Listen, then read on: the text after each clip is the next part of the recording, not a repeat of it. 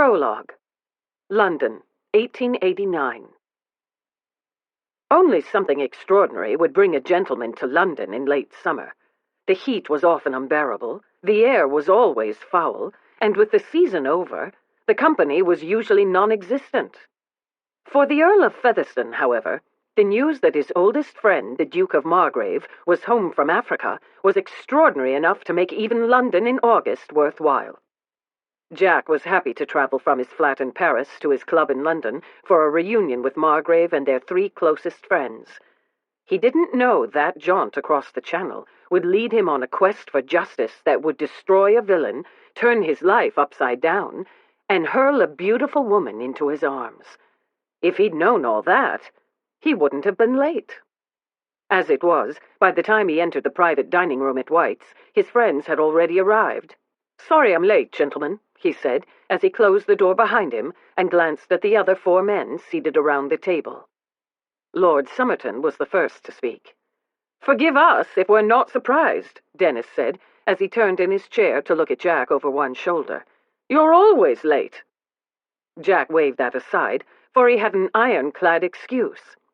"Cut my line a bit of slack, would you?" he said, giving Dennis a none-too-gentle slap on the back and nodding to James, the Earl of Hayward, as he circled the table toward the guest of honor. "I had to come all the way from Paris, after all. I just got off the train from Dover 20 minutes ago." The Duke of Margrave rose to greet him, and Jack sized up the appearance of his oldest friend in a quick glance. Stuart didn't look too bad, all things considered. "Mauled by a lion, were you?" he asked, and stuck out his hand. "You'll do anything for a lark." "Damn straight." The Duke grinned as they shook hands. "Want a drink?" "Of course. You don't think I came here for you, do you?" Accepting the whiskey Stuart poured for him, Jack pulled out the empty chair beside his friend. "So, gentlemen," he said, nodding to the other men at the table as he took his chair, "now that we've all welcomed the Lion Slayer home, what shall we do tonight?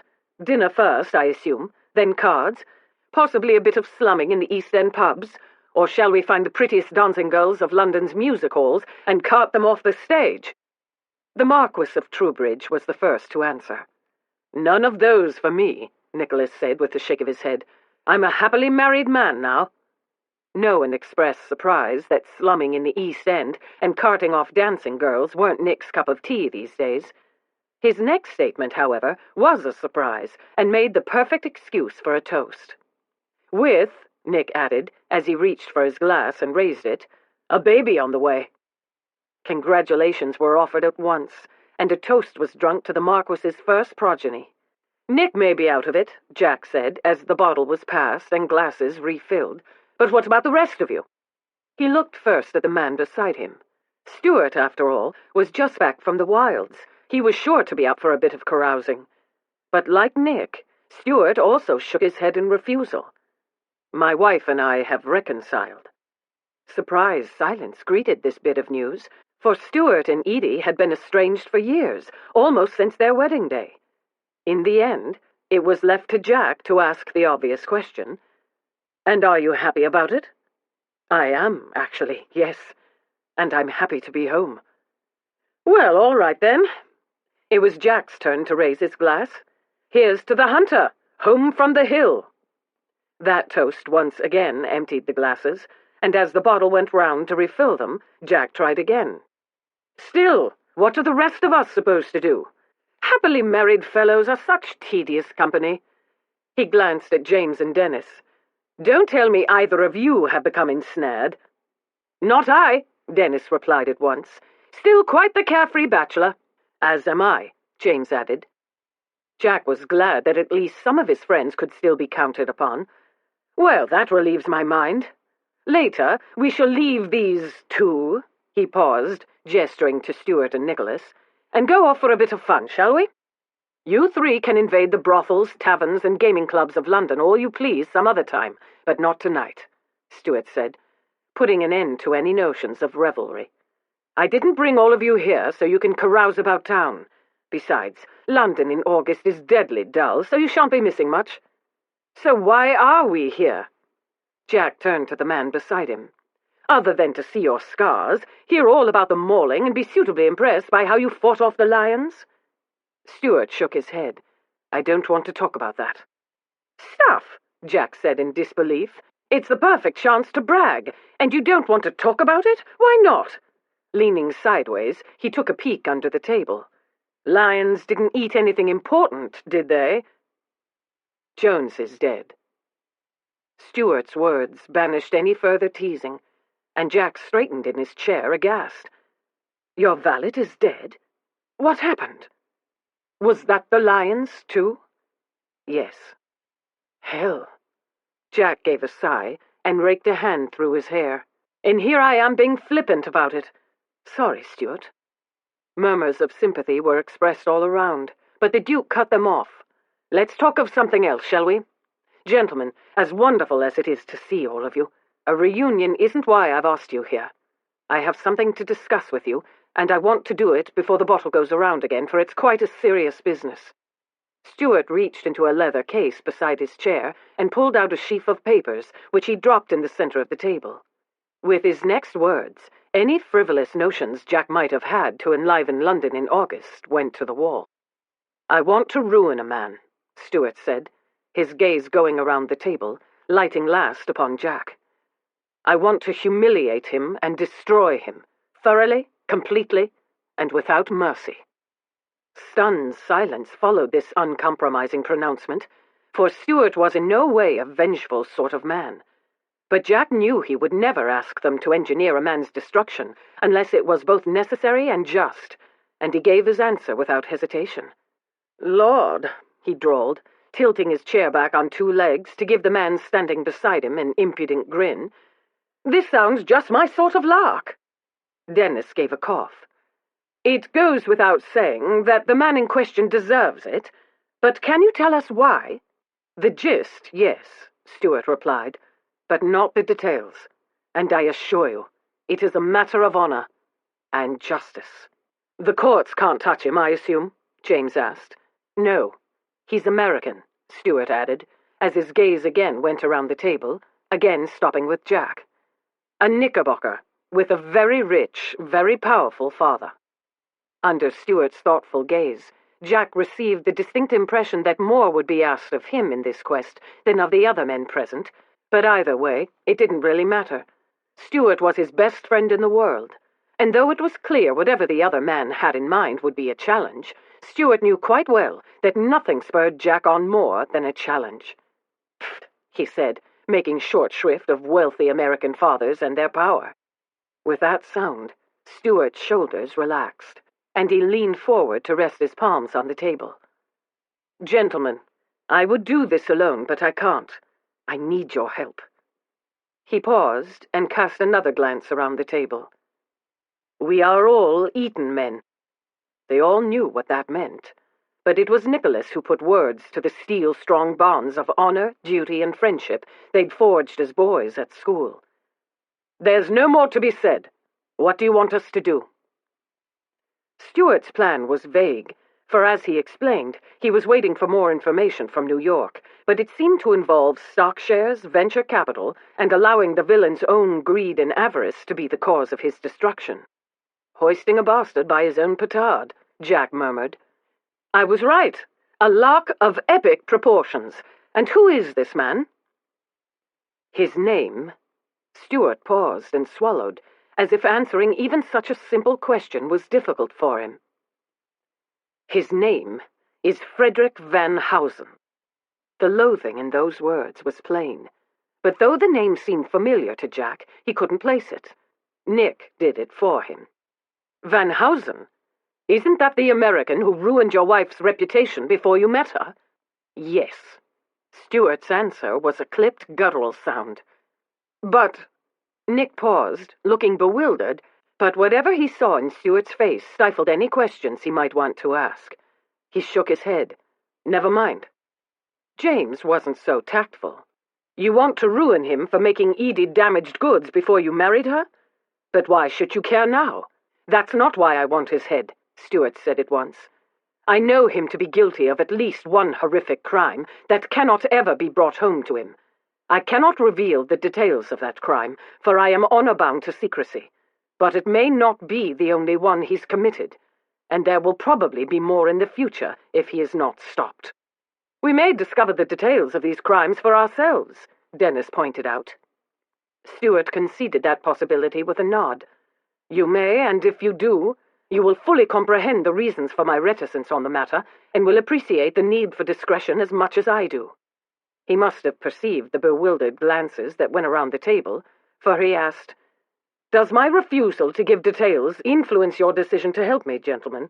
Of course not, Jack said, giving James a pointed glance. We trust you implicitly. Whatever your reason, there's no doubt it's a good one. Forgive my curiosity, James said at once.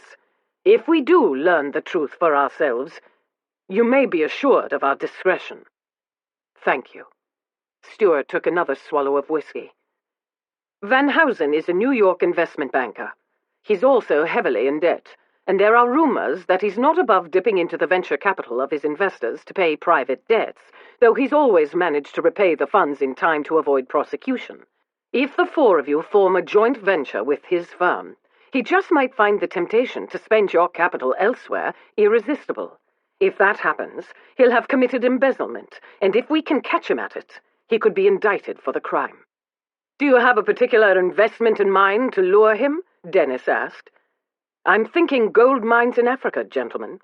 If you gained the location of these mines from me, then we were to have a very public falling out. You could form the company with Van Housen in New York as a way to get revenge on me. Van Housen would swallow that sort of line. Stuart paused, tapping his fingers thoughtfully against the side of the glass in his hand. Given his history with my wife, I suspect getting one up on me would be something he'd enjoy immensely. Such a thing would take time to arrange, Nick said. Yes, one of you will have to spend a great deal of time in New York building a relationship with this man, becoming his friend, earning his trust. I'd do it myself, but of course Van Housen would never trust me in 1,000 years. He looked again at Jack, and in their exchange of glances, understanding passed between them. Understanding based on a lifetime of friendship, understanding that confirmed Jack's earlier guess about what would be asked specifically of him. He took his cue without being asked. This sounds like the perfect task for a Featherstone, he said jokingly, making light of his family's checkered history as deceivers and fortune-hunting scoundrels. Despite the fact that Stuart seemed to have had him in mind for the primary role all along, his friend also seemed inclined to warn him of what he'd be getting into. It'll be a long business, Jack. It could take a year, perhaps longer. All the more reason for me to be the one to take it on, then. Jack brought the legs of his chair to the floor with a decisive thud. I'm the only one here with no family ties and no responsibilities. It won't be easy. You'll be spearheading a man's destruction when I can't give you the reason why. Jack looked into the face of his best friend, a face he'd known since they were both 4 years old. I don't need the reason. Your word is always good enough for me. Feigning friendship, gaining his trust, all the while knowing you're helping to destroy him, it'll be hell. Hell doesn't worry me, Stuart. Why should it? He raised his glass and grinned. Hell never worries the devil. Chapter 1. Newport, Rhode Island, 1890. Ever since the Prince of Wales paid a visit to the United States back in 1860, the female half of New York society had been enamored of the British aristocracy. As American millionaires grumbled about the typical British gentleman's seemingly idle lifestyle and anathema for hard work, their wives devised matchmaking schemes, and their daughters dreamed of being countesses and duchesses. By the time the Earl of Featherstone arrived on their shores in the autumn of 1889, the transatlantic marriage was a commonplace thing, and though the Earl insisted to all of New York society that the purpose of his visit was business, women both inside and outside the Knickerbocker set waved that pesky detail to the side. The Earl was a single man with no money, and business was such a vague term. But though Jack's insistence that he was not looking for a wife didn't stop the ladies from engaging in hopeful speculation, it did reassure the gentlemen of New York that he wasn't there merely to poach one of their daughters. As a result, Jack soon found that not only were the doors of New York's drawing rooms open to him, so were the men's clubs. Within a month of his arrival, he was being invited to every important social event and hearing all the gossip. Within 2, he was dining at the Oak Room and playing cards at the House with the Bronze Door. Within 3, he and Frederick Van Housen were discussing investment possibilities at Delmonico's over lobster a la Newburgh, playing tennis at the New York Tennis Club, and golfing at the newly founded St. Andrew's course. Befriending Van Housen while plotting his destruction could have been every bit as hellish for Jack as Stuart had feared, for the American seemed a charming fellow, witty, intelligent, and easy to like. But the two of them had only been discussing venture capital, stock shares, and African gold mines for a fortnight when Pinkerton agents uncovered a servant girl formerly in the man's employ named Molly Ghre, whose departure from his household was still cause for gossip among his other servants. Curious, Jack had interviewed the girl himself, a conversation that revealed just what sort of animal lurked beneath Van Housen's charming veneer, and made clear the secret Stuart had been keeping.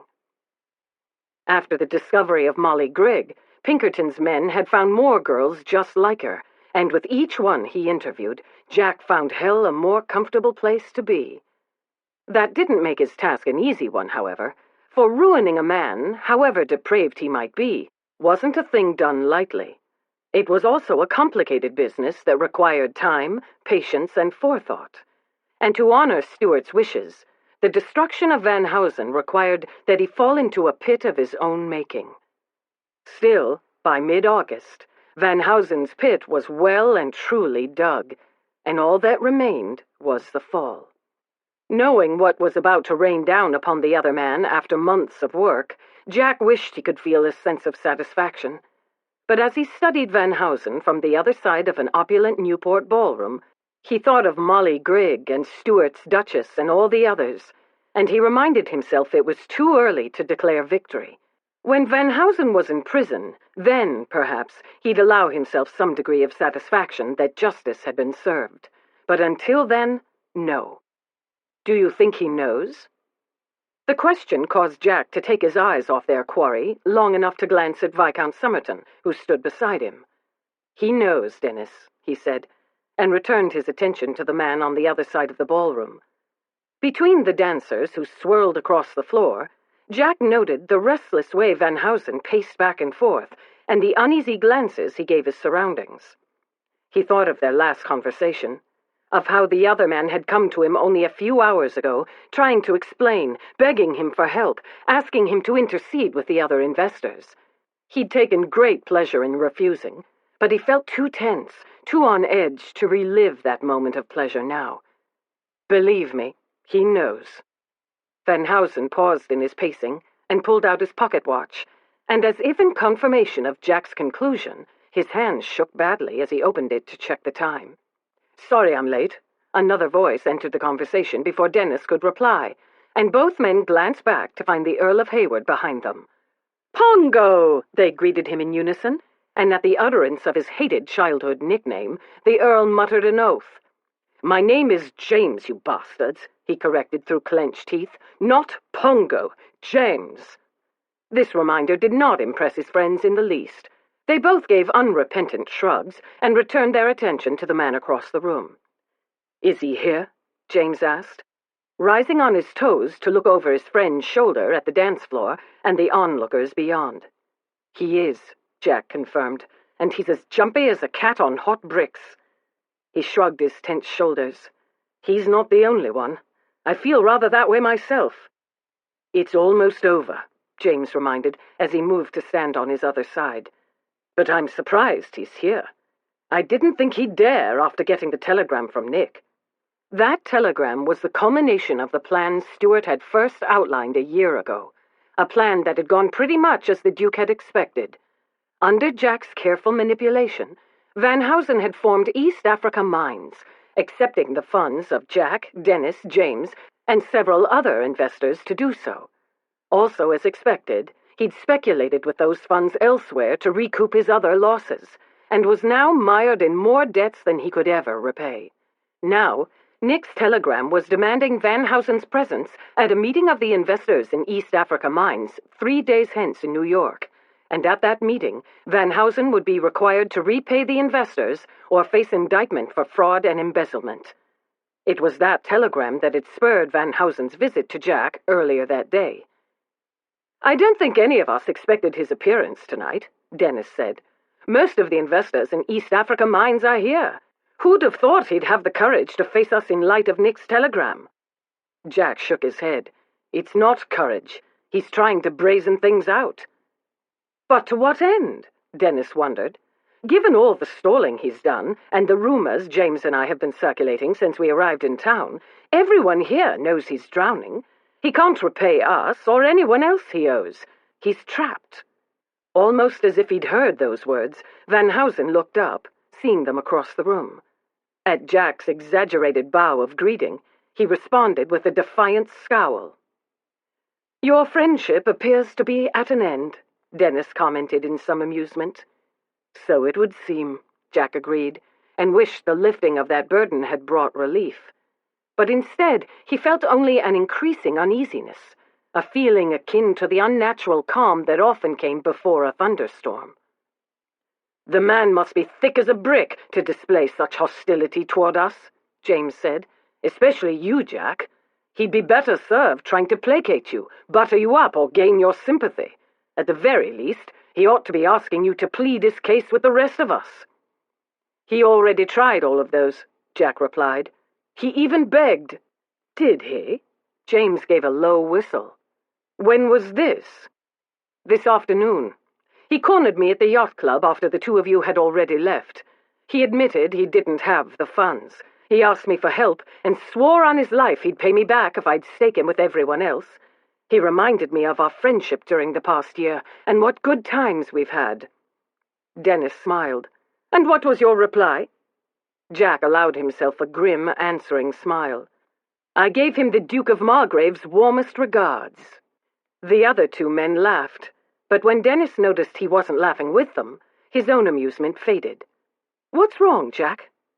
"I don't know." He shrugged his shoulders again, trying to loosen his tense muscles. "I know this moment had to come, and I thought I'd be glad, but I'm not." "That's understandable. You've had to maintain a friendship with a man for months. It can't have been easy." Dennis gave him a thoughtful look. "Any regrets? About losing Van Housen's friendship?" He made a sound of derision. "Hardly." "Then what is it?" Jack frowned, not quite knowing how to put into words the uneasiness he felt. "He knows now that I've been toying with him all these months," he said slowly, thinking it out as he spoke. "He knows East Africa Mines was a trap we set for him at Stuart's behest, and he knows he fell right into that trap. He knows he's been played for a fool. In addition, he's cornered and desperate. I'm rather afraid of what he might do." "Don't worry," James said, grinning as he clapped him on the back. "We'll protect you. It's not myself I'm afraid for." With those words, James's grin faded, and he and Dennis both stirred, confirming that his apprehension was not wholly unfounded. None of them had spoken of Molly Grigg, or any of the other women discussed in Pinkerton's reports, not even among themselves, and neither of his friends knew he'd been to interview those women. But it was clear his friends suspected what he already knew, that Van Housen had done far more to the Duchess than ruin her reputation. "We can't worry about that," Dennis said after a moment. "He was bound to be pushed over the brink at some point, and even the tiniest frustration could set him off. I know, but before, I was with him often enough to keep a pretty close watch on his activities.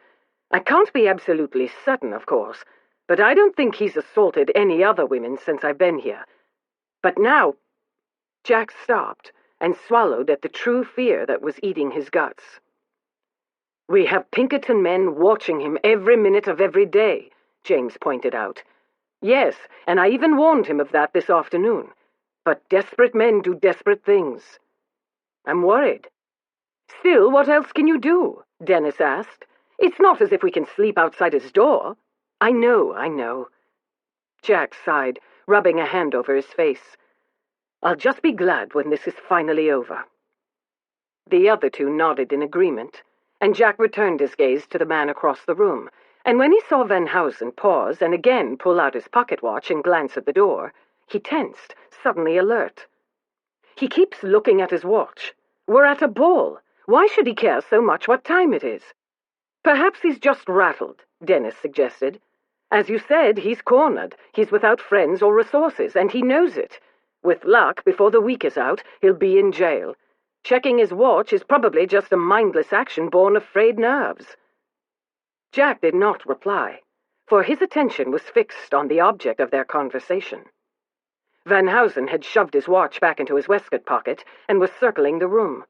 For a moment, Jack thought he was actually coming to speak with them. But he passed them by without a glance, making for the doors into the ballroom where he paused to greet a young woman who had just come in. "Or," Jack murmured, watching him capture the girl's hands in his, "he's been waiting for someone." The moment he looked at her, Jack could see why. Her face, with its symmetrical shape and delicately molded nose and chin, was enough for any man to deem her pretty. Like most American girls, she had fine teeth, straight and white, and curved in a dazzling smile.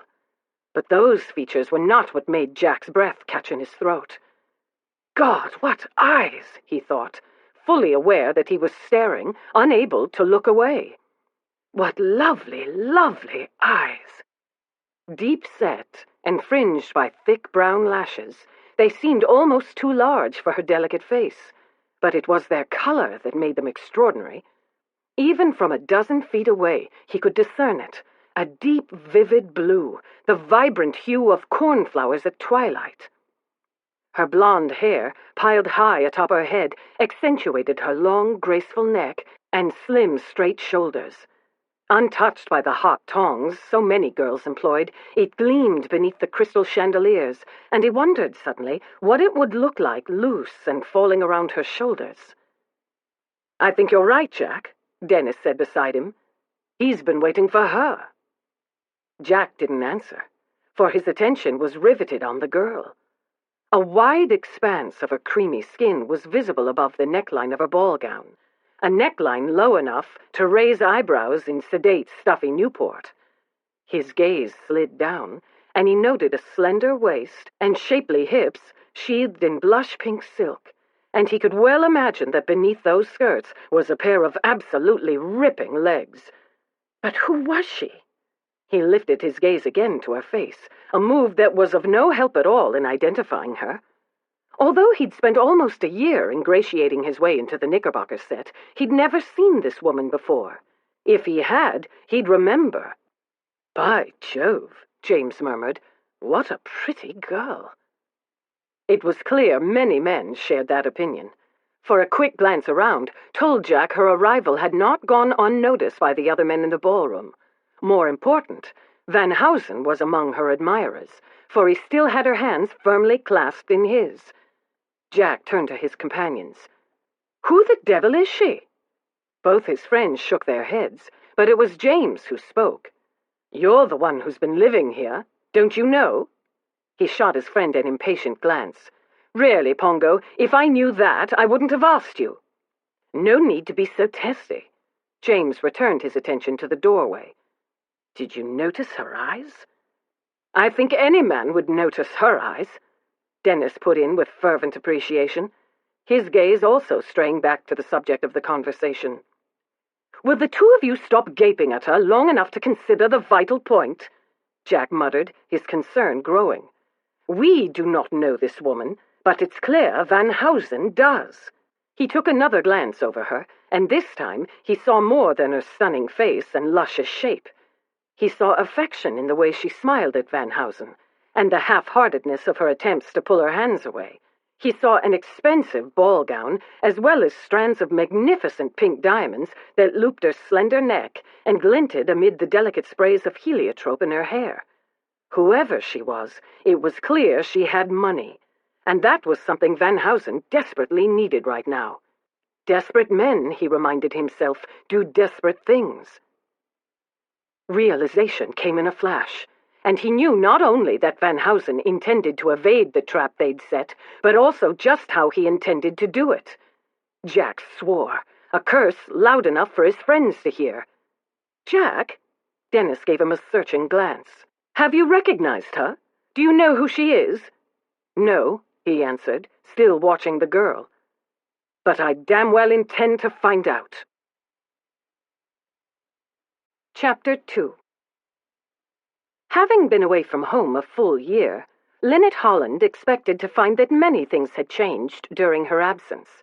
She did not, however, expect Frederick Van Housen to be one of the transformations. In appearance, he seemed the same Frederick she'd always known. Blonde hair, brown eyes, boyishly handsome face. But his manner was so different from that of the man she remembered that she almost felt as if she were talking to a different person. "Linnet, dearest, dearest Linnet," he said for perhaps the fourth time. "It's so wonderful to see you." "And you." As agreeable as it was to be so warmly greeted, it also felt a bit awkward, for she was unaccustomed to such effusiveness from Frederick. They had attended some of the same picnics, parties, and balls over the years, but he was a decade older than she, and though she'd been wildly infatuated with him as a young girl, he'd never fueled her adolescent hopes. Indulgent fondness was as close as he'd ever come, and Linnet had long ago given up any romantic notions about him. Never would she have predicted that upon her return from Europe, he would gaze hungrily into her eyes and hold her hands in his. "Mrs. Dewey assured me you would attend her ball tonight," he was saying, as she tried to adjust to this new, less restrained Frederick. "But since you've just arrived home, I wasn't sure you'd come." His gloved fingers tightened around hers. "I'm so glad you did." "Our ship from Liverpool docked yesterday, and we journeyed up from New York on the morning train. We haven't had a moment to catch our breath." She glanced around, noting there were other friends waiting to greet her, and she tried without success to pull her hands from his. "Frederick, you must let go of my hands," she said, laughing. "People are staring." "Let them. I don't mind." Her astonishment must have shown on her face, for he laughed and capitulated. "Oh, have it your way, Linnet, but I'm so glad to see you, and I don't care who knows it." She frowned, still bewildered. "Frederick, have you been drinking?" That elicited another laugh from him. "No, though the sight of you does make me feel a bit tipsy, but—" He stopped and cocked his head. "Listen to that." "Listen to what? You mean the music?" "Of course the music, silly girl. It's a waltz." He once again seized her hand. "Dance with me." He started to pull her toward the dance floor, but stopped almost at once. "Oh, you've probably promised this waltz to someone. One of the men clamoring behind me, I'm sure," he added with a glance over his shoulder. "As beautiful a woman as you've become, your dance card is bound to be filled well in advance." "On the contrary." She lifted her hand to show him the blank card tied to her wrist. "Not a single name. I know it's a shock," she added with a deprecating laugh, "but pride impels me to remind you that we did just arrive. My dozens of suitors," she added lightly, "haven't had the chance to line up." He didn't laugh with her. Instead, his eyes were warm and earnest as they stared into hers. "That means I'm the first in line for once."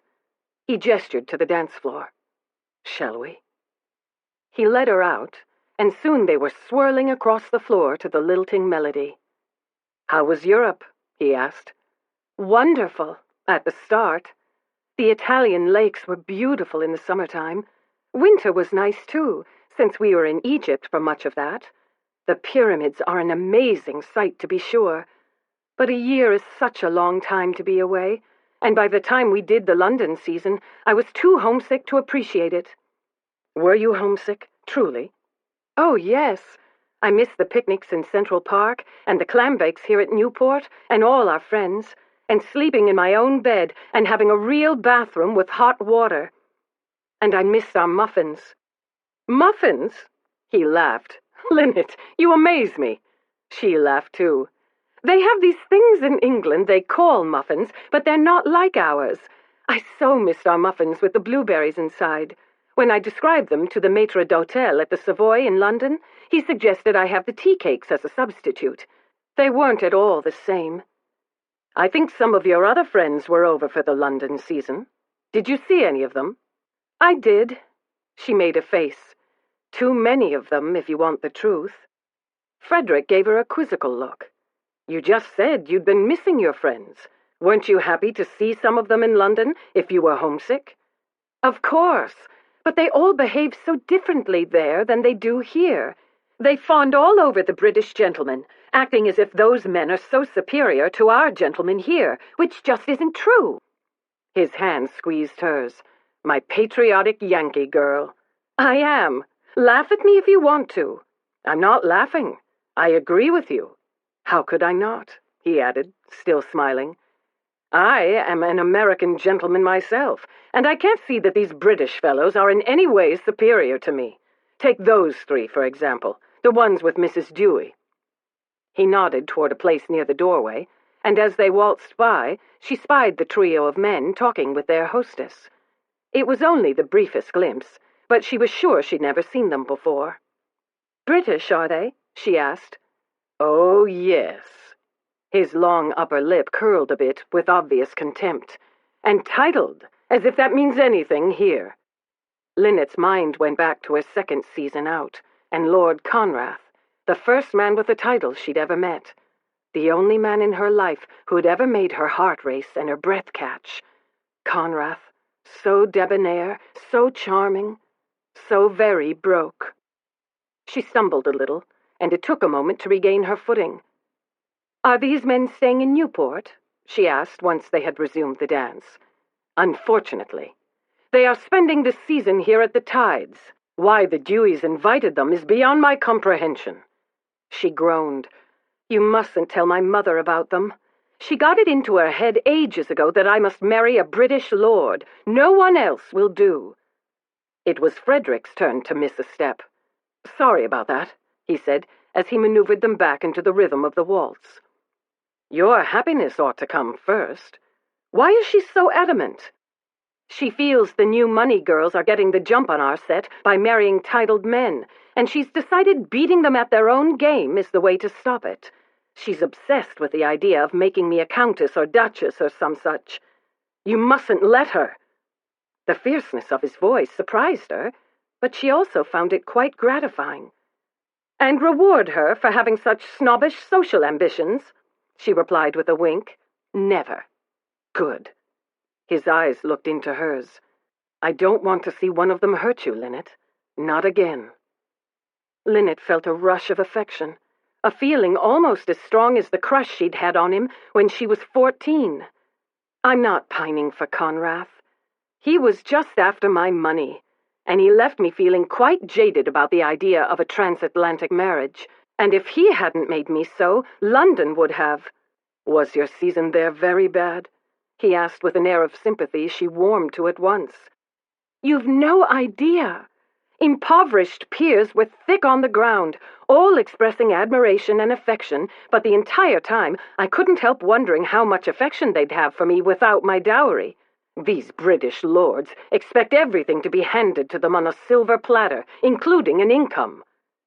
He sounded quite bitter all of a sudden, and she couldn't help wondering what lay behind it. "I don't remember you feeling so strongly about the British men who come here trolling for heiresses."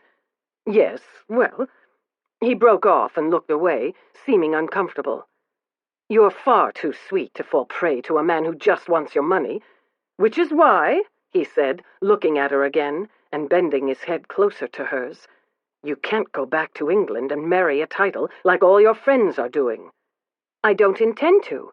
And now that we're home, I hope Mother will give up the whole idea at last. I don't want to live in another country.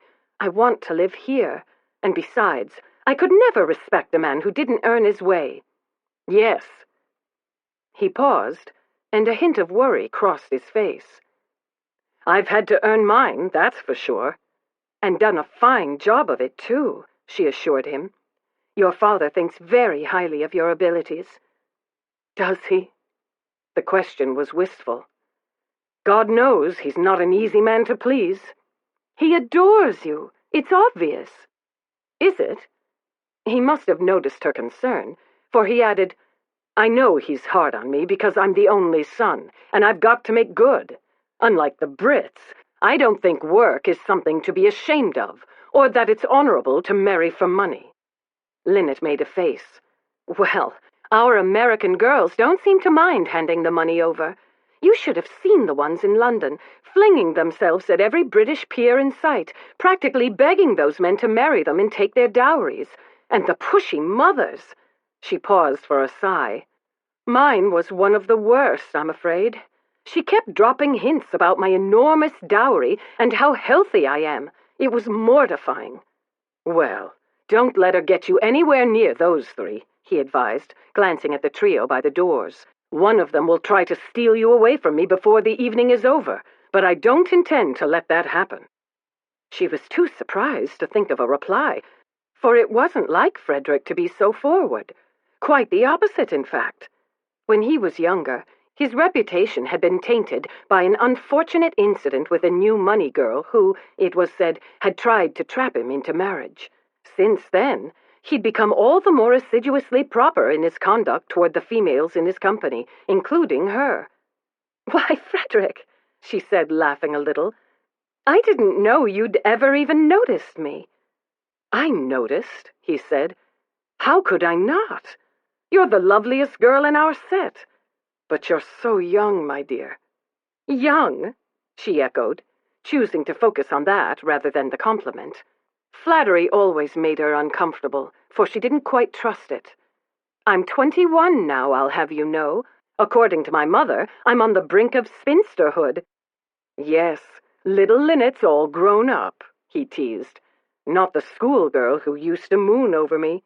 "You did," he added before she could protest. "But you've got your revenge, for I'm the one who's mooning over you nowadays." Her astonishment must have shown on her face, for he went on. "I know my feelings seem sudden to you, but that's because you've been away. What I feel has been deepening every day of your absence. The past year has opened my eyes, Linnet, and my heart." She had long ago accepted Frederick as a family friend and nothing more, and to know that she had come to mean more to him was such a welcome surprise after the artificial courtship she'd been subjected to in London that she couldn't think what to say. He smiled. "The picnics and clam bakes weren't the same without you, and I missed you so. I vowed that when you came back, I would tell you how I felt at once, before I could lose my nerve. I love you. I didn't realize how much until you went away." His hand tightened around hers, and his fingers pressed the small of her back, bringing her closer. "Now, hearing how set your mother is on marrying you to one of those British fellows, I know I must speak boldly." "Frederick," she admonished with a glance around, "you mustn't be so forward. I couldn't endure it if you went away again. I want you with me, now and always. Of course you want a marriage based on love, and you couldn't love me, not yet, not as I've come to love you. Still, He broke off with an aggravated sigh. "Damn, the waltz is ending, and there's so much more I want to say, but that would require privacy, and we've no chance to be alone tonight. Unless—" He paused again and glanced around. "Meet me," he said with a sudden fervent urgency. "Half an hour from now in the Chinese pagoda. You know where it is?" "The pagoda? Of course, but, Frederick, I can't. I swear to you, Linnet, my intentions are honorable, in case you doubt it. I want to ask you a question, one I've been practicing in preparation for your return, one your mother would not approve, given her plans." He looked into her eyes, his own gaze unwavering. "I think you can guess what that question is." His hand slid away from her waist, and a stunned Linnet came to her senses, realizing the waltz had come to an end. She allowed him to lead her back to her place, where he kissed her hand, silently mouthed the words, "half an hour," and turned to greet her parents with a naturalness no man ought to display after asking for a clandestine meeting. She couldn't go, of course. Even as that thought passed through her mind, Linnet glanced at the watch ring on her right hand and noted the time. It was almost 11:30. Rendezvous at midnight. It sounded so romantic, she thought, as she turned to other friends who were waiting to greet her, like something out of a novel. But she couldn't meet a man, even one she'd known all her life, alone at night, for it could put her reputation in jeopardy. And yet his purpose was honorable, his feelings clear, his question obvious. She wavered. If she did go, what would her answer to his question be? Marry Frederick? She'd never considered the possibility, not for years, but she considered it now as she smiled and nodded and renewed acquaintance with friends. She'd been infatuated with him as a girl, but that didn't really count for much now. Besides, every girl she knew had been infatuated with Frederick at one time or another. And why not? He was handsome, charming, a true sportsman. He owned racehorses that ran at Saratoga and yachts that he sailed with expert skill. He was a successful investment banker, and he came from one of New York's oldest, finest families. Marry Frederick. She tried to envision it, and when she did, an agreeable future stretched before her. A modest but comfortable brownstone west of the park to start, and a small cottage here. As Frederick became even more successful, they might move to a larger home closer to their parents on Madison Avenue. Like many other couples they knew, they would winter in New York, take a brief trip to Paris in the spring, then come here for the summer. She would have all the picnics and clambakes and Newport summers she could want with a man she knew and understood. A man who came from the same world she did and wanted the same things she did. A man who cared for her, not her money. A man of whom she was genuinely fond. Fond. She grimaced a bit at the word, remembering several of the men in London who had described their feelings for her in such a way. Her affection for Frederick went deeper than that, of course, for she'd known him all her life. And was romantic passion any better a guarantee of happiness than the affection she felt for Frederick? She thought of Conrad, and she decided it was not. Linnet? Her mother's voice, low but urgent, called to her, and she came out of her reverie with a start. She glanced around and realized the object of her thoughts had disappeared. "What happened to Frederick?" she asked, as her mother bustled over to her side. "He was talking to you a moment ago." "Frederick?" Helen Holland's round face creased into a bewildered frown, showing that although that particular man might be dominating Linnet's thoughts, her parents' mind was on something else altogether. "He's wandered off somewhere," she added, waving a hand toward the French doors onto the terrace. "Never mind, Frederick. We've something much more important to discuss." She pulled her daughter slightly away from the group of her friends. "Linnet, there are 3 British peers here tonight." Linnet groaned. "Oh, Mother, not again." Helen, of course, ignored this admonishment. "To think, after doing London with no success, you have another chance. Look over there." When Linnet didn't move, Helen gave an impatient sigh, put an arm around her shoulders, and turned her toward the 3 men Frederick had already pointed out to her, and she could only thank heaven that at this moment none of them were looking in her direction. "Don't stare, of course," her mother murmured in her ear. "But aren't they handsome?" "For goodness sake!" Without bothering to consider the question, Linnet shrugged to dislodge her mother's arm from around her shoulders, then turned to face her. "I don't want to marry a British lord. How many times must I say it?" Helen's face creased again, this time with disapproval. "That is a most unladylike tone," she said with injured dignity.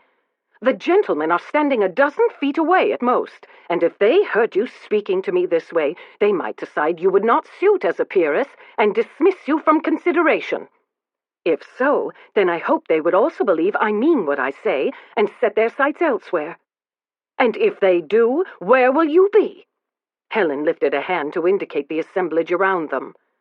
"You want to marry one of our own, but you've known these men all your life, and love hasn't bloomed for you with any of them.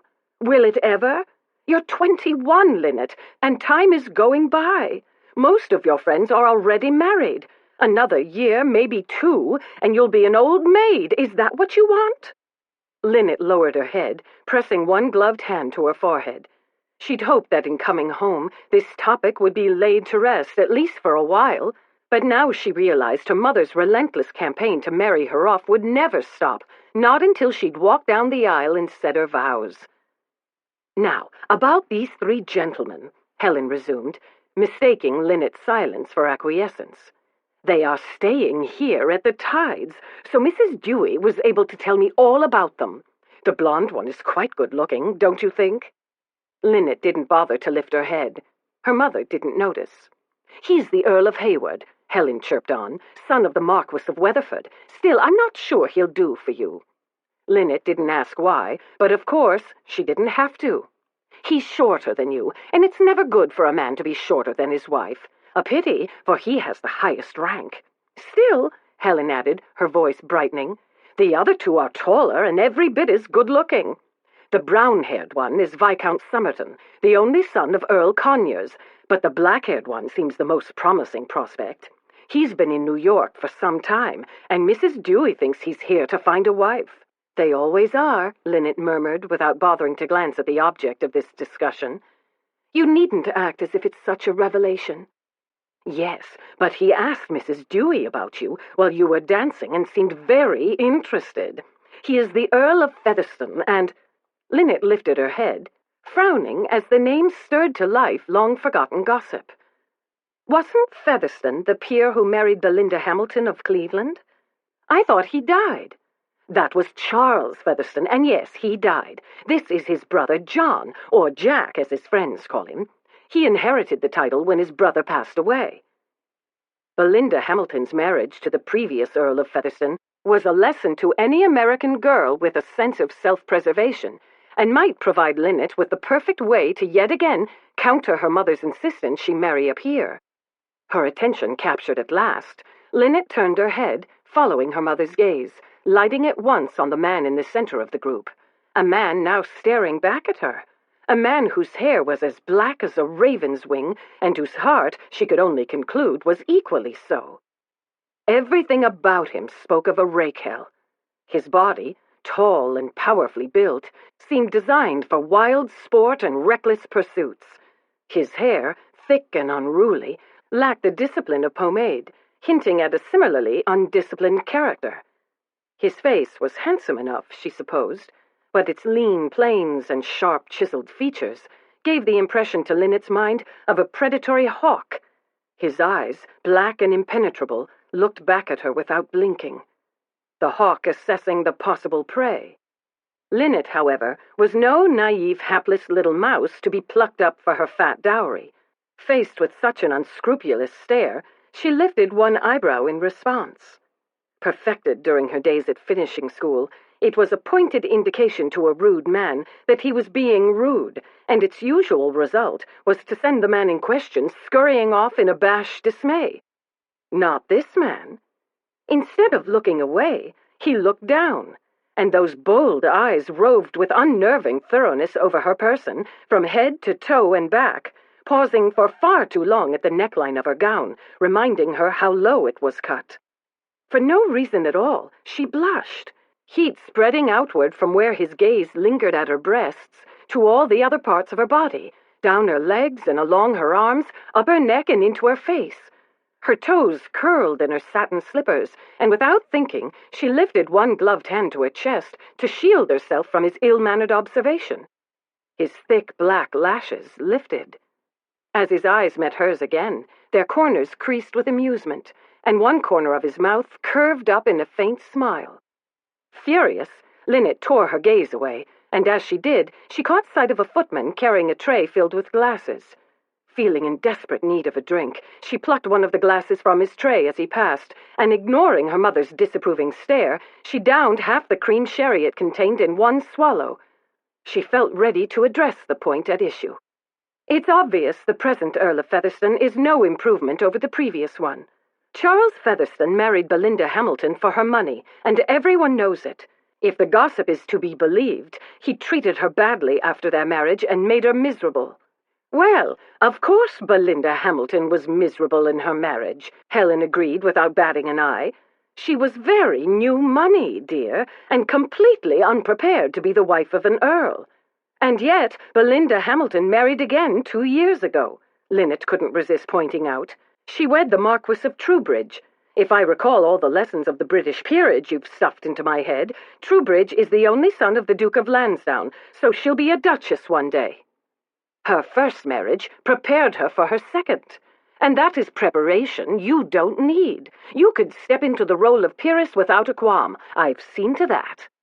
Yes, ever since Conrath, it's been nothing but English governesses and lessons upon lessons in British politics, British estates, British customs. I've wanted none of it. So, because of a broken heart over one peer, you've decided to never consider the possibility of another. Instead, you would limit yourself to this. Helen waved a hand disdainfully toward their surroundings. This narrow, confined life.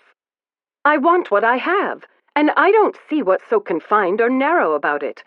But that's just it, my darling. I wish I could make you see. Helen looked at her, and a strange passion came into her face. If you marry one of our Knickerbocker men, you would become me. You would live my life, a life where you run the house, and that is all. Where your husband shuts you out of anything important or meaningful, and society approves it, where even philanthropic work is regarded as unseemly, and your greatest concern becomes giving a more exclusive ball than Mrs. Astor. Linnet stared at her mother, shocked by this impassioned speech. Mother, aren't... She hesitated, uncertain she wanted to ask. She'd never seen her mother as anything but cheerful, happy, and determined, soldiering on, as it were. The idea that Helen might be discontented had never occurred to her. Aren't you happy with Daddy? With our life? The passion in Helen's face vanished, leaving nothing but the complacent certainty Linnet was used to. But she wasn't sure whether to be relieved by that or not. Linnet, I love your father. I love our home, and I love you. My life is one that suits my temperament and my limited abilities. Don't argue, she added, as Linnet opened her mouth to protest this sort of self-disparagement. I'm not a clever woman, and I've never been one to light up a room. But you, my beautiful golden daughter, you can be so much more than I could ever be. Linnet's eyes stung, and she blinked. I don't like it when you talk this way about yourself. Helen ignored her, of course. When we came to know Conrath, I began to realize there were wider possibilities for you than our narrow insular circle. I'd hoped our trip abroad would open your eyes. There could be such an exciting world out there for you if you married a peer. An English estate is a far more challenging thing to run than a New York brownstone. An English peeress has so much more freedom and power than I will ever have. Her circle of friends would not be horrified if she traveled the world, excavated ruins, wrote novels, or became a great political hostess. The English peeress can be part of a glittering, cosmopolitan world. Look to Jenny Jerome's example of what life could hold for you, if you don't believe me. Linnet stared helplessly into her mother's wistful face. But what if what you want for me is not what I want for myself? I don't think I'd want to live in a glittering cosmopolitan world, or be a great political hostess. I'm an ordinary Yankee girl, and I can't imagine being anything else. Only because you've never thought about it. I don't have to think about it. I like my life as it is, and I want to marry someone who wants the same things I do. I'm not giving up. Helen's green eyes took on a determined, ambitious gleam Linnet knew all too well. If you're not married by February, we're going back to London for another season. Maybe some of the British gentlemen who admired you so much when we were there would seem more attractive to you with a second look. The Duke of Carrington, for example, or Lord Danville, or perhaps Sir Roger Oliphant, or some new gentleman, perhaps. Meanwhile, she gave another nod to the 3 British men nearby, there are possibilities right here in Newport. Mother, you are impossible. Exasperated by her mother's singular talent for ruining any tender moment between them, Linnet turned her attention to the ballroom floor and strove to find a change of subject that wouldn't lead to another fight. Oh, look, she said, there's Davis MacKay dancing with Cicely Morton. I wonder if he's at last worked up the nerve to ask for her hand. In her last letter to me, he hadn't. But she was not destined to escape her mother's machinations so easily. "Never mind, Cicely Morton," Helen whispered. "Featherstone is still watching you." "Is he?" Uninterested, she rose on her toes, trying to see over the people in front of her to better watch the dancers. "Yes, indeed. It's clear you've piqued his interest." "Oh, I'm sure," she muttered, without glancing in that direction. "I suspect what he admires most is my pocketbook." "I do hate seeing such cynicism from you, and based on what? You condemn Featherstone and every other peer because of one bad experience." "I am not doing any such thing. I'm forming a logical conclusion based on facts. Everyone knows the previous Lord Featherstone was a ne'er-do-well who spent Belinda Hamilton's entire dowry before he died, so the present Lord Featherstone must be in desperate need of cash. I've no doubt he's in America to embark on the same nefarious course his brother pursued, but as we have discussed so many times, I have no intention of rewarding a fortune hunter with my dowry." She cast a baleful glance at the subject of their conversation. "Heavens," she muttered as she returned her attention to the dance floor. "If he intends to pursue an American heiress, he ought to at least be somewhat discreet about it. Why, I might be a pastry in a shop window the way he stares at me. It's rude." "Of course he's staring at you. Men stare at you everywhere you go. It's obvious Featherstone appreciates what a beauty you are, and what an excellent countess you would make." Having already had her romantic illusions shattered by just such a man 2 seasons ago, and having just departed England and its impoverished nobility in happy relief, Linnet could not imagine a worse fate than being married to that dark, hawk-like reprobate across the room.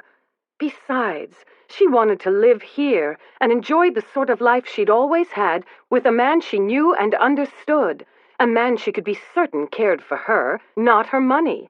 A man like Frederick. She wasn't in love with him as she'd been as a girl, but when she thought of the warmth in his eyes and the way he'd pulled her close, she knew she could fall for him again if she let it happen, and she knew now that he loved her. He could give her everything she wanted in life. With that thought, any doubt she had about a rendezvous with him vanished. She would meet him in the pagoda, and she would accept his proposal. Daddy would agree to the match, of course, for unlike her mother, her father was no more eager to hand over hard-earned American cash to some British ne'er-do-well than she was. He'd made that clear ever since Conrath. Once her father's permission was obtained, she and Frederick would announce their engagement straight away, perhaps even right here at this ball. That would put an end at last to her mother's relentless campaign. Linnet took another glance at her watch ring. It was 5 minutes to midnight. If she intended to go through with this, she didn't have much time. She swallowed the last of her sherry, set the glass on a nearby table, and turned to her mother. "I fear I must withdraw for a few minutes." Those words, and the meaningful glance she gave her parent, were met with immediate understanding. "I'll accompany you, dear." "That's not necessary." She heard the sharpness in her voice, and she took care to temper her next words. "I'm 21, Mother," she said, forcing a laugh. "I think I can manage a trip to the necessary by myself. Besides," she added, before her mother could argue, "if this Lord Featherstone is interested in making my acquaintance, you should remain here and obtain an introduction through Mrs. Dewey so that you can present me to him when I return, don't you think?" Helen beamed at her so happily that Linnet almost felt a twinge of guilt at her deception. But as her parent trundled off to find Mrs. Dewey, Lord Featherstone's dark face caught her attention, and banished any guilt about what she was doing. The man was still watching her, and she turned her back, hoping soon the news of her engagement would stop this embarrassing scrutiny and wipe that cocksure smile off his face. To meet Frederick, she would have to take a circuitous route, for the Tides, Mr. and Mrs. Prescott Dewey's Newport house, was an enormous sprawling structure. A pity she couldn't exit through one of the French doors that opened onto the terrace, for that would have provided a direct route to the Chinese pagoda. But people were milling about on the terrace, and someone might see her slipping down to the gardens. Besides, she was supposed to be headed for the necessary. She exited through the main doors, crossed the ballroom's antechamber, and turned down the corridor that led to the ladies' withdrawing room and adjoining bath. The corridor was empty, and with a quick glance over her shoulder to be sure no one was following, She sped past the withdrawing room, ducked down another hallway, traversed several more, and was at last able to exit the house by a little-used side door. The electric lights that shone through the windows enabled Linnet to see as she made her way around the north wing, and as she started along the winding path that led down to the sea, the moon was bright enough to guide her to a little plateau tucked beneath the cliffs.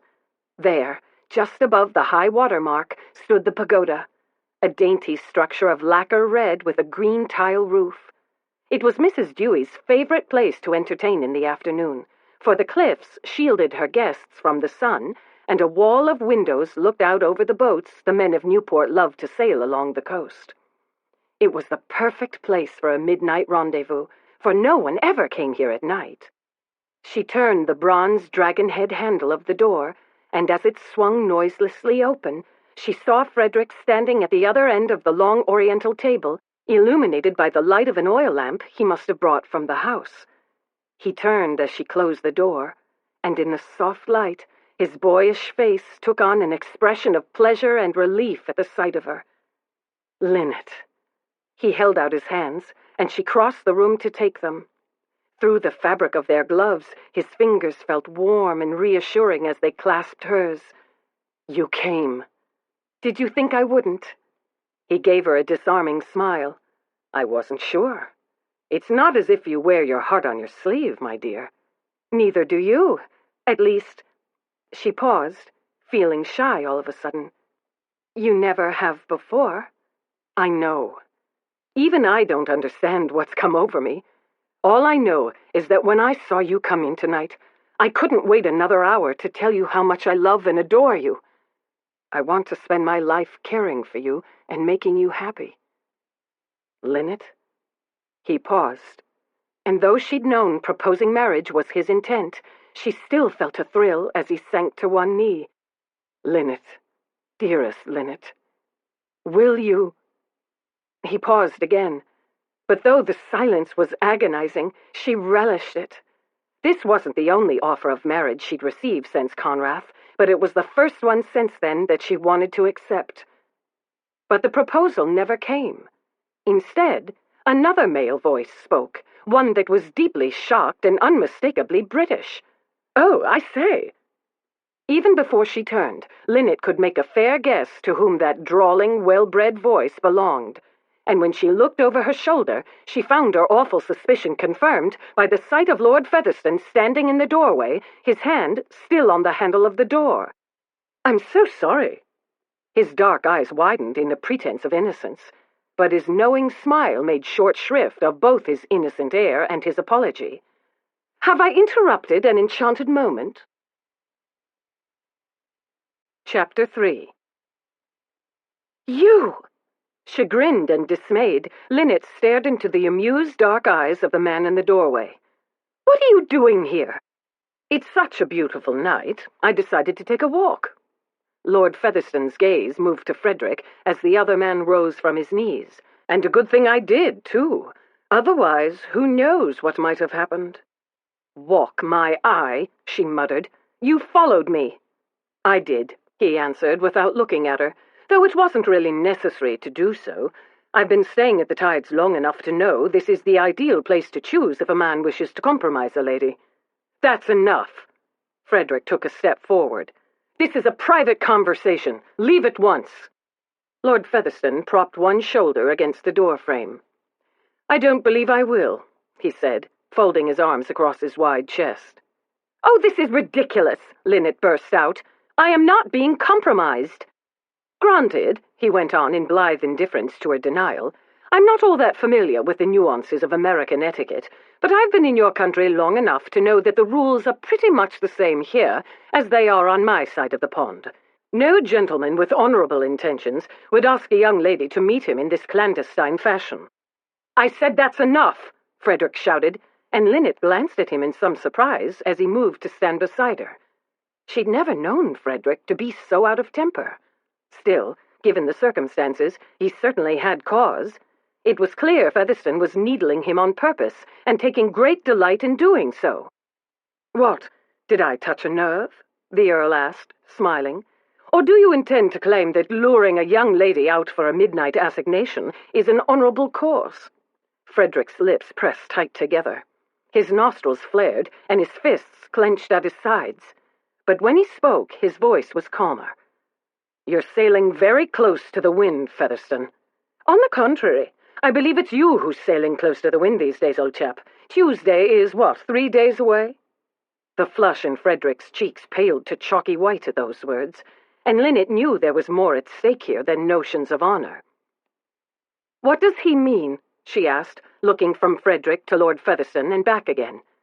"Frederick, what is happening on Tuesday?" She watched as the man beside her worked to keep his control. His fists opened and his shoulders relaxed, and when he turned to her, his face had regained its color and bore its usual expression of good-natured forbearance. "I have no idea what he's talking about, dearest." "No?" Featherstone shrugged. "Given that you arranged this little rendezvous with Miss Holland, I thought certain you'd already been informed about Tuesday. My mistake." With those light, careless words, Linnet's temper flared. She didn't know what he was talking about, but she didn't care. Accepting a marriage proposal was one of the most important moments of a girl's life, and for her, that moment was being ruined by this ill-mannered stranger. "You speak of the conduct of gentlemen," she said, "but as Frederick pointed out, this is a private conversation. Any gentleman who intruded upon such a circumstance would leave the moment he was asked to do so." "Perhaps," he conceded at once, "but despite my title, I fear I have never been much of a gentleman. As a man, however—" He paused, returning his attention to Frederick. "As a man, I would never dream of using a woman to gain my own ends." "You bastard!" Frederick once again started forward, and Linnet put a hand on his arm to stop him. "No, don't!" she pleaded. "He's just needling you. Ignore him." Frederick drew a deep breath. "You're right, of course," he said, and turned toward her. "Why let him ruin things? After all," he added, once again grasping her hands in his, "we're almost there. I've already told you my mind, and I believe I know yours as well." "Presumes to know your mind, does he?" Featherstone interjected with amusement. "How long before he tells you what thoughts need to be in it?" Linnet kept her attention on the man before her. "Go on, Frederick," she urged. "We'll just pretend he isn't here." He nodded. "I realize this all must seem a bit sudden to you, but—" "A bit?" the Earl echoed. "I should say so. He's being so impetuous, isn't he? And it's so unlike him. Perhaps before you give him an answer, Miss Holland, you should ask him why he's in such a hurry." Even as she tried to tell herself not to listen to the interfering, impudent man in the doorway, Linnet felt a tiny glimmer of uncertainty. This behavior was uncharacteristic of Frederick, and what had Featherstone meant about Tuesday? "Though perhaps you don't want to know his reasons," the Earl went on. "American girls are so romantic about marriage, inclined to rush in headlong, thinking it's all about love, when sometimes it's really about—" "Shut your mouth!" Frederick let go of her hands, turned, and started toward the Earl. "And if I don't?" Featherstone unfolded his arms, straightened away from the doorframe, and took a step forward as the other man approached him. "What will you do?" Frederick stopped, still a few feet away, and Linnet heard him take a deep, steadying breath.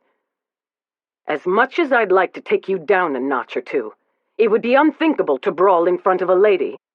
"My, such chivalry!" Featherstone laughed, a low, deep laugh of unmistakable mockery. "Or perhaps it's just cowardice." This taunt proved too much even for Frederick to bear. With a roar of outrage, he took the last few steps and struck out with his fist, but the Earl ducked, evading the blow. In the same instant, his own fist came up, catching Frederick hard under the chin, sending him stumbling backward. Two more lightning strikes, one straight beneath his ribs and the other hard to the jaw, and Frederick hit the wall behind him. He sank to the floor beside a lavish oriental screen. "Oh, no!" Linnet hurried forward as he slumped sideways to the ground. "Frederick, are you all right?" He didn't answer, and when she knelt beside him, he didn't stir. When she touched his shoulder, he didn't open his eyes. The tap of footsteps had her looking up as Featherstone circled around the end of the long dining table. "He's unconscious." The Earl didn't spare more than the briefest glance at the unmoving figure on the floor. He'll be all right. You knocked him out! So I did. Featherstone tugged at his cuffs and straightened his white bow tie. A most gratifying experience. Anger washed over her in a hot flood, and she rose, facing him beside Frederick's prone body. You did this on purpose, for some despicable reason of your own. This wasn't about protecting a woman's honor at all. I just provided the excuse for you to make him lose his temper so you could strike him. Featherstone didn't deny it. Well, he's such an ass. He makes the temptation irresistible. And it's so easy to provoke him, too, rather like taking candy from a baby. But far more immoral. Something hard glittered behind the amusement in those dark eyes. I am not the immoral party in this situation, Miss Holland. Trust me. Trust you? Linnet raked an icy glance over him, making no effort to hide her disdain. I would sooner trust a snake. Poor choice of words, given the circumstances, I admit. He flashed her a grin that only slightly softened the hardness of his gaze. But nonetheless, let me assure you that Frederick Van Housen is not worthy of your defense, or your hand in marriage, for that matter. That was not for you to decide. I beg to differ. Why? She demanded in baffled fury. Why would you do this? You don't even know me. No. He paused, and his grin vanished as he glanced with obvious contempt at the unconscious man on the floor. But I know him. Because of a few short weeks' acquaintance in Newport? It's a longer acquaintanceship than that, Miss Holland. I first met Mr. Van Housen almost a year ago. At that new information, Linnet felt another glimmer of uneasiness, but she pushed it aside. And I've known Frederick my entire life. I would say I am a far better judge of his character than you are. Since you are actually considering marrying him, I doubt it. Indeed, and just what deficiencies in his character enable you to determine that he is unworthy to marry a woman you don't even know? Featherstone did not reply at once, and when at last he spoke, his answer was no answer at all. I am afraid I cannot say.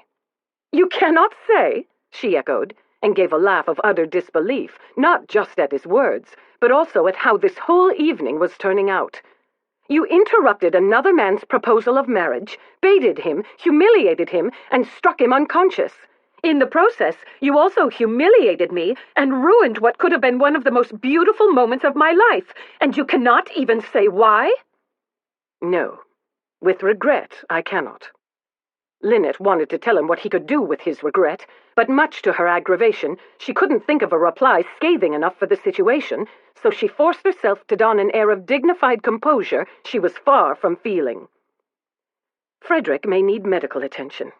I believe I saw Dr. Madison in the ballroom. I shall fetch him. And when he asks how Van Housen came to be in this state, and how you know about it, what will you say? Shall you tell him about your midnight rendezvous? There was a nuance of concern beneath the careless voice and offhand question that caused Linnet to stop in surprise halfway to the door.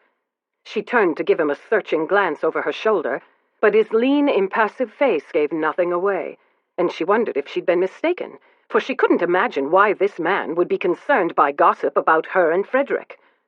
A doctor knows how to be discreet, I would say, she said at last, still watching him. You can't be sure of that, though, can you? What if word gets out? She hated being the subject of gossip, but she could see no way to prevent it. It doesn't matter anyway, she pointed out, since I shall be accepting Frederick's proposal at the first opportunity. I was afraid you'd say that, he said with a sigh. Miss Holland, marrying him would be the worst mistake you could make. And yet you cannot explain why that is so. He didn't reply, and she once again started toward the door, but she'd taken just one step when an unmistakable voice called to her through the doorway. Linnet! Linnet, where are you?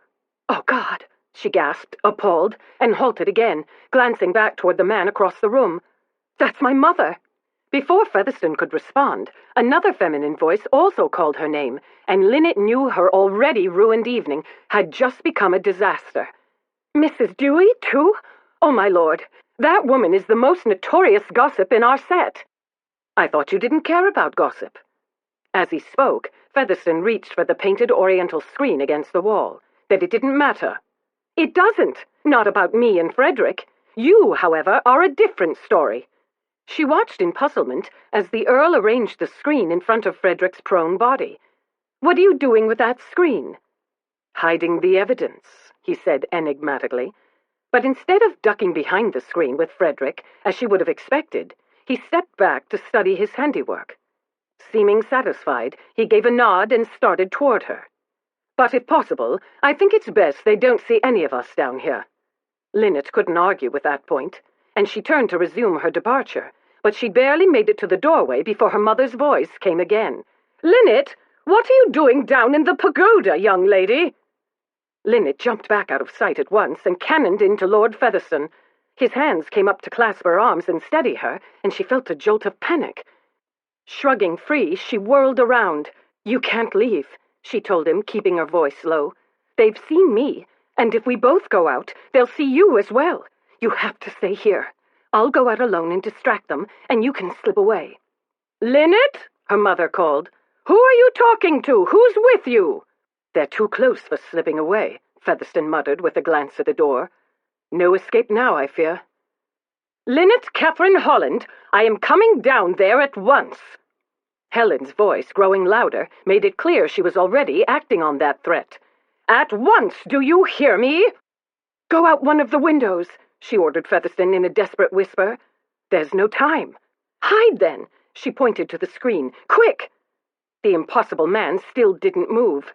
"It's too late. They know you're not alone." "Well, you can't just stand there. Do something." "If you insist." He took a deep breath, grasped her hands in his, and fell to one knee. "Linnet Holland," he said, his voice alarmingly loud, overriding her sound of shock. "Will you marry me?"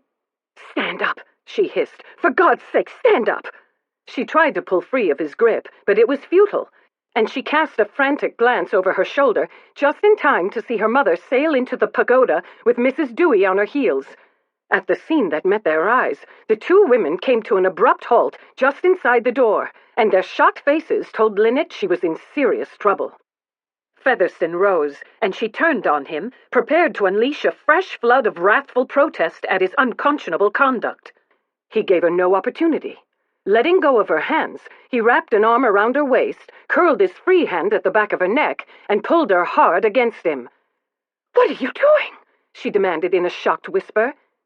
"Saving your reputation," he murmured, bent his head, and kissed her.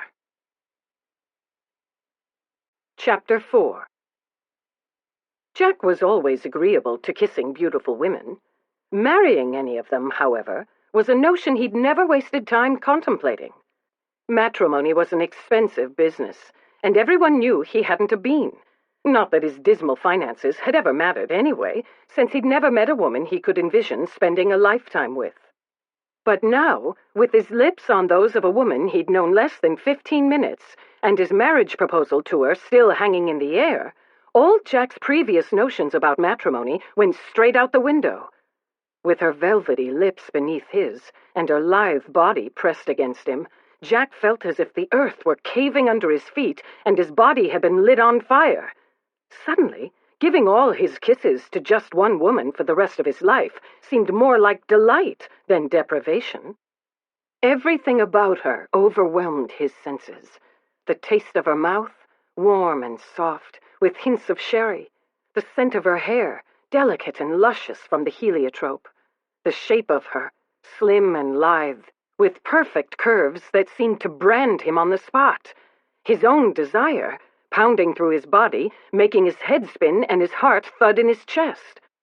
Somewhere in the vague recesses of his mind, he knew what he was doing was terribly wrong, compromising an innocent girl and all that. But with his arms wrapped around her, and his mouth on hers, he couldn't seem to conjure up a scrap of conscience about it, even with her mother standing right there. The fire in him was deepening and spreading, and he was falling, sinking with her into some dark, sweet oblivion where there were no regrets, no consequences. "What in heaven's name is this?" The shocked voice of Mrs. Dewey intruded, but even that wasn't enough to bring him back to reality. No, what pulled him from the brink, what forced him to appreciate just what he'd done, was the girl. He felt her body go rigid in his hold, and her palms press against his chest, and he was forced to take his cue. When he pulled back, He noted with some chagrin the flush of maidenly outrage in her cheeks, but when her hand slid away and she took a step back, he perceived her intent and caught her wrist before she could act on it. He might deserve a hard slap across the face, and if this were any other situation, he'd let her give him his comeuppance, but in this case he couldn't allow it. Slapping him right now would ruin everything, not just for him, but also for her. For if he failed to stop her from marrying Van Housen, her life would be ruined in ways she couldn't begin to fathom. "Mrs. Dewey," he reminded in a whisper. "Biggest gossip in Newport." This caution seemed to make no impression. Her stunning eyes narrowed, her full pink lips parted.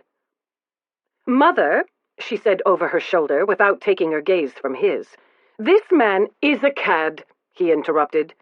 Keeping firm hold of her by entwining their fingers, he moved to stand beside her and turned his attention to the ladies in the doorway. "I know these things ought to be done in the proper way," he added, offering his most disarming smile. "But I had to declare my intentions to Linnet before speaking with her father." "Linnet Holland, as I live and breathe!" It was clear Mrs. Dewey was scandalized, but beneath her shock there was unmistakable relish. "It's no wonder my husband said you were walking down to the pagoda in a furtive manner. Why, you were preparing to engage in a tryst." The girl made a sound of protest at this accusation of her impropriety, but Jack squeezed her hand hard and came to her defense before she could do it herself. "I must protest, Mrs. Dewey. You speak as if something improper is in progress, when the truth is quite the contrary. My fiancé has done nothing to earn your reproach, I assure you."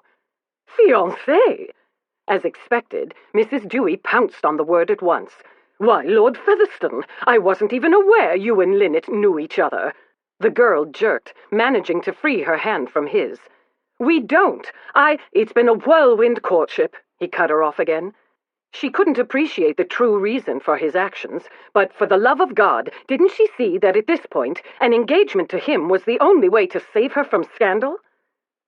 "I appreciate that you often know everything about everyone in society, Mrs. Dewey, on both sides of the pond, but you must forgive me for keeping mum. I feared just speaking of Linnet might have done more to reveal my deeper feelings than I would have liked, and I'm not the sort of man inclined to wear my heart on my sleeve. Until I'd spoken to her, I could not think of revealing my feelings for her to anyone else." Before his hostess could ask any more questions and impel him to more blatant lies on the topic, Mrs. Holland entered the conversation, playing up to him far better than her daughter was doing. "Why, Linnet, you sly girl, you never said a word, not even to me, your own mother. I am shocked, but at least I now understand why you refused every other suitor in London." She turned to her friend as her daughter spluttered incoherent protests. "Abigail, would you mind giving me a moment alone with my daughter and her, fiancé?" Of course."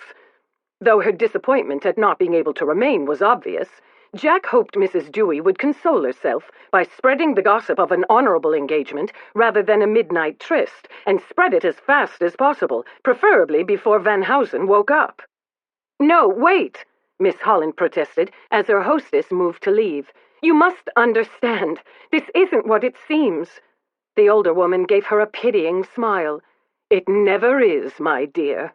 With that, she departed, closing the door behind her. The girl turned to her parent with a groan. "Oh, Mother! Why on earth did you send her away before I had the chance to explain? You know she'll go back to the ball and tell everyone." "Well, you'll be the subject of gossip, but that's what happens when you choose this sort of time and place to accept a young man's proposal of marriage, which I believe—" She paused long enough to open the door and verify that Mrs. Dewey was not standing on the other side with one ear to the keyhole. Then she closed it and returned her attention to Jack. "Which I believe," she resumed, "he was in the midst of offering when he was interrupted by my arrival." "I had, yes," he answered at once, for there was no way to prevaricate, even if he wanted to. "I realize it was very wrong of me to conduct things in such a clandestine fashion. My excuse, and it is a poor one, I admit, is that I was carried away by the depth of my feelings." Beside him, the girl gave a derisive snort, but though the mother glanced at the daughter for a moment, she seemed willing to accept this version of events, even if she suspected the whole thing to be a hum. After all, what other choice was there? I trust you are willing to meet with her father and conduct the remainder of your suit in the proper manner?" He didn't hesitate. "Of course." "This is ridiculous," the girl burst out. "This man has no feelings for me. He doesn't even know me, and I don't know him. I didn't meet him out here. Why should I? And yet, here you are," her mother pointed out, "caught with him in a secret assignation, allowing him the opportunity to propose. That is not what happened." A soft moan behind him caused Jack to cast an uneasy glance over his shoulder. "Perhaps we should return to the house," he suggested in a louder voice, hoping to cover any more of Van Housen's inconvenient groaning. "There we can adjourn to the library for a fuller discussion of the situation." Flattening his palm against the base of Miss Holland's spine, he attempted to usher her toward the door, but he should have known her cooperation would not be forthcoming, since nothing about this young woman was proving to be easy. "I'm not going anywhere with you." Turning, she ducked past him and ran to the painted wooden screen. "This is who I came out here to meet, Mother," she went on, as she shoved the screen aside to reveal Van Housen's prone body. "Frederick?" Mrs. Holland sounded appalled, a fact in which Jack took great satisfaction, despite the rather dire circumstances. The mother, if not the daughter, had some degree of taste and judgment. "Good heavens! You were conducting a midnight rendezvous with Frederick Van Housen?" As if hearing his name, the other man stirred, causing the girl to kneel beside him with a sound of relief. "Frederick?" She shook his shoulder. "Oh, Frederick, do wake up! My mother's here, and you have to explain." Van Housen moved to sit up, but the moment he did, his eyes crossed and rolled back in his head, and Jack couldn't help grinning as the American gave a groan, slumped back to the floorboards, and once again passed out. "Dear me!" Mrs. Holland studied him with distaste. "Is he drunk?" "Of course not." The girl jumped to her feet and strode forward to face her parent. "He was in the midst of proposing to me when that man—" she paused to jab a finger in Jack's direction— "interrupted us, picked a fight, and struck poor Frederick unconscious." "Frederick Van Housen was proposing to you?" Mrs. Holland sounded even more appalled than before. "But I saw you kissing Lord Featherstone." "I did not kiss him. He kissed me." "I think," Jack murmured, leaning closer to her, "your mother would deem that a distinction without a difference, my darling." She turned to give him a scowl at the endearment before returning her attention to her parent. "What you and Mrs. Dewey saw won't matter, even if she tells everyone in Newport about it, because I shall be marrying Frederick. My reputation will not suffer any lasting damage if our engagement is announced right away. Everyone will think it's just a misunderstanding." Her mother didn't seem impressed by that. "Mrs. Dewey will never think what she saw was a misunderstanding. As for Frederick, he is unconscious, and you are not at liberty to speak for him. And even if his intentions were honorable, it doesn't matter. I wouldn't dream of allowing you to marry him." "What?" The girl's cheeks, flushed from the warm night and the heat of the moment, went pale.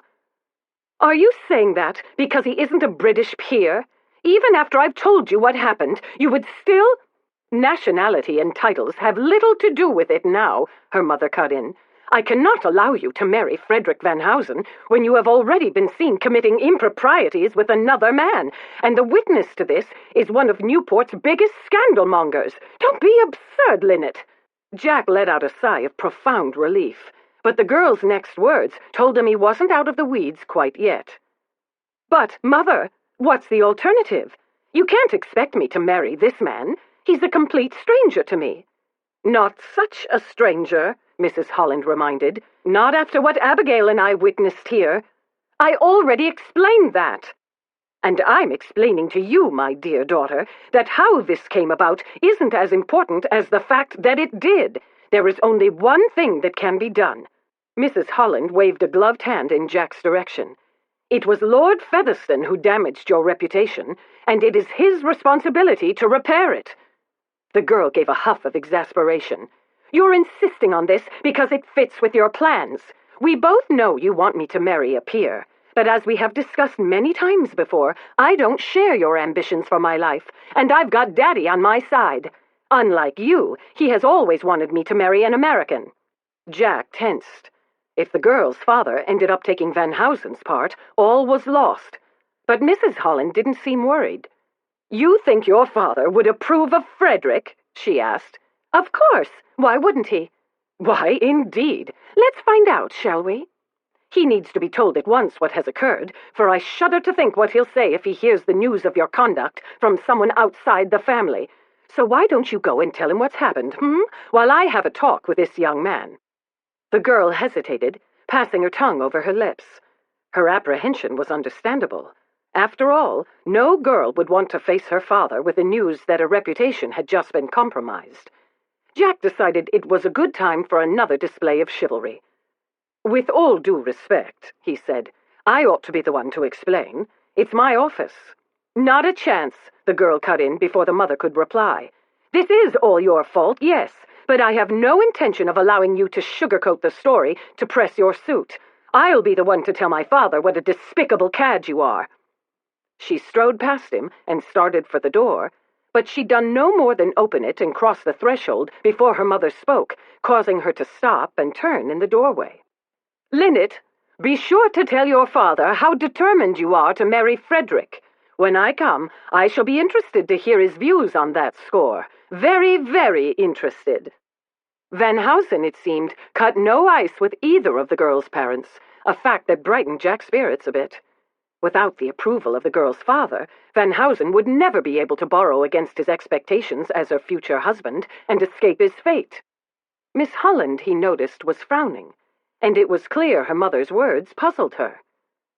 "But what objection could Daddy have to Frederick?" "We can discuss that later. Go. We shall join you and your father in the library shortly, and this matter will be decided. Whatever Daddy's own opinion, he'll understand I have to marry someone, and he won't look more favorably on this man than he would Frederick. Daddy," she added with a baleful glance at Jack, "doesn't like fortune hunters any more than I do." With that, she marched out of the pagoda and closed the door behind her, leaving him alone with her mother. Given a choice of which parent to deal with first, Jack supposed Mrs. Holland was the better bargain. After all, they'd at least been introduced. In addition, their few minutes of conversation in the ballroom had made it clear she had a high regard for men with titles, and though his title might be a bit tarnished, he did have one. "How dare you?" she demanded, her voice and manner seething with outrage. "How dare you compromise my daughter? You will explain yourself at once, Lord Featherstone, or I will have my husband shoot you like a rabid dog." He grimaced. Mrs. Holland's high regard for titled men clearly wasn't going to be of any help to him right now. Ephraim Cornelius Holland might have been born into wealth and privilege, but he was no weakling, a fact Linnet was reminded of a few moments after she began her account of the evening's events. "Frederick Van Housen has asked you to marry him?" he roared, the booming echo of his voice making his daughter wince. "Without my permission?" Linnet glanced at the door of Prescott Dewey's library. Reassured that she had indeed closed it after pulling her father in here for this consultation, she attempted to placate her outraged parent. "I know he should have come to you first," she began, but she got no further. "Indeed he should have," her father bellowed, his silver-gray brows knitting together to emphasize his disapproval, as if his raised voice wasn't enough to make the point. "Not that it matters, I suppose." With those words, Linnet let out a breath with a sigh of relief.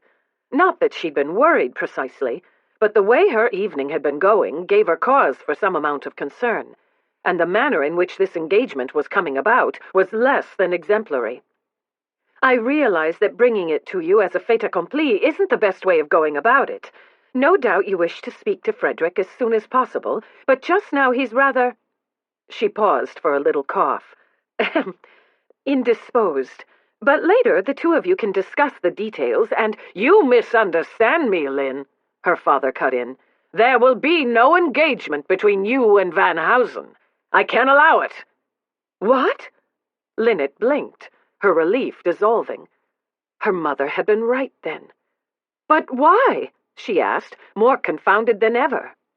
"Mother's opposed, and of course I know why. But you, Daddy? Why should you be opposed?" "He's not good enough for you." "Not good enough?" That was so absurd, Linnet almost laughed, but her father's expression told her this was no laughing matter. But Frederick is no different from us. I've known him all my life. His family is even older than ours, and almost as wealthy. And besides, I thought you liked Frederick." "I do like him. Can't deny it. But he's still not the man for you, Lynn. I can't give my consent." Linnet stared, still not able to quite believe what she was hearing. Daddy wanted her to marry an American. He'd supported her position on this ever since Lord Conrath. "But I don't understand this at all. What possible objection could you have?" "I said no, and that's the end of it." In most situations, this sort of uncompromising refusal wouldn't worry her. Given enough time and enough patience and tact on her part, she could get around her father's objections to just about anything. But in this case, she didn't have time. Mrs. Dewey would never keep silent about what she'd witnessed. The odious woman was probably whispering all the lurid details to various friends in the ballroom at this very moment. By tomorrow afternoon, everyone in Newport would know about it. Any delay in her engagement to Frederick would fuel the gossip about Featherstone and further endanger her reputation. "But, Daddy, you don't understand," she choked out, feeling a hint of panic. "I must marry." He smiled and took her hand in both of his. "Now, don't you go worrying about your future, Lynn. Your mother's still got her head set on you marrying some Englishman with a title, but we've managed to nix that plan so far, haven't we?" Linnet was pretty certain her mother's plan was anything but nixed, thanks to a certain British earl, but when her father winked at her, she couldn't help a little smile in return. Poor mother, if she knew how we've plotted against her in that regard. But she won't give up, not until I'm married. "I agree, but the man you wed won't be Frederick Van Housen." He gave her hand a squeeze. "I want someone far better than that for you. Someone who's good enough to marry you. Someone who's good enough to be allied with our family." She frowned, feeling a sudden uneasiness that had nothing to do with her father's refusal of Frederick and everything to do with his odd choice of words. She gave a little laugh. "Oh, Daddy, you talk as if you already have someone in mind." Her father laughed too. "I never can put anything over on you, Lynn," he said, patting her hand. "Not for long." Linnet froze, the implications of her father's words striking her with a force that left her unable to move or even react. Her uneasiness deepened into dread. It seemed like an eternity before she could bring herself to ask the vital question.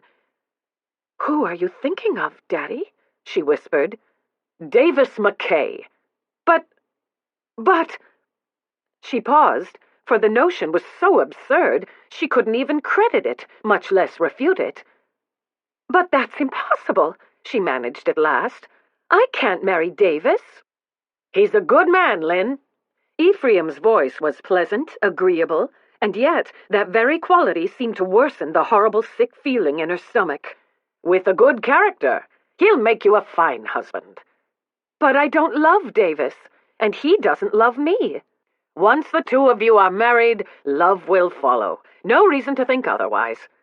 "I can give you a very important reason." She pulled her hand out of her father's grip. "He's already in love with Cicely Morton."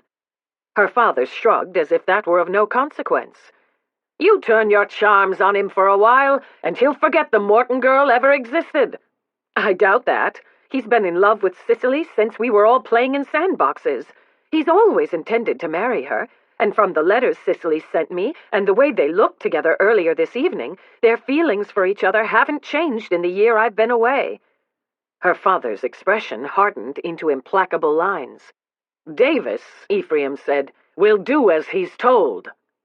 Her stomach twisted with dread, and something deeper, something she'd never felt near her father before, something a lot like fear. "Told?" she echoed, her voice just above a whisper. "Told by whom, Daddy?" The ruthlessness faded, then vanished, leaving the face of the benevolent father she recognized, but to Linnet it was too late. The affection in his expression seemed unreal to her now, like a mask. Her mind flashed back over the past year, to all the ways he'd helped her evade her mother's plans, particularly during her recent London season, to all the times he'd professed to understand that of course she wanted a husband who loved her and wasn't after her money, and she realized all his support and assistance had not been for the sake of her happiness, but to further some secret ambition of his own. She'd always known her father was ruthless. He couldn't have turned their respectable family fortune into a vast empire of almost obscene wealth if he didn't possess that quality. But in her entire life, Linnet had never seen his ruthless ambitions directed at her. He smiled. I meant that Davis will appreciate the advantages of an alliance between our families once his father and I have discussed it with him. Once you've bullied him, you mean? She corrected with asperity, in no mind to sacrifice her happiness, or Davis's either, for the sake of alliance. Does Mother know this? She demanded, remembering again Helen's complacent reaction to her earlier threat to take matters to her father. Does she know Davis McKay is whom you want me to marry? Of course she knows. But she doesn't agree with your choice. Even as she spoke, Linnet felt as if she were grasping at straws. Her father bristled. It doesn't matter whether she agrees or not. We had a deal. A deal? Linnet echoed, her voice rising, her dismay giving way to a renewed sense of outrage. What sort of deal? Your mother wanted the trip to Europe, and she wanted to wind things up in London so you could do their season. I don't understand why, but even after that snake Conrath, she thinks a British husband would be better for your future, so I agreed to let you have a season there. The deal was that if you met some British lord and fell in love with him, I'd pay over the dowry and not kick up a fuss. While you did everything you could to discourage the possibility, pretending to be on my side, but all the while making your own plans for me to come home and marry Davis, without any consideration of his feelings or mine. Oh, Daddy! Her voice cracked on the last two words, and if she wasn't already spitting mad at the realization she'd been played between her parents like a pawn, she might have burst into tears. Her father shifted his weight, looking for the first time a little guilty, but he brushed it off with a shrug of his shoulders. Don't make me out to be some sort of domestic tyrant. Ever since the Conrath business, you've said you didn't want a British lord. You said you wanted to marry an American and keep living here in America. Which doesn't mean you should be choosing my husband for me, she cried, stunned by how little regard either of her parents seemed to have for her feelings. Just because Davis McKay is acceptable to you does not mean he's acceptable to me. He isn't. He's in love with one of my best friends, who also happens to be in love with him, and I wouldn't dream of tearing them apart. You can put aside any notion of Davis as a son-in-law right now, Daddy. I won't marry him. Don't take that defiant tone with me, young lady. I am thinking of your future. With those words, Linnet was reminded of the brutal fact that as of right now, both her future and her reputation hung by a thread. This was not a good time to be ruled by anger. She needed her father's help, and she wouldn't get it by outright defiance. A lifetime of experience had taught her that. Linnet took a deep breath and tamped down the chaotic mix of anger and hurt swirling inside her. Why is Davis McKay the best choice for my future? She asked, working to keep her voice calm and reasonable. Why him, and not some other man in our set? Why... She paused, stepping onto the thin ice. Why Davis, rather than Frederick? Frederick's an investment banker, and his father's in shipping. Neither of those do anything to help Holland Oil. The McKays, though, are fully invested in coal, now that Franklin McKay bought out Kentucky Jubilee Coal. An alliance between our families would enable Franklin and I to control over half the fuel supplies from the Atlantic seaboard to the Midwest. I see, she murmured, her voice faint even to her own ears, her mind stunned by her father's mercenary logic. To you, my marriage is just another business deal. We'd corner the market, Ephraim went on, so enthused by his own plans that he either hadn't heard or he'd chosen to ignore her comment. Everyone, Albert Van Housen included, would have to dance to our tune. The money to be made is enormous. Think of it, Linnet. Your children will inherit an empire. Linnet didn't care about empires, and she doubted Davis did either. After all, he was intelligent enough to have grasped the advantages marriage to someone like her would bring him, and it hadn't seemed to dim his love for the poor but wholly respectable Cicely one bit. Once he heard what had happened to Linnet this evening, Davis would seize on Lord Featherstone's supposed claim on her affections as the perfect excuse to evade the alliance their fathers had concocted, and she guessed his father wouldn't retain much enthusiasm for the match either once the scandal hit the papers. No, though Ephraim didn't know it, his candidate for her hand would soon be out of the picture. But Linnet knew she didn't have the luxury of waiting for the problem to play itself out on the front page of Town Topics.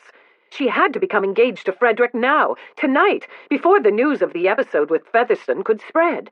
If that happened, she'd either have to marry the blackguard or face ruin. No, everyone had to be made to see as soon as possible that she had been innocent, Frederick had been honorable, and Lord Featherstone had been the one to behave inappropriately. Daddy, something's happened tonight that you don't know about. Something, I'm afraid, throws a wrench into your plans. With those words, Ephraim's entrepreneurial enthusiasm dimmed somewhat. He frowned. What do you mean? She didn't answer. Instead, she stared at him, swamped by a sudden feeling of helplessness. How could a girl look into her father's face and tell him she was facing shame and ruin? Lynn? He took her by the shoulders, his frown deepening, his blue eyes so like hers scanning her face. What haven't you told me? Linnet swallowed hard, mustered her courage, and started at the beginning. By the time she'd reached the part about being alone with Frederick in the pagoda, he had let go of her and was pacing the library. By the time she told of Featherstone's unexpected arrival, he was biting his thumbnail. And by the time she got to the impending approach of her mother and Mrs. Dewey, she knew his shrewd, business-like brain was appreciating the possible consequences and coming up with stories to offer the papers. But Featherstone's marriage proposal must not have figured in Ephraim's chess-like calculations, for news of it stopped him in his tracks. But I thought you said you don't even know this man. I don't. I'd seen him in the ballroom, that was all. Mother pointed him out to me, but I never spoke to him. And when I went down to the pagoda, I never dreamed— My God, Lynn! Her father sighed and raked a hand through his silver hair. My God! Do you know what you've done? I didn't do anything, she flared. Why does everyone always blame the woman in circumstances like these? Maybe because the woman in question put herself in these circumstances by sneaking off to meet with a cad. Those words, coming from the man she'd always adored, felt like a slap across the face. But Linnet strove to maintain her dignity. Frederick is not the cad in this. His intentions were honorable. Honorable? Her father echoed in disbelief. That's not what I'd call it. He was there to propose marriage. This Lord Featherstone had the same intention, apparently. Would you call him honorable too? Of course not. Then what's the difference? Featherstone didn't just propose. She stopped and gave a grimace. It's worse than that, I'm afraid. Tell me the rest. There is nothing you tell me, he added when she hesitated, that could be worse than what I'm imagining. He kissed me. Kissed you? Ephraim roared, and Linnet cast another alarmed glance at the closed door. Shh, Daddy, keep your voice down. Things are bad enough already. If someone overhears— I'll kill him, her father muttered between clenched teeth. I'll kill that British fortune-hunting son of a bitch. Linnet might have been warmed by that show of paternal outrage, but for the suspicion that his anger wasn't solely on her behalf. Killing Featherstone won't save my reputation. Mrs. Dewey heard his proposal and saw what he did. No doubt she's telling everyone in the ballroom all about it right now. The one thing that will stop the scandal is an announcement of my engagement, followed as soon as possible by my wedding. You're right, of course. Her father stepped around her. Which means there's no time to lose. Where are you going? Linnet turned, watching as he strode toward the door. What do you intend to do? I'm going to find Franklin McKay and tell him what's happened before he hears it from someone else. You and Davis will have to become engaged right away. What? Linnet started across the room after him. But I've already told you I can't marry Davis. You don't have a choice. As you said, you have to marry someone. Desperate, she tried again to dissuade her father from his course. "Franklin McKay won't agree to let Davis marry me. Not now. Mr. McKay has a puritanical sense of respectability. We'll soon find out." Her father paused, hand on the doorknob, and when he looked at her, his smile was grim. "Let's hope the appeal of profits overcomes his scruples." "But I want to marry Frederick!" Her father didn't argue the point, but his eyes glittered with all the ruthlessness she'd seen earlier. "Maybe you do," he countered. "But after this, what makes you think Frederick will still want to marry you?" The question took her by surprise. "What do you mean? Of course he wants to marry me. He proposed, didn't he?" "So you tell me, but that was before you became open to scandal. After what happened with Featherstone, you seem quite sure Davis won't have you. What makes you think Frederick will?" "Because he was there!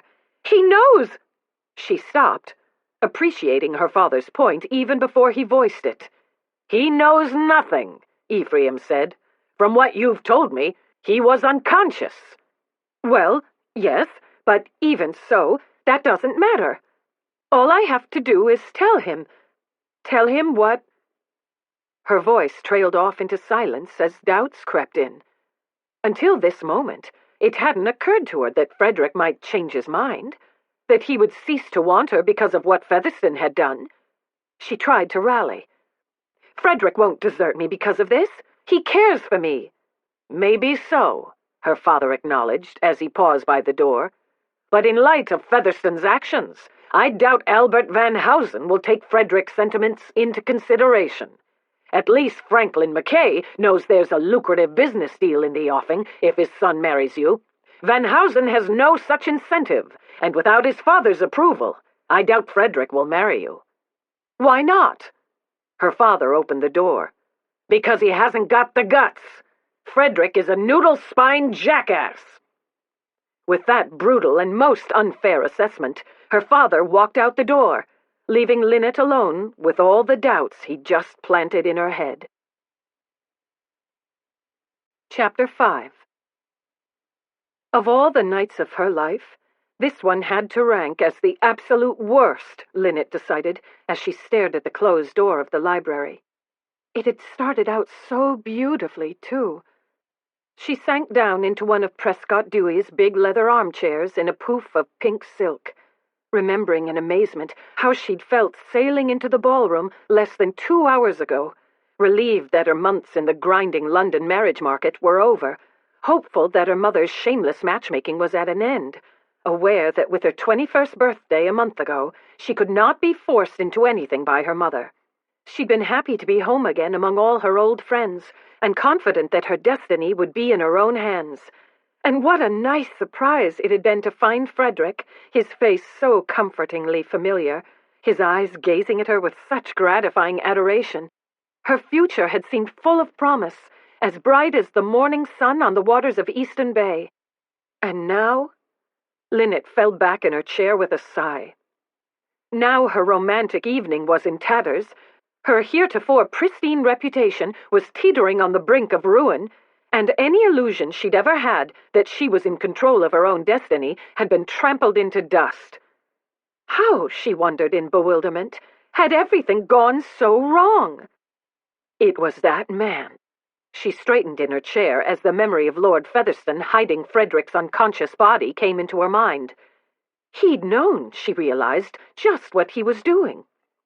He'd seen his opportunity, the calculating bastard, and he'd taken full advantage of it, hiding Frederick from view so that the women wouldn't see him, then compromising her on purpose, shouting his proposal so it would be heard by her mother, and then... Linnet's rage blazed as she remembered that insufferable smile on his face just before he'd kissed her in front of her mother and Mrs. Dewey, sealing her fate and lining his own pocketbook. Linnet ground her teeth, her lips burning from that kiss. His actions had been unconscionable, his intentions corrupt, and his motives so obvious a child wouldn't be deceived. Her mother, however, wasn't going to care 2 bits about any of that. Helen's ambitions knew no bounds, and though Linnet had managed to stay strong in the face of her mother's relentless campaign, She knew her strength had been due in part to the bolstering support and reassurance of her father. Ephraim, she thought, was on her side. But now she knew her father's support was nothing but an illusion. At that reminder, Linnet's anger receded, giving way to bleak despair, as well as something sharper and even more painful, the stab of betrayal. All this time she'd thought Ephraim to be her ally, that unlike her mother, he loved her more than his own ambition. Pain squeezed her chest, pushing upward, erupting in a sob. "Oh, Daddy," she thought, lifting a gloved hand to her mouth. "How could you?" She closed her eyes and pressed her hand hard against her mouth, trying to stifle the sobs that seemed bent on coming out. "Damn it," she thought, as a tear squeezed out between her closed lids and rolled down her cheek. Crying wasn't going to help. She had to think. Linnet fought back the tears of desolation and panic, striving to don some of her father's cool, mercenary business sense. After a moment, she pulled out her handkerchief, blotted her face, and took stock of things. It was clear she would be marrying someone, and to her mind, Frederick was the only possible choice. "What makes you think Frederick will want to marry you?" Her father's question, though cruel, was also valid. Like it or not, she would be tainted now, and there were many men who would cry off in such a circumstance. Was Frederick that sort of man? Would Frederick desert her once the story came out? She turned the question over in her mind, and as she did, she realized that though she'd known Frederick her entire life, had at one time been in love with him, and had almost agreed to marry him, she did not know him well enough to answer the question with any degree of certainty. He cared what people thought of him. She was certain of that. In particular, he had a high degree of respect for his father's opinion, and Albert Van Housen would never approve of her marriage to his son once the knowledge of Featherstone's kissing her became public knowledge. What if her father was right that Frederick was a bit weak? What if he caved to his own father's opinion and left her high and dry? The door opened, diverting her from the appalling direction of her thoughts, and when she saw Frederick's blonde head emerge from the doorway, she gave a cry of relief. "Oh, thank heavens it's you!" She jumped to her feet. "I thought it might be my mother with Lord Featherstone. Are you all right?" He nodded as he came in and closed the door behind him. "What about you?" She sighed. "I'm well enough, all things considered. How did you know where to find me?" "I didn't. I've been looking everywhere. When I returned to the ballroom, I heard almost at once what Featherstone had done. The despicable swine! When I see him again—" Linnet's cry of dismay interrupted him. "You know? You've—" She paused and swallowed hard. "You've heard, then?" He sighed. "I'm afraid so. I wasn't in the ballroom 10 seconds before Dottie Ridgway rushed over and told me all about it." "Dottie?" The idea that one of her own friends had so eagerly imparted sordid gossip about her sent Linnet's spirits sinking even lower. My, she murmured, squaring her shoulders and trying to force out a laugh. "Bad news travels fast, doesn't it?" "It doesn't matter," Frederick cried, and grasped her arms. "Not to me." The bleakness around Linnet's heart lifted a little.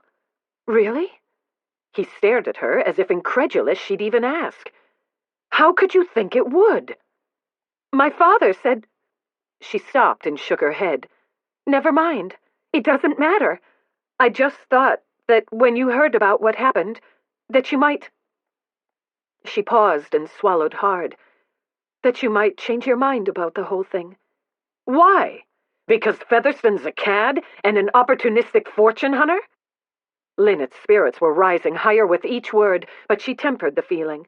She still didn't have a formal proposal of marriage from him, and given how her evening had gone so far, she didn't want to take anything for granted. "If you did feel differently about me now because of what he did, I would understand." "Don't be a ninny. As things are, I'm tempted to force Featherstone to stand a second round of fisticuffs. If I did, the outcome of our fight would be very different, I promise you. But I doubt I'll have the chance. When I came out of the pagoda, I saw him with your mother in the garden. They were looking thick as thieves. Planning the wedding and discussing the dowry, I have no doubt. she countered with a grimace. "I didn't stop to eavesdrop. But if what Dottie told me is accurate, everyone thinks you're engaged to him, and given what he did, you'll be expected to marry him." "I couldn't stand it, Linnet," he cried, his voice rising with gratifying intensity. "If you married him instead of me, I'd—" He broke off, swallowed, and said, "The point is, your reputation is in serious jeopardy." "Yes." She felt her throat clogging up, and she had to force out her next words. "I'm damaged goods now." "No, you're not. Damn Featherstone to hell, and damn Mrs. Dewey's malicious tongue. I'm sorry," he added at once. "I didn't mean to swear." "I think swearing is called for." She tried to smile, but it was a wobbly effort. "I've sworn a bit myself during the past hour." "Everything's going to be all right.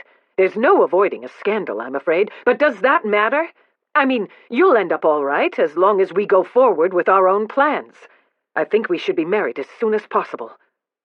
A sigh of relief escaped her, but she had to be sure he was sure. "Within a week, what Featherstone did will be in all the gossip columns. If I don't marry him, I'll be branded a shameless wanton, and if I marry you, you'll be declared a laughingstock for wanting me." "Nonsense. We'll just tell the truth. We had agreed to become engaged, and Featherstone intervened, assaulting me and making unspeakable advances toward you. You've done nothing wrong, and let people say what they like. I shan't care." For those words alone, she wanted to fling her arms around his neck and kiss him, but there was still one obstacle in their path, and remembering that restrained her. "Frederick, even if you do want to marry me, my father won't hear of it." "You spoke with him about this?" Frederick's brows drew together in a frown. "You asked for his consent? Damn it, Linnet, why?" "I had no choice. I had to tell him the truth of what happened tonight before he heard some sordid reiteration of the story from someone else. It never occurred to me he would refuse his permission." "Did he give a reason? Did he speak against me?" "No, of course he didn't. It's just that he's got someone else in mind for me to marry." Frederick's frown deepened into a scowl. "Who?" he demanded, his voice tense and sharp. "Davis McKay.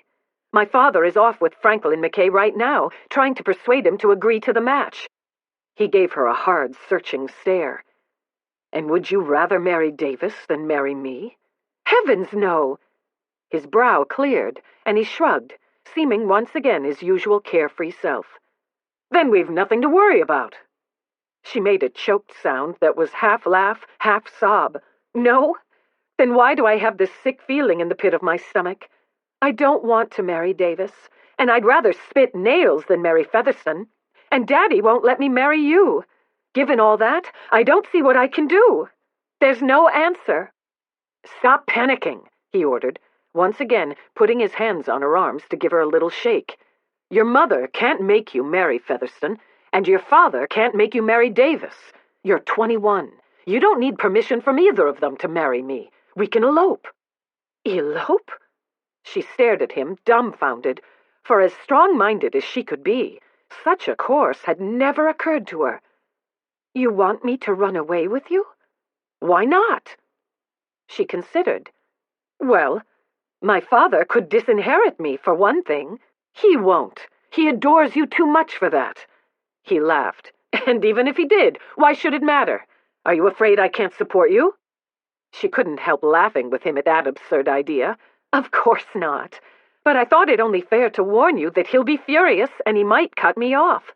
Daddy can be—" She paused and swallowed hard. "He can be ruthless. Your father might cut you off, too, since my reputation will be ruined. I don't care about his money, or my father's either, if it comes to it." He kissed her nose. "I have plenty of my own, you know. I'll have more than enough to support us.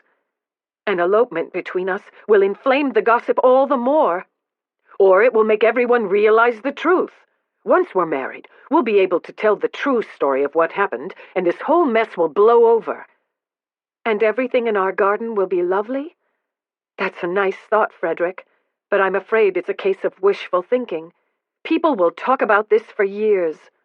Even if they do, it still doesn't matter. If there's a scandal to face, we'll face it together as husband and wife." With those words, Linnet knew her reputation would be saved. She'd be marrying a man who wanted her, not her money, and her relief was so great she felt her knees giving way. "Oh, Frederick," she cried, clutching at the lapels of his dinner jacket to stay on her feet. "Daddy told me you wouldn't want me once you knew what had happened. And you believed him? My darling, if you're going to marry me, you might give my character a little credit." He glanced at the door. "We don't have much time. Since your father's off with Mr. McKay, and your mother's probably still with Featherstone, this is our chance. We'll slip away through a side door, take my carriage, and be gone before anyone knows we're missing." "Leave right now? You mean this minute?" "We have to be away now, for we won't have another chance. After tonight, your parents will watch over you like hawks." "But look at us. We're not dressed for travel. We've no clothes, no proper shoes, not even toothbrushes. I'm in a ball gown and dancing slippers, for goodness sake. We have to at least take time to change." "I told you, there is no time," he interrupted, his voice carrying a strident urgency she'd never heard before. "If we take my carriage, we'll put the top up and no one will see you. We can be in Providence by first light, and I'll put you in a hotel, purchase a change of clothes for both of us, and we'll find a justice of the peace. We'll be married by the afternoon and return in the evening as man and wife, and no one will be able to do anything about it." Linnet bit her lip, seized by sudden doubt, though she had no idea why. She'd intended to accept Frederick's proposal anyway, and her only other choices were unthinkable. "It's just that this is happening so fast," she murmured. "I know, darling, I know, but we don't have the luxury of taking more time." "Well?" he urged when she didn't reply. "Shall we do this crazy thing, then?" Linnet didn't answer at once. She wasn't worried about her mother. She could deal with Helen well enough. But Ephraim did not like to be thwarted, and he could make things very difficult for Frederick. Still, if Frederick wasn't afraid of her father, why should she be? What could her father do about it after the fact? She thought of the plans he'd made, plans he'd been careful to conceal from her all these months, and she capitulated with a reckless laugh. "Elopement it is, then," she said. "Let's go." He took her by the hand, and they started out of the room, but they weren't even halfway to the door before it opened and her mother walked in, Lord Featherstone right behind her. The sight of Linnet hand in hand with Frederick brought both of them to an abrupt stop just inside the door. "Featherstone!" Frederick cried, as he and Linnet came to a halt. "I'm the proverbial bad penny, I'm afraid," the Earl said with infuriating good cheer as he moved into the room with Helen. "I just keep turning up." "Frederick Van Housen, what are you doing here?" Helen demanded. "And why are you holding my daughter's hand?" Linnet felt Frederick's fingers tighten around hers, a gesture she might have found reassuring, except that another figure appeared in the doorway, and beneath her father's steely blue gaze, any sense of reassurance faded. Frederick might have been right that together they could face all the consequences of becoming man and wife, but she'd hoped to avoid those consequences at least until the wedding had taken place. She wasn't to be that lucky, it seemed. Her gaze slid from her father to the tall, dark-haired devil just in front of him, and she realized that with Lord Featherstone anywhere in the vicinity, good luck might continue to be in very short supply. Chapter 6. At the sight of Miss Holland hand in hand with Van Housen, Jack wondered if a second round of fisticuffs would be necessary, but when another voice spoke behind him, he realized that if fisticuffs were required, he might be deprived of the pleasure. "Remove your hand at once." Jack glanced over his shoulder as a tall man with steel-gray hair, a determined jaw, and eyes of the same brilliant blue as the girl's came up beside him. Ephraim Holland, he knew at once, and he noted the older man's clenched fists and powerful physique with a grin. If it came to giving Van Housen a good thrashing, he'd be happy to step aside to allow an outraged father to do the honors. It seemed quite fitting, in fact. "I said remove your hand," Holland ordered through clenched teeth, "or I will do it for you." Either Van Housen had more courage than Jack had given him credit for, or he was desperate enough to take his chances, for he didn't move to comply with the older man's demand. "It's permissible for engaged couples to hold hands," he said instead, "and Linnet and I intend to marry." "Over my dead body," Jack muttered. Holland didn't seem much more amenable to the idea of Van Housen marrying the girl than he was. The man started forward as if to carry out his threat, but his wife put a hand on his arm. "Ephraim, don't!" she pleaded. "Surely we can discuss this without physical violence." Holland paused, taking a deep breath.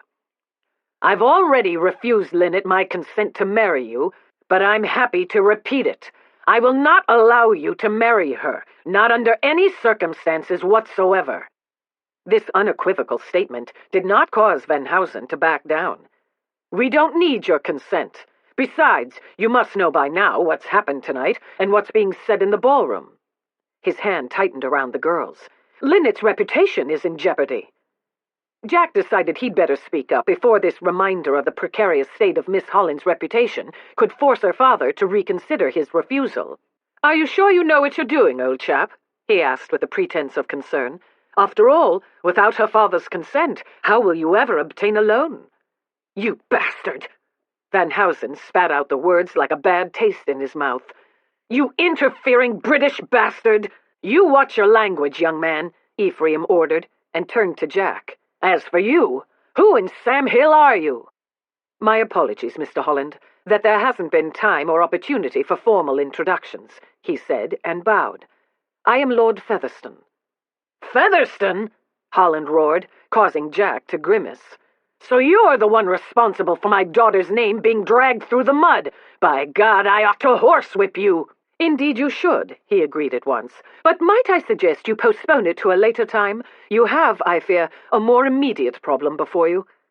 His gaze slid to the couple across the room, and, much to his relief, the reminder seemed to change Holland's mind about taking out his paternal fury on Jack. "I suppose that's true," he conceded, his eyes narrowing. "For the moment, anyway." Glad of the reprieve, Jack went on. "Van Housen is desperate for money, you see, and that's why he attempted to become engaged to your daughter earlier this evening. Once an engagement was declared, he could borrow against his expectations as your future son-in-law." "That's ridiculous," Van Housen scoffed, but there was a hint of fear in his voice.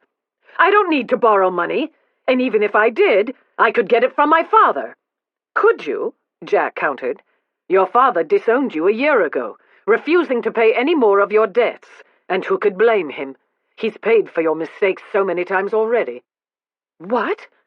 Miss Holland's soft gasp of astonishment made it clear she'd been aware of this. "Frederick, that's not true. It can't be true." When the man beside her didn't answer, she turned on Jack. "How do you even know something like that? How?" He met her resentful gaze with a level one of his own. "I've had Pinkerton men investigating him for over a year." "You can't be swallowing any of this," Van Housen blustered. "It's absurd." "It does sound that way," Mr. Holland put in. "Frederick has his own money, Lord Featherstone. Why, when I left last September, his father had just sunk a huge sum into his investment banking firm." "Yes," Jack agreed at once, "to cover his losses and keep his company solvent.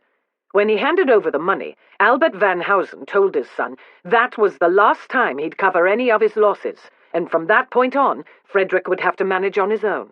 But he hasn't been able to, because he's a terrible investment banker. His company has been bleeding money, and he's had to borrow from other bankers, friends, even moneylenders to stay afloat. He keeps trying to recoup his previous losses by funding investments of higher and higher risk, which has caused him to lose even more. Now he's in a very deep hole without his father to bail him out. If you doubt me on this, go into the ballroom and make inquiries. Some of his former friends will be glad to confirm what I've said. He owes money everywhere." "But how are Frederick's financial troubles any of your concern?" the girl demanded. "What have you to do with it?" He gave her the same part of the story he'd given her mother earlier in the garden. "The man you were about to marry, Miss Holland, owes me a great deal of money. Along with several other investors, we put an enormous sum of capital with his firm. He placed those funds in an investment he created called East Africa Mines. The understanding was that our funds would be held in trust pending engineering reports and repaid to us if those reports showed no gold in the mines. That circumstance was realized 2 weeks ago, at which point we demanded our investment money be returned, and we gave him until this coming Tuesday to do so. He's been trying to raise the funds, but as I said, no one will grant him a loan. He's in so deep, not even the crooked moneylenders will touch him. "Lies," Van Housen said. "All lies." Everyone ignored him. "Having been out of the country, you were unaware of his financial troubles," Jack went on. "He knew that, and he knew he didn't have much time. An announcement tonight of your betrothal would enable him to borrow against his expectations straight away, pay everyone off and avoid ruin. Thanks to my interference, his plan to use you to save himself has failed." Her face was composed but pale, and her eyes reminded him of frost-encrusted crocuses peeking out of a snowbank. "My father knows all about your interference, Lord Featherstone." "I do indeed," Holland put in. "And by now, so does everyone else in that ballroom. You have a lot to answer for, young man, but I intend to deal with one scoundrel at a time." The older man returned his attention to Van Housen. "If what Featherstone says is true, it won't do you any good. In light of this, Linnet has too much sense to marry you, and even if you could get round her, you can't get round me. I continue to refuse my consent. Try borrowing against your expectations when I declare my refusal publicly." Van Housen lifted his chin, trying to maintain a shred of dignity, but in Jack's view, all he managed to do was look even more like a pompous ass. "Declare your refusal in all the papers. It doesn't matter. I want to marry Linnet because I love her. I just didn't realize it until she went away." Jack almost laughed. Deuce take it, the fellow almost sounded sincere. He couldn't possibly be in love with the girl, and yet... His gaze slid to Miss Holland. She was jaw-dropping gorgeous. Any man, even a villain, could be enraptured by those eyes. Jack's gaze lowered a fraction, and that mouth, he knew full well, was luscious indeed. Jack supposed even a dog like Van Housen could be smitten. But love? He glanced at their joined hands. The memory of them walking toward the door as he and her mother came in entered his mind, and with that, any glimmer of doubt went to the wall.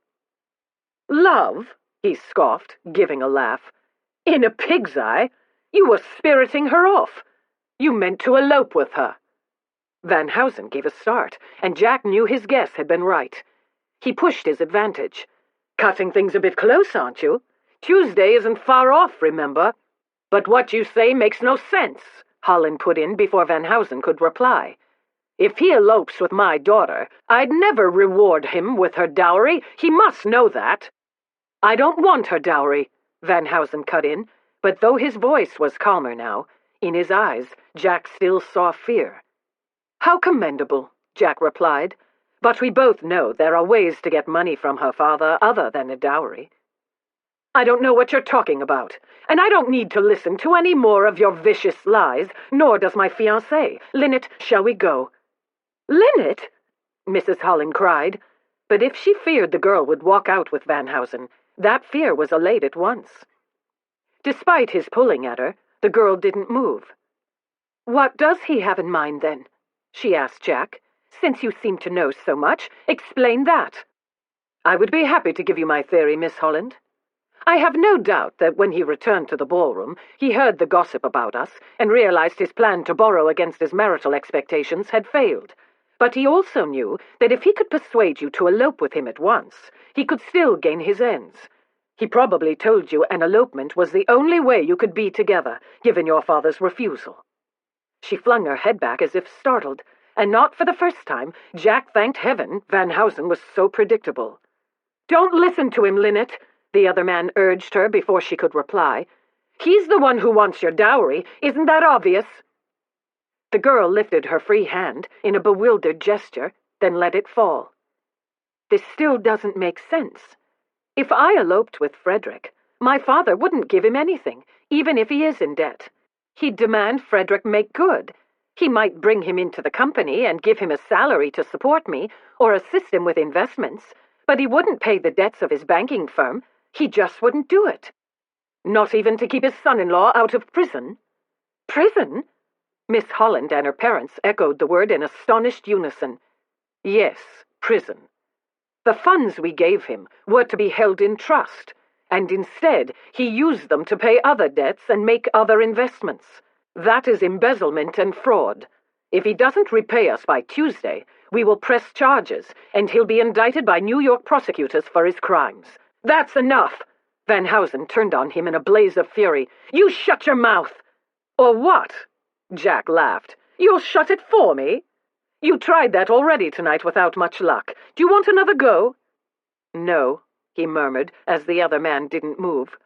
I thought not. Van Housen drew a breath, working to regain what was left of his temper and his dignity. I won't listen to any more of this, and Linnet won't either. He turned to the girl. Don't let them ruin things for us. Come with me, Linnet, now, while we still have the chance. The girl did not comply with his plea. Instead, she studied him for a moment, then she slowly pulled her hand out of his grasp. When she took a step back, shaking her head, Jack felt a jolt of jubilation and relief so strong he wanted to haul her into his arms and kiss her all over again. Damn it, Linnet, Van Housen cried. You don't believe any of this, do you? It's all lies. If that's so, she replied softly, then we have no reason to rush off into the night, do we? But if we don't go, now, tonight, your reputation will be destroyed. I can't let that happen. But you said you don't care about my reputation, so waiting a few days shouldn't matter much to you. It matters for your sake. What if I say I don't care? It seems to me, she added when he didn't reply, that by Tuesday, the truth of your situation will be known, which ought to clear you of any wrongdoing. She paused, watching him. Won't it? I can't wait, he shouted at her. Don't you understand? Waiting will ruin me. I do understand. She gave a nod. I understand that a man doesn't have to be British to be a fortune hunter. Damn it, Linnet, you're my last chance! Van Housen's voice was shrill with panic. If you don't marry me, I'll go to jail, and it will be your fault! Her face turned cool and hard, like a face carved in marble. If you go to jail, it's your own actions that will have put you there, she answered. And there was an edge to her voice that was reminiscent of her father. Not mine.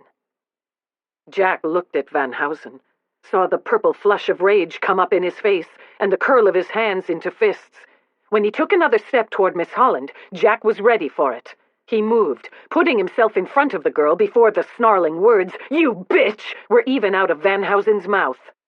Jack wrapped a hand around the other man's throat and hurtled forward, using all his weight as he slammed the cur against the wall beside the door. His rage, held so long in check, surged up until he almost couldn't contain it. You will depart at once, Jack told him through clenched teeth, his hand tightening until the other man couldn't breathe. Because if you don't, I will beat you to a bloody pulp, and I can assure you, I will take great pleasure in doing so. He left off choking Van Housen and reached for the doorknob with his right hand as he grabbed a handful of the other man's evening jacket with his left. He opened the door and shoved Van Housen over the threshold, sending him stumbling down the corridor. He waited until the other man had vanished around the corner before he closed the door. Well, this is a fine kettle of fish, Mr. Holland muttered behind him. Jack couldn't help agreeing with that. He took a deep breath and turned to face the man who it seemed was about to become his father-in-law. Mr. Holland, he began, but he got no further before the older man interrupted. I ought to kill you. An understandable reaction, he agreed at once, but it might be better for all concerned if you don't. We know what's already being said about your daughter, and I am the man responsible. Honor demands I marry her. I won't marry you, the girl cut in before her father could speak. And the idea that you think I would proves you are out of your mind. There are many people who know me well enough to share your opinion of my sanity, he answered as he turned to face her. Nonetheless, we must marry. No other choice is possible. I can think of plenty of choices, She folded her arms, glaring at him. Homicide comes to mind. Linnet, her mother remonstrated. That is no way for a lady to talk.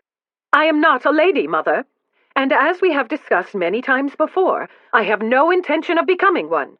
Let's not forget that Lord Featherstone's oh-so-noble effort to marry me in order to restore my reputation wouldn't have been necessary had he not so conveniently ruined me in the first place. Conveniently? Jack echoed. I find nothing convenient in this situation, believe me. No? Her dark blonde brows lifted in disbelief. You'd be the first British lord, then, who didn't find a fat American dowry convenient. He stared at her as the implications of her words sank in. You think I ruined you to gain your dowry? Well, you didn't do it to regain your investment, she countered. If that was all you wanted, you'd have let Frederick become engaged to me and borrow what he needed. Then you'd have gotten paid. But instead, you took me for yourself, a much more lucrative investment, I bet. I didn't do any of this for money. Let's not pretend your actions were born of any tender regard for me. You don't even know me. The man is desperate, Miss Holland. I could not be sure what he would do if he got you alone. Jack stopped. He couldn't reveal Van Housen's deeper sins without offering proof, and that would mean naming the women Van Housen had raped, something he could never do. He couldn't even hint such a thing without jeopardizing the Duchess's secret. The man is a cur and a cad, he said instead. I stopped him from taking advantage of you the only way I could think of on the spur of the moment. By taking advantage of me yourself. How heroic of you! You'd have been disgraced either way once Mrs. Dewey arrived. The only question was who would be the one to commit the disgrace, me or Van Housen. You'll have to forgive me if I decided I was a better option for you than a despicable swindler. Yes, that's the point, isn't it? You decided. I had no say in the decision.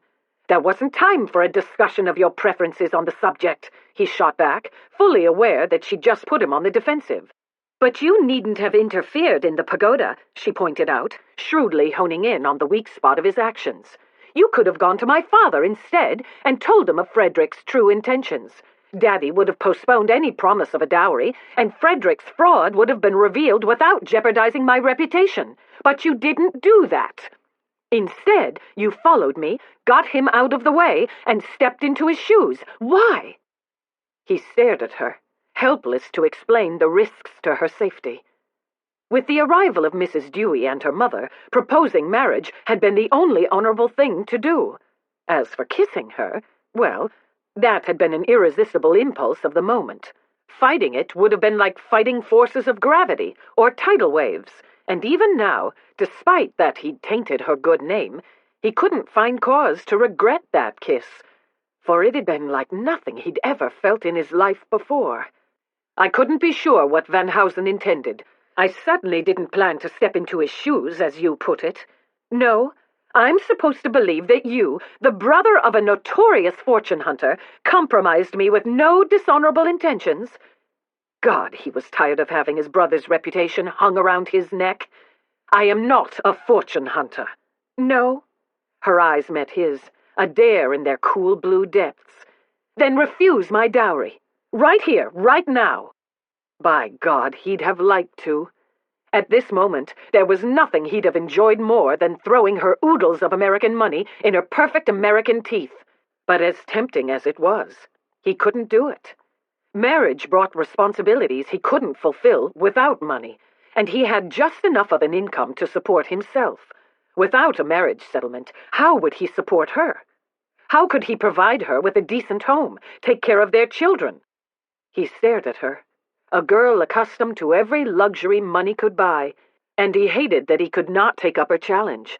Even more, he hated his father and his brother, not just for deceiving women and taking their money, but also for spending that money into oblivion, bankrupting the estates, and leaving him with no way to prove he was any different from them. And as the silence lengthened, he could see Linnet Holland's opinion of him hardening, settling into certainty in those lovely eyes. He opened his mouth, but before he could make the nauseating admission that he couldn't afford to support her without her dowry, her mother intervened. For heaven's sake, Linnet, there are more important issues at stake here than the marriage settlement. Don't argue, she added, as her daughter started to disagree. "You know it's true." With that, Helen turned to her husband. "Ephraim, by now, everyone in that ballroom knows what Abigail Dewey saw. Lord Featherstone is right. They must marry." "Of course, that's what you'd say, Mother," the girl put in. "Marry your daughter off to a lord, any lord." "Enough!" Holland stepped between the two women to halt any further squabbling between them. Then he returned his attention to Jack. "For the sake of argument, let's say you didn't compromise my daughter for money. You've still got some explaining to do before I could consider giving my consent." "Consent?" the girl echoed, staring at her father. "You intend to reward this man's conduct by giving him what he wants? You expect me to marry him?" She looked so appalled that Jack's temper flared. All in all, he wasn't such a bad chap. Broke or not, he was a damn sight better than Van Housen. But before he could reiterate that point, she spoke again. "Offer your consent if you like, Daddy," she said. "But you're as delusional as he is if you think I'd ever agree to marry him." "Well, you have to marry someone," Holland shot back, "and it isn't going to be Davis McKay." Despite the precarious state of her reputation, Miss Holland didn't seem upset by the news that another possible suitor was out of the running. Her anger faded, and her lips tilted into a faint smile. "What a shame." "Don't sass me, young lady. The reason the McKays won't accept you is the stain on your good name, a stain that's spreading wider with every moment we stand here. If you don't marry Featherstone, by the time the week is out, I doubt I'd be able to find a decent man from here to Pittsburgh to take you." The girl's tiny smile vanished, and color washed into her cheeks. But she lifted her chin a notch, staring her father down. "That is not my fault." "Part of it is." Once again, her father turned to Jack. "Let's get this cleared up right now. Linnet has made some valid points. If you didn't do this for money, why did you interfere? Why didn't you just come to us afterward? Linnet could have broken her engagement with no loss of reputation." "I cannot tell you the reason for my interference in the pagoda, I'm sorry to say. It pertains to a secret I'm honor bound to keep." "Oh, a secret," Miss Holland murmured, with such deceptive sweetness. Jack felt his temper fraying yet again. "Of course." He set his jaw and decided to deal with her father, since there was no reasoning with her on the subject at this point. "My friends, Lord Somerton, Lord Hayward, and Lord Troubridge, can vouch for the truth of what I say. They are aware of what it is that keeps me silent, and they are bound by the same secret that holds my tongue." "That's hardly an answer," Holland complained. "It is the only answer I can give you, other than to say it is a matter of honor." "Honor?" Mr. Holland gave a harsh laugh, of disbelief, Jack suspected, not amusement. "You Brits have funny notions of honor. My daughter is ruined, damn you! Do you feel no shame?" Shame? Jack thought of the other women who had been ruined in ways more sordid than Miss Holland had been. He thought of the women who would have been ruined in the future had Van Housen been allowed to continue. He thought of Stuart, and how wrecked he must have been to know the pain inflicted on his wife. He thought of what he would feel if one of those women had been his wife or his sister or his daughter. Shame? No, he felt no shame, not a jot. He squared his shoulders. "I regret that your daughter was caught up in this, and as I explained to her mother earlier, I am prepared to do all I can to make it right. That is why I proposed to her, and why I did it in front of Mrs. Dewey in such flamboyant fashion. I knew it was too late for any other course of action, and it needed to be made clear that an illicit tryst was not your daughter's reason for being there. It was, perhaps, not the most thought-out action a man could have taken in the circumstances, but the deed is done, and I intend to do all I can to restore your daughter's reputation and ensure her happiness. That I swear to you on my life." Holland's face was grim. "I had far better plans for my daughter than the likes of you." "I realize that, sir." "For heaven's sake, is no one listening to me?" The girl stepped forward. "I won't marry him. The idea is unthinkable. I don't even know him, and I already can't stand him." If she thought he'd back down because of that particular problem, she was right to say she didn't know him. "Then I shall have to use the period of our engagement to change your opinion of me," he said. "There is no engagement. I didn't spend 5 months in England dodging fortune hunters just to have one thrust on me at my own doorstep.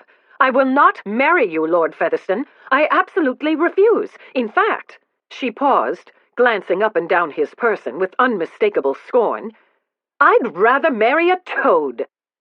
With that, she walked around Jack and opened the door of the library to depart. But her mother's wail of dismay stopped her at the threshold. "But, Linnet, what about your reputation?" "Hang my reputation!" she shouted, just before the door slammed behind her.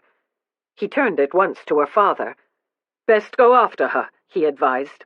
"Van Housen is in very dire straits now, and it would not be beyond him to attempt a kidnapping. Until he's in prison, don't allow your daughter to be alone anywhere. Guard her every single moment." "My daughter had better come out of this all right, Featherstone," the American said, and his face displayed all the ruthless determination that had made him rich. "If she doesn't, I'll destroy you." Jack didn't doubt that for a moment, and he was quite relieved when the other man departed, leaving him alone with the only member of the Holland family who was on his side. But even his one ally seemed ready to desert him. "Now what?" she asked, her voice anguished. "You swore to me in the garden that what you did to stop Van Housen wouldn't be allowed to ruin my girl. And it won't. You swore you'd do the honorable thing and marry her. And I will. But she won't have you." Mrs. Holland seemed on the verge of tears. "Not even to restore her reputation. You saved her from Frederick's schemes, but at what cost?" The die had been cast the moment he'd kissed the girl. From that point on, there had been no choice but marriage for either of them. "I'll change her mind."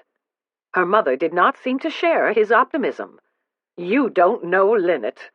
She pulled out her handkerchief and dabbed at her eyes. "She's stubborn as a mule." Despite the circumstances, he couldn't help smiling a little at those words. "I'm more stubborn, I assure you." "I doubt it." Even through her tears, the look she gave him was wry. "I love my daughter, Lord Featherstone, but I'm not blind to her faults. When she says she'd rather face scandal and ruin than marry you, she means it. She won't listen to me, and her father would never force her." Mrs. Holland's plump white shoulders sagged with all her maternal disappointment. "Everything I wanted for her is impossible. All my hopes for her are destroyed. It's over." Jack set his jaw. Only a cad ruined a girl and didn't marry her, and though he might be wild, cavalier, and a bit of a devil in many respects, he was not a cad. "It is not over," he vowed. "Not by a long shot." Her mother cried the whole way home, while her father sat in stony silence.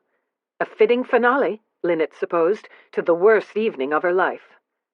The anger and disappointment of her parents was palpable in the close confines of the carriage, and the only way she could bear it was by keeping her face near the open window and taking deep breaths of sea air. Thankfully, the ride was a short one. Desperate to be alone so that she could decide how to salvage her future, she started at once up the stairs, but her father's voice stopped her before she'd reached the landing, making it clear that if he had his way, nothing about her future would be in her own hands. "I won't see you ruined and shamed, Linnet. If you won't have Featherstone, I'll find someone else for you to marry, even if I have to use my entire fortune to buy him." His voice was the benevolent one so dear and familiar, but she could not help hearing the hardness beneath. Had it always been there, and she just never allowed herself to notice? Linnet didn't reply, for she knew she'd defied her parents enough for one evening.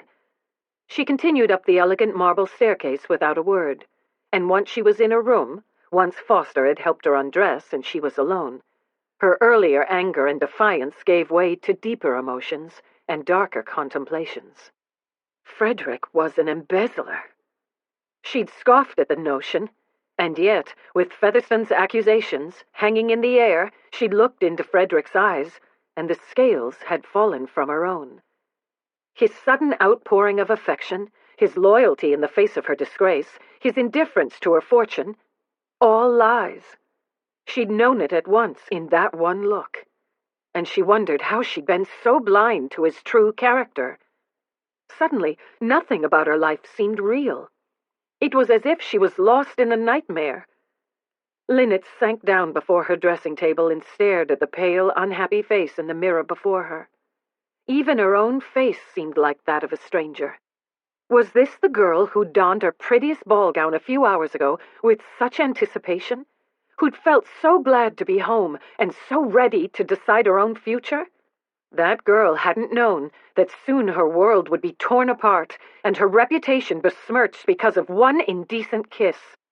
The memory of it flamed up again with sudden force. His arm a strong, imprisoning band around her waist, and his mouth, bold and hot, taking possession of hers.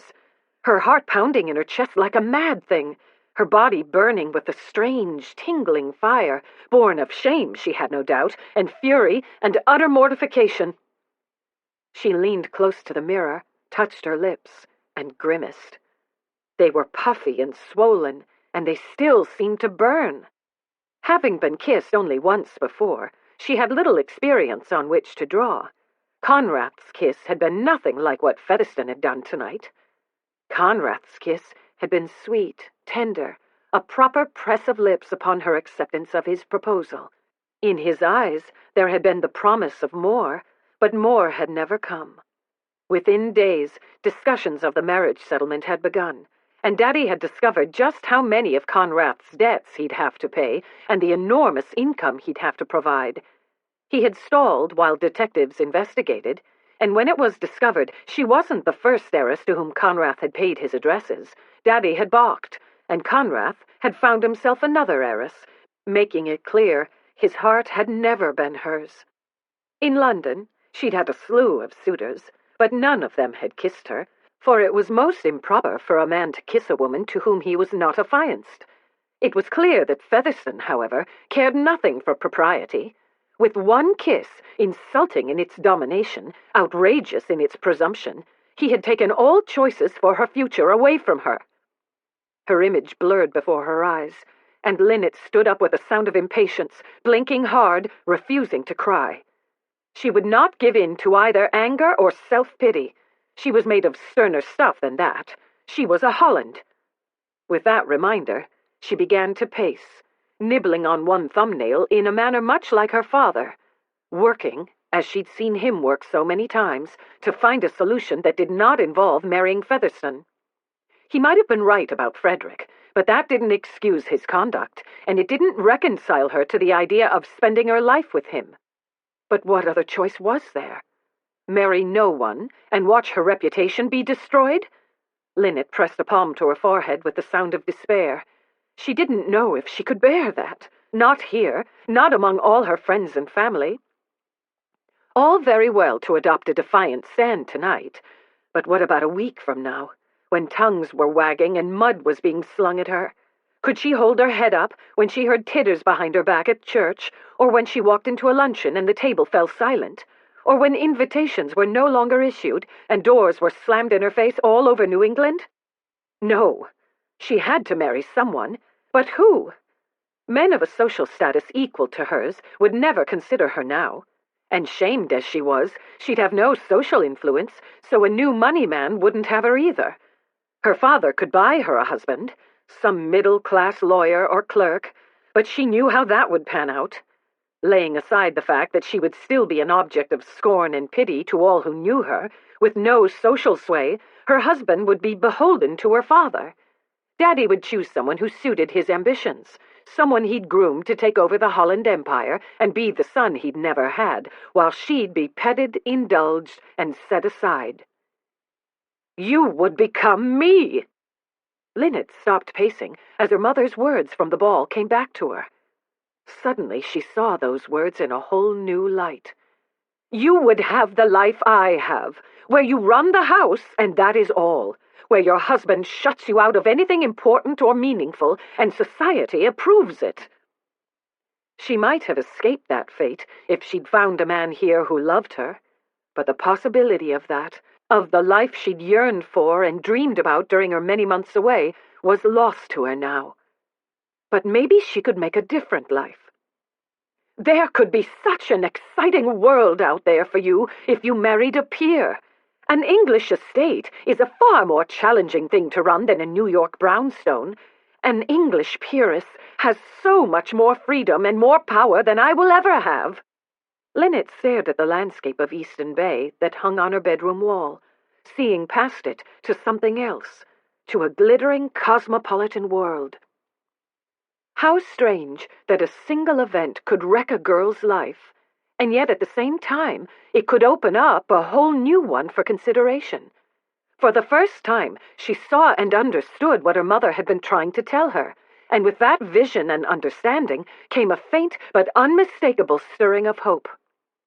She'd have to leave behind many things she loved. No more clam bakes in Newport and picnics in Central Park and living in a cozy brownstone with a man she'd known all her life. But at least she wouldn't have to marry a man who'd forced himself into her path, and she didn't have to sit back while her father married her off to someone who'd be forever under his thumb. She'd have to act quickly. A few weeks might be all the time she had to find someone. Because of that, she'd need help, a very particular kind of help. It was all very risky, too, for if it didn't happen and happen fast, she'd be ruined. On the other hand, she'd be in control of her own future, and after being bandied about by the machinations of others, that was worth any amount of risk. Linnet squared her shoulders and looked at her reflection again, and this time she was relieved to discover that she recognized the girl in the mirror. Chapter 7. When Jack had followed Miss Holland to the pagoda, there hadn't been time to tell Dennis and James his plans. Not that he'd ever had a plan, really, other than to stop Van Housen. His friends learned what he'd done the same way everyone else had, by the gossip Mrs. Dewey spread through the ballroom. Their reaction proved a combination of emotions. Shock, though they admitted that by now they shouldn't be shocked by anything Jack did. Amazement she'd turned him down, a response Jack found quite gratifying under the circumstances, and amusement at his admission that she would have preferred to wed a toad. Jack, determined to change her mind, let his friends have their laugh at his expense. When he learned she had left Newport with her parents and gone to New York, he decided to do the same. He appreciated giving her a bit of time and distance was a wise idea, and he had no intention of calling on her or otherwise trying to force the issue, but he wanted to be on the spot in case Van Housen tried anything. Leaving James and Dennis in Newport to discuss the situation with the Knickerbocker investors there, and to keep watch over Van Housen, Jack went to New York to meet with Nicholas and prepare for Tuesday's meeting. All of them were sure Van Housen would make a strong last-ditch effort to avoid scandal and stay out of prison, but his method of escape, when it came, was one that none of them had anticipated. Dead? Jack stared at Dennis through the doorway of his suite at the Park Avenue Hotel, numb and disbelieving.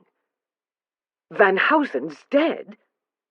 He glanced past Dennis's shoulder to James, who stood behind the other man in the corridor, but even at James's confirming nod, Jack still wasn't quite able to take it in. "Are you sure?" "Quite sure." Dennis gestured to the half-open door. "Shall you let us in, or shall we discuss it in the corridor?" "Sorry." Jack shook his head to clear his dazed senses and opened the door wide. "But this sort of news rather gives one a shock." "I dare say," James said, as he followed Dennis into the suite. "Imagine how we feel after being questioned for 2 hours by the Newport police." "Police?" Nicholas, in Jack's suite to assist with last-minute preparations for the shareholders' meeting on the morrow, rose from his chair. "Was foul play involved?" "No." Dennis tossed his hat onto one end of the sofa opposite Nick and sat down at the other end. "It was suicide, right enough." James brushed Dennis's hat aside, tossed his own on top of it, and sank down beside the other man on the sofa, then looked at Jack. "He put a gun in his mouth late this afternoon."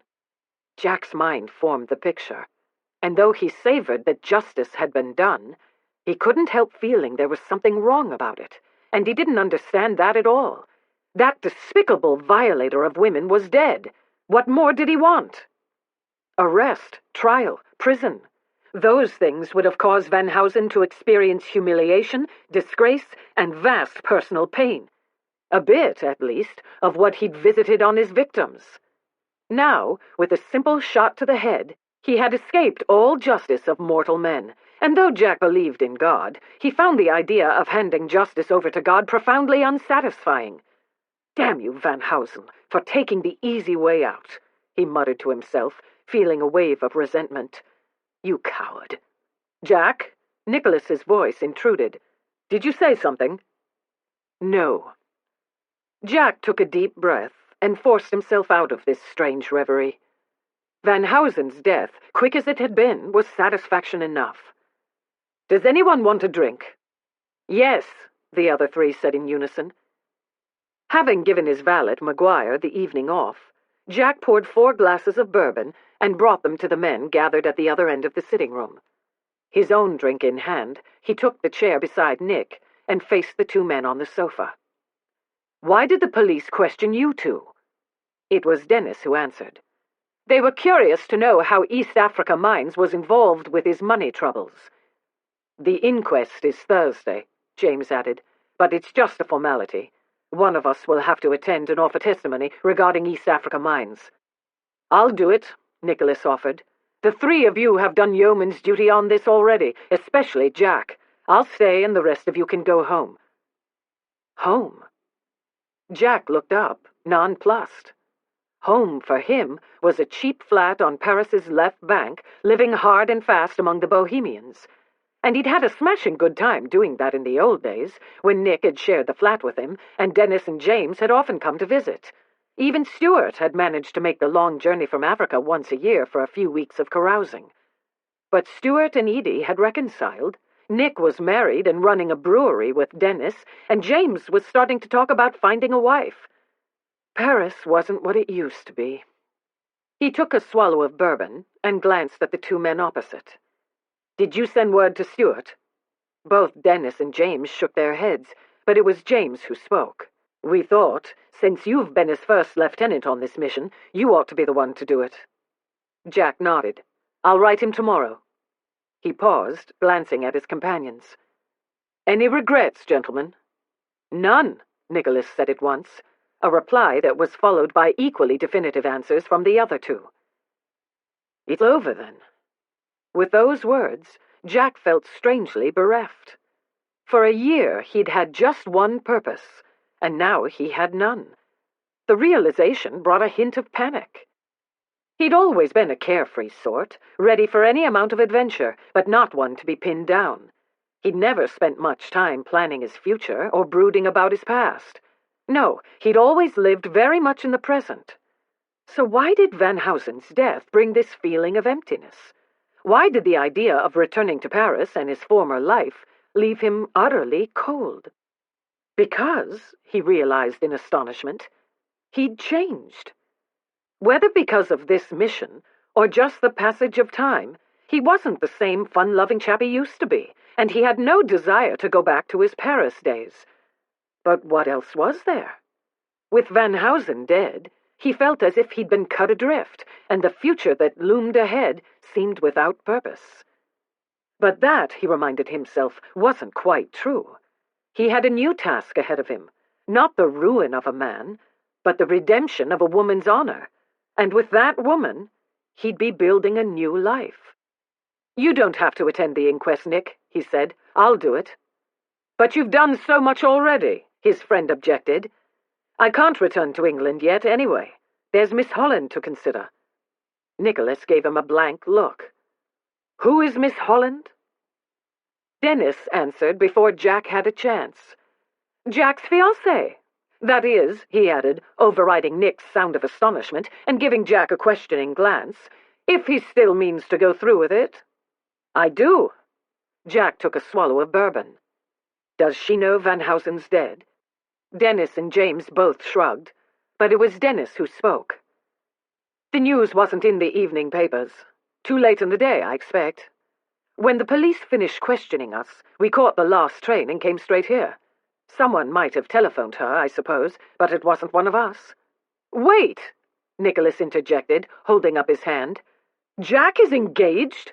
Our Jack?" He glanced around. "This has to be a joke." "If so, the joke's on Jack," Dennis told him. "Miss Holland isn't his fiancée, not yet, But she is a beautiful woman of excellent taste who refused his proposal and called him a toad. At Nick's chortle of laughter, Jack felt impelled to set the matter straight. That's not what she said. What she said was that she'd rather marry a toad. James grinned. Either way, her emphatic refusal and her opinion of you will make winning her over quite a challenge. There's nothing I like better, he replied, displaying an air of bravado he didn't feel in the least.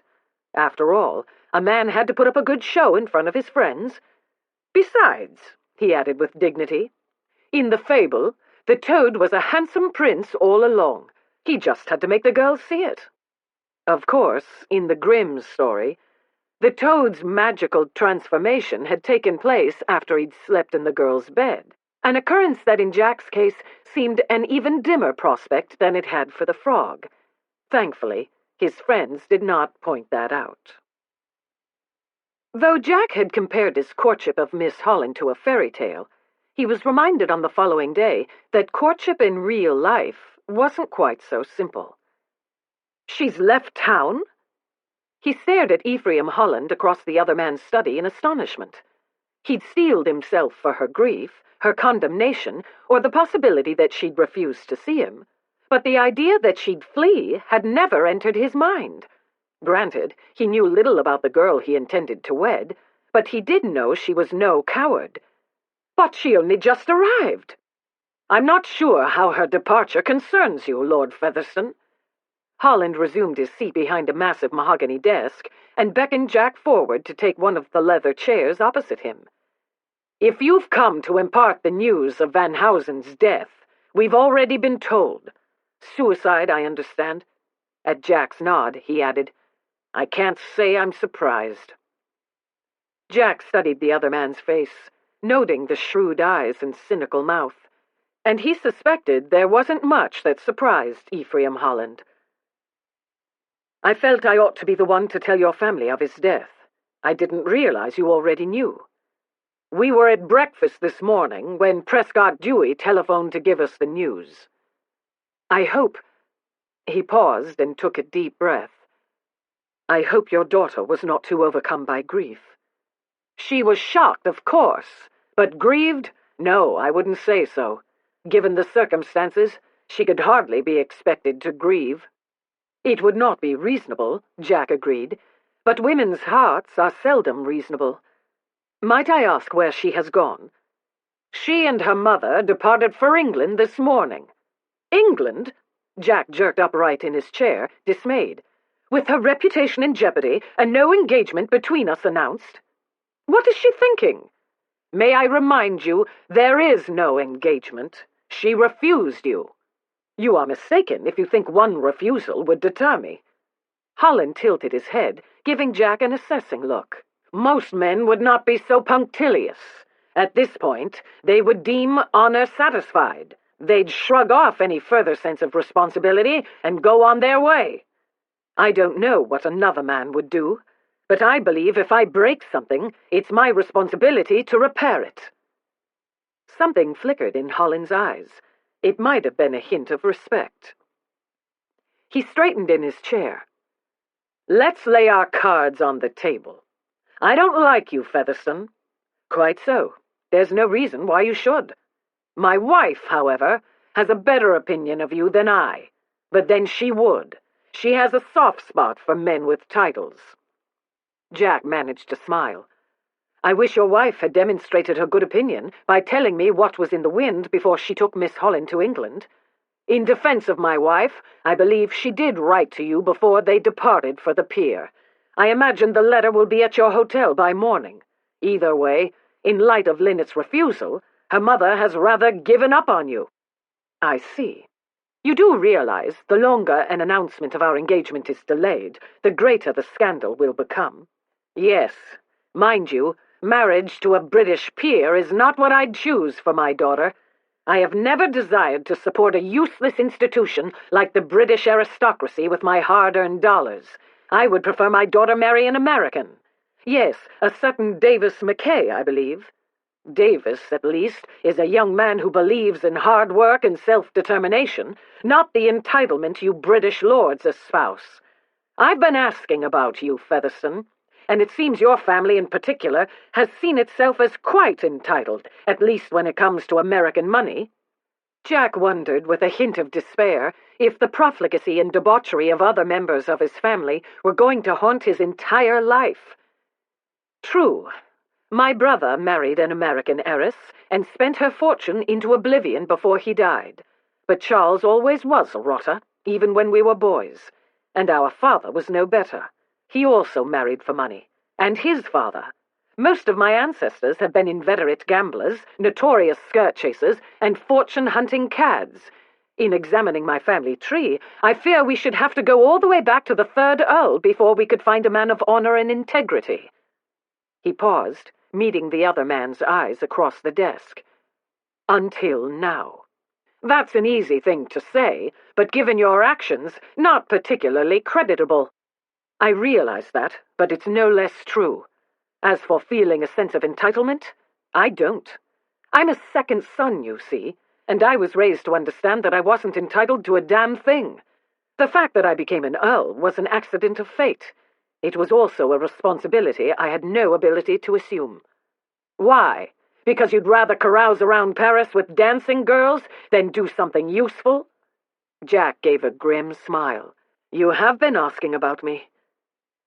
"A title is only useful, sir, if a peer has the ability to run his estates and provide employment for the people of his village.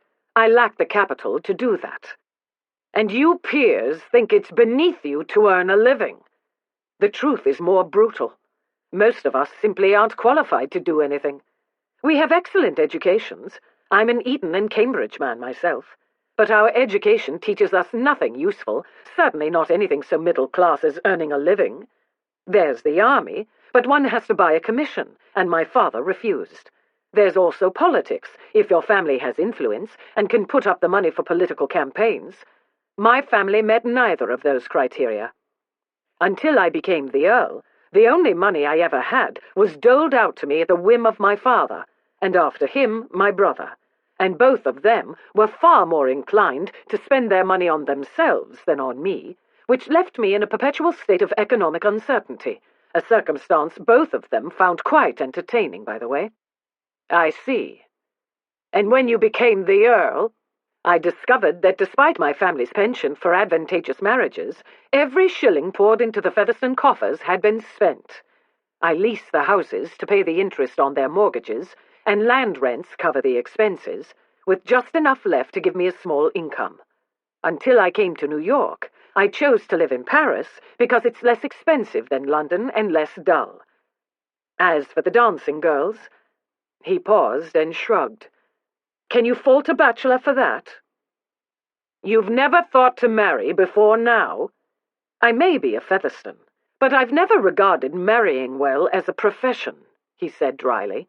"And once a peer marries, he assumes a position in society that isn't required of him as a bachelor. It's hard to maintain that position and support a wife and children on 70 quid a month. Yet you had enough capital to invest with Van Housen. I borrowed it from a friend. Investments are one of the few possibilities for a man in my position, which is why I came to New York. But now I've lost even that capital. And yet, you could have allowed Linnet to become engaged to Van Housen, and you would have at least gotten back your seed money. But you didn't do that." When Jack didn't reply, Holland gave a sigh and sat back in his chair. "It's clear you're of no mind to explain your motives there, so I'll come to the point." Jack didn't know whether to be relieved or not. "An alliance for my daughter with any man of our circle is off the table now. I offered to find an American husband for her outside our set, but she refused my help." He raised his hands and let them fall, the gesture of a man who, despite vast wealth, success, intelligence, and strong will, found his daughter ungovernable. "After going at it hammer and tongs, I agreed to cooperate with her plans. She intends to accede to her mother's ambitions at last and find a British peer to marry." Jack had enough masculine pride to feel annoyed. "She already has one British peer waiting in the wings. How many does she need?" Holland picked up a pen on his desk and began toying with it in his fingers, giving him a wry look. "I believe her main criterion is that the man in question be any peer but you. And you accept that? What choice do I have? Would it be better to refuse the dowry and let her be ruined? Or should I lock her in the attic? I couldn't talk her out of this, and it would be a waste of breath trying to convince her mother to do so. Thankfully, Linnet has plenty of sense. She knows she'll need an ironclad marriage settlement and a man of decent character, so she intends to put herself in the hands of Lady Troubridge." "My sister-in-law?" Jack stared at the other man in dismay. "Your daughter intends to hire her to be her matchmaker?" "Why shouldn't she? Lady Troubridge, I'm told, is the most famous marriage broker in England. The woman has made quite a name for herself arranging these transatlantic marriages. Belinda doesn't arrange marriages of convenience. Since you are responsible for the situation, Linnet hopes Lady Troubridge will make an exception to that rule." Jack rubbed a hand over his forehead. He'd have to cable Belinda at once and give her an inkling of what was in the wind before the girl arrived. He'd also have to persuade his sister-in-law to take his side, and given what a dismal husband his late brother had been, that could be tricky. Holland interrupted these contemplations by tossing his pen onto his desk. "Linnet thinks you did this for money. You might persuade her to accept you if you refuse a personal settlement. And what would I do for an income? Be as dependent upon my wife as I was upon my brother?" He shook his head. "No, I don't like accepting a dowry, but in making my estates into homes for Linnet and our children, I'll lose my income from leasing the houses, and as small as it is, I must have an income of my own. If you intend to marry into a wealthy American family, Lord Featherstone, you need to think bigger." He frowned. "I'm not sure what you mean." "I mean, I'll stake you a sum of your own outside the formal marriage settlement." Holland leaned forward, clasping his hands on the desktop. "Say, $500,000. Jack stared at him, dumbfounded. "Why would you do that?" "I'm a realistic man, and I know how to face facts, however repugnant they may be. Whatever your motives, Linnet has to marry because of you. It looks as if that man is going to be a Brit, you or some other. Given that you're the one who ruined her, marrying you is less likely to leave a permanent stain on her reputation. And you did protect her, albeit in an unsavory way, from Van Housen's schemes. Yes, I'm quite a hero." Jack gave the other man a sardonic look.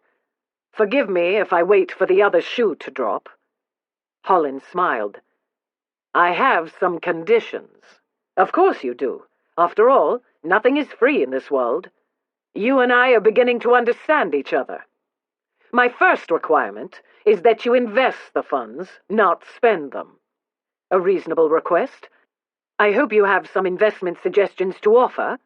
"I do. I'm told you know the Duke of Margrave?"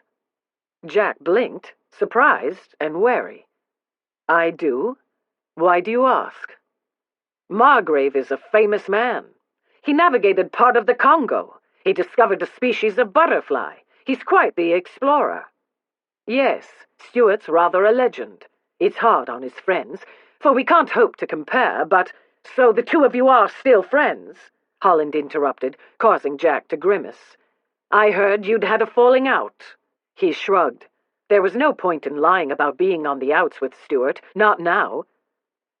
"We've reconciled." "How convenient." Holland smiled. Prior to her marriage, his Duchess was Edie Jewel. If memory serves, after her liaison with Van Housen became known, he refused to marry her, and that ruined her reputation. I begin to think your actions involving Van Housen have something to do with Margrave's wife." He gave the other man a non-committal smile. "I cannot say. But what I can tell you is that I don't like being cheated out of what little money I have. Why this interest in Stuart?" "He knows Africa. Miss Jewel's marriage portion was enormous, and from what I understand, Margrave invested it quite wisely. Diamond mines, gold mines, coffee, railways, shale, and I'm told he's become even wealthier as a result. Africa's brimming with opportunities like that. I've wanted to invest funds there for quite some time, but I've never had the connections." Jack began to see. "So you want to buy mine?" "Yes. I propose that you, Margrave, and I form an investment group, much as you did with Van Housen, and that you use the sum I stake you as your share of the investment." Jack felt a jolt of excitement at those words, but he quashed it. "Are you sure you want to do this? My venture with Van Housen didn't go so well." "By design, unless I miss my guess." Holland's shrewd eyes met his across the desk. "Given all his successful investments, it's amazing Margrave wasn't able to steer you and Van Housen toward mines that actually had gold in them." "Yes," Jack agreed, working to keep his features blandly neutral. "Quite amazing. Still, I'm willing to take the chance our investment group would prove more profitable than Van Housen's." Jack's lips twitched a bit at that. "It could," he conceded. "In doing this, we would share out thirds, I assume. If so, Stuart should have the 34%, and you and I 33%. Since he possesses the information we'd need, he should have the controlling interest." "I'm amenable to that. So, you like my proposal?" "Like it?" Jack laughed a little, feeling dazed. But as he began to consider what such a venture could mean, shock began giving way to hope. This could be a chance. The first chance he'd ever had to truly make something of his life. "You've just offered me the opportunity to change the Featherstone family history. How could I not like it?"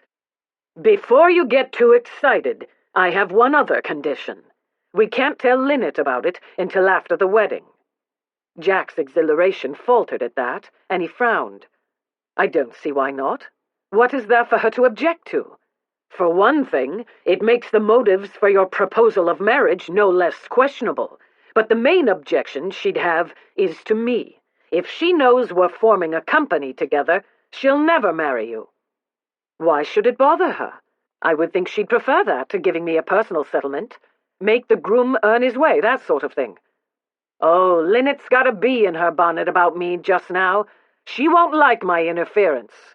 It'll be hard enough convincing her to wed you after what you've done. And if you tell her about our deal, it'll be impossible. She'll view it that we're aligning together against her." He raked a hand through his hair. "So, you want me to lie?" "It's not a lie," Holland corrected him at once. "We'll form the company after the wedding, and I'll put the money in trust until then. We'll do the usual settlements you Brits seem to need, funds for your estates, a trust for the children, that sort of thing. All you have to do is make the grand gesture and refuse a personal settlement."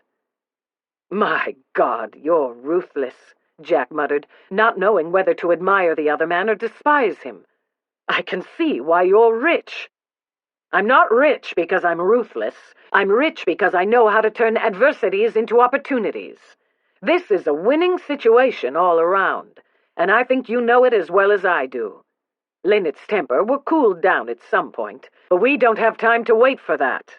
If she marries you, you can tell her all about it after the honeymoon. What do you say?" Jack didn't answer at once. Holland might be able to form a palatable rationale in his own mind for moving his daughter around like a chess piece, but when it came to deceiving a girl, Jack was not quite so sanguine. On the other hand, there was more at stake here than Linnet's pride.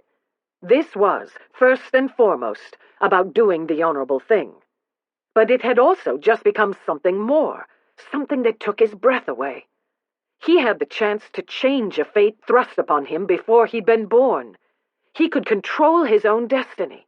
He could make a future for himself and for the future generations of his family. How could he turn that down? He couldn't. Holland knew it, too.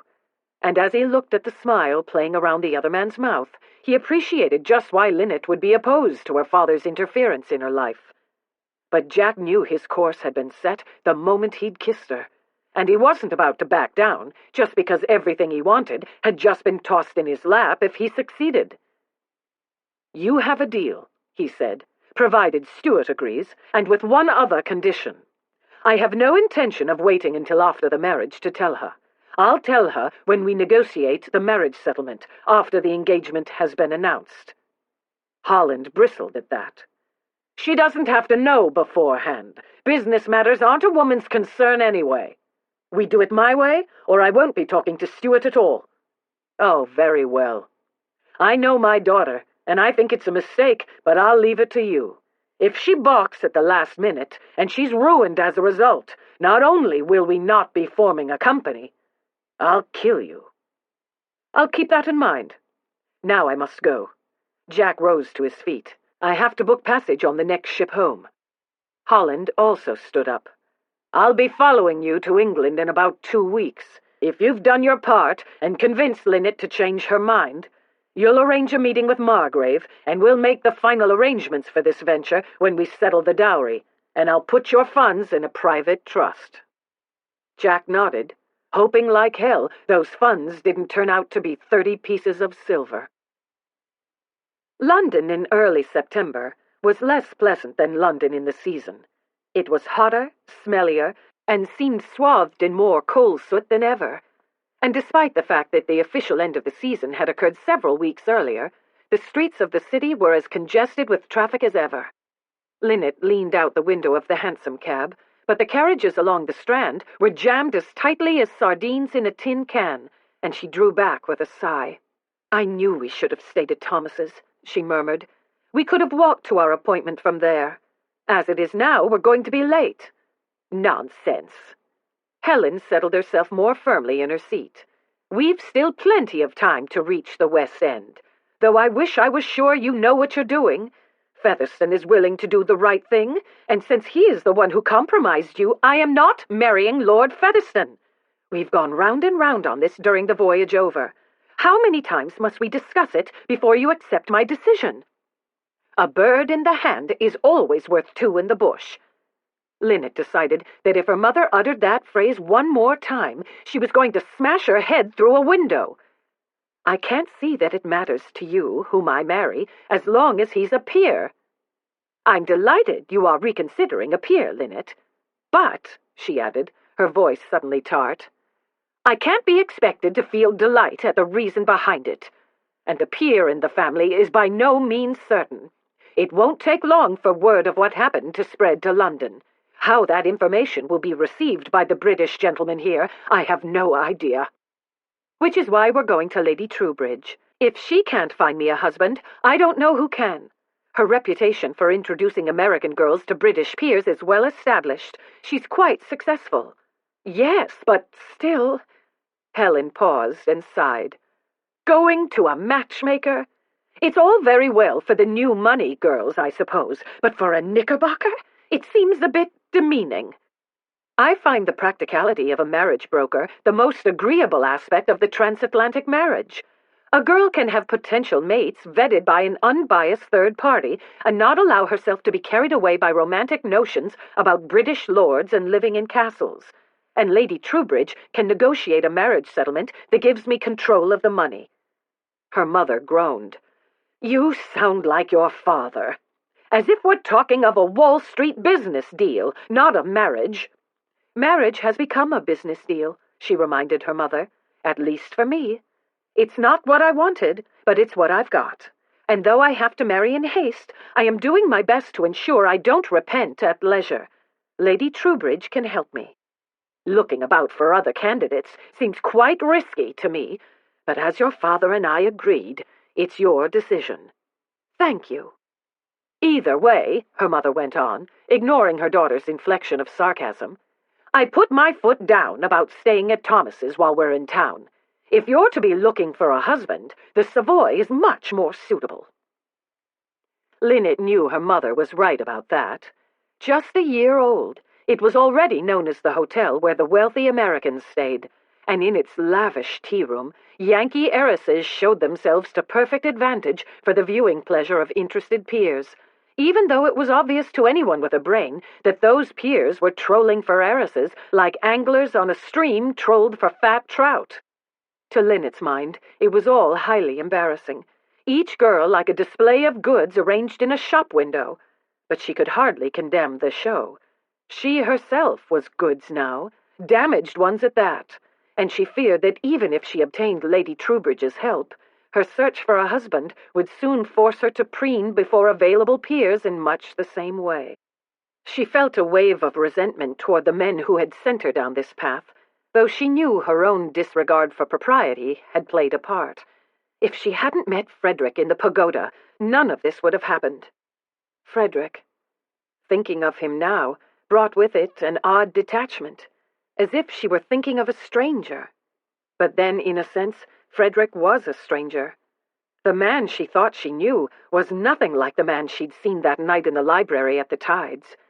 The latter, she knew now, was the real Frederick. The rapidity of his transformation from charming to malevolent had been nothing less than stunning. She'd pondered it through many a sleepless night on the voyage here, and during the 5 days they'd been in London, and she still couldn't quite believe she'd been so blind to his true character. Suicide, Prescott Dewey had said, and though Linnet had been shocked and saddened by the news, she was well aware she'd had a lucky escape. And though she was prepared to acknowledge Featherstone had been the reason for that escape, she had little desire to thank him for the favor, much less marry him in Frederick's stead. The carriage jerked to a halt, and Linnet again glanced out the window to discover they had arrived at their destination. 16 Berkeley Street was a narrow 3-story residence of whitewashed brick, with black iron railings, window boxes of geraniums, and a red front door. When Linnet pressed the electric bell, they waited only a few moments before the door was opened by a very proper butler, who, upon learning their names, led them up a flight of stairs and along a hallway to a pretty drawing-room of pale green brocade and flowered chintz. After announcing them, the butler stepped aside to reveal a slender, dark-haired woman in blue silk, and as she came forward to greet them, Linnet couldn't help being surprised. Lady Troubridge did not look at all like a matchmaker, at least not the sort of matchmaker Linnet had envisioned as she'd composed her letter a few days ago asking for an appointment. For one thing, the woman looked quite young, not at all matronly. She had a pretty heart-shaped face and a slim figure that made her seem more like 19 than just under 30. "Mrs. Holland, Miss Holland," she was saying, "how delightful to meet you both. And I'm sorry we didn't have the opportunity to meet when you were in town before. I had only recently given birth to my son, and I preferred to spend most of my time with him in the country." A pair of sky-blue eyes glanced over her, and though Lady Troubridge's smile remained warm and amiable, Linnet felt a hint of nervousness, perhaps because the stakes of this meeting were so high, or perhaps because of the shrewdness of that glance, but either way, Linnet knew she was being carefully assessed. "Lady Troubridge," she said, giving the appropriate curtsy, "thank you for agreeing to come up from the country to meet with us. I hope my request has not caused you any inconvenience." "Not at all. I often jaunt up to town. Kent is only 2 hours by train." She laughed. "That statement betrays my nationality, I fear. To Americans like us, a 2-hour train trip is nothing, but no Englishwoman would deem it a jaunt." At the other woman's laugh, Linnet's nervousness eased somewhat. "Still, we would have come to you in Kent." "No, no! As I said, I often come to town, especially when my husband is away. He's in America, as a matter of fact." She glanced past them to the doorway. "You may go, Jervis." "Very good, my lady." The butler bowed and left the drawing-room, and Lady Troubridge returned her attention to her guests. "Please, do sit down," she said, and indicated the green settee where she'd been sitting upon their arrival. When they had taken seats there, she moved to the chintz chair opposite. "Your letter intrigued me, Miss Holland, I must say." To Linnet's recollection, it had been a mere request for an appointment. "I can't imagine what was so intriguing about it. For one thing, you wrote to me yourself. A girl doesn't often take these matters into her own hands. She usually leaves such arrangements in the hands of her mother." "Had it been up to me, we would be in New York planning the wedding," Helen said, but waved a hand at once before Linnet could say anything. "My daughter has other ideas." Lady Troubridge glanced from Linnet to her mother and back again. "Do tell me how I can be of assistance to you." Linnet took a deep breath, steeling herself to pour out the whole sordid story. "I'm in terrible trouble, Lady Troubridge, and I believe you are the only person who can help me." "I see." She paused, tilting her dark head to one side and subjecting Linnet once again to that perceptive study. When her gaze lowered and paused at her lap, Linnet realized what implication her own words had carried.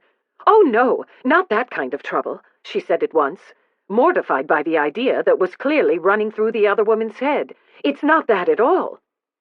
"I'm relieved to hear it, my dear. That would have made everything so much more difficult."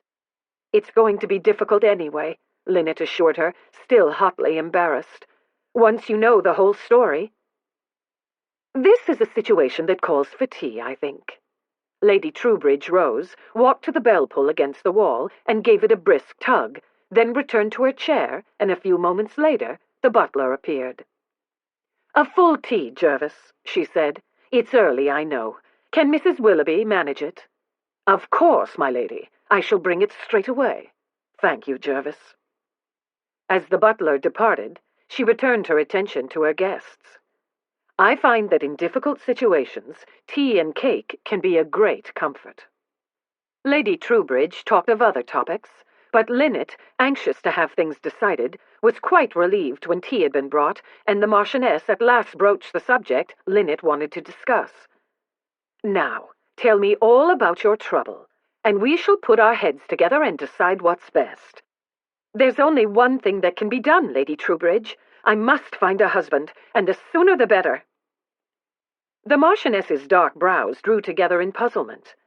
"From what I heard of your season here, you did not seem all that eager to marry a British peer. You had multiple offers, I understand, but you accepted none. And while that fact is another reason your recent letter intrigued me, I must understand what has changed your mind. If you are not in a family way—" "Lady Troubridge," Helen interrupted, "is it necessary to discuss such indelicacies? Can we not accept that my daughter has had a change of heart and leave it at that?" "I'm afraid it's not that simple," the Marchioness said, and beneath the apologetic tone there was a determination that could not be ignored. "When I take a girl on, I require all the facts of her situation. I cannot be of assistance to her otherwise." There was no point in prevaricating, and Linnet could not allow her mother to antagonize the other woman. "My reputation has been compromised," she said before Helen could reply. "And the man won't do right by you?" Lady Troubridge seemed surprised, though Linnet couldn't see why she should be. Surely a matchmaker must be accustomed to situations of this kind. "He offered," she said, "but I refused to reward his shameful behavior with my hand in marriage." "I see. And you have come to me because—" "I am now forced to marry, but time dictates a marriage of material considerations. I am hoping you can help me with that." "I do not assist with marriages of that sort." There was distaste in her tone, and Linnet felt a pang of fear that she might have come all this way for nothing. "I hope that in my case you can overcome your scruples," she said, her voice shaking a little. "Because if you don't find me a husband, I will have no choice but to marry your brother-in-law."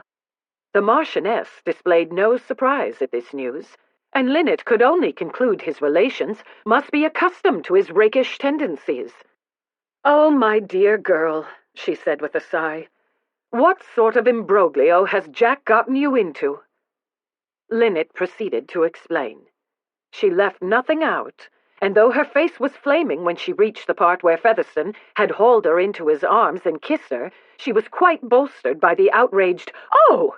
Lady Troubridge uttered on her behalf at that point in her narrative. When she finished, she waited, hoping her story had altered the matchmaker's stance on assisting with material marriages. "This is quite shocking," Lady Troubridge said after a moment. "I knew something serious was in the wind when I received Jack's cable, but I had no idea it was as bad as this." "He cabled you?" Linnet was dismayed. "What did he say?" "A cable allows very little detail, of course, but he said you had been compromised, it was his fault, you were coming to see me, and I shouldn't marry you off before he explained." "Explained?" Linnet echoed with indignation. "What is there to explain? He did what he did for money, of course." Again, the Marchioness frowned as if puzzled. "You think he compromised you on purpose?" "He denied it, of course, but he also admitted he can't support a wife unless he has a dowry, so what other explanation can there be? He doesn't know me at all. We'd never even been introduced. I cannot believe one gaze across a ballroom floor caused a man to be so swept away that he would do such a thing." "He wouldn't be the first man to be so captivated," her mother pointed out. "Your father declared his love for me 2 hours after we met. Mother, Lord Featherstone's actions were not motivated by love, I assure you." Lady Troubridge smiled. "Those of us who know Jack are never sure what he's going to take it into his head to do. But compromising a girl, whether for romantic feeling or money, does not sound at all like him. By your account, this Van Housen was quite a villain. Could Jack have been motivated by chivalry?" "He tried to justify his action that way," Linnet said, "but he admitted chivalry wasn't his reason for doing it." "But, my dear girl, what explanation did he offer you?" "He didn't. When I demanded to know his true motives, he said, 'I cannot say.' He insisted it was a matter of honor. I ask you, how can honor be the reason for ruining a woman's reputation? The two concepts are completely contradictory." "I agree. And even if you were to take him at his word, I see why you refused him. No woman wants a man forced on her by circumstance. And to not even offer you an apology afterward, it's appalling, my dear, and I shall do all I can to help you." At those words, Linnet was overcome by a wave of relief and gratitude. Since Featherstone was her brother-in-law, Lady Troubridge could have sided with him in this, leaving Linnet no choice but to fend for herself. "Thank you," she choked. "Still, your options now are limited." Lady Troubridge's expression was grave. "There's no question you must marry, and I might be able to steer a few worthy gentlemen your way, but the rumors of what happened in Newport will come here. Many gentlemen will hesitate to consider you as a wife." "I know, which is why I have rather a different idea in mind." Linnet swallowed hard and tried to smile. "As you know, there were several gentlemen who wished to marry me when I was here before. I refused them, for I did not want to marry a peer and live in England. But now—" She paused, her pride stinging at the idea of going back to men she had already refused. But Lady Troubridge was right. Her options were limited, and she forced herself to go on. "I know I'm considered damaged goods now, but I'd prefer not to marry a stranger, and if their feelings for me were genuine before, perhaps they would still consider me, even with the scandal attached to my name." "You wish me to facilitate a rapprochement with these men?" When Linnet nodded, she went on, "I can try, but I must point out that Jack is your safest option. Honor dictates he do right by you, and it's clear he's willing. If he obtained a special license, you could be married at once, possibly before the scandal arrived here. Lady Troubridge, forgive me, but I cannot imagine marrying Lord Featherstone. I find him to be one of the rudest, most high-handed, arrogant—" "Lord Featherstone," Jervis interrupted from the doorway, his deep voice announcing the Earl's name like a gong of doom. Linnet's gaze flew to the door, and at the sight of the scoundrel who strode into the room, she gave a groan of exasperation.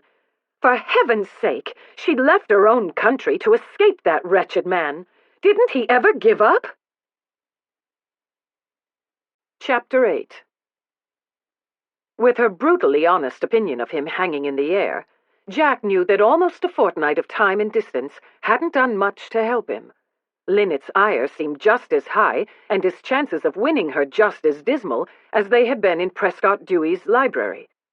Still, as he watched her rise from the settee with her mother, he noted her flushed cheeks, and given her stinging condemnation, he couldn't help taking a little satisfaction that he'd caught her out in the midst of it.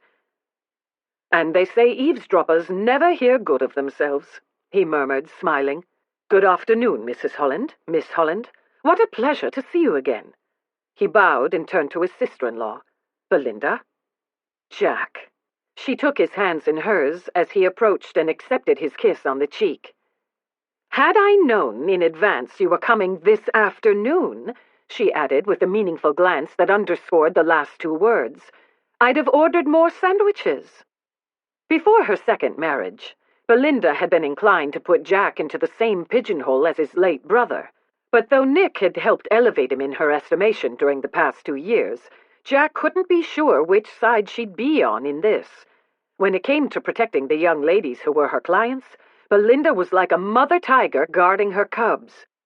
In addition, his sister-in-law was a stickler for the proprieties, and he'd feared that would work against him. So overhearing her remind Miss Holland of the sensibility of accepting him was quite a relief. In Belinda's eyes, at least, he wasn't damned beyond all redemption. "Sorry I didn't leave a card this morning in the approved fashion," he told her, "but I've just arrived. I'm staying at my club, and you're a mere 2 blocks away. It seemed an opportune time to call." He gave her a wink. "Although, given what I've just been hearing about myself, perhaps not." She gave him a wry look as she reached for the teapot. "Miss Holland," she said, as she poured tea for him, "has been telling me the latest gossip from America. You've been shocking the Knickerbocker set all out of countenance, from what I hear." "Ah, so she's put you au courant of our situation, then?" The girl spoke before his sister-in-law could answer. "I've told her everything, every appalling detail." "Splendid," he said, adopting a manner of deliberate good humor. "I'm prepared to do the honorable thing, of course," he assured his sister-in-law, as he accepted his tea. "But she has refused me. Given the circumstances, I'm not sure why." "Because I'm sane," Miss Holland muttered. "But there it is," he resumed, ignoring the interruption. "I, however, am not giving up based upon one rejection." "And what a rejection it was," Belinda replied. "Miss Holland, it seems, would prefer to marry a toad." Linnet made a choked sound of smothered laughter, but Jack ignored it and moved to stand by the fireplace with his tea. "Yes, well," he replied to Belinda as he cast a meaningful glance at Linnet, "she doesn't yet know what a prince I am." Miss Holland's amusement vanished. "This is my life we're discussing," she reminded him, "not some fairy tale. And besides—" She paused, gave him a disdainful up-and-down glance, and looked away. "I see no princes here." It was a dismissal meant to flick him on the raw. It worked, too, by God, but he didn't show it. "Quite right of you to correct me, Miss Holland. I'm not a prince, merely an earl. And no, ours is not a children's fairy story by any means." "I agree." She didn't look at him, but instead plucked at a speck of lint on her skirt. Not a happy ending in sight. So this was how she wanted to play it, trading barbs? Very well. He was game. "No fairy stories for us, Linnet. I fear we're engaged in a different sort of tale altogether." He paused as if to consider. "Something out of Shakespeare, perhaps?" She smiled at him. "The idea of marrying you does seem rather like Shakespearean tragedy. Or comedy."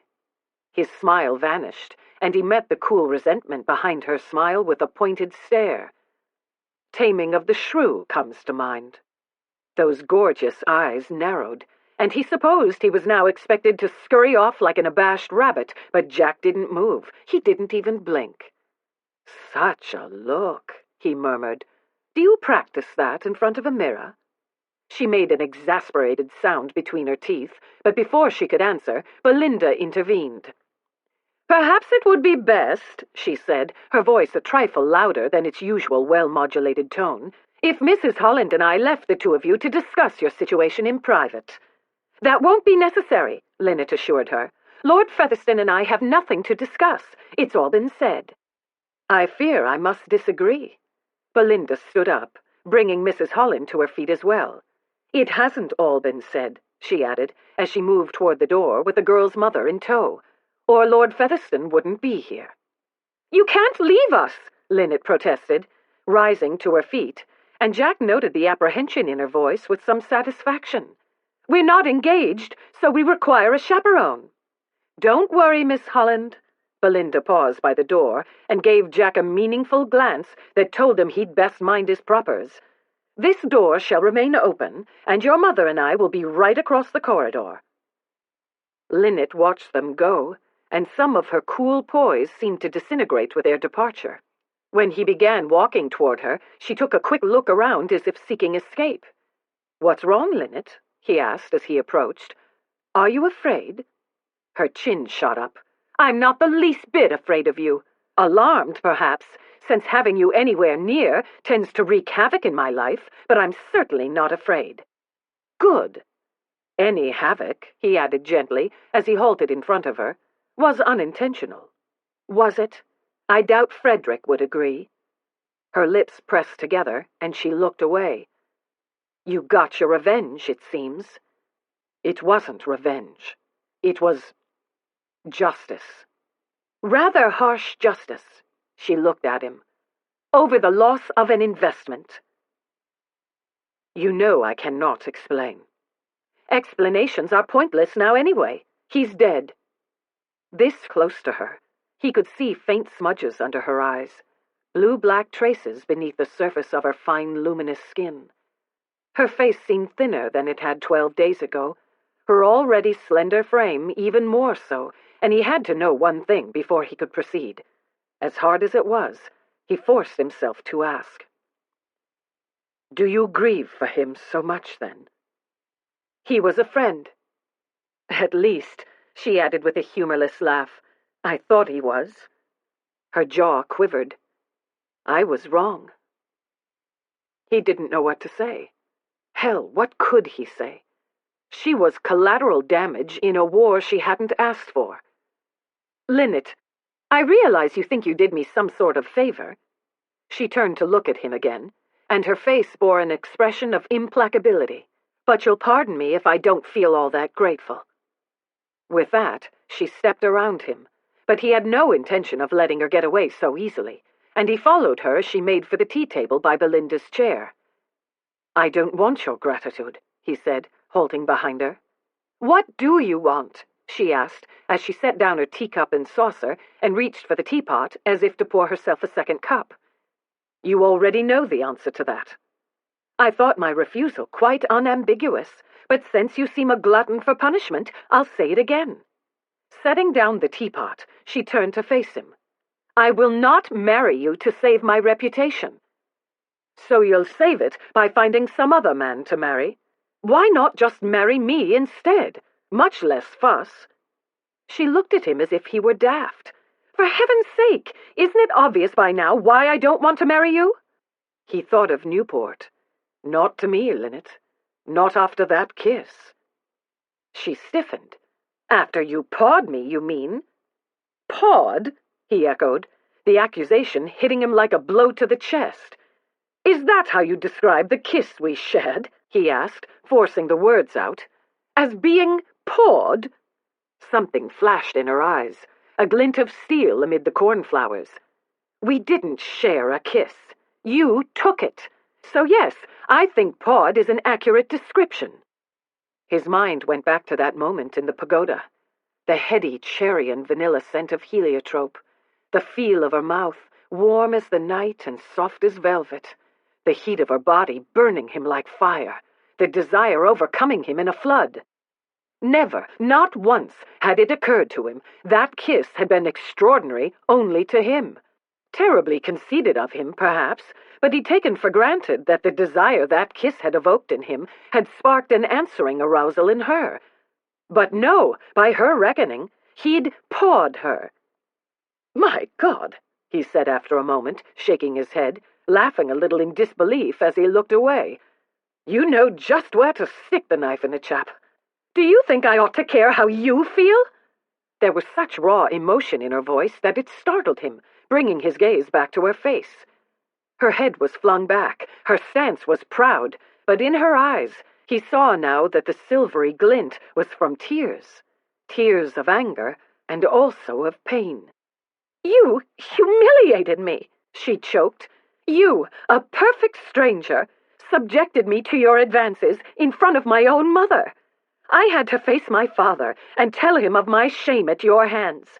You made me the subject of sordid gossip and ridicule among my friends who, if I don't marry, will be obliged to shun me or face the censure of their own families. You say you had reasons for what you did, but beyond Frederick's lack of character and vague talk of justice, you can't tell me what those reasons are. What regard should I have for your feelings, since you had no regard for mine?" He stared at her with no reply to offer. He'd done all the things of which she accused him, and he could never tell her the true reasons why. And though he was now trying to make things right, he was appreciating in spades that wasn't as simple as marrying the girl he'd compromised. He rubbed a hand over his face and forced himself to say something. "You've put me in my place, Linnet, I must say." She bit her lip. "I'm sorry to be cruel, but perhaps now you see why I cannot marry you, and you'll go away. I never intended to cause you humiliation or shame. If you believe nothing else, believe that. Even if I did believe it, does it matter? Do you regret what you did? If you could do it all again, would you stay your hand?" It might soften her toward him if he said yes. No. She lifted her hands in exasperation and let them fall. "And you still think I could ever marry you? Why would I? Because I'm not going anywhere until you do? Because I'll move heaven and earth to change your mind?" She didn't seem impressed. "You're wasting your time. I'll just keep rejecting you. I'm a fool, I dare say, but I want you enough to endure the sting of multiple rejections. I can't think why you want me at all."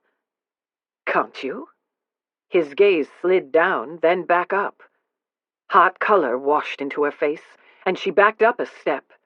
When he came forward, once again closing the distance, she bristled, lifting her chin. "All right, then," she said. "If you want me so much, I'm sure you'd be willing to prove it." "In what way?" "Sign a marriage settlement ceding all control of the dowry to me." This was the moment to make the grand gesture, declare he wanted her, not her money, and show he was above mere fortune-hunting, just as he and Holland had discussed. And yet, as he looked into her face, as he noted the challenge in her eyes and the little smile around her mouth, a smile that reminded him forcibly of her parent at this moment, he knew she was attempting to push him into a no-win situation. If he refused, she'd keep hammering at him as a fortune hunter and use that as her excuse to keep refusing him. But if he agreed to her terms, the noble gesture wasn't going to gain him a thing.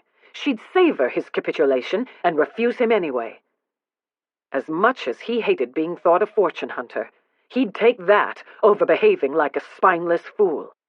That's not going to be acceptable, I'm afraid. Too bad, then. I guess you're out of the running. I doubt it, since I'm sure these terms won't be acceptable to any other peer who might be considering you, and given that you've been compromised by you, your negotiating position's not very strong, and every marriage settlement has certain requirements, which your family no doubt knows by heart. Oh, yes, he agreed with cheer. Featherstone men are very proficient at this game, so allow me to sum up what's involved. Paying off the mortgages of a peer's estates, if there are any, providing an annual sum for their maintenance, and putting an amount in trust for each of the children. It's also customary, he added before she could respond, to specify an annual income for the husband's personal use. And as long as the amount is stipulated in the marriage settlement, I'm sure your father and I can agree on an acceptable amount. She shook her head. No, I meant what I said. Your income would be ceded to me, to give to you at my discretion. Or withhold at your whim. Do you think any peer would agree to that? They don't have to. She smiled. Just you. Ah, so I'm being singled out for this honor. I won't reward your despicable actions with a definite income. If I marry you, which is about as likely as pigs flying, by the way, you'll get whatever income I decide to give you. I see. So if you deign to marry me, I'll have to beg, will I? He shook his head, smiling. Not bloody likely. If she felt any disappointment that he'd taken away her chance to bring him to heel, she didn't show it. Good, because even seeing you beg wouldn't be enough to change my mind about marrying you. And now that you've also demonstrated that your assurances about not being a fortune hunter are false, I hope we can end this conversation. She moved to step around him, but he blocked her. using his superior size to keep her wedged within the little triangle formed by the tea table, Belinda's chair, and him. If I agreed to a provision like that, I wouldn't be a man. I'd be a worm, and a worm could never win the heart of a woman like you. You are imperious, strong-willed, and, let's be frank, a bit spoiled. That's quite all right with me, he added, overriding her sound of outrage, for weak, helpless women have never appealed to me. In truth, I admire your strength. Whenever a man says that, it seems like a compliment, but it's not. It's an insult. He shrugged. In this case, it's neither. It's a fact. If you push me, Linnet, I'll push back. You dare me, I'll take it up. Tell me to beg, I'll laugh and tell you to go to the devil. Once again, she tried to go around him, and once again he prevented her. What I won't do, he went on, is have my wife doling out an income or withholding it to suit her book. That's not a marriage, that's servitude. It is not servitude for a husband to allow his wife control of her own money. Well, not to split hairs, he said with a look of mock apology, but it's not your money, is it? It's your father's money. By giving you absolute control of my income, you would control me, and I would never put myself in the position of allowing you that sort of power. If I did, you'd never respect me, and our marriage wouldn't have a prayer. That's absurd. Is it? He asked. You are your father's daughter. A man you could walk over is a man you could never respect, and any marriage worth its salt has to have respect. And you know that yourself, which is why you're not serious about this provision. You just wanted to watch me knuckle under. I'm not the one walking over anyone or trying to force anyone, she shot back. You are. You took me away from another man against my will and without my consent. I can't decide if you compromised me on purpose because you were after my fortune or because you wanted to score off Frederick for some kind of revenge. But either way, you never took a moment to consider my feelings on the matter, and you never gave a thought as to how your actions would affect me in my life. Yes, I took you from him, and yes, I did it on purpose. As to how it would affect you, what I thought was that he was an immoral bastard who was about to take despicable advantage of you. But I have to be honest and admit that chivalry wasn't my reason for doing it. But nor was I trying to get your money. Hell, I didn't even do it because I wanted you for myself. I didn't. The first time I looked at you, I knew I cut no ice with you.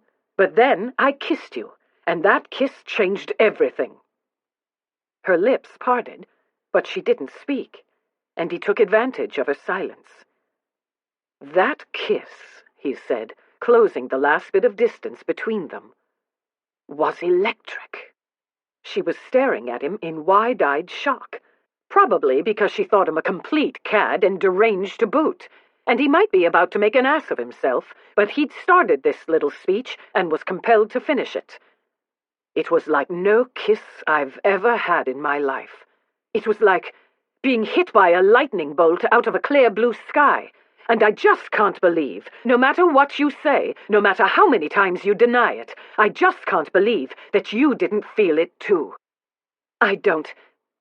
She paused, rosy color flooding her face. Her tongue darted out to lick her lips, and she looked away. I don't know what you're talking about. In that moment, any doubts Jack might have had about that kiss and his course were annihilated. She might be offended by the liberties he took and resent him like hell. She might deny it to him, and even deny it to herself. But despite all that, he knew she felt at least a glimmer of what he felt. Relief rose within him. Relief and jubilance and pure manly satisfaction. Liar, he said. You know just what I'm talking about. No, I don't. She jerked, skittish all of a sudden, and bumped into the table beside her, rattling the tea things. The sound seemed to steady her nerves, for she lifted her chin and scowled at him. You called me a shrew. He grinned. He couldn't help it, for this shift to a new accusation was a ploy of pure desperation. No, I likened our situation to the play, which, as this conversation illustrates, is proving to be an appropriate analogy. Now that you mention it, you do have some striking similarities to Petruchio, mainly in the area of uncivilized behavior. I assume you intend to employ the same tactics in your courtship that he used in his. Whatever works, Linnet Catherine." The pointed use of her middle name earned him that look again, the one that was supposed to send him scurrying away. "Shall you bully me into saying the sun is the moon?" she demanded, folding her arms. "Shall you behave like a cretin, throw me over your shoulder in the midst of dinner, and cart me off to your castle? As to the former, I find the idea of spending my life with a woman who agrees with everything I say to be the dullest prospect imaginable. As to the latter—" He paused, his gaze roaming over her face as he savored the delightful notion of hauling her off to Featherstone Gate and into the massive oak bedstead in the master chamber. "It's tempting, I admit. Once I've got you all to myself inside the castle walls, who knows what might happen? I could ravish you all I liked. You might even like it. We cretins do have a certain appeal." Her eyes narrowed to absolute slits. "Or just vivid imaginations." "Well, yes, that too." He smiled, his gaze lighting on her lips. "Would you like to know what I'm imagining right now?" He heard her breathing quicken. He saw the flush rise in her cheeks and sensed agitation in the way she shifted her weight from one foot to the other. "Knowing you, it's bound to be something vulgar." Amid the resentment of those words, he caught something else, a breathless nuance that gave him hope. He leaned down, bending his head close to hers as if to impart a secret. "I'm imagining," he whispered, "all the ways you might like to be kissed."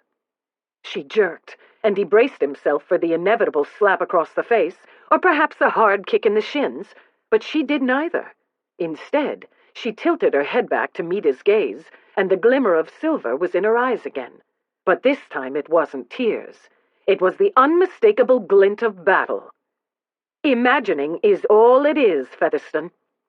You've already proved you're barbaric enough to take kisses from me, but I didn't enjoy the first one in the least, and there's no chance I'd ever enjoy another." "That sounds a lot like a dare, Linnet." He tilted his head, smiling a little. "And I've already warned you what happens when you give me a dare." "For heaven's sake, why would I ever want another kiss from you? Your first one was quite enough. It ruined my life, impelled me to matrimony, forced me to move to another country and look for a British husband." "Forced?" he scoffed. "Nonsense! I didn't force you to take the actions you took. You chose that course yourself." She moved, reaching for the tea table as if to push it out of her way, but he wasn't about to let her, not with this accusation of force hanging in the air. He curled his fingers around the edge of the table and leaned on his palm, using his weight to keep her from pushing the table away. "Your father could have found, or should I say bought, you an American husband. Some bright young man with promise in one of his city offices who would have jumped at the chance to marry up into the powerful, wealthy Holland family. But you refused. And with the men of your Knickerbocker set no longer available to you, and why?" She stopped pushing and glared at him. "You, that's why. You deemed British lords the only suitable matrimonial prospects you had left, despite your aversion to our lot. I didn't force you to that. You chose it. Why?" She didn't answer, and he pressed on. "The logical conclusion is that you couldn't tolerate the idea that otherwise you'd have to marry beneath you." "What?" She bristled, hands balling into fists at her sides. "Are you saying I'm a snob?" "I don't know, but I do know that you chose to come here of your own free will, and I want that fact acknowledged, because I won't have you throwing accusations of force in my teeth every time you want to gain the upper hand. And I won't be meek and silent while you insult me and try to control me. Any man who expects you to be meek or silent, my sweet, is delusional. You're the delusional one if you think I'll marry you. Better me than the cad you initially chose. And if you still can't see that, it's no wonder you need Belinda, because your own judgment in regard to men is sadly lacking." She inhaled a sharp breath, telling him that shot might have hit the mark, but she had no time to fire off a reply. "Well done, Jack," Belinda said from the doorway. "With such sweet words, what woman could resist you?" Jack didn't take his gaze from the woman in front of him. If I'm to be damned, I'll be damned as a lion, not as a lamb." Linnet made a sound of exasperation and shoved her elbow into his ribs. He allowed himself to be pushed back, enabling her to step around him. "I hope you now understand why I could never marry this man, Lady Troubridge," she said, as Belinda and her mother came into the room. "He's insufferable." Mrs. Holland gestured to the pair by the tea table. "You see, this is what I have been dealing with." Belinda looked at Jack, shaking her head with a sigh. But if he thought he was about to be raked over the coals, he was mistaken. "Miss Holland, I appreciate how insulted you must be by what Jack did. Any respectable young woman would be insulted. Jack knows it, too," she added, giving him a pointed glance. "And I'm sure he regrets his rash actions in Newport." He didn't regret a thing. In fact, the more he thought about it, the less regret he was inclined to feel. But he decided to keep mum on that topic. "And," Belinda went on, returning her attention to the girl, "I'm sure we can all agree that, in hindsight, this fellow Van Housen was not a suitable match for you." "Well, yes, but that doesn't mean I would consider accepting this man in his stead, a man who did what he—" She broke off, her face going scarlet. "I don't like him. I don't even know him. Oh, it's impossible." "I appreciate you prefer not to marry a stranger. But wait," Jack cut in, holding up a hand to stop Belinda as he turned to Linnet. "You're here to have Belinda introduce you to potential marriage partners. How can marrying a stranger not be what you have in mind? I didn't come to Lady Troubridge for introductions. I met many gentlemen during my season here, and some of them were kind enough to express deep admiration for me." "More than admiration," Belinda seemed pleased to add. "Miss Holland was the toast of the season. She received 6 marriage proposals during the time she was here." "Only 5, Linnet corrected, and this pretense of modesty about her conquests made Jack feel quite nettled. "I have asked Lady Troubridge to consider these gentlemen, inform me which ones she feels are men of worth and good character, determine if any might still have an interest in me, despite the damage you've done to my reputation, and approach them on my behalf." This scheme had a chance of working, but he tried not to seem worried. "I see. And who are these commendable fellows?" "The Duke of Carrington, for one," she began. "Carrington?" The idea of this temperamental American beauty with stodgy old Carrington was beyond bearing. "You're 21, and Carrington's 50 if he's a day. I'll wager he's older than your father. You can't be serious." She smiled as if savoring how appalled he was. "I do not want to marry a complete stranger. I would prefer to marry someone who knows me, someone who has expressed at least some romantic regard for me." There were times when the logic of the feminine mind truly surpassed the reasoning ability of mere males. To Jack, this was one of those times. "But you turned Carrington down. You turned all these men down. You're an intelligent girl, and you must have had sound reasons for refusing them. Why on earth should these men be more appealing to you now than they were before?" She smiled. "Because they are not you." He turned to Belinda, someone he had at least the possibility of reasoning with. "None of these men are the man responsible for her damaged reputation. I am, and honor demands I be the one to make it right. The fact that I am willing to do so will give any other gentleman, Carrington included, pause before considering Miss Holland as a possible wife. You know that." "That is a factor, certainly." Belinda turned to Linnet. "Lord Featherstone will be expected to right his wrong. That you won't allow him to do so will be viewed as quite extraordinary." "Which is just what her father and I tried to tell her," Mrs. Holland put in, "but she is just not listening to reason." "The decision to marry someone is not always one of reason, Mrs. Holland," Belinda replied, "and Linnet is right to expect the man who wins her hand to be worthy of it. But that's just it. A selection of such worthy men, even among those who have admired Miss Holland in the past, may now be hard to come by." "You mean, now that I've been sullied by him," Linnet put in, "no other worthy man will want me?" "Linnet," her mother remonstrated at this blunt speaking, "don't be indelicate." "It's not quite as bad as that," Belinda said. "But a girl with a tarnished reputation, however it came about, would not be a worthy gentleman's first choice to marry. These men will wonder what part you might have played in the events. They might also feel that vying for your hand, given Jack's interest, is not quite playing the game. Like it or not, Jack has an obligation to you that cannot just be brushed aside." He felt keen relief at this show of support, and he flashed his sister-in-law a grin. "I'm glad you're on my side, Belinda." She frowned at this impudence. "I never take sides. I am offering Miss Holland my perspective, and that is all." "And I do appreciate that, Lady Troubridge," Linnet put in. "I do. But you can tell everyone I have discharged him from any obligation. And I realize the gentleman who considered me before might feel differently about me now because of what's happened, but I can't help that. I can only hope I might be able to marry an honorable gentleman and salvage my reputation." "Saving your reputation isn't another man's office," Jack said, feeling as if he were pounding his head into a wall. "It's mine. How many times must I refuse you before—" She broke off, lifting her hands in a gesture of frustration as she turned away. "I give up," she said, stalked to the settee, and resumed her seat. "It's like talking to a stone wall." "Rather what I was thinking," he said, and walked back to his place by the mantel. "Although it's clear we disagree on which of us is the stone wall in question." She glared at him, he glared back, but neither of them spoke, and it was Belinda who broke the silence with a cough. "It seems we have an impasse." She glanced at him, then at Linnet, and back again. "I'm not sure I see a way to breach it." "There is no way," Linnet said at once.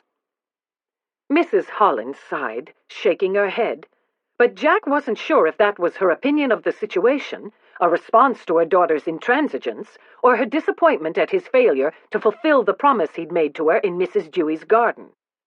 To his mind, however, nothing had changed, and though Linnet might be able to provoke his temper more quickly than any woman he'd ever known, she also had the unerring ability to provoke his desire. Ah, but that could work both ways. A torrid hint or two on his part a few moments ago had quickened her breathing, heated her cheeks, and impelled her to fling accusations of force in his face. He was sure she'd felt a stirring of attraction at that moment, perhaps even arousal, and he knew what he had to do was stoke her desire, feed it until it burned hot enough to overcome her resistance and her resentment. But building a fire like that in a woman couldn't be rushed. It required patience, strategy, and time. Time.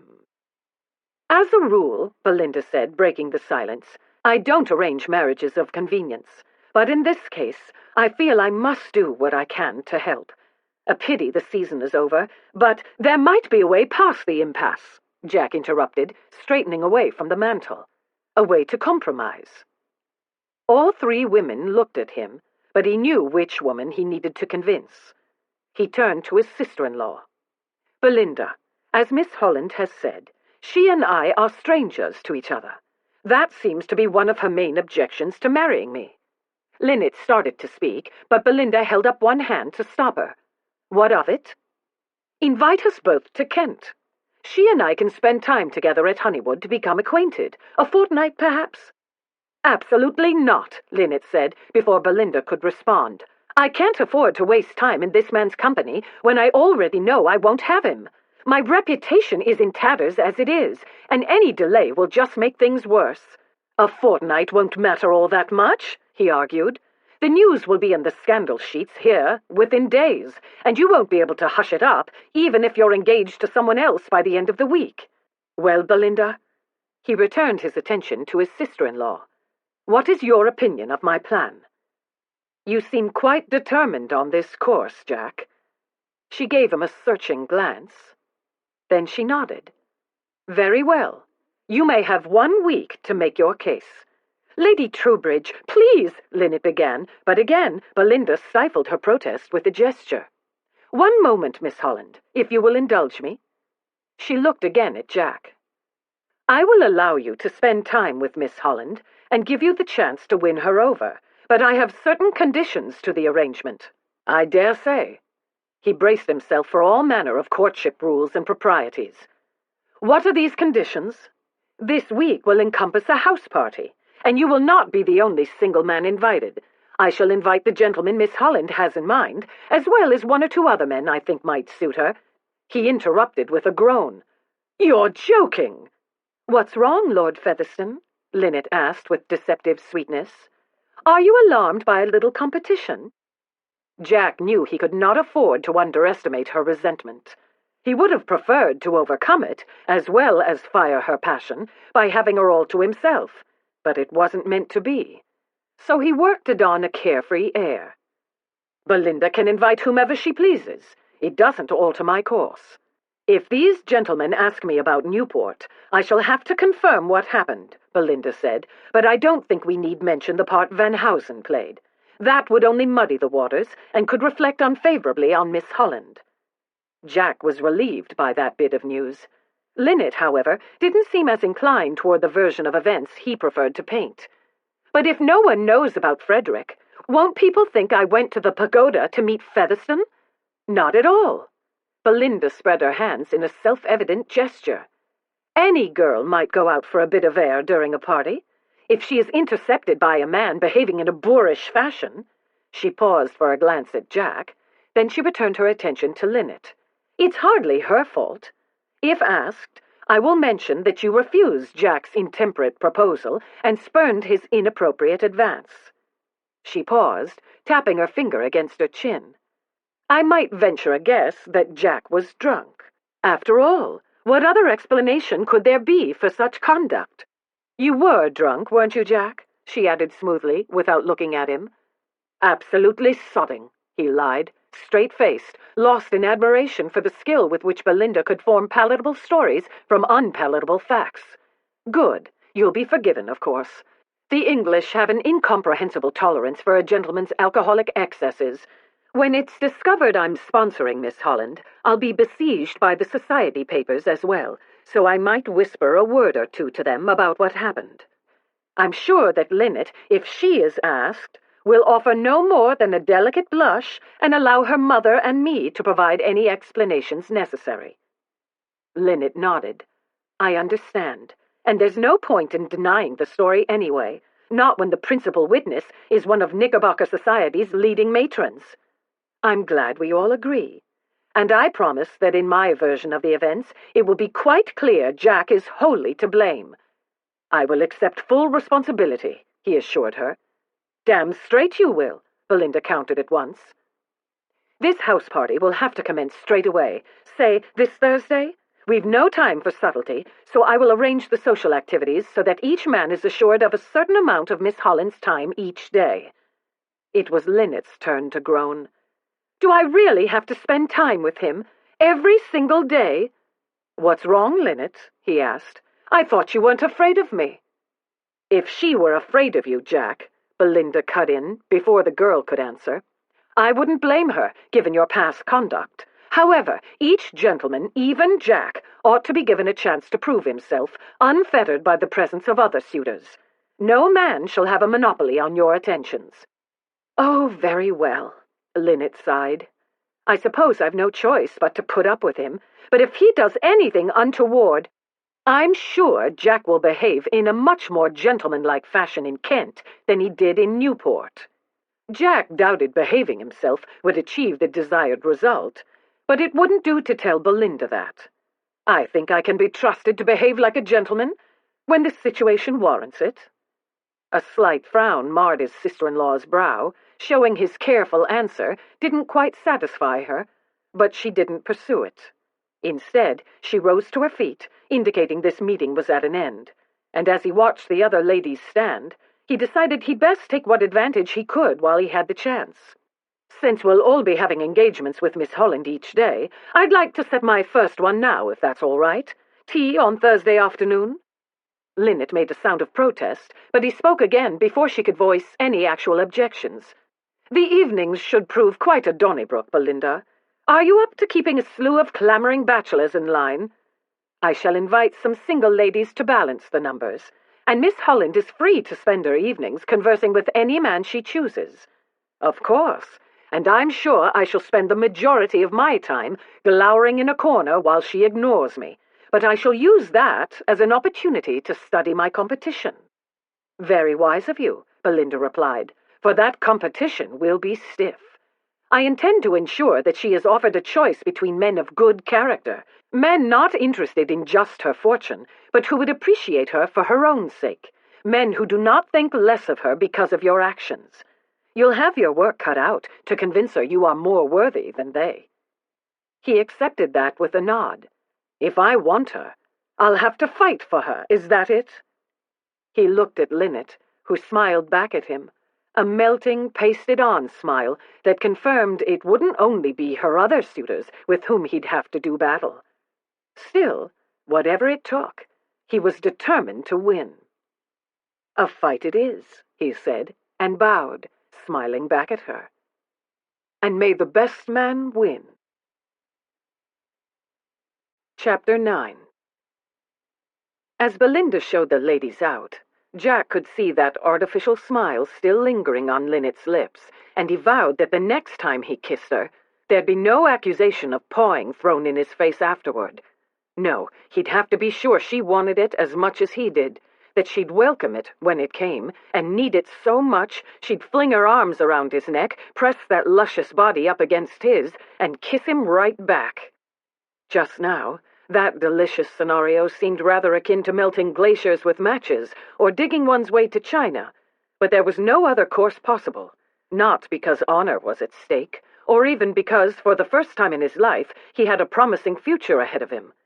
No, he feared he was far more shallow than that. He was determined to succeed because he wasn't giving up on the most ripping kiss he'd ever had from the most challenging woman he'd ever met without one hell of a fight. Still, Linnet had a strong sense of feminine pride, and he defended that, not an easy thing to make up for. He knew he had to arouse her curiosity before he could arouse her body. He had to engage her mind before he could engage her desire. Most of all, he had to build her anticipation. And he had to accomplish all that while keeping his own desire in check. That, he appreciated with some chagrin, was going to be the hardest part. Alone with her 10 minutes, 1 or 2 erotic imaginings going through his head, and he'd found the desire to haul her back into his arms and kiss her again almost irresistible. "Are you out of your mind?" Belinda's urgent voice forced him out of these delicious contemplations. "Sorry," he said with a shake of his head, as his sister-in-law re-entered the drawing-room. "What did you say?" "I was questioning your sanity. I suppose I should know better than to do that by now, for I cannot even count the number of scrapes you've gotten into over the years, but this passes all bounds, Jack. Kissing a respectable young lady in front of her mother and Abigail Dewey, 2 of the pillars of Knickerbocker society? What in heaven's name were you thinking?" He gave her a wry look. "I'm not sure thinking had much to do with it." "I imagine not. But why did you do it?" "Van Housen had to be stopped. I stopped him. Yes, this Van Housen fellow was a thorough-paced villain, from what I gather, but nonetheless—" She broke off, her blue eyes going wide and indicating to Jack that the fat might be in the fire. "Oh, my God. Frederick Van Housen. I thought the name sounded familiar when Miss Holland mentioned him, but I couldn't place it until now. That's the man who ruined Edie's reputation years ago, then wouldn't marry her." He pasted an expression of bewilderment on his face. "Who?" "Edie. The Duchess of Margrave," she added, when he continued to give her the pretense of an uncomprehending stare. "The wife of your best friend." "Van Housen ruined the Duchess of Margrave's reputation?" He hoped he sounded sufficiently ignorant of the topic, but from Belinda's face he could tell it was pointless. "As if you didn't know. Stop prevaricating, John James Featherstone. Does what you did have anything to do with his having compromised Edie? Was this some sort of revenge?" He didn't have to think how to answer. Ever since he'd discovered Linnet was on her way to see Belinda, he'd been rehearsing the reply he'd have to give her in answer to this question. "I swear to you, Belinda, What I did to Van Housen was not in retaliation for his ruin of the Duchess's reputation. Her reputation had nothing to do with it. Then why, Jack? He drew a deep breath, knowing he was going to be uttering the same tiresome phrase quite often from now on, but there was nothing to be done about that. I cannot say.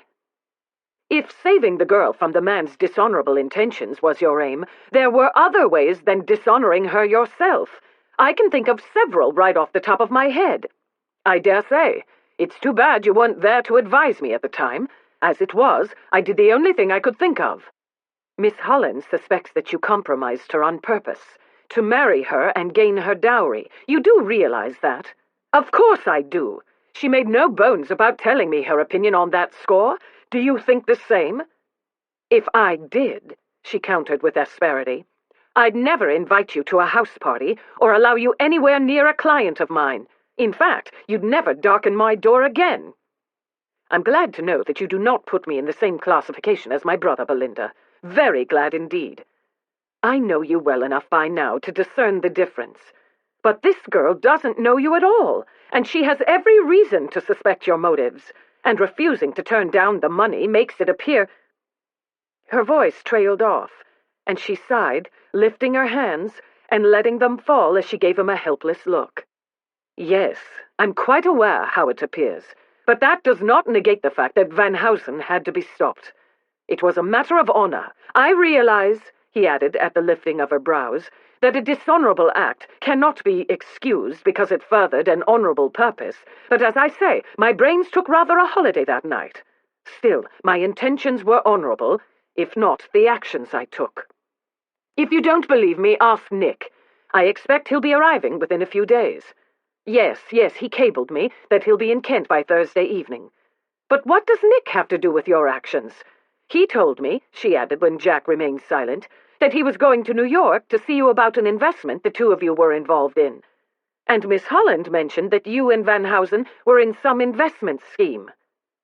Are the two the same? Yes. Nick lost a good deal of money, I'm afraid. We both did.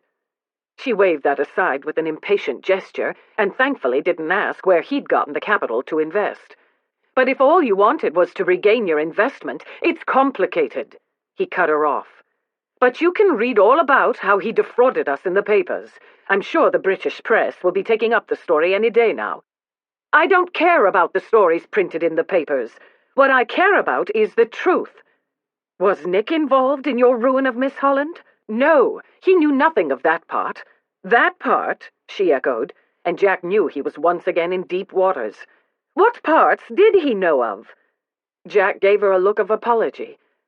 I cannot say. You cannot say. You cannot say. She gave a sigh. I'm beginning to appreciate why Miss Holland finds you so vexing. Nonetheless, save your breath to cool your porridge, Belinda, because I can offer you no more information. Then I shall be asking Nick for the details of his involvement in this affair and your actions, you may be sure. He didn't point out the futility of that course. Do what you must. By the way, he added, hoping to turn the conversation, I want to thank you for supporting me earlier. Under the circumstances, I could hardly do otherwise. You ruined her, and the ideal solution is for you to marry her. She doesn't see it that way. You can't blame her for that. I don't. But when I found out she was on her way to you, I rather feared the worst.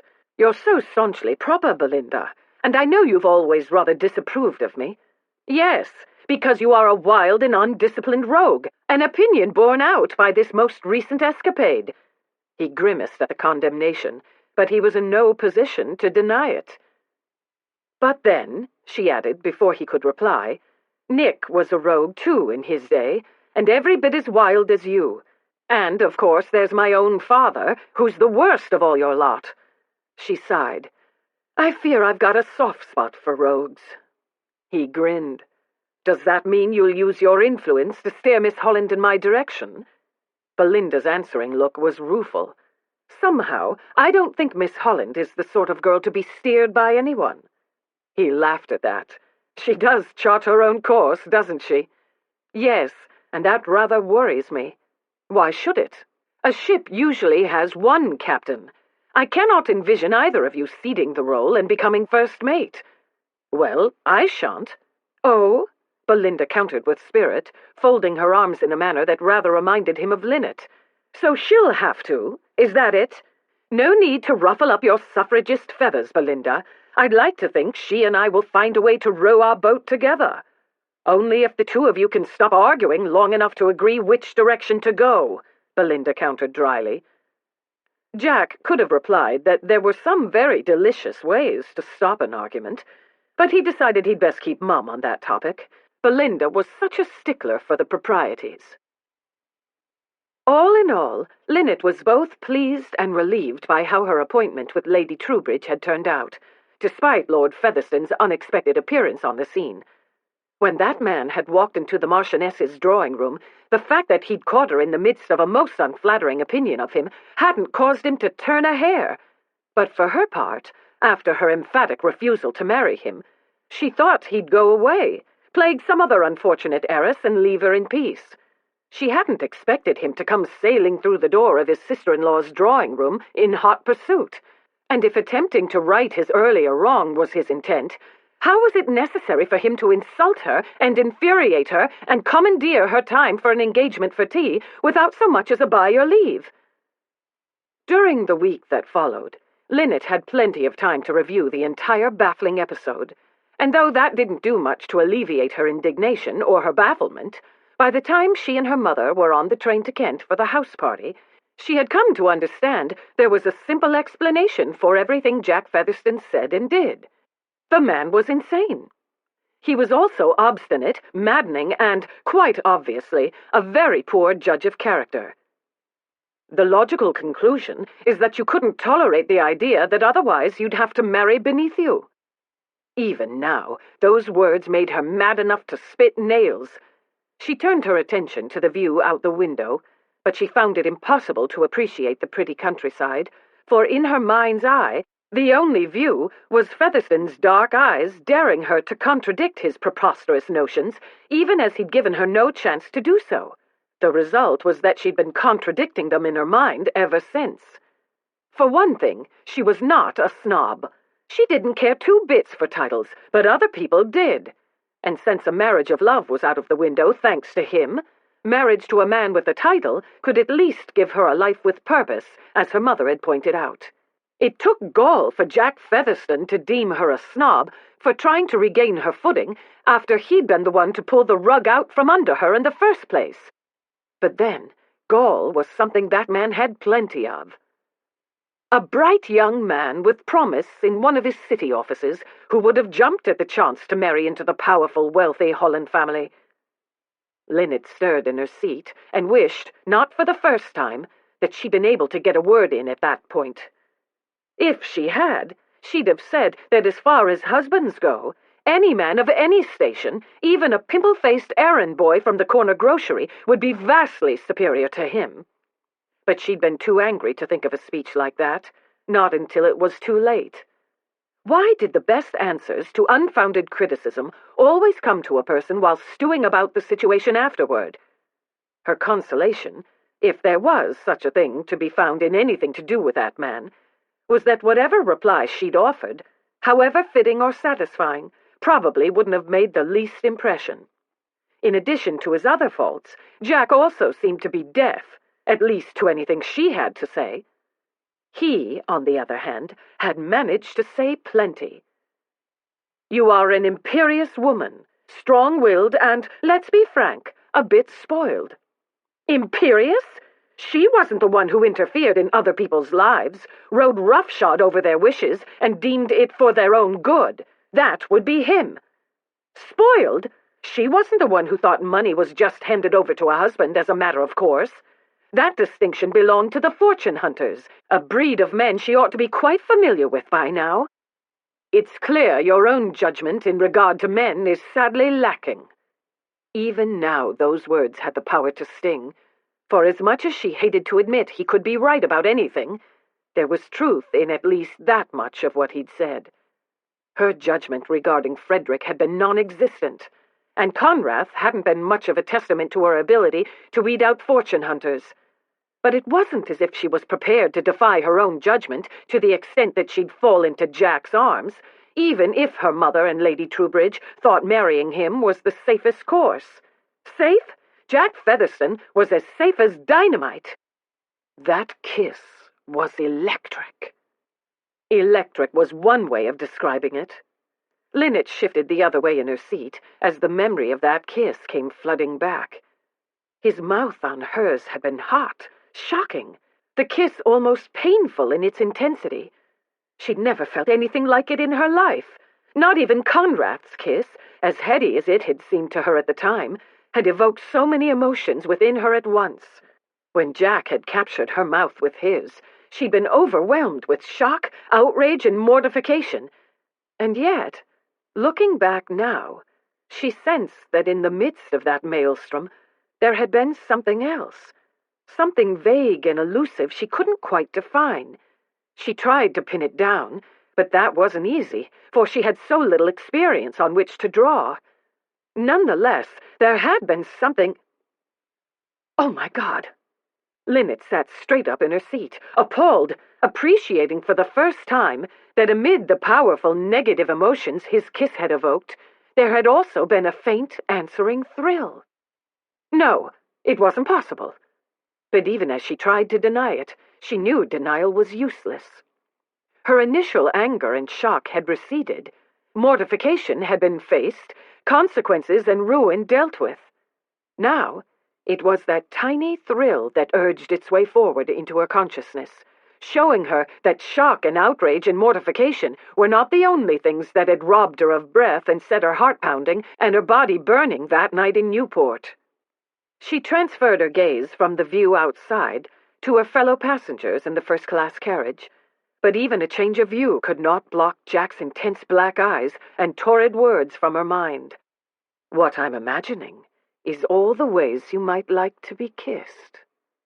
Just that, just the memory of what he'd said, and heat shimmered over her skin and tingled along her spine, the same heat she'd felt when she'd caught him staring at her in Mrs. Dewey's ballroom, the same heat that had become a raging blaze when his mouth had captured hers in the pagoda. Now, it seemed like all the blasted man had to do was talk about kissing her to bring it all roaring back. She didn't like it. She didn't want it. It was too intimate, too intense. It was something she'd never felt before. Something much darker than the girlish thrills inspired by Conrad's tender kiss and feckless charm. And though it called to mind the thrill she'd felt in agreeing to meet Frederick in the pagoda, Jack's kiss evoked feelings much stronger than any inspired by Frederick's improper suggestions of rendezvous and elopement.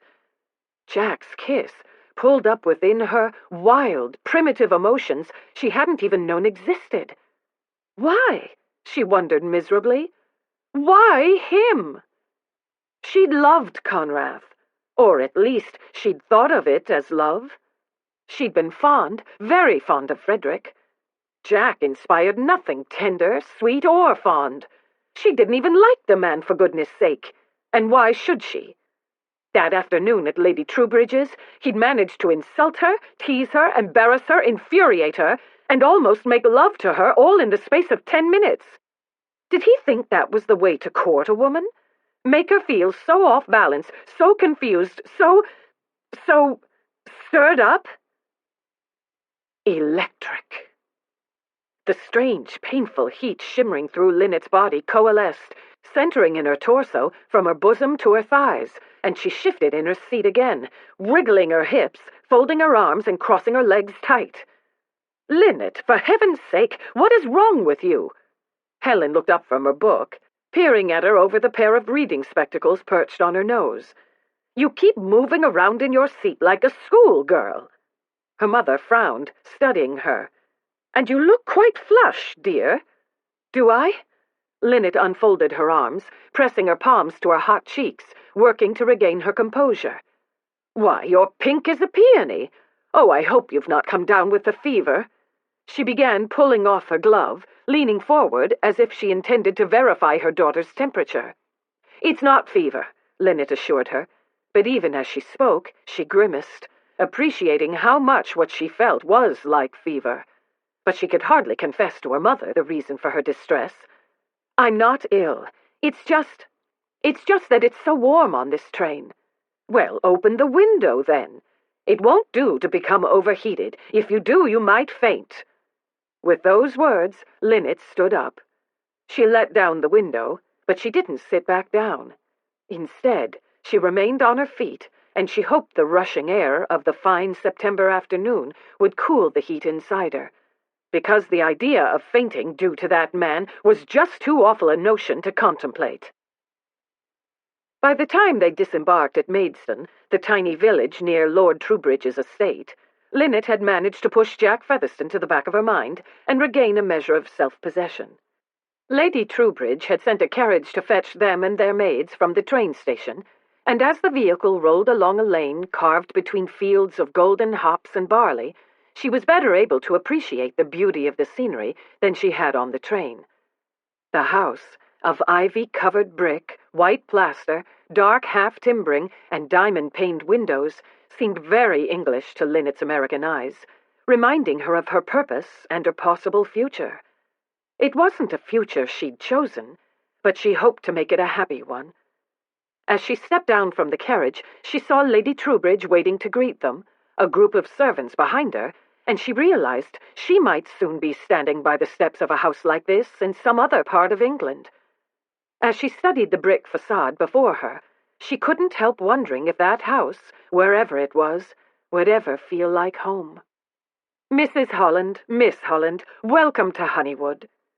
At the sound of Lady Troubridge's voice, Linnet turned her attention from the house as her hostess gestured to the tall, grey-haired man in black who stood nearby.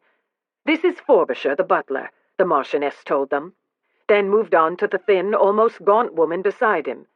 "And this is Mrs. Tumblety, the housekeeper. If there is anything you desire during your stay that we have not provided, you have only to ask. The dressing gong is rung at 6:30, and dinner is at 8. She led her guests into the house and paused with them in the foyer. "Most of the other guests have already arrived, so I fear I must leave you straight away and return to them. Frobisher will show you to your rooms, and Mrs. Tumblety will take your maids to their quarters. When you come down, you'll find most of us gathered on the south lawn for croquet and tennis. Tea will be served there shortly, but I believe you and your mother are taking tea with Jack?" Linnet smiled. "That is what he decided."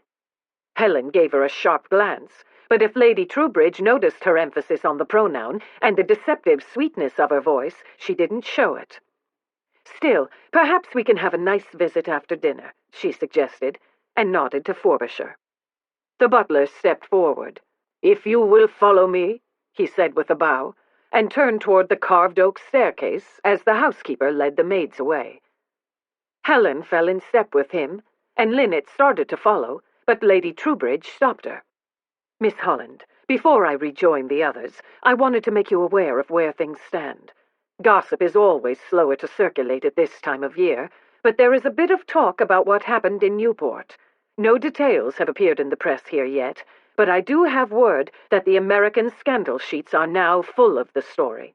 Linnet knew it wouldn't be long before the British scandal sheets were the same.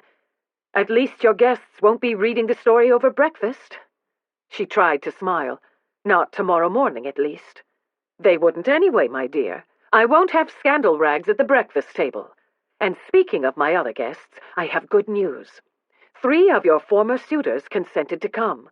The Duke of Carrington is here, and Lord Tufton, and Sir Roger Oliphant.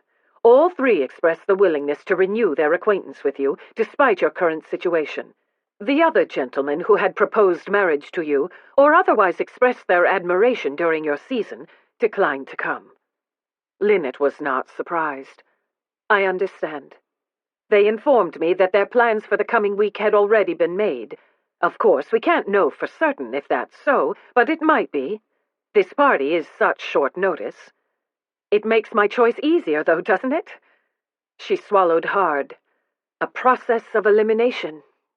You mustn't lose heart. Lord Hansborough is here also. You have not met him before, I understand." At Linnet's shake of the head, she went on. "While I appreciate your preference for a man with whom you have some acquaintance, I do think Hansborough might be a possibility for you. He is a viscount with several estates, and he's quite a handsome man. He does have debts, but though he made it clear that he could not afford to marry a woman without money, I would not dismiss him as a mere fortune hunter. He is adamant that he could not marry without mutual attraction." Linnet nodded. "And what is your opinion of his character?" "Sound, I think.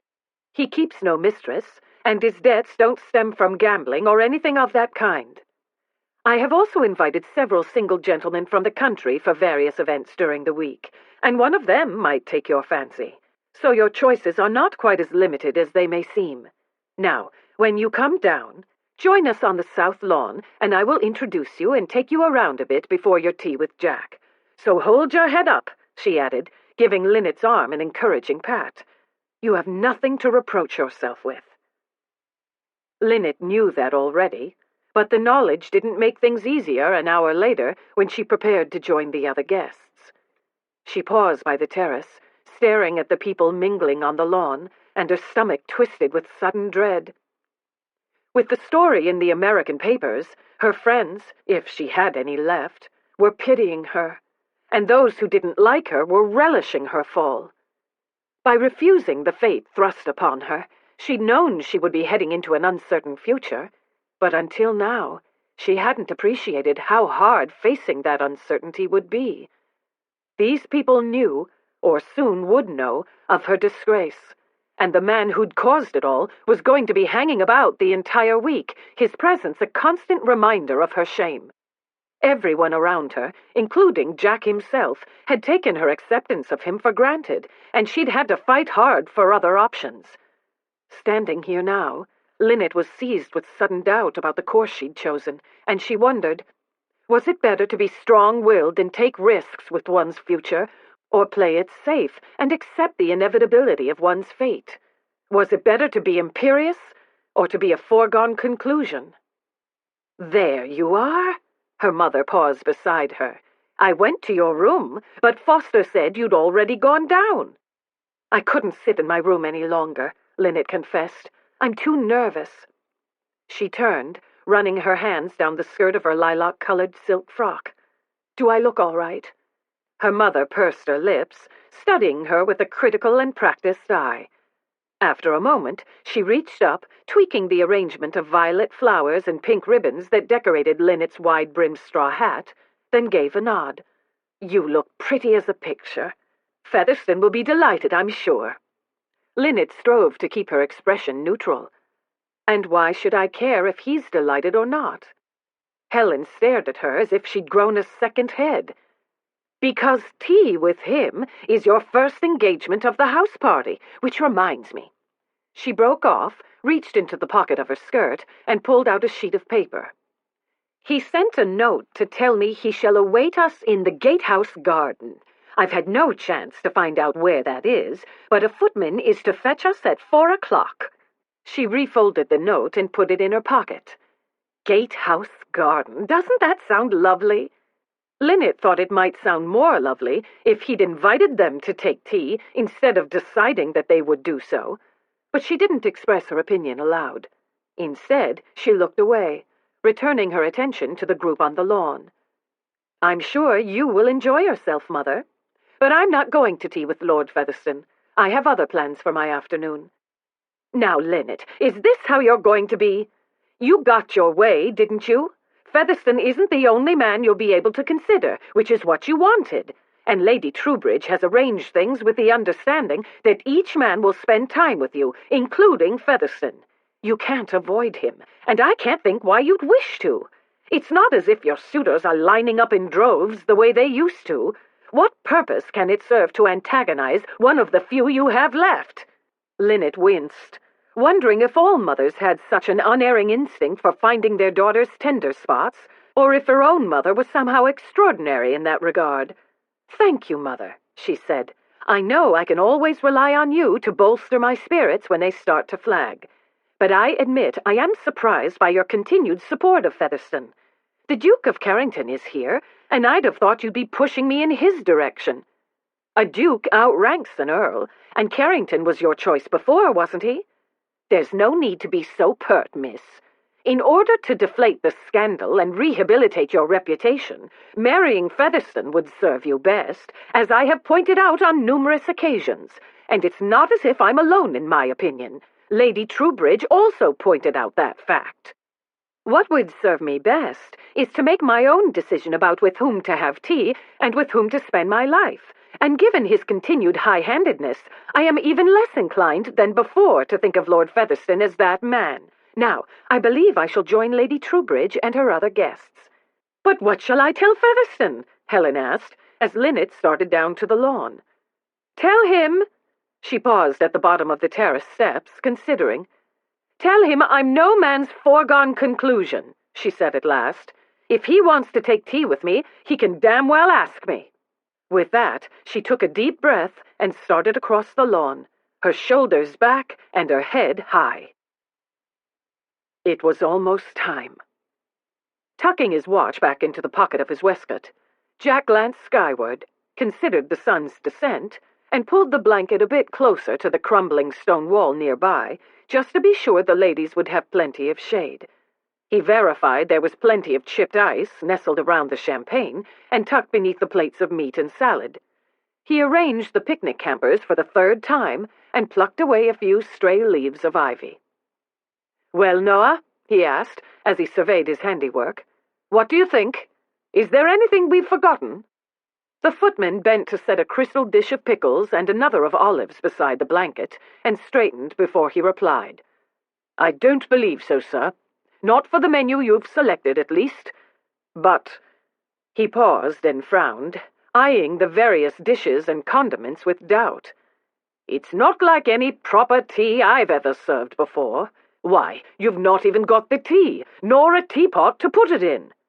Jack laughed. Noah was right, of course. This wasn't anything like an English tea. But after considering Linnet's nationality and consulting her mother about her preferences in food and drink, he decided to forego the typical English menu of cucumber sandwiches, scones, and Earl Grey. "But tea's an English habit, remember," he told Noah, "and our guests are American. Speaking of our guests—" He paused, once again pulling out his pocket watch. "You'd best go and fetch them. It won't do for us to seem unpunctual." "Very good, my lord." The footman bowed and departed through the arched opening of the ancient gatehouse, while Jack settled himself on a corner of the blanket to wait. He didn't expect to wait long, for the castle ruins he'd chosen for tea were at most a 10-minute walk from the house. But as the 10 minutes came and went, and his guests did not appear, Jack remembered that little smile on her face in Belinda's drawing room and felt a glimmer of worry. When 10 minutes became 15, he accepted that his worry was justified. When 15 minutes became 20, Noah at last reappeared, and worry became fact. The footman held up a folded sheet of paper as he came through the gatehouse arch and approached the blanket. "Mrs. Holland asked me to give you this," he said, and held out the note. Jack read it, folded it, and put it into the breast pocket of his tweed jacket. "Noah, go back to Mrs. Holland. Tell her I appreciate her efforts on my behalf and the information she has given me. Then you are free to return to your duties. In about 2 hours, you may come back to fetch the dishes and the picnic campers." "Yes, sir." Once again, the footman departed. Jack sat there several minutes, staring at the repast he'd arranged as he considered what his next move should be. But he knew there was only one thing he could do in a situation like this, and it sure as hell wasn't meek acquiescence. He took a deep breath and stood up. He left the gatehouse, descended the path that wound around the hill, and crossed the stretch of woods. Bypassing the south lawn, where guests were having tea, he headed to the cottage gardens. There, according to Mrs. Holland's note, he would find Linnet walking with Sir Roger Oliphant and his sister Megan. He'd been to Honeywood often enough to know which parts of the cottage gardens were the prettiest at this time of year, and that knowledge enabled him to find his quarry and her companions without much trouble. She was strolling with them along a wide stretch of turf beside the herbaceous border, picking late roses and Michaelmas daisies with a basket on her arm, Sir Roger beside her, and the sister following a discreet distance behind. He cut across the turf, bisecting their path halfway along the border. He could tell that Linnet had discerned his approach, for she turned her back to him, pretending vast interest in the flowers. "Miss Holland," he greeted.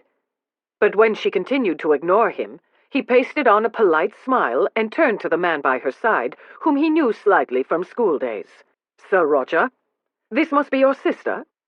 Roger made the appropriate introduction, while Linnet continued to pick flowers from the border nearby, with no regard for his presence whatsoever. "Beautiful afternoon, isn't it, Miss Holland?" he said at last, using the voice he usually reserved for his deaf great-aunt. "Perfect for afternoon tea outdoors, don't you agree?" "Actually, no." She plucked a purple daisy and straightened, turning toward him, but not quite meeting his gaze. "I preferred to take a stroll this afternoon." "Indeed?" He moved closer, stepping between her and Sir Roger. "I understood you were to take tea." She looked up, and as their gazes met, her nostrils flared slightly, reminding him of a fine but defiant thoroughbred. "You were mistaken." He wasn't surprised by her reply, but he decided to give her one more chance. "Is there no way to persuade you to tea?" "No." She dropped the daisy into her basket. "Not today." Jack knew damn well there'd never be such a day in the future either, not unless he took it. And from what he could remember of Roger's character from school days, the other man wouldn't stop him from doing so. "Very well," he said, "since persuasion is useless." He bent down, wrapped an arm around her legs, and straightened, lifting her off the ground and hefting her body over his shoulder, a move that sent her basket of flowers tumbling to the ground. Brute force is my only choice. Chapter 10. Considering everything Jack Featherstone had already done to wreck her life, Linnet wouldn't have thought it possible to be even more furious with him. But now, slung over his shoulder like a sack of potatoes, she appreciated how wrong such a conclusion would have been. This man was capable of taking her outrage to new heights every time she saw him. "Damn you, Featherstone!" she shouted, struggling against this undignified position. "Let go of me!" A smothered sound in front of her that might have been a giggle reminded Linnet that there were witnesses to this indignity, but then every indignity Jack committed upon a person seemed to be in front of witnesses. With a lunatic like him out and about, a girl wasn't safe anywhere. She struggled, trying to roll off his shoulder or at least get in a good kick with her toe, but he had both arms wrapped so tight around her legs that either action proved impossible. The only thing her exertions accomplished was to work her hatpin free and send it, along with her bonnet and a slew of hairpins, tumbling to the grass. She lifted her head, shaking back the locks of her once elegant chignon, and found Sir Roger and his sister staring at her. Miss Oliphant must have been the one who'd found the situation amusing enough for a giggle, for her hand was pressed over her mouth. Roger, his eyes bulging and his mouth open, looked disturbingly like an oxygen-deprived fish. "Well, don't just stand there," Linnet cried as Jack started carting her off across the grass. "For the love of heaven, Sir Roger, do something!" Sir Roger lifted a fist to his mouth and gave a cough. "I say, Featherstone," he began, in what Linnet could only think a most feeble tone of voice. "Don't you think you ought—" "No!" With that uncompromising reply, Jack hefted Linnet a bit farther back on his shoulder, causing her to give a most unladylike grunt, and continued on, while Roger did nothing, absolutely nothing, to rescue her. "Put me down, you...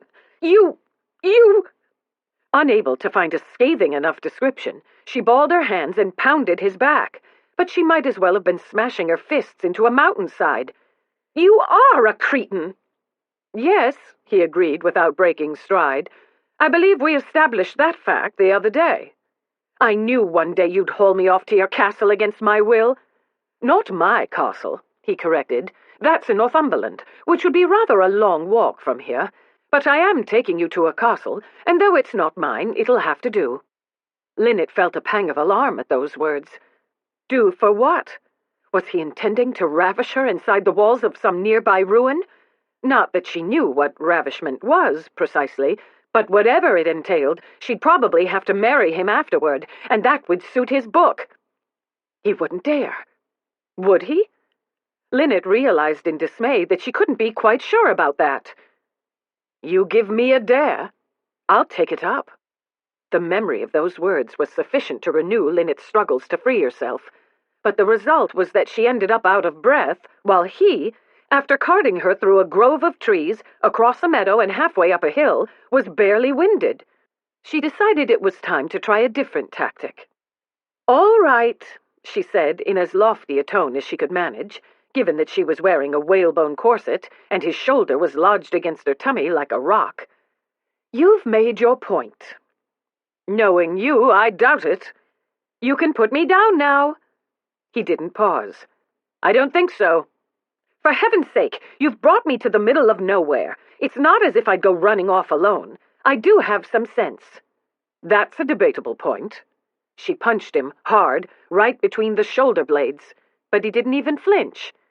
"Damn it, Jack, I can't breathe." Chivalry, of course, was a concept this man did not understand, so even that appeal wasn't enough to make him put her down. He pitched her forward a few inches to better enable her to breathe, and kept on walking. It wasn't until he reached the top of the grass-covered hill that he stopped. "Before I set you down," he said, "I am honor-bound to warn you—" "Honor-bound?" she cut in, panting. "Is that supposed to be amusing?" "I am honor-bound to warn you that I was among the fastest footballers at Cambridge. If you bolt, you won't get 10 feet before I catch you. And if that happens, well—" His voice trailed away, leaving unmistakably sinister implications hanging in the air. "I won't run," she promised at once. "As I told you before, I've got some sense. I know it would be useless." "Good." He moved as if to free her at last, but any relief she might have felt was mitigated at once, because as he slid her off his shoulder, his hand cupped her bottom, and though she knew it was to ease her to the ground, she couldn't help a gasp of shock, not just because no man had ever dared to touch her there in her entire life, but also because, even through the layers of her clothing, his palm felt blazing hot. If he noticed her discomfiture at such intimate contact, he didn't show it. His hand slid away at once, his arms freed her, and he straightened. "Shall we?" he asked, gesturing to something behind her. Shoving loose tresses of hair out of her face, she turned and found the crumbling, ivy-covered wall of a medieval gatehouse in front of her. Through the arched doorway at its center, she could see the tumble-down walls of what had once been castle fortifications. In their midst, a blanket had been spread over the grass, and on it, cushions, picnic baskets, and napkin-covered plates of food had been arranged. An ice bucket containing a bottle of champagne reposed on a block of ancient stone nearby, its silver surface gleaming in the late afternoon sun. Linnet moved through the archway, and as she approached the blanket he'd laid out, she noted the china and crystal and the care he'd taken with the arrangements, and she felt the sting of her conscience. When she paused at the edge of the blanket, he paused beside her, and she slid a sideways glance at him. His lean, handsome face was grave as he looked back at her, but she could read nothing in those dark, dark eyes. "This is highly improper," she pointed out, desperate for something to say. "We have no chaperone." Even as the words came out of her mouth, she appreciated that the lack of a chaperone was partly her own fault, and she hastened on. "You should have asked me for tea, not commandeered me." "Would you have come? Be honest," he said, as she started to answer. "Had I asked you directly, would you have said yes?" "I don't know. I wasn't given the chance to decide." He didn't reply, but he continued to watch her, waiting, and at last she gave a sigh. "Probably not," she conceded. "But that isn't the point. It is the point. Because—" He turned and bent down to retrieve a cloth-covered basket. "If you hadn't come, you'd have missed these." He pulled back the red and white checked covering, and at the sight of what was inside, Linnet gave a cry of surprise. "Muffins?" "So I'm told." He studied them, looking doubtful. "They seem more like tea cakes to me, but Mrs. Fraser assured me she followed the receipt in every detail." "Receipt?" She was taken aback, and it took her a moment to understand the English nomenclature. "Oh, you mean recipe," she said, laughing a little. "But how on earth did an English cook have a recipe for blueberry muffins? Even the Savoy doesn't make them."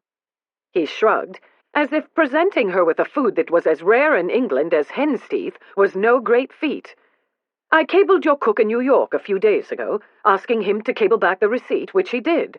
I couldn't obtain fresh blueberries, since we don't seem to grow them in England. Still, I managed to find a tin of them at a grocer's in London before I came down." "You went shopping for blueberries so that we could have American muffins for tea?" "Yes, well, blueberry muffins are a particular favorite food of yours. At least, that's what I was told." Linnet stared at him, confounded. Cabling for her cook's recipe, shopping for the proper ingredients, arranging for Lady Troubridge's cook to prepare them, all because she liked them. "I know your custom is to have them for breakfast," he went on before she could recover enough to reply. "But I thought they'd be all right for tea, although it's not tea, not any more. Your mother informed me you don't much care for the custom, so I changed the menu a bit and made this outing more like a picnic. You do like picnics, she told me." "You—" She broke off, staring at the muffins, memories coming back to her, memories of Conrath and little gifts very much like this one. She swallowed, forcing herself to say something. "You went to a great deal of trouble." "Yes," he said, "I did." A nuance in his voice caused her to look up, and when she met his gaze, she was taken aback by what she saw. His eyes were so dark they appeared black, and yet, despite the seeming impenetrability of their color, they were not opaque.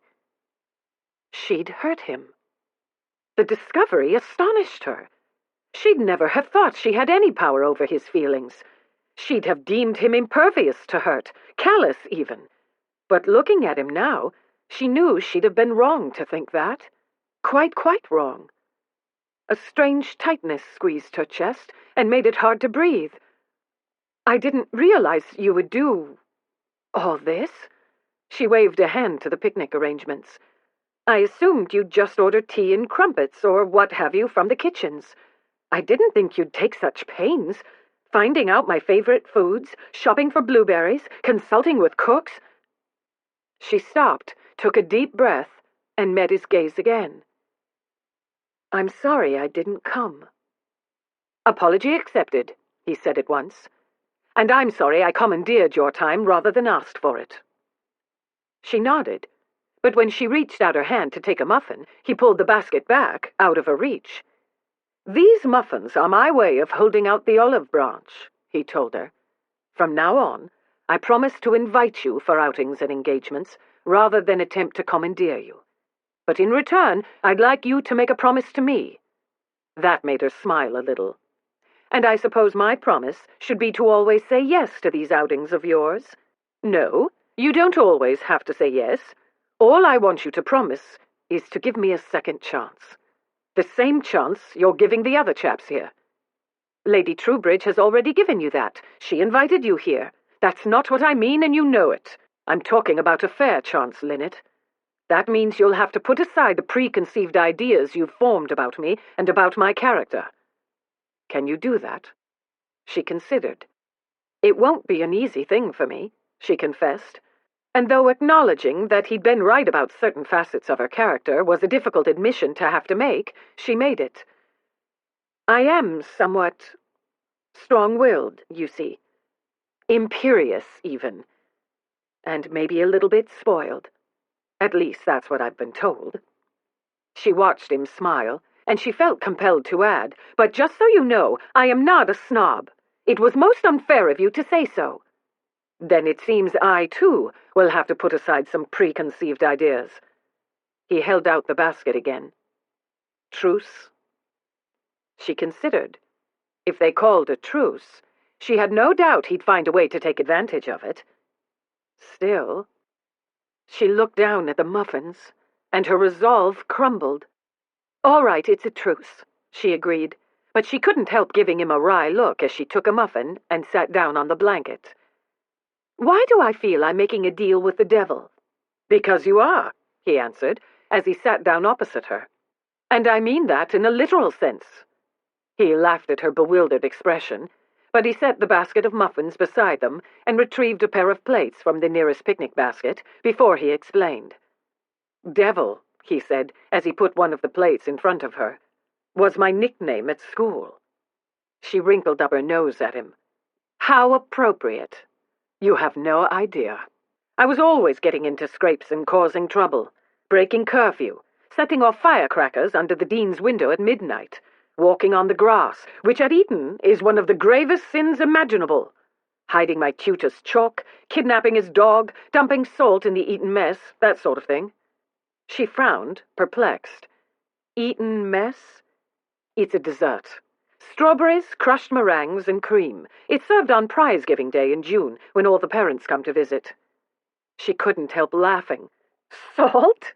Yes, well, my years at Eton were rather legendary. Never were the tutors happier to see a boy go than when I departed their hallowed halls. Cambridge wasn't any better. I was so wild there, I was very nearly sent down." "Sent down? You mean expelled? Why?" she asked, as he nodded. "What did you do?" He grinned. "Which time?" She laughed. "You were in danger of expulsion more than once. For what? More pranks?" "Well, yes, among other things." "Gambling?" she guessed. "No, I couldn't afford to gamble, for I hadn't the blunt. No, I spent what little money I had on other things." "Drink?" "Of course. Drink, women. But I could be heading into dangerous territory with this topic, so enough about me. What about you? Did you have a nickname as a child?" She wanted to know more about the women, but she didn't want to display any curiosity on the subject, so she was forced to let it drop. "I did have a nickname, but I shan't tell it to you." "Why not?" He eyed her with sympathy. "Was it very horrid?" Linnet's mind flashed back to the merciless teasing of her childhood. "Very," she said, and gave a shrug as if it didn't matter. Gesturing to the plates and baskets all around them, she went on. "Are we going to eat this food, or are we going to let the ants have it all? I say we eat it. The ants can starve. But do you not want to eat your muffin first?" She smiled at the reminder. Returning her attention to the treat on her plate, she broke it apart and took a bite. "Well," he asked, "does it pass muster?" "Mm-hmm," she murmured around a mouthful of muffin, savoring the taste of her favorite treat as she chewed and swallowed. "It's delicious. Almost as good as the ones back home." "Almost," he echoed, as if in disbelief. But she wasn't fooled. She could tell her pronouncement pleased him, for an unmistakable smile curved the corners of his mouth and creased the edges of his eyes. "Almost? Well, something like this is never quite the same when some other cook makes it," she explained. "It's always a little different. But these are very close, and so much better than the ones the Savoy tried to make for me." "Perhaps, but still—" He paused, and his smile took on a devilish curve that had no doubt been just as responsible for his nickname as his pranks had been. "If it's not as good as the ones back home, perhaps you shouldn't have any more." He reached for her plate, but she snatched it back. "No, no," she protested, laughing as she turned away to keep her treat out of his reach. "Don't take my muffin." He rose on his knees behind her, leaning closer.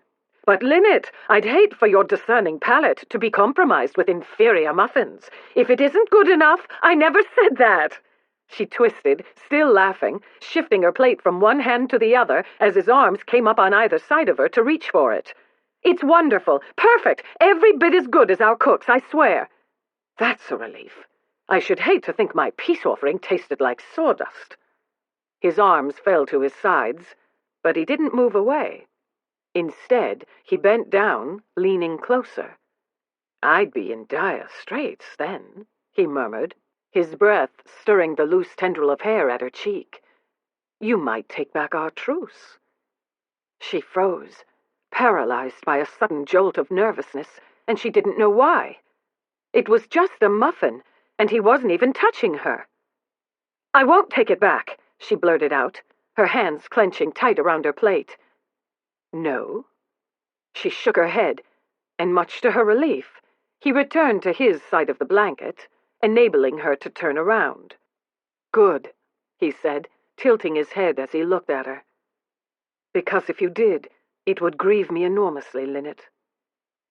His smile was gone, his expression grave as he looked at her, and she felt again that tight pinch in her chest, a pang of pain and pleasure mixed with a hefty dollop of insecurity. It wasn't something she was often inclined to feel, and she was impelled to look away, seeking a distraction. "What have we here?" she asked, pulling the napkin back from one of the plates beside her. "Ham! How lovely!"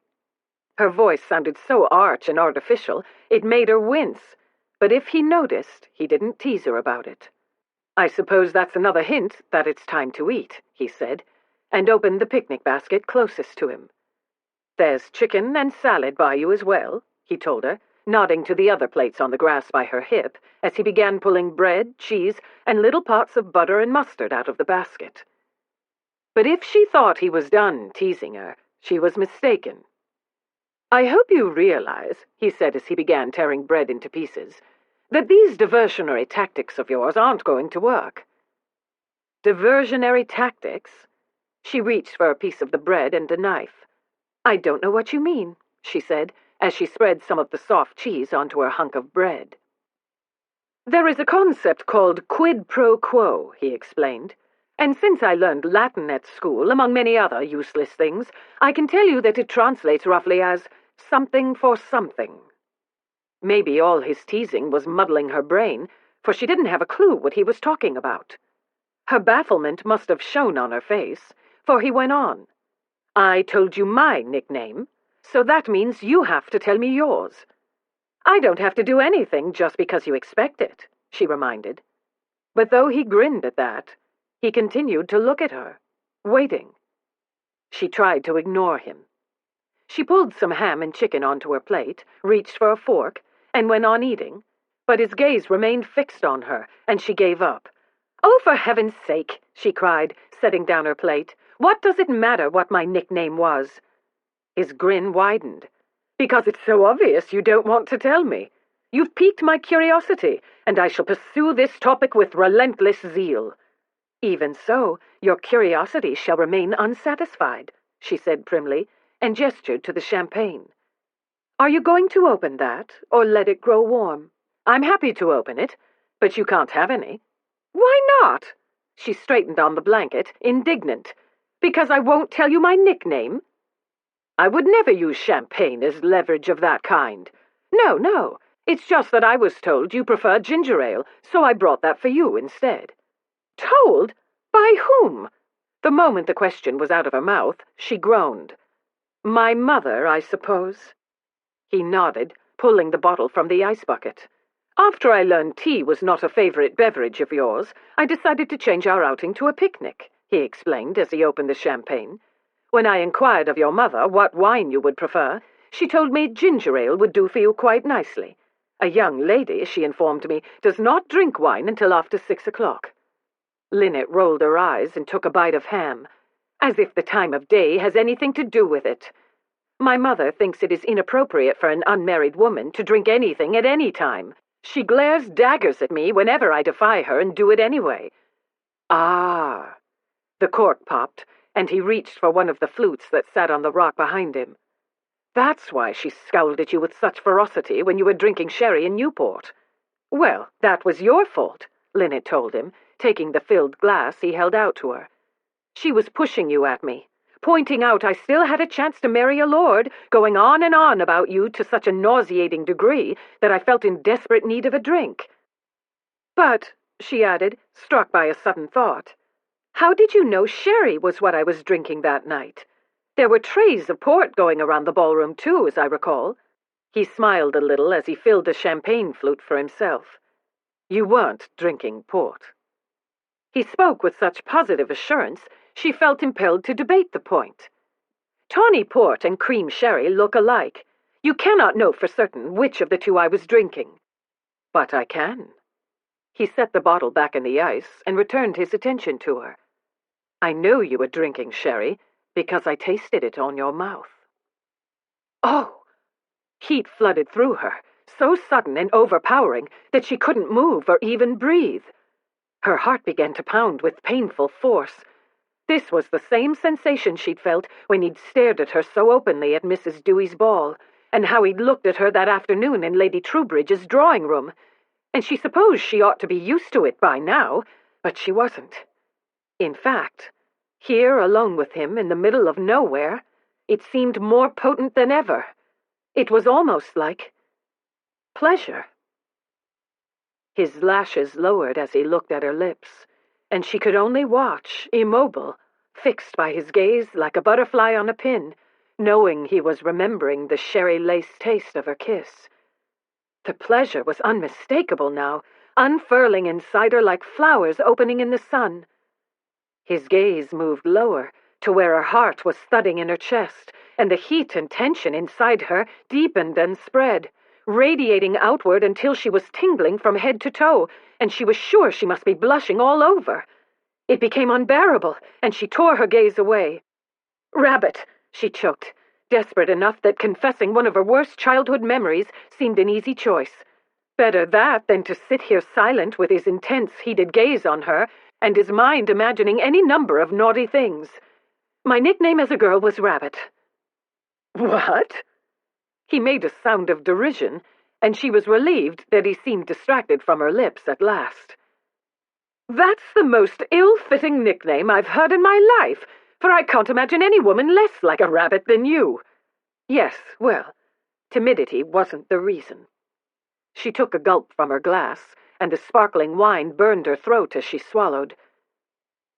"My teeth stuck out," she explained, striving to seem nonchalant about something that was, after all, a long time ago.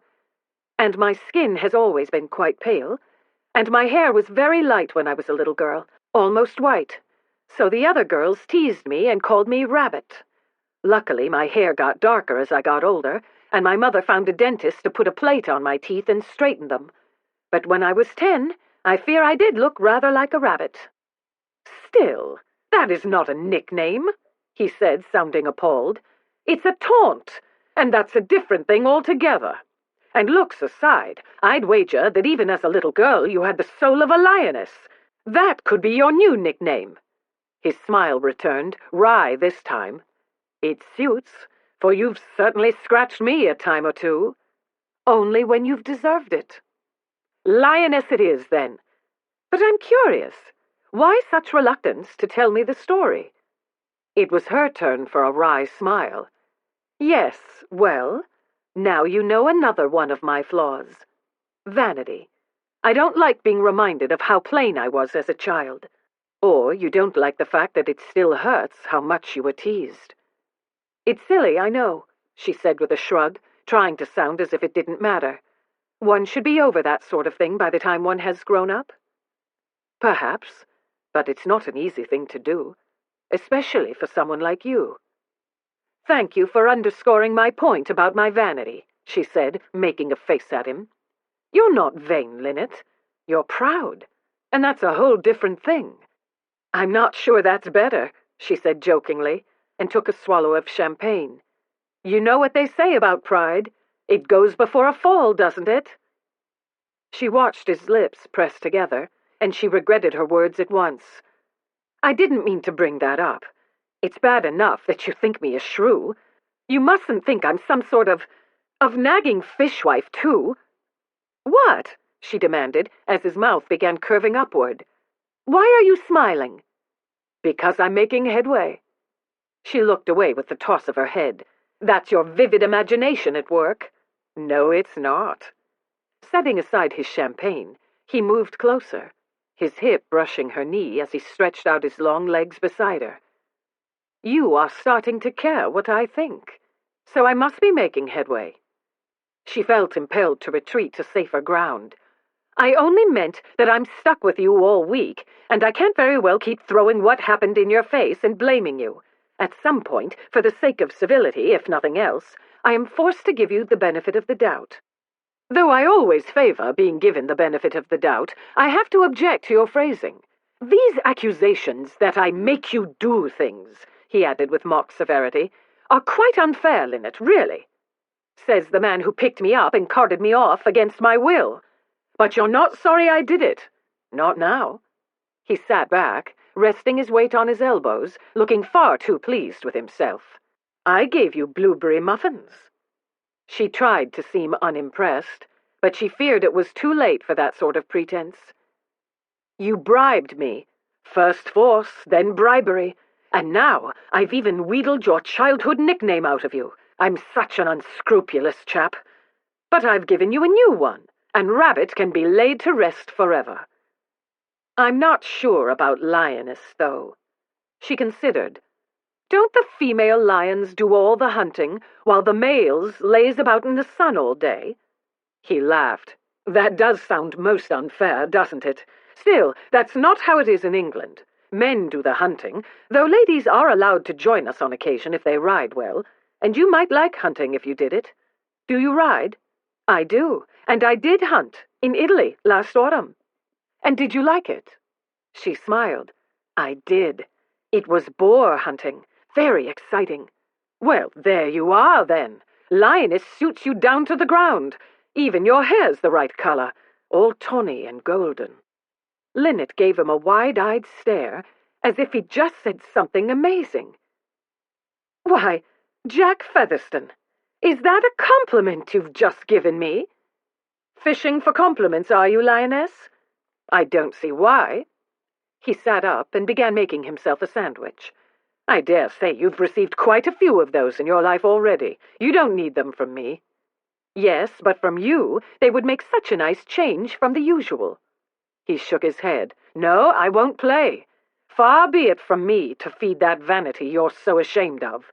Besides, I've never been much good at flattery. You'd think I would be, he added with a laugh, since I had the finest possible examples to emulate. But I'm not. Linnet stopped eating, for there was a nuance in his demeanor, a shadow across his face, and a bitter tinge to his voice that belied his amusement. What do you mean? She asked, when he didn't elaborate. What examples? He was silent for a moment, eating his sandwich, but at last he said, My brother Charles could gain any amount of feminine attention just by walking into a room. That's not such a terrible thing. Linnet wriggled on the blanket, uncomfortable. Is it? He slanted her a knowing look. Why? Because you have the same gift when it comes to men? She shook her head, and yet even as she made that gesture, she couldn't really deny it, not beneath that perceptive gaze of his. No, I mean, yes, sort of, but I'm not. It isn't. She stopped, terribly embarrassed. You may be right that I have a lot of pride, she burst out at last, but that particular trait is not something I'm proud of. I realize that. His voice was gentle, but she felt compelled to explain. It's just that as a girl, I was plain as plain could be, and yes, some girls were mean and called me a rabbit. Now, because I was very, very fortunate, now I'm pretty. But I am not any different, not on the inside. Some men look at me and decide they want me, but they don't know me. He nodded. And when we met, you put me in that category, of course. Why wouldn't you? Few men see past my face, or my money, or my powerful family. They don't... She broke off, waving a hand beside her cheek, groping for words to explain. They don't see me. Me, Linnet. They see Ephraim Holland's daughter, or the Holland heiress, or the pretty blonde with the blue eyes. He smiled a little. Well, in defense of my sex, it's pretty hard to get past your eyes, Linnet. They look at a chap and hit him square on. It's rather like being coshed with a cricket bat. I know that's how it felt when you first looked in my direction. She bit her lip. You're better with compliments than you think. That's not a compliment.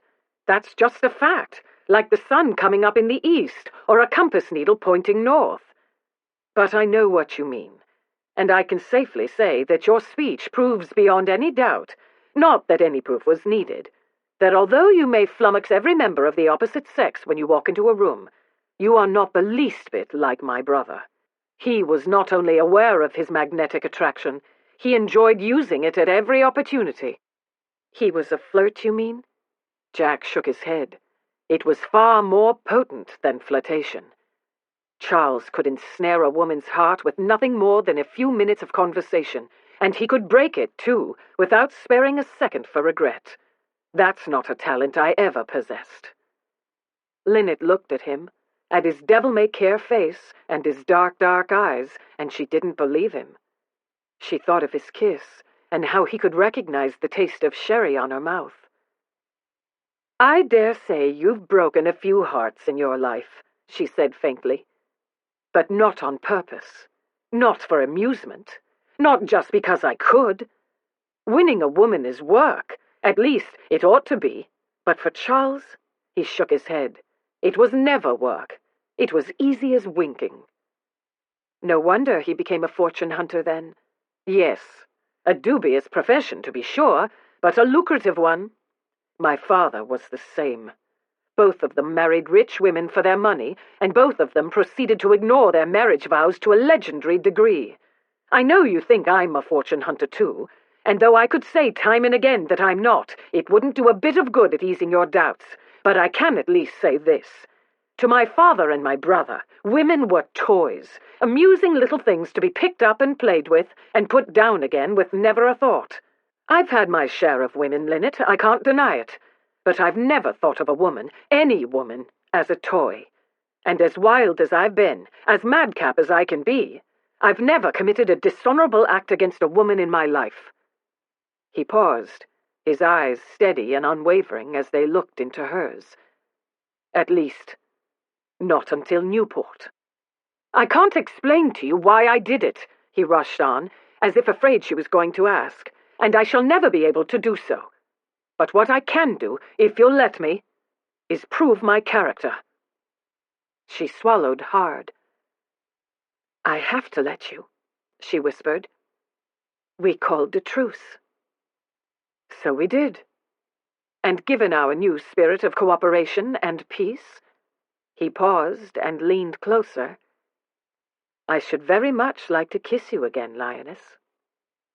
She felt a jolt of apprehension and anticipation, and it took her a moment to remember which of those emotions ought to be dictating her actions.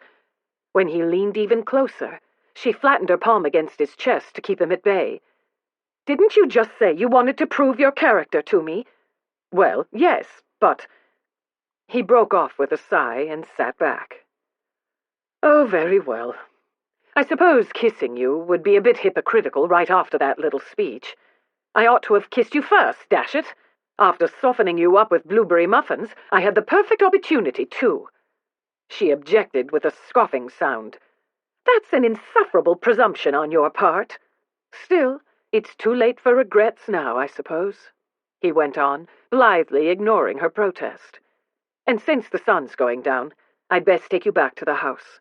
Besides," he added, as he stood up and reached out his free hand to help her to her feet, "I'm sure Sir Roger or his sister has already gone to Belinda with tales of my barbaric conduct. I've no doubt she's wearing out the carpet right now and cursing my name. Either that, or she's searching Nick's gun cabinets for a pistol with which to shoot me." His glass was still in his hand, and as she watched him swirl the contents and down the last swallow, she reminded herself that it was his kiss that had plunged her entire life into chaos. But she couldn't help wondering if he had kissed her just now, what champagne on his mouth would have tasted like. Chapter 11. Jack's prediction that Belinda would pounce on him the moment they arrived back at the house proved unfounded. Nicholas had arrived home from America, and Jack guessed that might perhaps have diverted his sister-in-law's attention, for he was able to gain his room, have a bath and a shave, and change into evening clothes, all without having to face Belinda's wrath. But when Jack joined the other guests gathering in the drawing-room for aperitifs before dinner, he soon discovered he was not to escape unscathed. Belinda cornered him before he'd even poured his port. "Sir Roger and his sister have left Honeywood," she murmured, halting beside where he stood at the liquor cabinet. "Indeed?" He was not facing her straight on, for if he had been, she'd have seen the smile that tweaked his mouth at that news before he could hide it. As it was, he managed to pour his drink and savor the departure of one of his competitors without being caught out. "But they've just arrived." They departed on the evening train for London. He tried to pretend it was a matter of business, but I don't believe that for a moment. No? Drink in hand, he strove to don an expression of mild curiosity as he turned toward her, but Belinda, with her razor-sharp perceptions, always saw through pretenses of that kind. She studied his face for 2 seconds, then gave a nod, as if some suspicion lurking in her mind had now been confirmed. You had something to do with his leaving, didn't you? She didn't know, he realized, and he thanked heaven that Sir Roger and his sister seemed to possess the rare quality of discretion. My dear Belinda, I'm barely acquainted with Sir Roger. What have I to do with his business matters? When I pressed him about staying, he said something curious. He said there was no point in remaining, for it had been made clear to him that any courtship of Miss Holland would require him to engage in conduct beneath the dignity of a gentleman, and he wanted no part of it. What does that mean? It meant Sir Roger didn't have the guts to step up and prevent a rival from throwing a woman over his shoulder and making off with her. But Jack couldn't enlighten Belinda on that point, and he chose his words with care. Miss Holland had an engagement for tea with me, remember? Perhaps Sir Roger took umbrage to the fact, and if he has removed himself from consideration for her hand, I shall not mourn his departure. If he thought his words would put an end to the discussion, he was mistaken. Belinda's blue eyes studied him even more intently than before. What did you do, Jack? At that moment, a distraction arrived and saved him from having to admit any culpability, at least for now. Nick, he said with heartfelt relief, looking past Belinda's shoulder to the blonde-haired man coming across the drawing-room to greet him. Back from America, I see. Don't think you're off the hook, Belinda murmured, bringing his attention back to her as her husband paused beside them. We'll talk more about this later. In trouble with my wife, are you? Nicholas asked, as Belinda moved off to converse with other guests. I always seem to be in trouble with your wife. I am a Featherstone, after all. He moved aside to give Nicholas access to the liquor. It's good to see you. How was the inquest? Uneventful. A matter purely of routine. Nothing we need to be concerned with now. It's truly over. Good. You just arrived from Dover, I take it? Actually, no. I landed in Liverpool a few days ago. Liverpool? But why not come through Dover? Much easier to reach Kent that way. Drink in hand, Nick turned toward him. Not if one decides to make a stop in Norfolk along the way. Ah! Jack took a sip of his port. And how is Stuart? Content with the outcome. Relieved it's over. Grateful to all of us. But he's also a bit puzzled. Oh, what puzzles him? He wondered why he learned of Van Housen's suicide from the newspapers and not from us. I thought you intended to write to him. I did write to him. I composed a letter that very night. Jack broke off with a groan, slapping a palm to his forehead. Hell's bells, I forgot to post it. It's probably still in my dispatch case. Really, Jack? Nick shook his head with a sigh. How could you forget a thing like that? I've been rather pressed with other matters, in case you hadn't heard. Still, that's no excuse. He should have learned the news from me. I shall write tomorrow and express my apologies. I have to write to him anyway about another matter. Write if you like, but there's no need for apologies with Stuart, you know that. And I was able to elucidate any points the papers missed or got wrong. He does want to see you, though, and Dennis and James as well, to express his gratitude. Jack shook his head. He owes me no such sentiments. I was glad to do it. We all were. I hope you assured him of that. I did. But he was adamant, and since Belinda's giving this house party already, I've invited all of them, and Edie too, of course, to join us here afterward. They'll be arriving late next week. Jack was pleased by this news, for it would give him time to discuss Holland's offer with Stuart in person, without having to journey to Norfolk, and perhaps abandon Linnet to the machinations of his rivals. Excellent. I wish I'd had time to call on him when I returned, but as it was... He paused, giving his friend a rueful look. Yes, you've been quite busy, I know. The American gossip rags are filled with stories of you and the girl. I dare say every scandal-ridden American is grateful you've succeeded in diverting the attentions of town topics from their troubles. Jack grimaced. Linnet's father is beside himself, I'm sure. And you must have been inundated with questions as well. Pressed at every turn, I'm afraid. The American reporters—" Nick paused, rolling his eyes.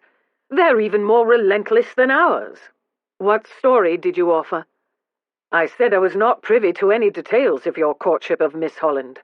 Nick took a sip of port. "How's that proceeding, by the way?" "I'll win her over," he said, with far more assurance than he felt. "These other chaps haven't got a chance." The words were barely out of his mouth before Linnet and her mother entered the drawing-room, and the moment they did, several of the other single men present began to gravitate toward the doorway. "Odd," Nick drawled beside him, watching men swarm Linnet like bees to honey. "Those other chaps don't seem to see the situation the same way you do." The truth of Nick's assessment was demonstrated to Jack with tiresome frequency during the course of the evening. The dinner gong sounded before he had the chance to speak to Linnet at all, and he was not, worse luck, seated anywhere close to her at the table. The distance was not so great that he couldn't see her, however. Across the table and 5 chairs down, she was well within his line of vision, and he found that fact something of a consolation, at least for the first few minutes. Her hair, piled high atop her head, gleamed like molten gold, and the candlelight of the dining room lit her pale skin with a luminous glow. She seemed even more beautiful now than she had that afternoon, but any enjoyment he might have taken in the view evaporated once the meal began, for she turned her attention to Lord Hansborough, the man seated beside her, which meant that whenever Jack looked her way, his view was most often the nape of her neck and a bit of her profile. The fact that she seemed to find Hansborough such a fascinating dinner companion did nothing to rouse Jack's spirits, especially since her penchant for fashionable Parisian evening frocks with daring low-cut necklines had not gone unnoticed by the Viscount. His gaze dropped to her bosom with aggravating frequency, a fact that made Jack want to snarl every time he saw it happen, and there wasn't a damn thing he could do about it. After dinner, when the ladies had gone through and the port was passed, he had the opportunity to take the measure of Hansborough as well as his other rivals. He talked little, choosing instead to listen and observe. He was well aware that with Linnet, a man couldn't take anything for granted, of course, but after about 10 minutes over the port, he was able to form several conclusions. Carrington, despite being 3 decades older than Linnet, was still a handsome fellow and quite fit, but he was also every bit as dull as Jack remembered, and as he droned on and on about Cecil's obvious superiority to Gladstone as Prime Minister, Jack concluded that it was the Duke's inability to make interesting conversation that must have done for him with Linnet the first time around. Watching Carrington, he decided he'd have to put a word in with the fellow about her abject ignorance of the British political system, or something along that line. An hour or 2 of this, and she just might decide she didn't want to hear it for the rest of her life. Jack turned his attention to Lord Tufton. Most British girls, he thought, as he studied the Marquis down the table, would consider Tufton quite an attractive fellow. But Linnet, thank heaven, was an American, and American girls placed a great deal more emphasis on white teeth and fresh breath than did their British counterparts. As he watched the cigar smoke swirl around Tufton's head, he rather hoped the Marquis tried stealing a kiss from Linnet in the next day or 2. That might be enough to do him in. And then there was Hansborough. In the Viscount, he knew he had a dangerous rival. Other than a predilection for gazing at Linnet's bosom more often than her face, Hansborough didn't seem to possess any weaknesses that might work to Jack's advantage.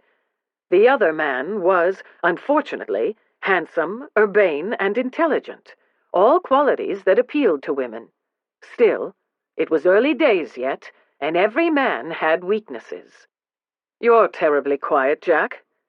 Hearing Nick say his name roused him from his contemplations, and he turned to his friend, but a cough from the doorway gave him no chance to respond. All the men turned toward the entrance to the dining room, where a stout, middle-aged woman in black stood with a baby in her arms. "Oh, I say," Hansborough murmured, sounding rather shocked by this domestic invasion into such a masculine enclave, and a quick glance around told Jack the other men were just as surprised. The only exception was Nick, who smiled at once at the sight of his son. "Ah, Nanny Brown," he greeted her, standing up. So Colin's awake, is he?" "Yes, my lord. Begging your pardon, but you did say if he woke up you wanted to see him straight away." "So I did. Forgive me, gentlemen," Nicholas added to the men at the table as he moved to the doorway and took his son from the nanny's arms. "But I've been away for several weeks, and since I returned, I've had no chance to see my son. What he really means, gentlemen," Jack said, pushing back his chair, "is that he's had no chance to show him off." Most of the men laughed at that, but it didn't escape his notice as he stood up and circled the table that Hansbro wasn't laughing. He paused behind Nick, studying the baby over his friend's shoulder. "Ah, now it's clear why he's so proud," he told the men around the table. "The boy's quite bonny. That fact is due to his mother, of course, as we can all attest."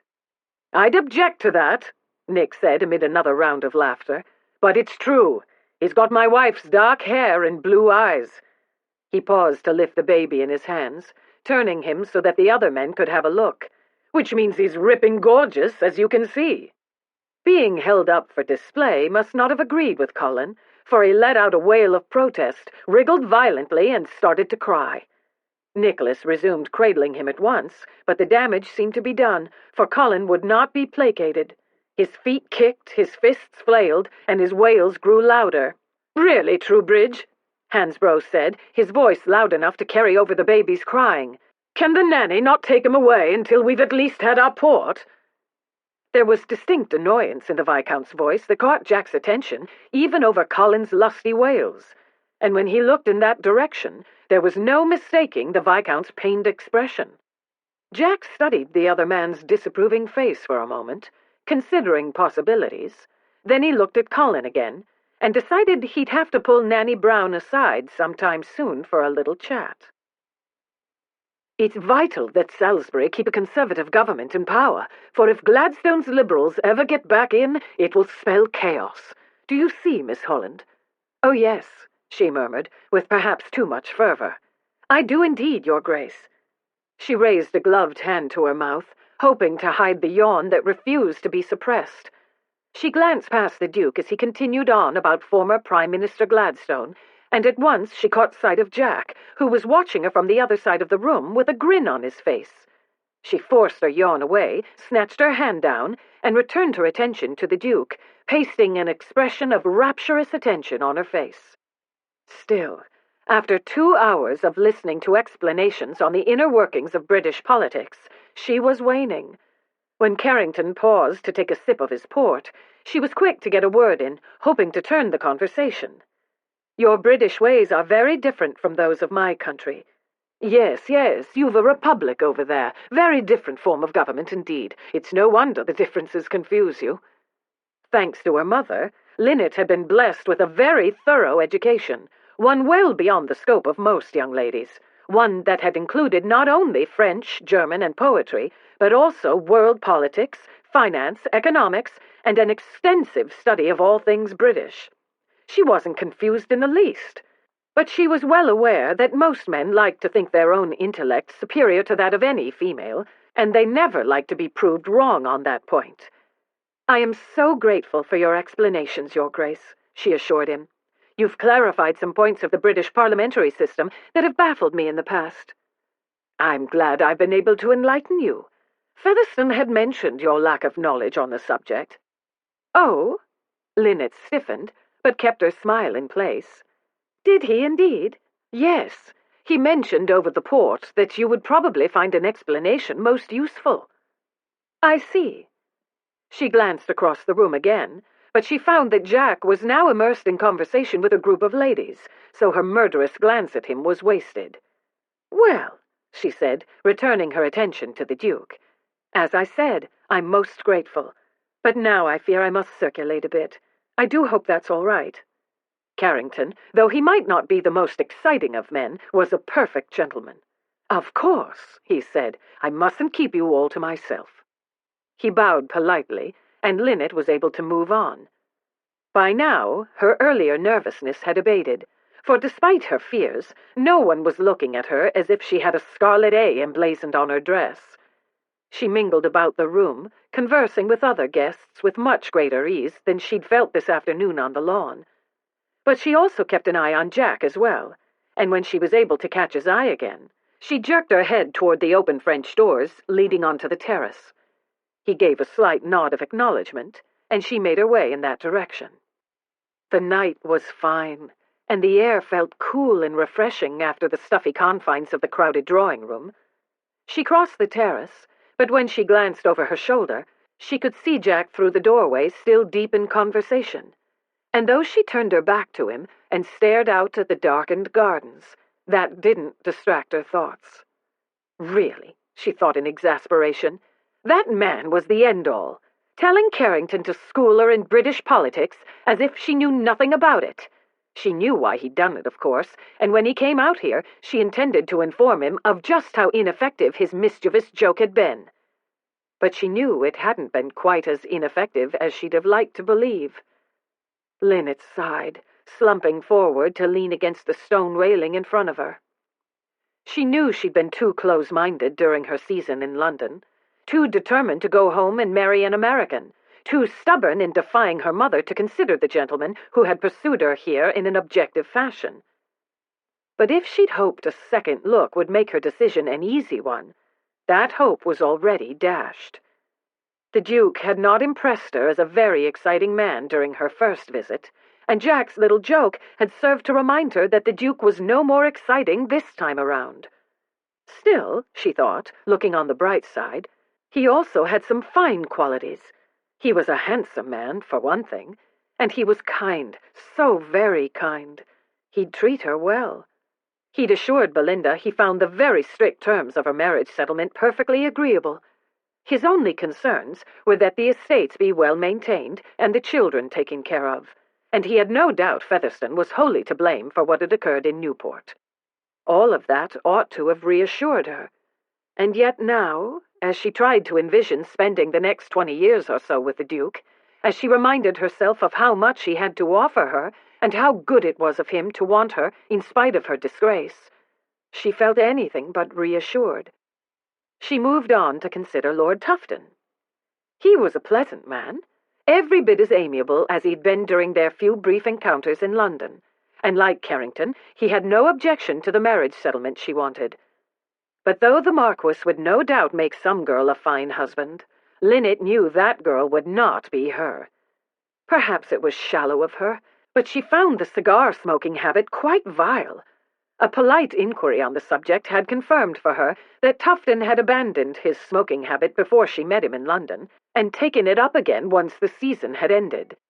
He could perhaps be persuaded to give up tobacco a second time, but until he did, she could not even consider kissing him, and without kissing him, she couldn't agree to spend her life with him.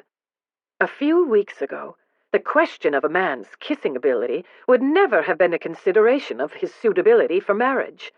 Conrad hadn't kissed her until after she'd accepted his proposal, a fact that paralleled the experience of most girls of her acquaintance. On the other hand, a girl didn't usually have a devil like Jack Featherstone come striding into her life, bend her backward, and open his mouth over hers as if he owned her. And though Jack's kiss had offended her sense of propriety, aroused her anger, among other things, and ruined her reputation, she feared that it had also made a man's kissing ability one of her most crucial considerations for matrimony. That meant Tufton was out of the question. She shifted her thoughts to Hansbrough. A handsome man, no doubt. Amusing, too, for he'd made her laugh more than once at dinner, and she did have a weakness for men who made her laugh. And he admired her, she could tell, although when she thought of how often his admiring gaze had lowered to her bosom, she knew certain of her qualities evoked more of his admiration than others. But that was to be expected. Calling attention to that particular attribute was the entire reason a girl wore a low-cut gown in the first place, and he'd been quite gentlemanly about it, often reaching for his wine-glass as the excuse to lower his gaze. Still, every time he had glanced at her chest, all she'd been able to think of was the way Jack had stared at her so openly in Mrs. Dewey's ballroom, a stare far less discreet. A few weeks ago, she'd found his open scrutiny appalling, and yet now the pleasant, agreeable warmth of Hansborough's admiration seemed almost tame by comparison. She made a sound through her teeth, her exasperation transferring from Jack to herself. That picnic had changed things. She wanted to hate Jack. She ought to hate him. His persistence was aggravating, his arrogance was astonishing, and his continual interference in her life, urging Carrington on, being a perfect example, was downright infuriating. And yet, he'd given her blueberry muffins, one of her favorite things.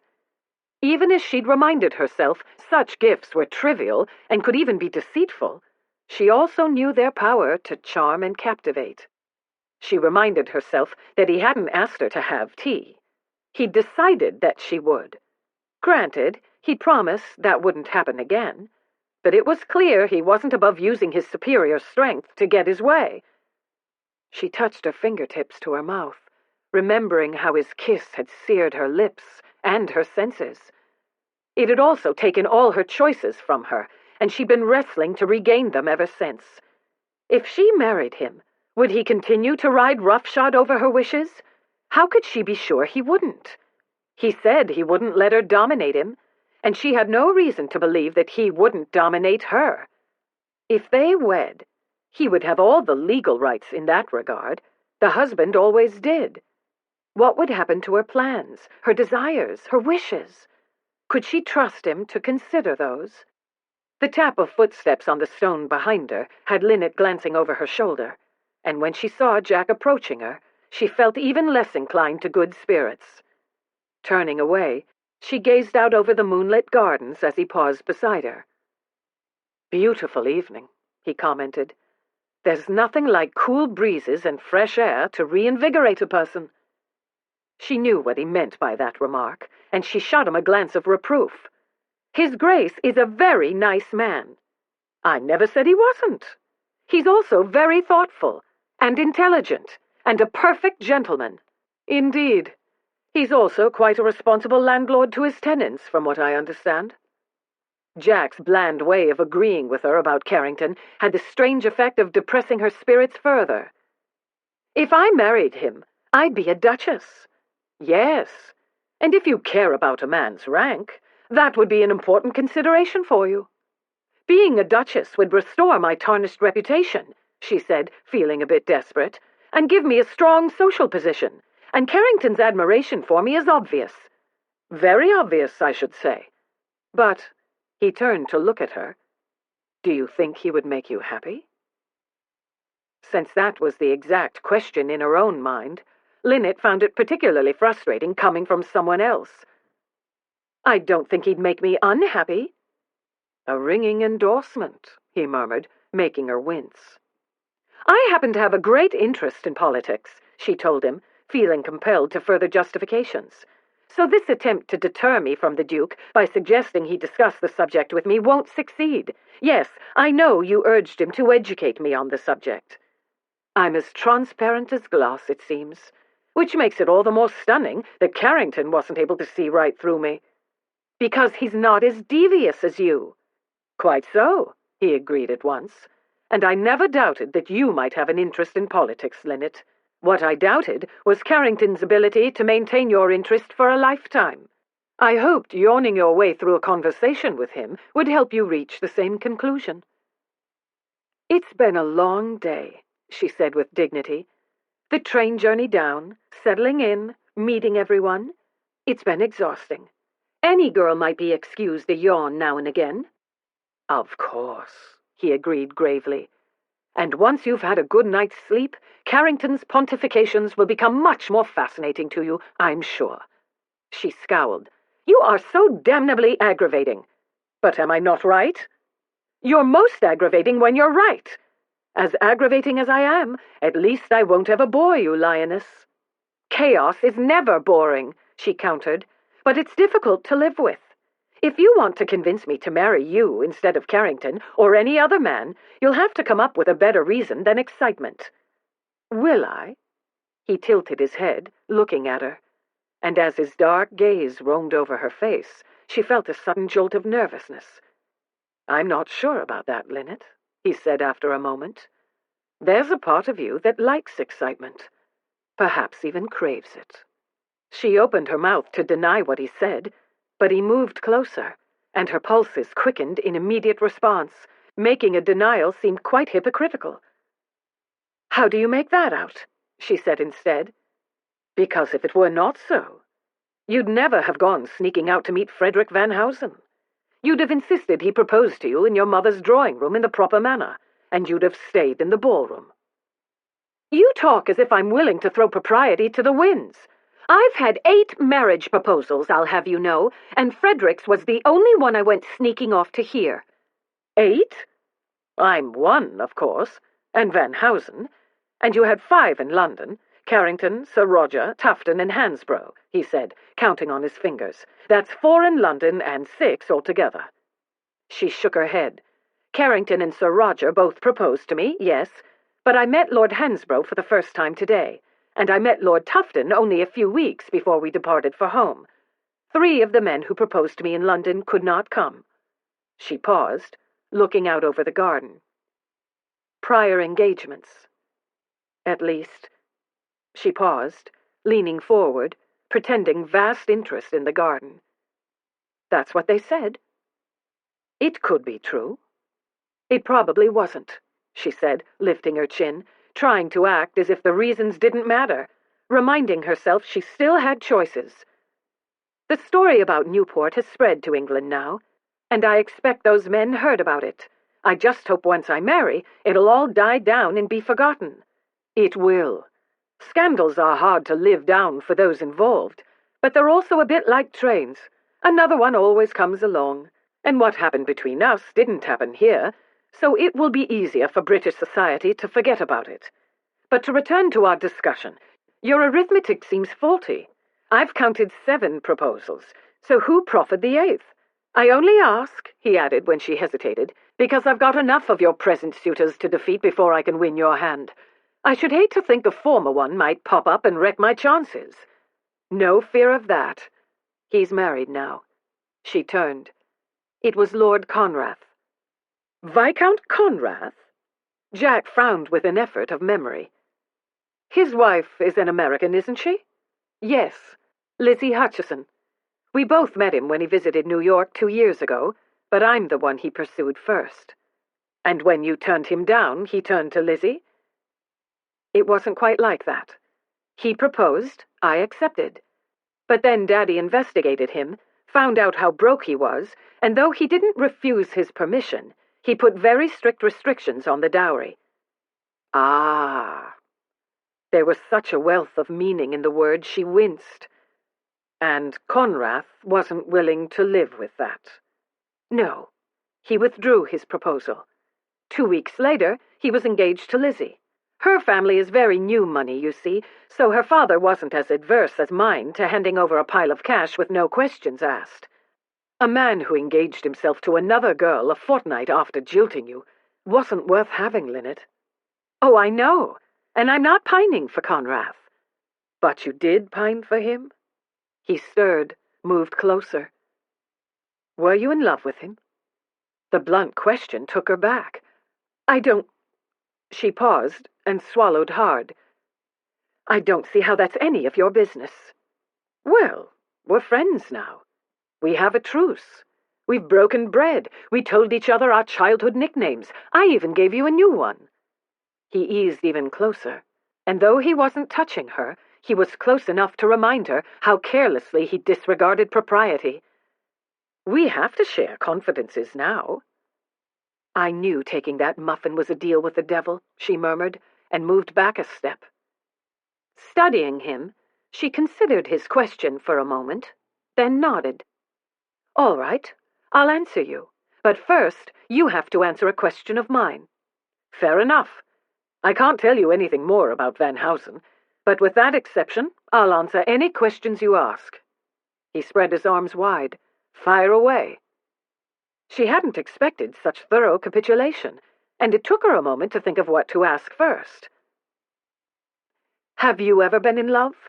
"Yes. Her name was Lola." He stopped, the provoking man. "Really, Jack, you can't leave it at that. Where did you meet her, and when, and what was she like?" "I met her in Paris the summer I was 25. A slight smile curved his mouth as he spoke, and Linnet felt a sudden sharp stab of jealousy. It was so startling and so unexpected, she had to turn away so nothing of it caught his perceptive attention. "Paris?" she echoed, staring out into the darkness beyond the terrace, striving to sound politely interested in nothing more. "So she was a French girl, then?" "No, she was American. But she wasn't a girl. No, Lola was a woman through and through." The way he said it made Linnet's hands clench around the railing in front of her. But even as she reminded herself she had no right to be jealous, she wondered what being a woman through and through actually meant. And instead of dissipating, that horrid stinging jealousy deepened and spread, and she cursed herself for ever agreeing to share confidences with him. It took her several moments to regain her composure enough to look at him again. "Was she an heiress? I might know her." Lola was no heiress. She was a dancer and chorus girl. A chorus girl? Even as sheltered as she was, she knew men often kept company with such women, and though she'd been schooled all her life that women like that were of low moral character and nothing for a well-bred girl to be jealous of, Linnet proved herself quite impervious to the proper teachings of her girlhood. Even as she told herself she didn't want to know any more, she couldn't resist asking another question. Was she your mistress? God, no. I rarely had the blunt to keep a mistress. He paused, laughing a little. She was Dennis's mistress, Viscount Somerton. Your friend Somerton? One of the men with you at Mrs. Dewey's ball? You fell in love with your friend's mistress? It wasn't intentional, he said dryly, and I wasn't the only one. Pongo was in love with her too, and Nick. We were all in love with Lola at one time or another. Well, I don't think Stuart ever was, but the rest of us were. Lola, he added, was that kind of woman. Linnet's jealousy receded a bit with this list of the woman's conquests. Who are Pongo, Nick, and Stuart? My friends. The best friends a man could have. Pongo was the Earl of Hayward, who was also at the Newport ball.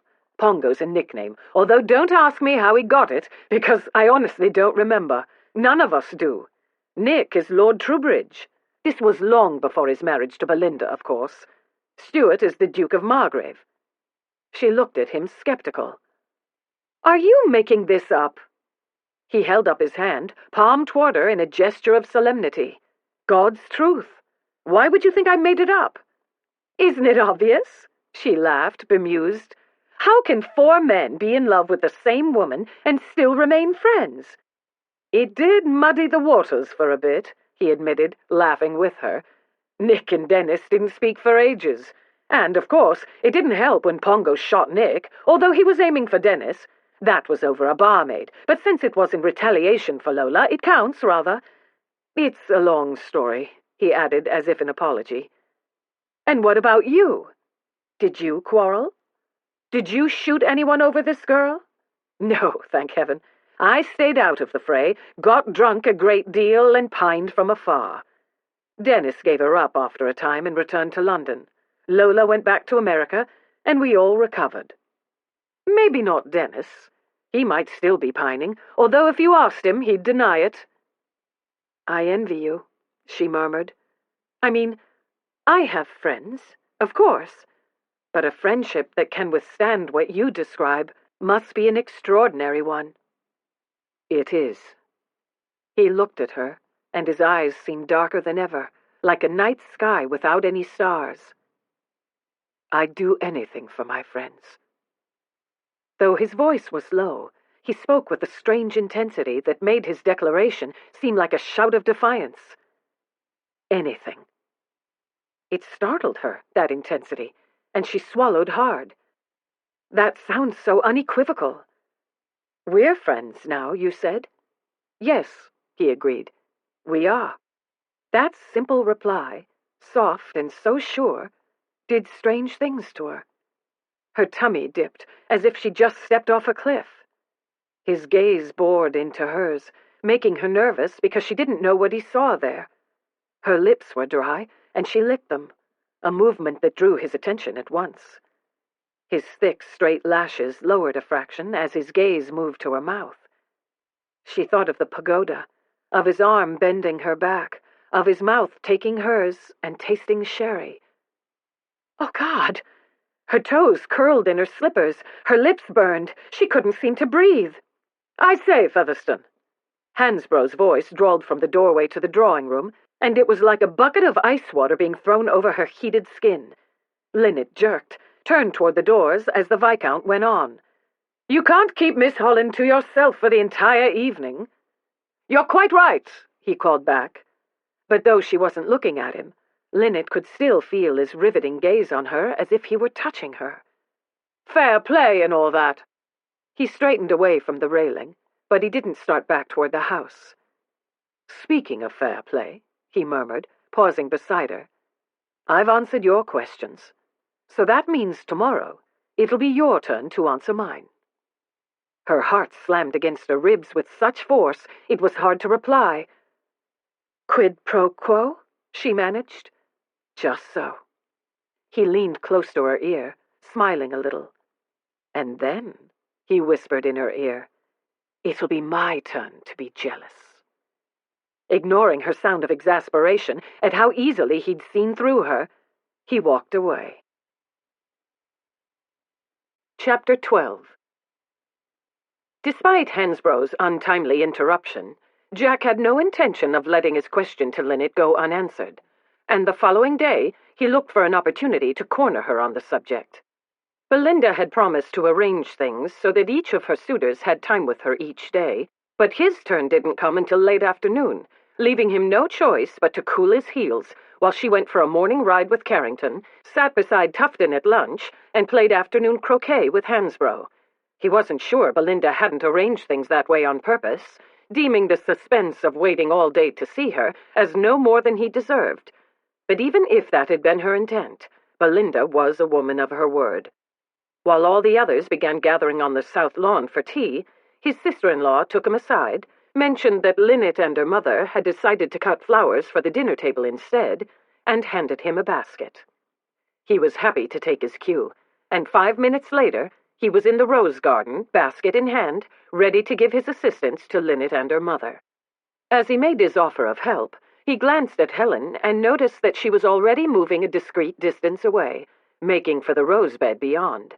He knew Helen favored him above Linnet's other suitors, and though he didn't know if that was because it was best for the girl's reputation if he was the one to marry her, or because he'd saved her from Van Housen's clutches, but either way, he intended to take full advantage of the opportunity he'd been given, and he moved to stand beside Linnet, who was bent over a boxwood-edged flower bed.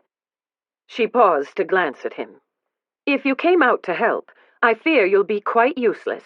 You don't have a pair of shears." He improvised at once. "I'm here to fetch and carry," he said, gesturing to the oblong basket over her arm, filled with stems, and the empty one he was carrying. She handed her basket over, then returned her attention to the flowers as she moved farther along the bed. He fell in step beside her, and decided it was best to be direct, for they didn't have much time before the dressing gong. "We never did finish our conversation from last night." She paused and turned away to snip off a late rose. "Didn't we?" "Don't be coy. You left me in suspense, and you know it. I'm sure you were awake all night as a result." "No." He paused. "Not all night." That made her smile a little. "Far be it from me to cause you to lose any sleep," she murmured. "Yes, I was very much in love with Conrad." She turned away again and resumed cutting flowers.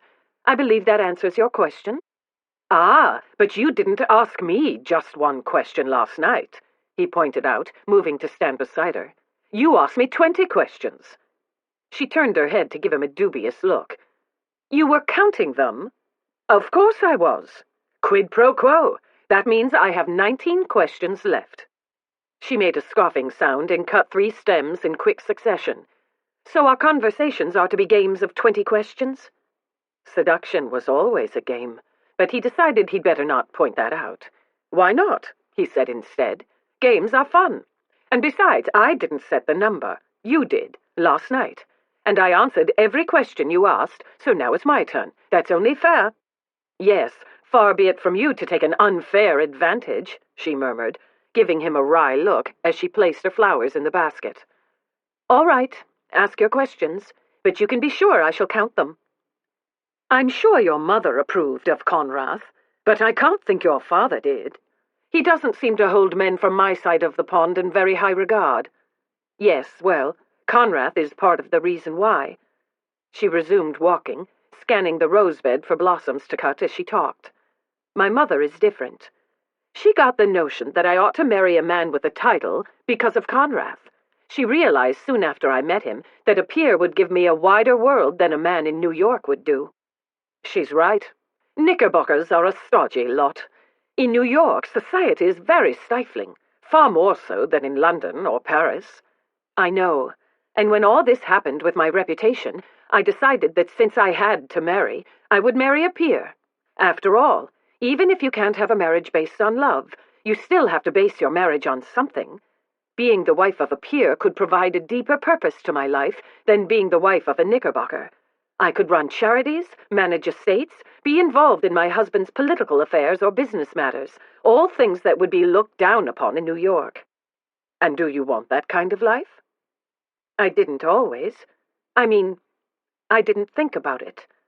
Love, marriage, children, those are the inevitable things a woman's world centers around, and I've always wanted those things, but I never thought beyond them. My mother did. When I met Conrad, my mother soon discovered that in England, marriage is more of a partnership than it is back home. Conrad made her aware of what my life would be like in England when he and I were courting, and she felt a marriage like that would make me happier. And what did you think? I didn't think much about that part of it, about what our marriage would be like, or how we would raise our children, or what we would do with our life together.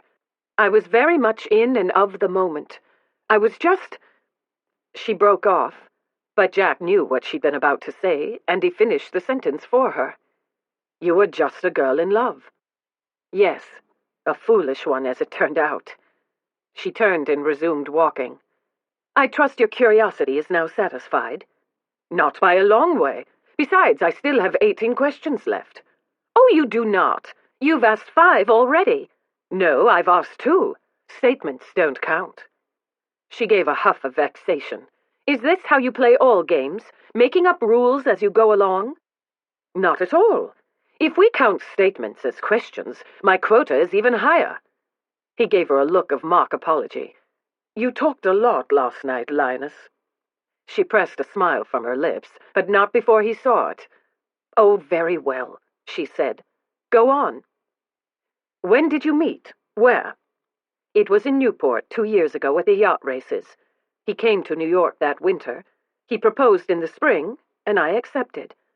As if that dry summary was satisfactory, she turned away to resume her task.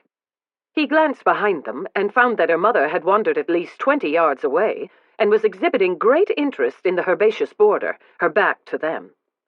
He took advantage of the fact at once, moving to stand in front of Linnet so that he could still keep an eye on her mother. I want to know how he courted you. Why? She asked, her voice light as she scanned the flowers. Do you need pointers? No, just information.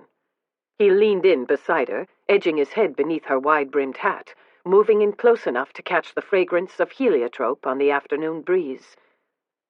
So you can emulate him? Do you think that will move me to marry you? My purpose is much more devious than that, I'm afraid, but if you want to know what it is, you'll have to wait until tomorrow. Today it's my turn to ask questions. Very well, she said, reaching to cup her hand over the top of a rose. But you'll have to ask me an actual question. As you said, statements don't count. Why did you fall in love with Conrad? She stilled. Then her shears snapped through the stem of the rose, and she shifted the cut flower to her left hand. Then she cut another. I'm not sure I know what you mean. Was it because he was charming, or serious, or intellectual, or because he made you laugh? What was it about him that you loved? She shot him a prim, sideways glance from beneath the brim of her straw boater. For one thing, he didn't ask me improper questions. He was always a perfect gentleman. Quite unlike me, then. Quite, she agreed with disheartening speed. He asked me to marry him in the proper manner. I asked in the proper manner, too, he said with mock severity. I even went down on one knee. She gave him a sorrowful look, shaking her head. The fact that you can even use the word proper in speaking of what you did amazes me." He grinned at that, mainly because in describing that night in Newport, she sounded bemused but not resentful, which gave him hope. "You can't tell me that you fell in love with Conrad because he was a perfect gentleman." "Oh, but I did. He was the most elegant, urbane, charming man I had ever met." She put the handful of roses in the basket, but she didn't turn away to cut more. Instead, she stared past him into space, as if remembering. If he looked at me, my heart would stop. If he spoke, I hung on every word.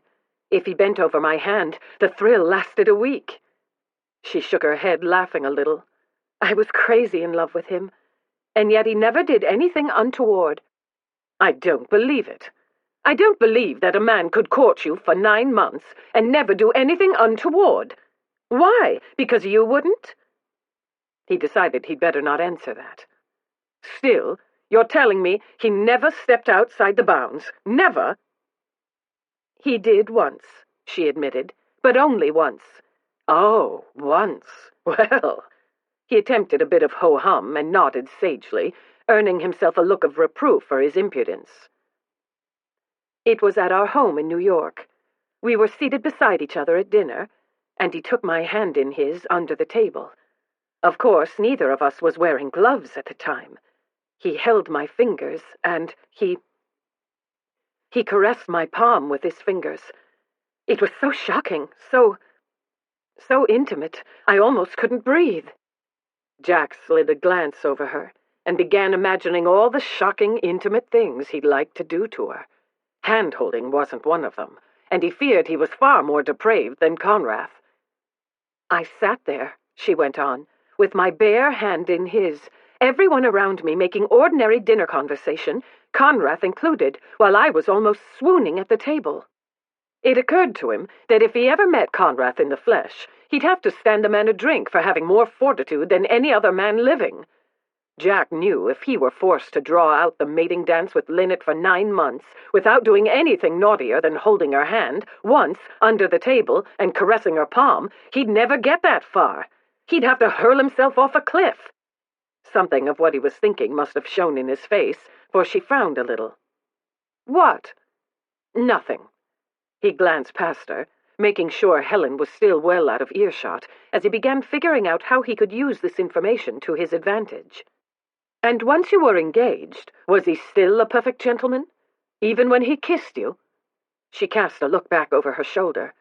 I can't tell you things like that, she whispered, looking at him again. Of course you can. He gave her a wicked smile. We're friends now. Not close enough friends for such an intimate conversation as that. Oh, come now, Linnet, he said, laughing.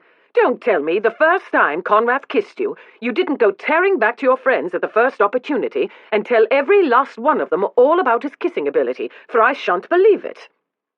Even if I did, that's not the same thing as telling you. And anyway, I can't imagine why you want to know. Because I want to see how I stack up, of course. He tilted his head, still smiling a little. How was his kiss different from mine? Her blush deepened, but when she spoke, her voice was tart. In every way possible.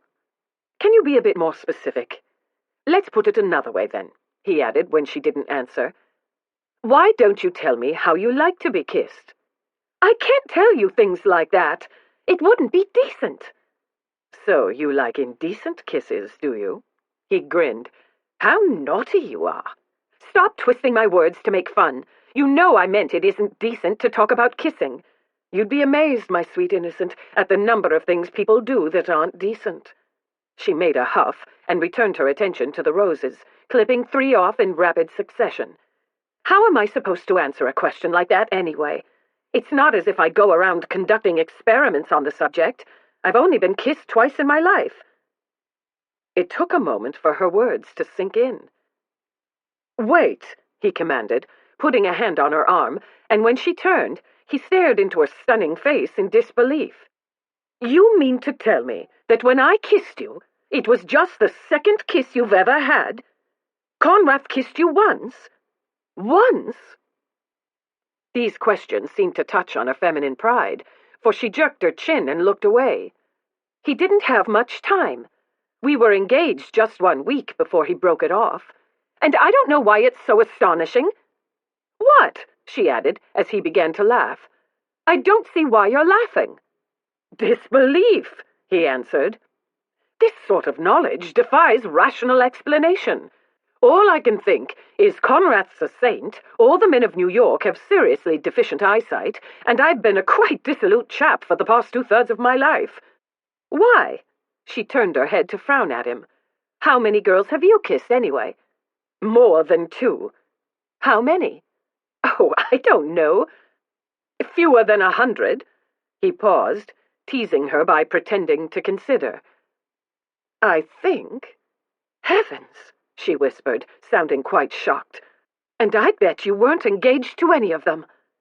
He knew, of course, that most young ladies were innocent as lambs, but until now he'd never thought much about just how innocent that was. Linnet accepted. He hadn't kissed an innocent young lady since he was 17. But now, looking at her, he realized just how far outside her experience that kiss in the pagoda had been. He wanted to tell her all the other kisses he'd had were nothing like hers, and though it was true, he feared that, coming off his lips, a declaration like that would sound nauseatingly self-serving. Charles, he was sure, would have found a way to say it with aplomb. He, alas, was not so glib.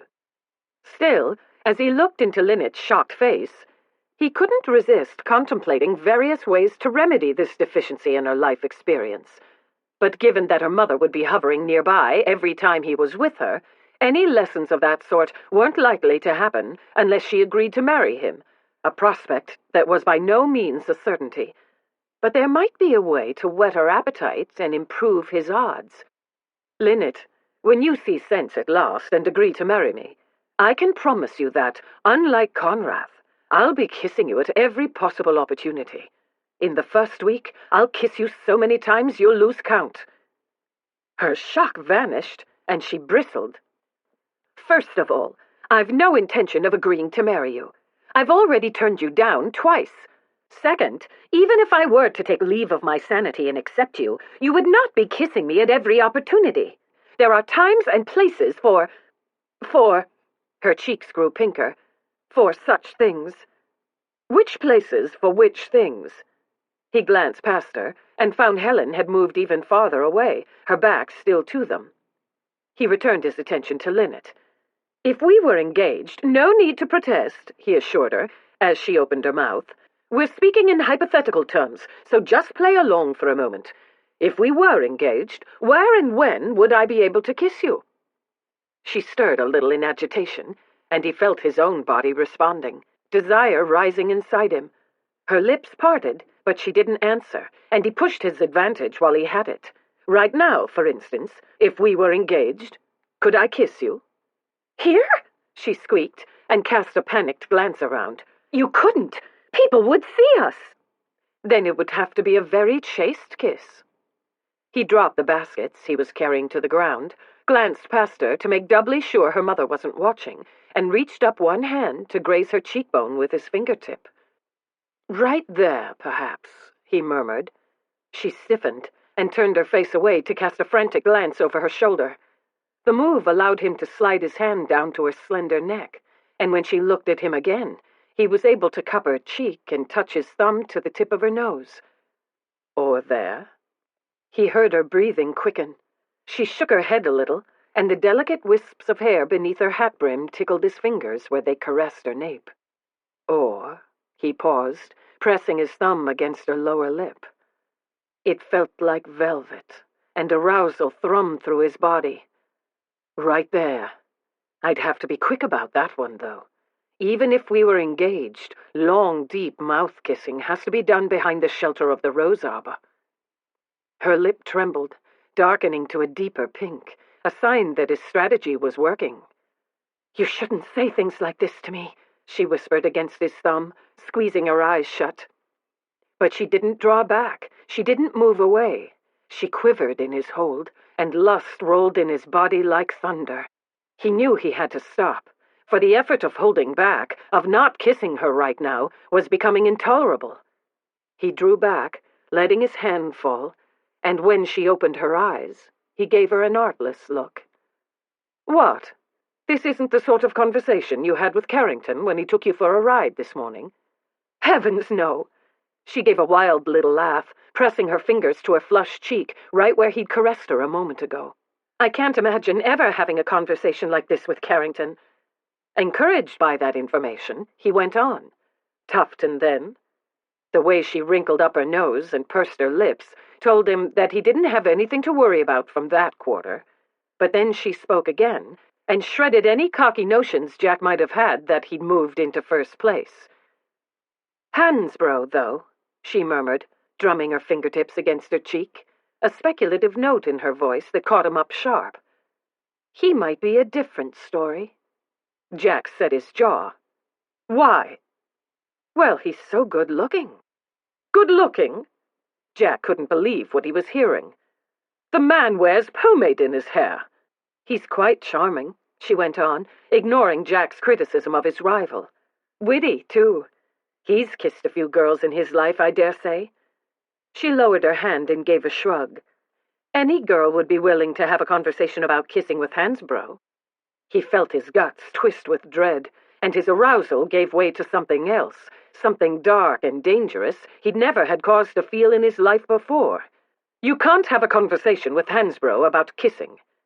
"I can't?" she echoed, emphasizing the word, reminding him of just how well she responded to autocratic commands. "Oh, really? Why not?" "Because it would be impossible," he countered, aware that he sounded as belligerent as Androcles' lion. "He'd have to lift his gaze from your bosom long enough to pay attention to what you were saying, a feat far beyond him, I fear." "Jack, are you—" She paused as a smile started to curve her mouth, but then she bit her lip to catch it back. "Jack, are you jealous of Hansbrough?" God, yes. The idea that she could even contemplate kissing Hansbrough, or any other man but him, made Jack feel absolutely violent. He wanted to smash his head into the garden wall, or rip Hansbrough's throat out. Never in his life had he felt like this, not about any other woman he'd ever known, and he realized why the kiss in Newport had about knocked him off his feet, and why he'd been so dead set to win her ever since. From the moment his lips had touched hers, he belonged to her, body and soul. He knew that as surely as he knew his name. He wanted her to know it, too.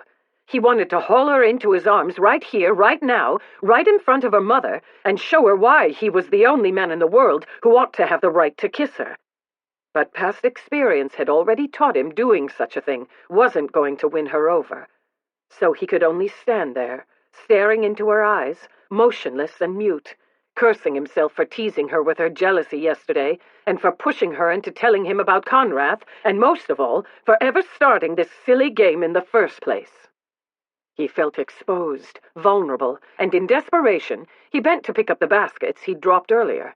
But as he straightened, he knew he had to give her some sort of reply, preferably something offhand and clever that would put him back on safer ground. "Linnet, you know I can't tell you that," he said, working to keep his voice light and teasing, when what he felt was dark and feral. "It's not your day to ask questions." He managed a flirtatious smile before he turned away and started back to the house. Charles, he thought with chagrin, would have been quite proud of him for that. He was jealous of Hansbrough. Linnet watched him go, too astonished to move. He'd said last night that today it would be his turn to be jealous, but she had deemed those light words an attempt to tease her and nothing more. In turning the tables today, she hadn't expected him to react with such force, and for a moment those usually impenetrable eyes of his had revealed something far more turbulent than teasing ought to evoke.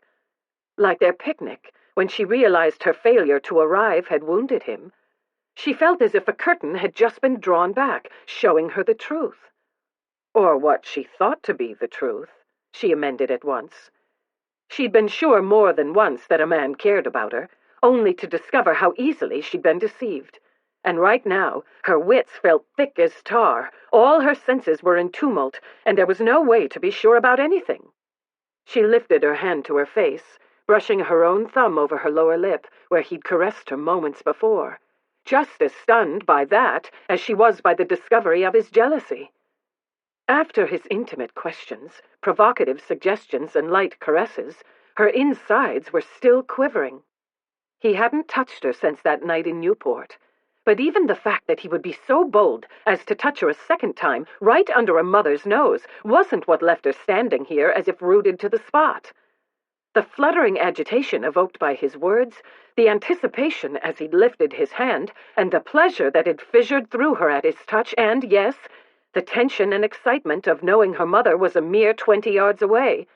All that was a combination that left her breathless and giddy. It was very similar to what she'd felt when Conrad had held her hand under the table. The realization was like a dousing of cold water.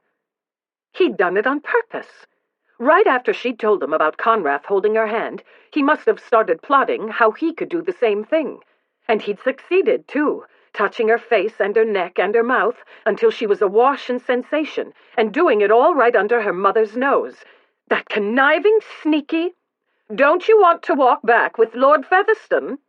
Her mother's voice interrupted her, and Linnet came out of her outraged contemplations with a start to find her parents standing beside her. "No, I don't," she answered, as she bent to reach for the 2 baskets of roses he'd left on the ground. "Trust me, Mother. Being anywhere near that man right now is the last thing I want to do." She ignored her mother's disappointed sigh as she walked away. If that afternoon in the garden had given him any hope he was making progress in his courtship, the evening dashed it to smithereens. Linnet spent her entire evening glued to Hansbrough's side like a limpet, and Jack had to watch the fellow lower his gaze to where it damn well didn't belong, all through dinner and dessert. One thing he didn't have to do, however, was sit through the port while Hansbrough smirked at him across the table. "Pardon me, gentlemen," he said, rising, port glass in hand. "I'm going out for a breath of air. It's quite warm in here this evening." He excused himself from the dining room, slipped out the nearest side door, and went outside. He walked along the house, taking deep breaths of the cool evening air, striving to clear his head and regain his control before he joined the ladies. Piano music floated to him as he came around the corner of the house, but as he started up the steps of the terrace, Linnet's voice floated to him over the soft melody of the sonata being played, and he kept walking, straight past the French doors and down the steps at the opposite end of the terrace. But he stopped at the bottom and closed his eyes, listening for her voice again. He had to get hold of himself before the other men finished their port, for the idea of Hansbrough having Linnet's attention all evening while he stood out here and did nothing about it was unthinkable. God, he thought, once it hit a chap, jealousy was an odious thing. He didn't know why it was deemed the green-eyed monster, for to him it was no serpent or dragon. It was a black, smothering wave. It hadn't been all that difficult for him to ask Linnet about a man from her past, for he felt no jealousy over a memory. In fact, he dived into that pond, expecting Conrad's seduction to be far more wicked than it had proved in reality. Hansbrough, however, was here and now, and that was a whole different thing. The Viscount had the power to say and do the same things he was doing. There was nothing to stop him. And if Jack was any judge of character, the fellow knew his way about when it came to women. The idea that Linnet would contemplate even a discussion of kissing, much less engage in the act of it, with any man but him was unbearable. And yet, if it happened, he knew he could do little to stop it. He downed his port in one draught, set the crystal goblet on the stone pedestal beside him, and took a few more steps along the side of the house, moving out of the light that spilled from the windows along the terrace and into the shadows beyond the steps.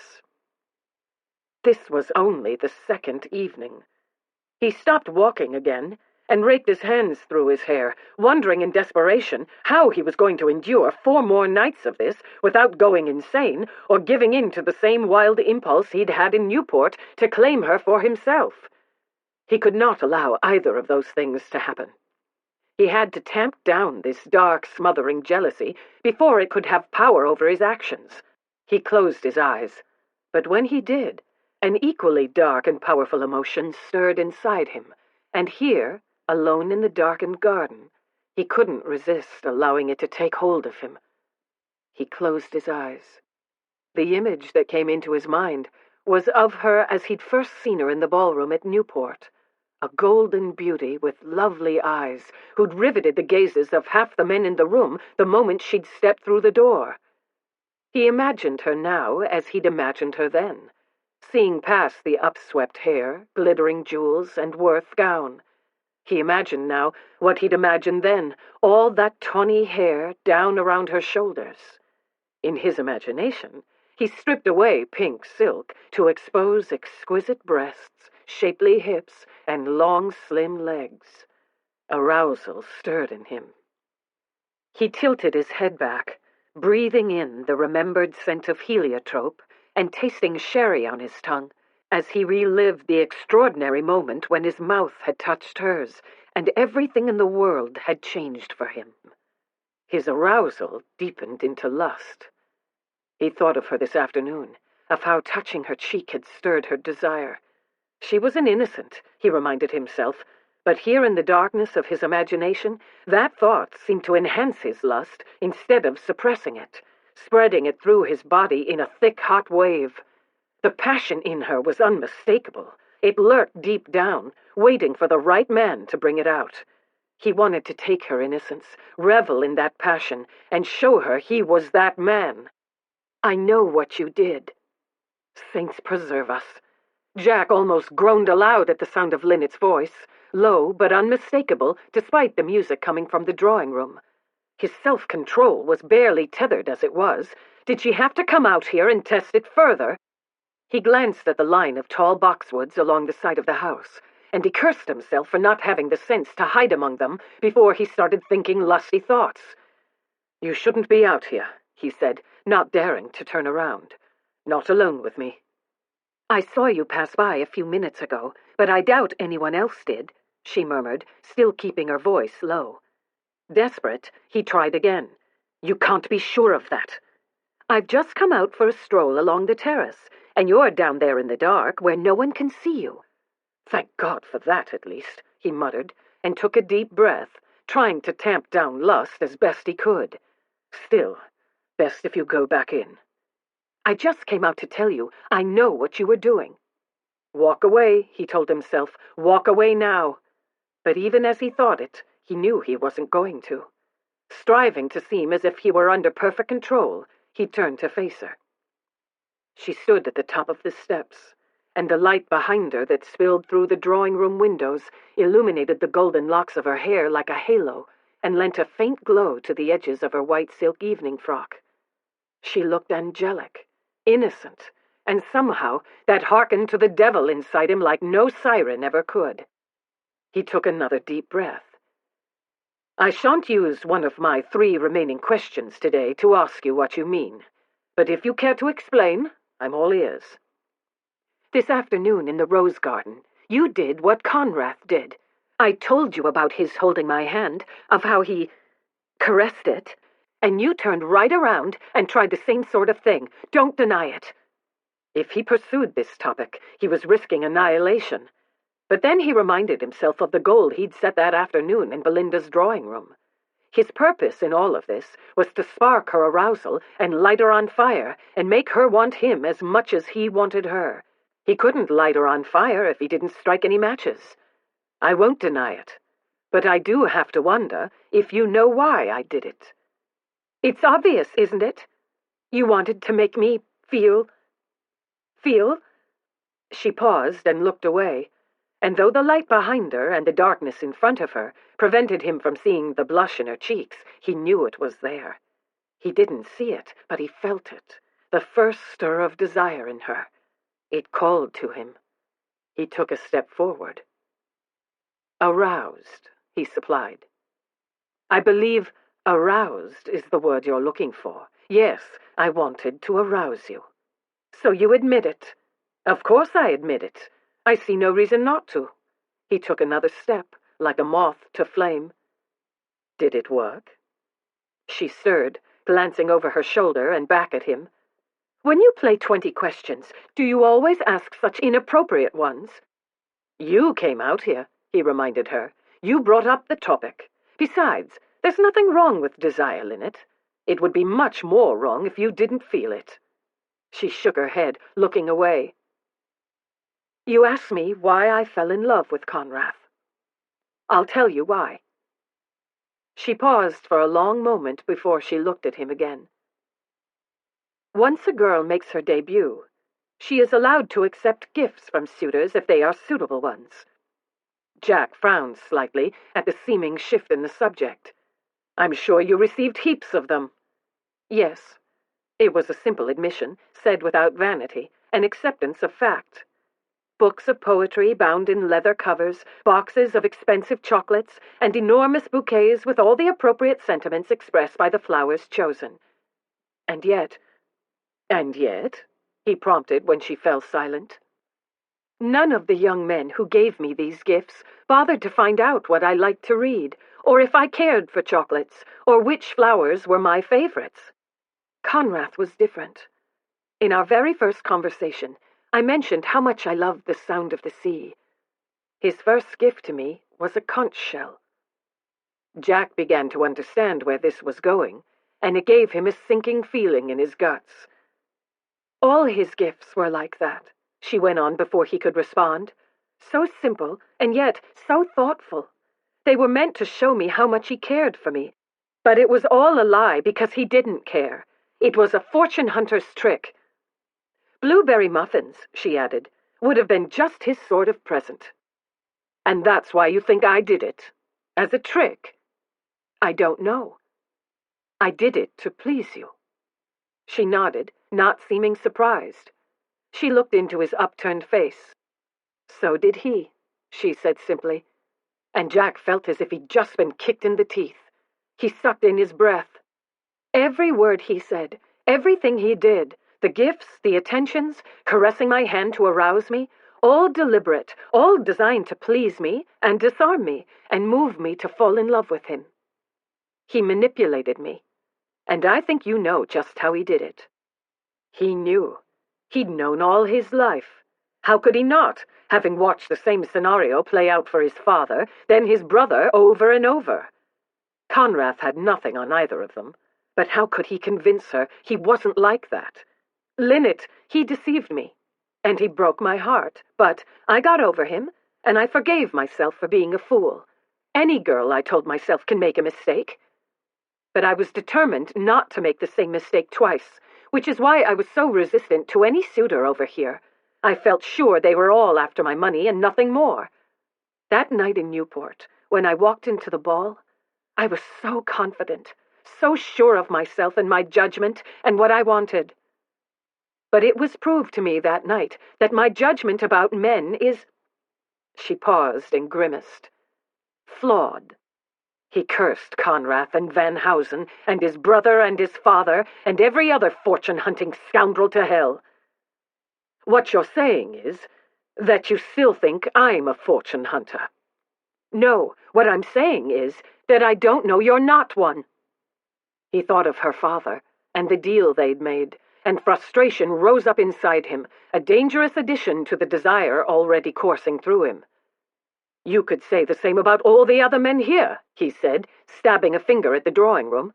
"You dismissed one or two of them for that very reason last spring. There's one enormous difference between them and you, and I've known it all along." "What's that?" She looked at him, but she didn't answer.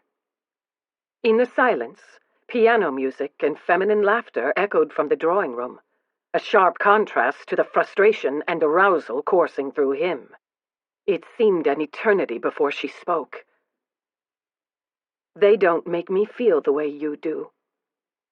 Her words were like paraffin tossed onto flames. His desire flared, and he started forward, but then her words in Belinda's drawing room came back to him, reminding him that what he wanted so badly to do was the one thing he could not do. It took all he had, but he stopped. He drew a deep breath, leashed his lust, and used his last question of the day. "How do I make you feel, Linnet?" "You know," she said, her voice almost indiscernible over the music. "What you said." "Not good enough. I want you to say it." "Aroused." Her tongue touched her lips. "You make me feel aroused." Oh, God! The tension was becoming unbearable. He lowered his gaze along that splendid body and back up again, torturing himself, knowing that what he was about to do could backfire utterly. "I think that's something you'll have to prove." She blinked. "What do you mean?" "I'm aroused too, Linnet. So aroused I can barely think, I can barely breathe, and all I want in this world is to walk up those steps, haul you into my arms, and kiss you again. But I'll be damned before I'll give you cause to say I took your kiss against your will. So, that means you have two choices. The first choice is the proper one. Turn around, go back inside, and leave me alone." Her chin lifted a notch. "And the second one?" "You can come down those steps, Lioness, walk over here, and kiss me." Chapter 13.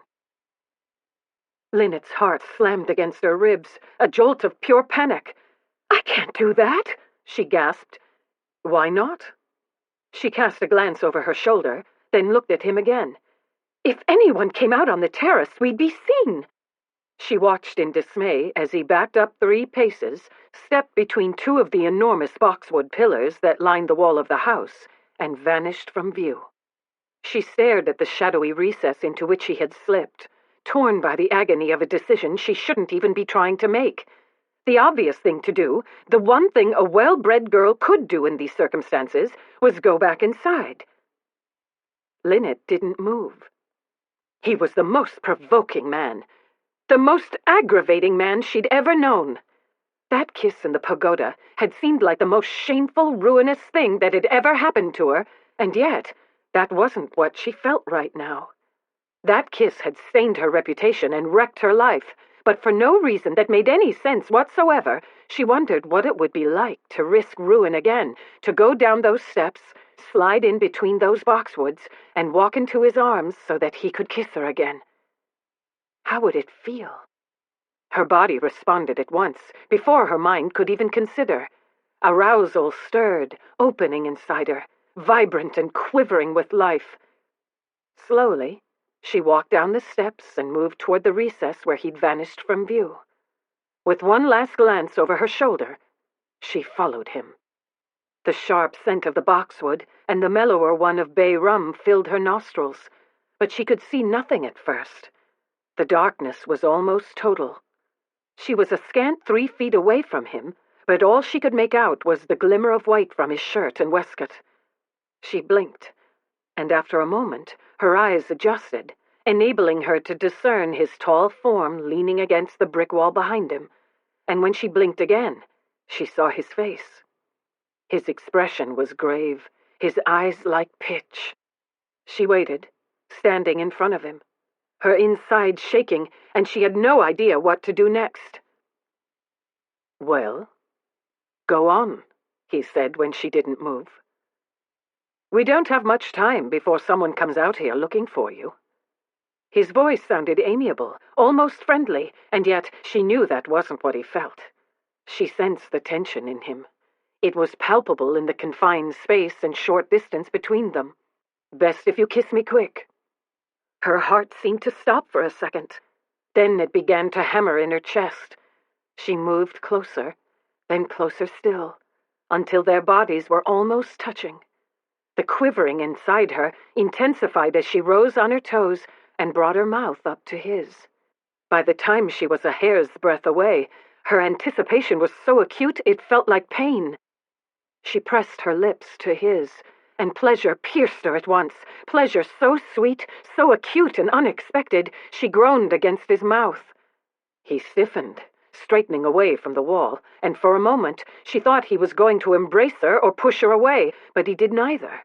Instead, with her lips barely touching his, he stilled again, and she realized he was waiting for her to do something more. She didn't know quite what that something was, for this light brush of lips was where her experience with kissing ended, but she did know she wasn't ready to pull back, so she moved her mouth experimentally against his. It was a tentative, exploring caress, And as she did, the arousal within her grew hotter. Her hand came up to touch his cheek. His response was immediate, as if her touch was just what he'd been waiting for.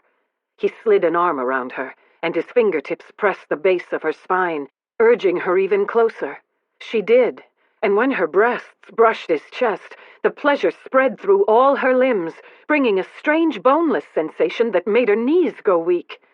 Without conscious direction, her arms came up to wrap around his neck. She wanted to be even closer, and he seemed to know it, for his arm tightened around her waist, and his other arm came around her shoulders, embracing her totally, just as he'd done in Newport.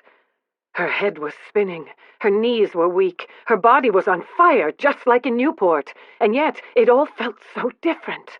Whether it was because this time she'd come willingly into his embrace, or because there were no witnesses, or because he was no longer a stranger to her, Linnet didn't know. But she felt no shock, no shame, and no outrage. All she felt was a deepening excitement and a need for even more. He tilted his head, and his mouth opened over hers. His tongue touched her closed lips, as if he wanted her to part them, and when she did, she tasted port. She had no time to savor it, however, for his tongue entered her mouth, and she jerked, jolted by the sudden electrifying shock. A man's tongue in her mouth? Never in her wildest dreams had she imagined that. As if sensing her surprise, he eased back, but she pursued, duplicating his move, her tongue touching his. The move seemed to ignite something inside him, for his embrace tightened even more, lifting her almost off the ground, bringing her against him so fully that she could feel the hard length of his body everywhere he pressed against her. He seemed especially hard where his hips were pressed to hers, and the intimacy of it shocked her. She broke the kiss with a gasp, lowering her arms, flattening her palms against his shoulders. He eased her to the ground at once and released her, his arms falling away and his body pulling back from hers to flatten against the wall behind him. She ought to have been relieved, for her body was in turmoil, her head spinning like a top, and her breathing hard and quick, but she didn't feel relieved by his withdrawal. Quite the opposite. She felt bereft. She felt frustrated. She felt incomplete. His breathing was every bit as ragged as hers, stirring the hair at her temple. The satin lapels of his dinner jacket felt slick against her palms as she slid her hands down from his shoulders. His chest was like a wall against her palms, and even as she recalled how easily he had carried her across a meadow and up a hill, she knew, as she had not known yesterday, that he wasn't the only one with power. It was a heady feeling. After a few moments, she looked up, and in the darkened shadows, she watched a faint smile curve his mouth. "Damned if I'm not the luckiest chap in the world," he murmured, his voice a bit unsteady. "How many men get struck by lightning twice?" She didn't have time to think of a response. "Linnet?" Her mother's voice floated to where they stood between the boxwoods. She felt Jack's hand tighten at her waist, and she watched him press a finger to his lips.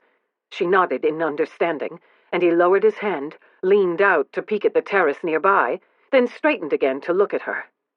"She's gone back in. Follow her, quick." Linnet felt a jolt of panic, and her hand flew to her mouth. "I can't." For some reason, his smile widened. "Don't worry," he said, as he pulled her hand down and pressed a quick kiss to her lips. "You don't look debauched. Good thing for both of us my valet shaved me just before dinner." She had no idea what shaving had to do with it, and she couldn't seem to gather her dazed senses enough to figure it out. There wasn't time for contemplations on the subject anyway, for Jack was already shoving her out from between the boxwoods.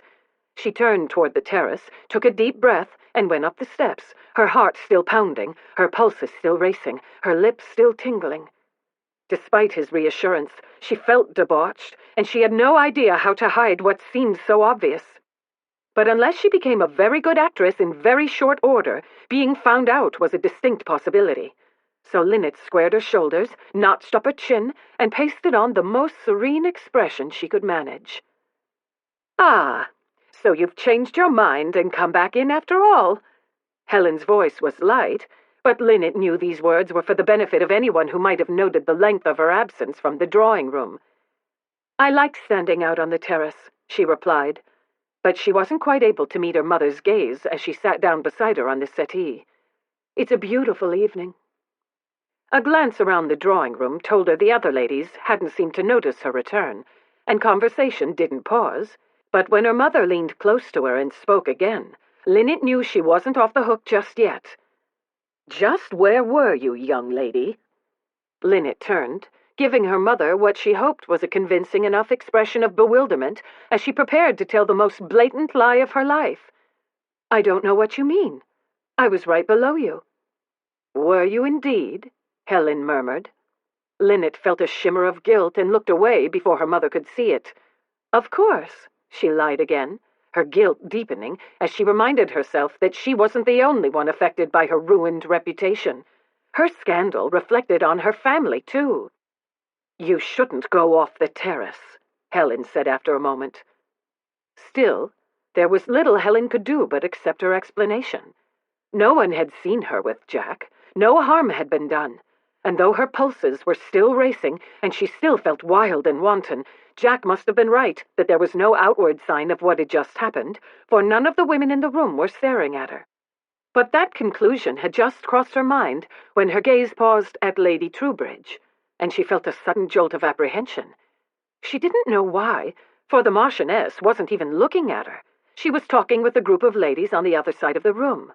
But then, as if she sensed Linnet's gaze, she turned her head, and her shrewd and thoughtful gaze rested on Linnet.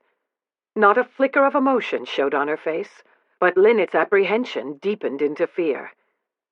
Working to keep her expression as neutral as possible, she looked away, drew in a slow, deep, steadying breath, and reminded herself that not only her reputation, but her entire future was at stake. This wasn't Newport. Tonight, she had not been the innocent recipient of a man's advances. Instead, she had chosen his kiss. She had welcomed it. She had reveled in it, and it had been glorious. But it couldn't happen again, not unless she agreed to marry him. And two wild, wanton kisses or not, marrying Jack Featherstone was a choice Linnet just wasn't ready to make. Unlike Linnet, who'd had to go straight back to the drawing room, Jack had the luxury of taking a bit of time before rejoining the men. A good thing, too, for lust was thrumming through his body, and despite several minutes lingering by the side door into the house, he found it damn difficult to douse the flame. As he re-entered the dining room, he could only pray he'd managed to don the nonchalant air of a man who'd been out for an innocent little walk. When he dared her to come down those steps and kiss him, he hadn't expected her to do it. He'd hoped she might, for Linnet wasn't any more inclined to back down from challenges than he was, but he'd also known what she was risking to take up a dare like the one he'd thrown down, so he'd stood in that shadowy recess, hardly willing to hope or even breathe. When she'd appeared in front of him, her gold hair and white dress glinting in the dim light, exhilaration and excitement had risen in him at once, like fireworks shooting skyward, and it had taken all the will he had to stand there and wait for her to close that last bit of distance. The wait had been agony. When at last she'd pressed her lips to his so sweetly, so innocently, he'd nearly gone to his knees. And the carnal sound of her moan against his mouth had been almost more than he could bear. But when she'd touched him, that had brought the lightning down, sending the lust he was working so hard to contain coursing through every cell and nerve of his body, and he'd been unable to hold back another second. He might have ravished her then and there if she hadn't brought him back to earth. Appreciating that fact, however, didn't have quite the dampening effect it ought to have. Rather, it started his mind thinking of ravishment rather than self-control. Jack's imagination wasn't allowed to go too far down that particular road, however, before Nick stood up, indicating it was time to rejoin the ladies, and he supposed he ought to be grateful for that. As he followed the others out of the dining room, he reminded himself of what was at stake. He had to keep his head, for if he didn't, Linnet would be the one to pay the price. Fate, however, didn't seem willing to trust Linnet's welfare solely to Jack's willpower. For the moment they walked into the drawing room, he saw Belinda's gaze hone in on him, and he was reminded of an alert cat sitting outside a mouse hole, ready to pounce. A moment later, when he saw her walk over to her husband, He suspected his absence from the dining room was the topic of their discussion, and when she started in his direction a moment later, he knew it for certain. "Jack," she said as she passed him, "a word." She made for an unoccupied part of the room, and he followed, glad that where she was leading him was where the liquor cabinet was located, for if she brought up the topic he feared she was about to bring up, he was going to need a second glass of port. She denied his offer to pour her a sherry, and he reached for the port decanter instead, but he barely removed the crystal stopper before she spoke. "Did you approach Miss Holland when she was alone on the terrace?" He paused a second before answering. "Not exactly. She was out of the drawing room 10 minutes, about the same amount of time you were out of the dining room. What happened?" He could not allow Belinda to think any of this was Linnet's fault. "Nothing happened," he said, but he didn't look at her as he said it.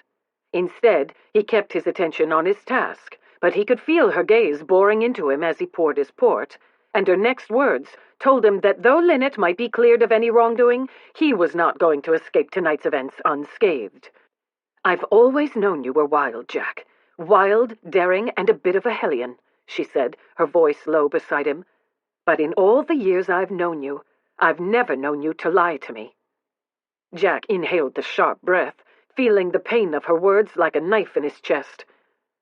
"Are you saying I'm like Charles?" he asked, setting aside the decanter and forcing himself to look at her. "If you're not, then don't lie to me. When Miss Holland was outside, did you speak to her?" "Yes." "Her mother went out on the terrace to fetch her, but came back in without her. The girl wasn't on the terrace, was she? She was with you. It wasn't some sort of planned rendezvous, if that's what you're implying. I'd gone outside for a bit of fresh air, and so had she, and we just happened to encounter each other." "Jack!" She glanced around, then back at him. "You cannot detain a young woman when she's unaccompanied, especially at night, and I shouldn't even have to tell you that. What happened with Sir Roger? His sudden departure had something to do with you, didn't it?" The abrupt shift in the subject was a bit of a relief. "I dare say it did." "What happened?" He told her, and she stared at him in horror. "You carried off a girl, an unmarried girl, over your shoulder in front of 2 witnesses?" she whispered, "and made her have a picnic with you alone in the countryside? Are you mad?" He rubbed a hand over his forehead. "That's quite possible. Did you force your attentions on her as you did in Newport?" He grimaced, but the question, though brutal, was a fair one. "No." He swallowed his port in one draught and looked into her eyes. "Neither yesterday nor tonight." "Well, we can be grateful for that, at least. And let us hope Sir Roger and his sister haven't told all their friends what they witnessed. As for you, this sort of behavior is beyond the pale. It must stop." "You're right, of course. And I take full responsibility for everything that's happened. As you should. You are a man of the world. She is a young lady, and far more innocent than you. I know. It's just—" He paused, staring helplessly at his sister-in-law. "I want her, Belinda." "Your lust," she said in withering accents, "is not relevant. We are not talking about a can-can dancer or an actress." He shook his head, impatient. "No, I know. That's not what I mean. I really want her. This isn't just about doing the honorable thing. It's much more than that." She studied his face for a moment. "I think you mean that. Which is all the more reason," she added before he could reply, "for you to treat her with the respect she deserves. You will conduct your courtship in an open, honorable fashion, or not at all." He nodded, but he couldn't help a frustrated sigh.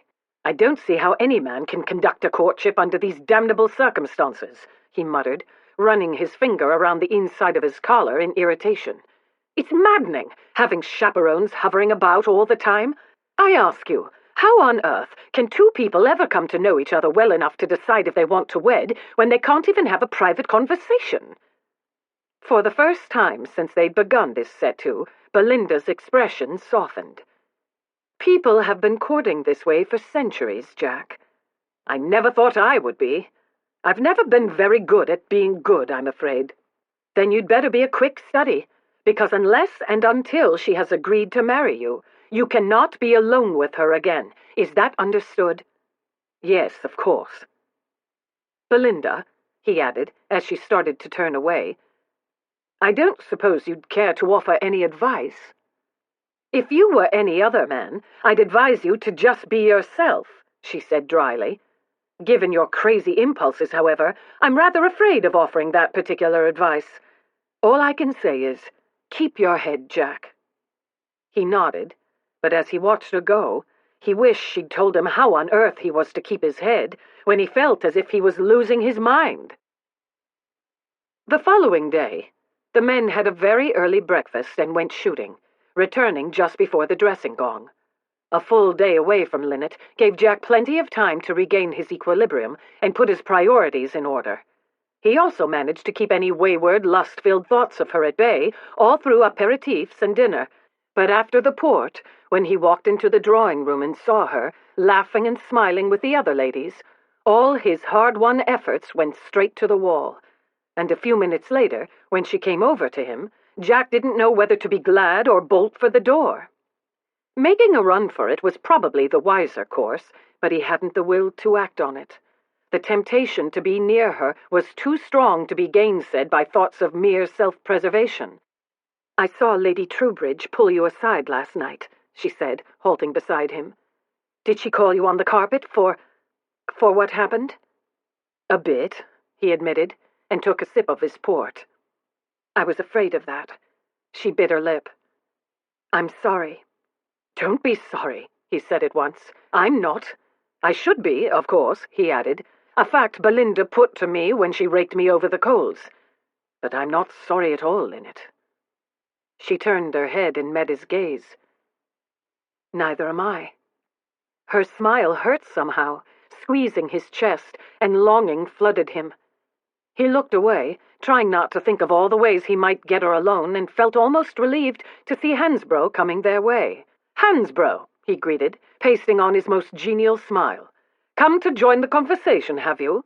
If I'm not intruding." His answering smile made it clear he knew he was. "Of course not," Jack lied, and gestured to the tray of decanters and glasses on top of the liquor cabinet beside him. "I was just about to offer to pour Miss Holland a drink." The Viscount's smile took on a subtle hint of disdain. "Playing footman, are you, Featherstone?" "Why not?" he countered with a shrug, set down his port and picked up a glass. "Linnet, what will you have?" "I'd better not have anything. I adore sherry, but I've had one glass already."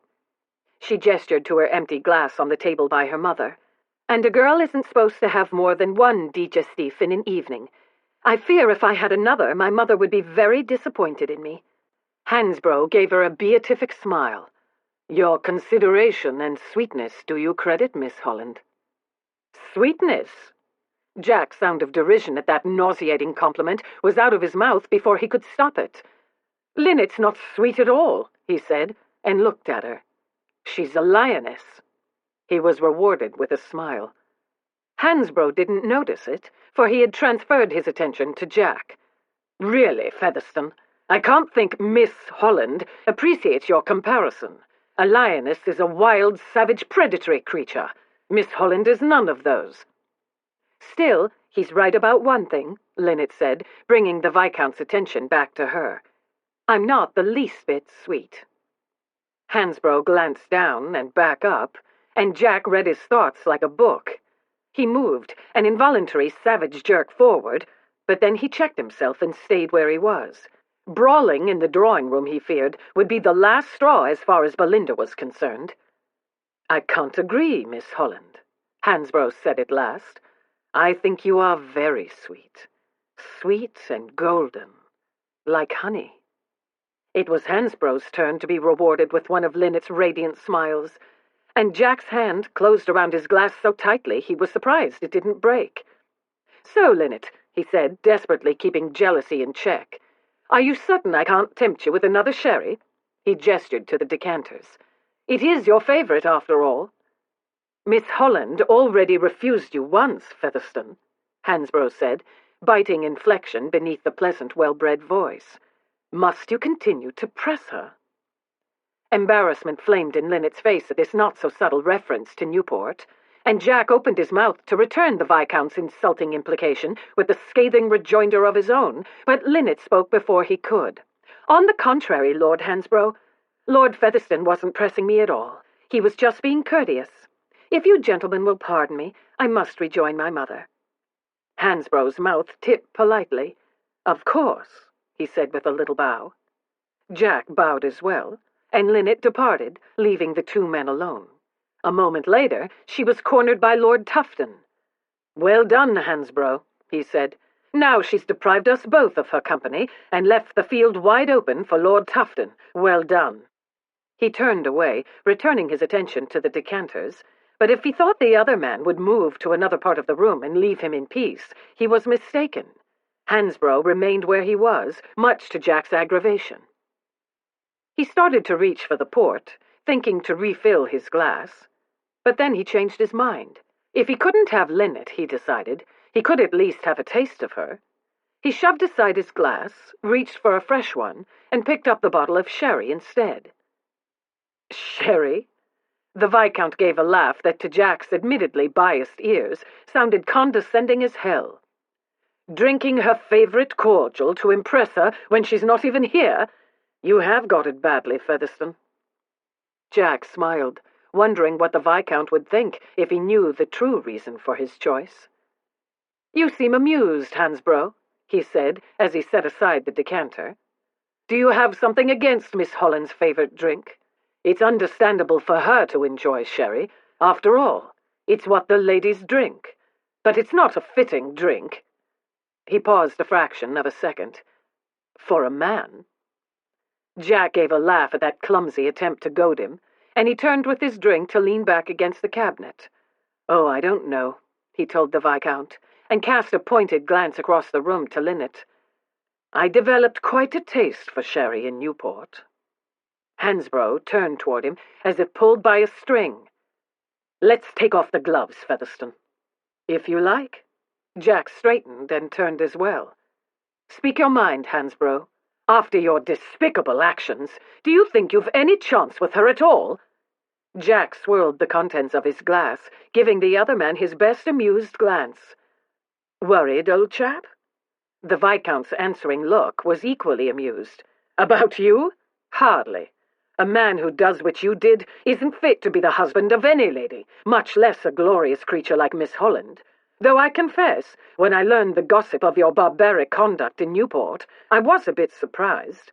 The Featherstone men are usually much more skilled at seducing wealthy young ladies than that. You're letting your family name down, old chap." He walked away before Jack could respond, which was just as well. If the other man had said one more thing, there might have been a brawl in Belinda's drawing-room after all.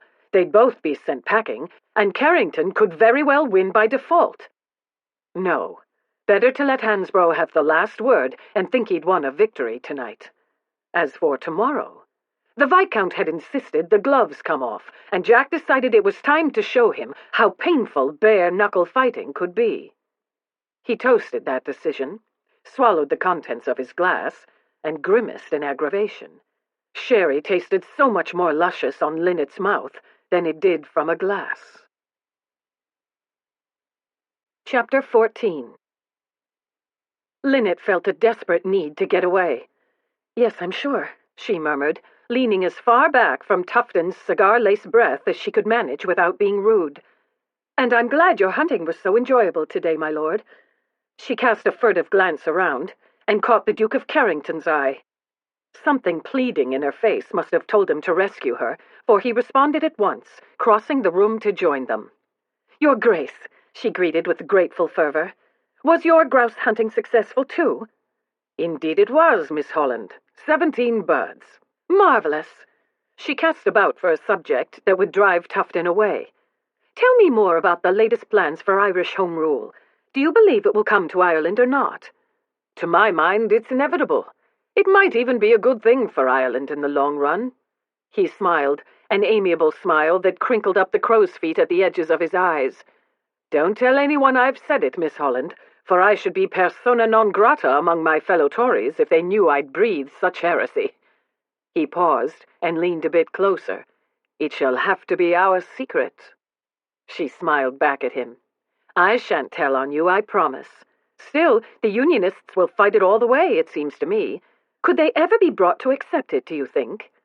"That is the sticky wicket," he agreed, and the two of them began an in-depth discussion on the ramifications of Home Rule for Ireland. Within 15 minutes, Tufton wandered off, unable to keep up. "Thank you," she said when the Marquis was out of earshot. "I owe you a debt for that." "You owe me nothing, my dear. I'm happy to drive him away and have you all to myself, but—" He paused and tilted his head, studying her, smiling a little. "Your knowledge of British politics has improved markedly in the past few days, I must say." "Has it?" She tried to dissemble. "It must be that your lectures have enlightened me." She broke off as he shook his head, his smile widening. "My dear child, this pretense of ignorance on your part won't do. This afternoon, your mother was kind enough to inform me of your 3 governesses and 4 years of finishing school. And I understand you studied British politics extensively?" "I've been caught, I see. It's just that you've been so pleased to explain things to me, and I haven't had the heart to undeceive you." "You mean I've been rambling on, and you haven't been able to get a word in," he said with a show of humor she hadn't seen from him before. "You're a very tactful young lady." She wrinkled up her nose. "Not always," she told him. "You haven't seen my temper." They both laughed, and Linnet was reminded again what a nice man he was. That reminder did not make things easier. He still admired her, she knew, and at the end of the house party he might offer for her a second time, and if she accepted him, her life would be agreeable, filled with purpose, and so pleasantly dull. She looked past his shoulder and caught sight of Hansborough. He was talking to Lord Troubridge, but he was watching her, and all of a sudden Linnet felt smothered, hemmed in, trapped by a choice she didn't trust herself to make. "Thank you again for saving me, Your Grace," she murmured. "But now I must return to my mother, if you will excuse me." "Of course." He bowed, and she moved to where her mother stood by the fireplace, talking with Lady Troubridge. "Mother," she said, feeling desperate, "I'm going out on the terrace. It's so hot in here, and I want some air." She didn't miss the two women's exchange of glances, and then Lady Troubridge looked past her to where Jack was standing on the other side of the room. "Quite understandable, my dear. And since you've left the Duke on his own, Miss Holland, I believe I shall go and keep him company." Linnet knew the Marchioness's reason had little to do with solicitude, and a great deal to do with the fact that talking with Carrington gave her a view of the open doorway onto the terrace over the Duke's shoulder. That didn't bother her, since she had no intention of letting Jack dare her into anything naughty again. She went outside, straight to the railing, where she could look over the moonlit gardens while remaining fully under Lady Troubridge's protective eye. What was she going to do? She breathed in, deep, measured breaths. She ought to pick Carrington. He was the sensible choice. Hansborough might offer for her, if she indicated she would welcome such an offer. He was a darker horse than Carrington, more attractive, and yet— Footsteps behind her had Linnet glancing over her shoulder, and when she saw Jack approaching, she groaned and looked away. He heard that sound and paused a few feet away. "Do you want me to go?" She gave him a wry look. "Since you never listen to me anyway, does it matter?" "I'll go back in," he said, "if that's what you want." She sighed. "You make things so much harder when you're being nice to me." That made him grin, and he came to stand beside her, a fully respectable 3 feet away. "I can be nicer." A warm, tingling glow started in her midsection and radiated outward. She ought to tell him to go back in. "It doesn't matter," she said. "Stay, and have your port out here if you like. But know that Lady Troubridge is watching us like a hawk, and I'm not moving from this spot." "Fair enough." He took a sip from his glass. "But I'm not drinking port, Linnet. I'm drinking sherry." The warmth in her deepened and spread, and when he lowered his gaze to her mouth, her lips began to tingle, and she remembered with vivid clarity what had happened last night, 24 feet from where they now stood. Her toes curled in her slippers, and she looked back out at the garden, reminding herself of her priorities. I'm thinking of all the reasons why marrying Carrington would be a splendid decision. Again? Out of the corner of her eye, she watched him lean one hip against the stone railing and take a sip from the glass in his hand. "Weren't you doing this night before last as well?" he asked. "I'm thinking what an excellent political hostess I'd be. At the center of everything in London. And in the world, too, really." "Is that what you want?" "It would be exciting. I like excitement. I could be like Jenny Jerome." "Yes, I dare say Lord Randolph's resignation and the ruin of his political career proved very exciting for her after all the years she'd spent building it. A myriad of hopes and years of work crushed in a single day. And then there's Hansborough." She knew she was treading on dangerous ground with that, but Jack's comments were flustering her enough that she wanted to needle him in retaliation. "He loves fishing. He even offered to teach me." "Well, given your love of excitement, that should prove a most enjoyable outing." She felt another pang of uncertainty and scowled at him. He smiled in response. "Do you really believe going over all the practical considerations again and again will help you decide whom to marry?" She looked away again. "Isn't that what people do when making decisions? Go over the considerations?" "Of course, because people insist on thinking it will help, but it never does. Practical considerations always prove meaningless in affairs like this." She felt a sickening little lurch of dismay in her stomach. If he was right, she was doomed, and she felt impelled to argue the point. "I don't see how a careful weighing of pros and cons can ever be unhelpful. Because it's never reassuring, that's why. It just stirs up self-doubt. You have to go by what you feel is right. If you don't, you'll never be happy with the decision you've made. Doubt will always linger in the back of your mind. When you do what you're sure is right, you can't ever go wrong." "I used to believe that, but it isn't true." She turned toward him. "I was absolutely sure I loved Conrad, and I was just as sure that he loved me. I had no doubts, no fears at all, and I was so wrong." He shrugged, took a sip from his glass, and set it down. Then he straightened away from the rail. "You made a mistake.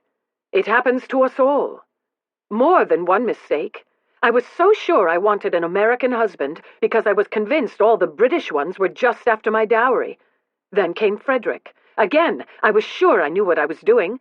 I didn't love him, but I was positive he loved me, that I could trust him, and that I'd come to love him, and our future would be happy. Again, look how wrong I was.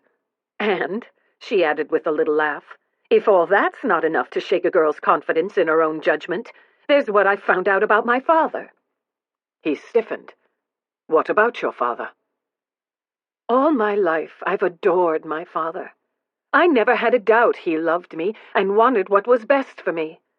After Conrad, I had no desire to make a transatlantic marriage, but my mother insisted we do a London season anyway. The longer we were here, the more sure I was that my future was back home in New York."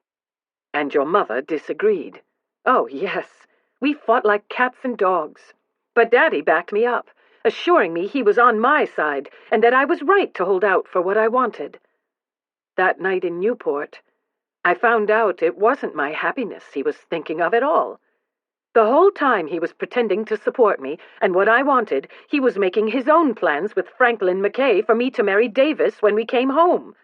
It was never about me or my happiness. It was about him wanting to use me to make a business deal." "Hell." Jack let out his breath, tilting his head back. "Holy hell." She couldn't help a wry smile at his reaction. "Yes, that's rather how I felt." He lowered his head, looking at the ground, and sighed again. "Linnet, I think your father loves you." "Oh, yes," she cut in, the words bitter on her tongue. "Using me to make a profit. That's love, no doubt about it." Jack looked up again into her face. "Things aren't always black and white, Linnet. There might be—" He broke off circumstances. "Hell," he said again, "I'm sorry." She waved a hand, for she didn't want to talk about Daddy. "It doesn't matter. The point is, I no longer trust my feelings to guide me. A sensible decision based on facts is wiser. Why? You're just as likely to make a mistake over a decision based on facts as you are one made based on your instincts.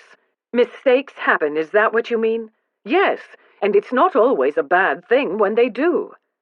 He moved closer, glanced at the doorway, gave a sigh that told her Lady Troubridge was still watching them, and stopped. Some of my biggest mistakes have led to some of the best things in my life. Kissing you being a prime example. Uncertainty twisted her heart with a painful pang. You don't know that kissing me was one of the best things of your life, she said in a fierce whisper. You can't possibly know that. But I do know. I know it because I feel it. So I should just trust to my feelings no matter what? She shook her head. That's a very convenient philosophy for you to offer me now, given that just last night I confessed no other man makes me feel the way you do. He chuckled suddenly. What's so amusing? You and convenience coupled together. It's a bit like oil and water or matches and dynamite. He must have sensed she still didn't find that humorous, for he sobered at once. Do you regret kissing me last night? It's not that simple. This isn't just about the glorious feeling you get when someone kisses you. Was it glorious? She didn't answer, and he took another step closer, then glanced at the doorway and stopped again. But he didn't give up the question. I know how I felt, and I think you felt it too. But then, I thought the same thing in Newport before you cut me down to size, and I'm not taking anything for granted. So answer my question. Last night, was it glorious? She looked at him, feeling wretched, doubts and desires clawing at her. You know it was, she whispered. Well then. He lifted his hands and let them fall with the sound of exasperation. Then why won't you marry me? Why are you being so stubborn? The word flicked her on the raw. Is that what I'm being? Stubborn? So it's stubborn of me, is it, to want to make a considered choice about whom to spend my life with? I don't know. But I do know this is the second time you've stood in my hearing and tried to reason yourself into picking Carrington or Hansborough over me, and it's getting a bit wearing. Well, pardon me for wearing on you, she shot back, working to keep her voice low, even as she felt her temper giving way. Pardon me for not being willing to commit my entire future to you based on 2 kisses and a blueberry muffin. It's a better basis for making a decision than trying to talk yourself into it, especially considering that last night you wrapped your arms around my neck and kissed me of your own free will. Shh, she admonished, casting a frantic look at the doorway. He didn't seem to care, for he took another step closer, but when he spoke, his voice was a murmur. A kiss you just admitted was glorious. I'm also saying there's more to making a decision of whom to marry than a man's kissing ability. She took a step closer, too, for she had to make it clear that she wouldn't be railroaded into a decision when her life and her future hung in the balance. My future is at stake, and I have a much better idea of what sort of future I'd have with the Duke or Hansborough than with you. I'm not sure I want to hear how you come to that conclusion. Well, not because I've kissed them, that's for sure, though maybe I should, since you seem to think it's such an important part of the decision. His expression grew grim at the prospect. The fact that you think it isn't important is what baffles me. She took a deep breath, working to keep her temper in check. I know the Duke has proved himself to be a good husband and father already. His first marriage was a happy one, and his 2 daughters think the world of him. Lady Troubridge tells me Hansborough has 4 sisters, and all of them adore him. I'm sorry, I don't have sisters or daughters who adore me, or a previous happy marriage to my credit, so that I might prove my worth as a husband and father. But I couldn't afford to marry a poor girl, for I'd have had no way to support her, and I couldn't bear to marry a rich girl and have everyone think me a fortune hunter. So what do you want from me, Linnet? How do I prove myself? I don't know, Jack. She lifted her hands helplessly. Demonstrate to me what kind of husband you would be, what kind of father you would be, what kind of life we would have. How you prove those things is up to you, but until you can show me what kind of life I would have with you, until you've demonstrated that I can trust you, I can't agree to marry you. So last night counts for nothing. It wasn't nothing, but it wasn't everything either. Marriage is a long business. I'm trying to make a careful and considered choice. The longer you take to make that choice, the more likely it becomes that your reputation will be damaged beyond repair. Don't you think I know that? Believe me, I don't want to spend my life in ruin and disgrace, shamed and pitied and ostracized by society. But I also need time to decide which man is my best choice, not just for the sake of my reputation, but also for the sake of my future. But damn it all, Linnet, I am that man. I know it. How? She cried, then bit her lip, glancing through the doorway to find Lady Troubridge still watching them from the drawing-room. How do you know? I just do. He pressed his fingers to his chest, not to his heart, but to a point just below it. I know it here. What are you saying? That you're in love with me? He blinked at the question, taken aback. I am, he said after a moment. Then he laughed, as if confounded by a wholly unexpected discovery. By God, I really am. She stared back at him, dismayed. She'd asked the question fully expecting either an ardent and eloquent declaration of love meant to lull her into a decision, or a light, witty equivocation that meant nothing at all. But he'd given her neither. When he spoke of love, he sounded... Damn it all! He sounded sincere. Pleasure kindled inside her at the realization. Pleasure that warmed her heart and aroused her senses, until she remembered that she wasn't a good judge of any man's sincerity. In their first meeting, he'd given her every reason to mistrust him and his motives. Less than 3 weeks had passed since then, hardly time for him to assuage her doubts, but she didn't have the luxury of waiting until he redeemed himself. On the other hand, how could she fall in love with a man she didn't trust? How could she trust a man she didn't know? How could she ever learn to believe in him when she couldn't even believe in herself? Her whole future hung on her decision, a decision that once made was irrevocable. What if she made the wrong one? All her doubts and fears rose, stifling pleasure, bringing panic, and she groaned. Being around you is like being on a roller coaster. Every second a new twist or turn or drop off a cliff. He grinned, seeming to enjoy the comparison. Don't you like roller coasters? No, I don't. I rode the switchback railway at Coney Island when I was 16. When it was over, I stepped out of the carriage onto the platform, doubled over, and threw up all over my shoes. It was one of the most humiliating experiences of my life. She scowled at him. A bit like the kiss in Newport when I think about it. His grin faltered, and he gave her a doubtful look. You didn't go home after the ball and throw up, did you? No, but then we'll be all right, he said, his grin coming back, all his cocksure confidence seeming to return with it. I just have to make you love me, too. This is the same battle we keep fighting. I can't be made to love you any more than I can be made to marry you. You want me, though. I know you do. And I think you could love me if you let yourself. How do you know? She demanded, hating how sure he was of everything, when she was a muddled mess of doubts and fears. Because of a kiss? She stepped back before he could reply, shaking her head in denial, panic pressing up against her chest and making it hard to breathe. A kiss isn't everything, Jack. He sobered at once. It was for me, Linnet, he said simply. And it was his turn to take a step back. He opened his arms, spreading them wide. It was for me. His arms fell to his sides, and he turned and walked away, down the steps and into the shadows beyond the terrace. But that's the difference between us, Jack, she whispered into the darkness. I don't trust my feelings. Not anymore.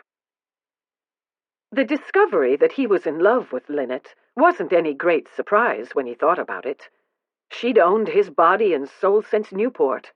Why not his heart as well? It had settled into him like a fact of life the moment he'd admitted it.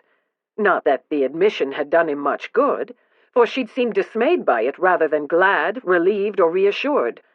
He didn't blame her for her reaction, he supposed, given everything that had happened. She didn't trust him. And why should she? The Van Housen business, he appreciated with chagrin, still hung between them, and it probably always would, a secret he'd never be able to tell her.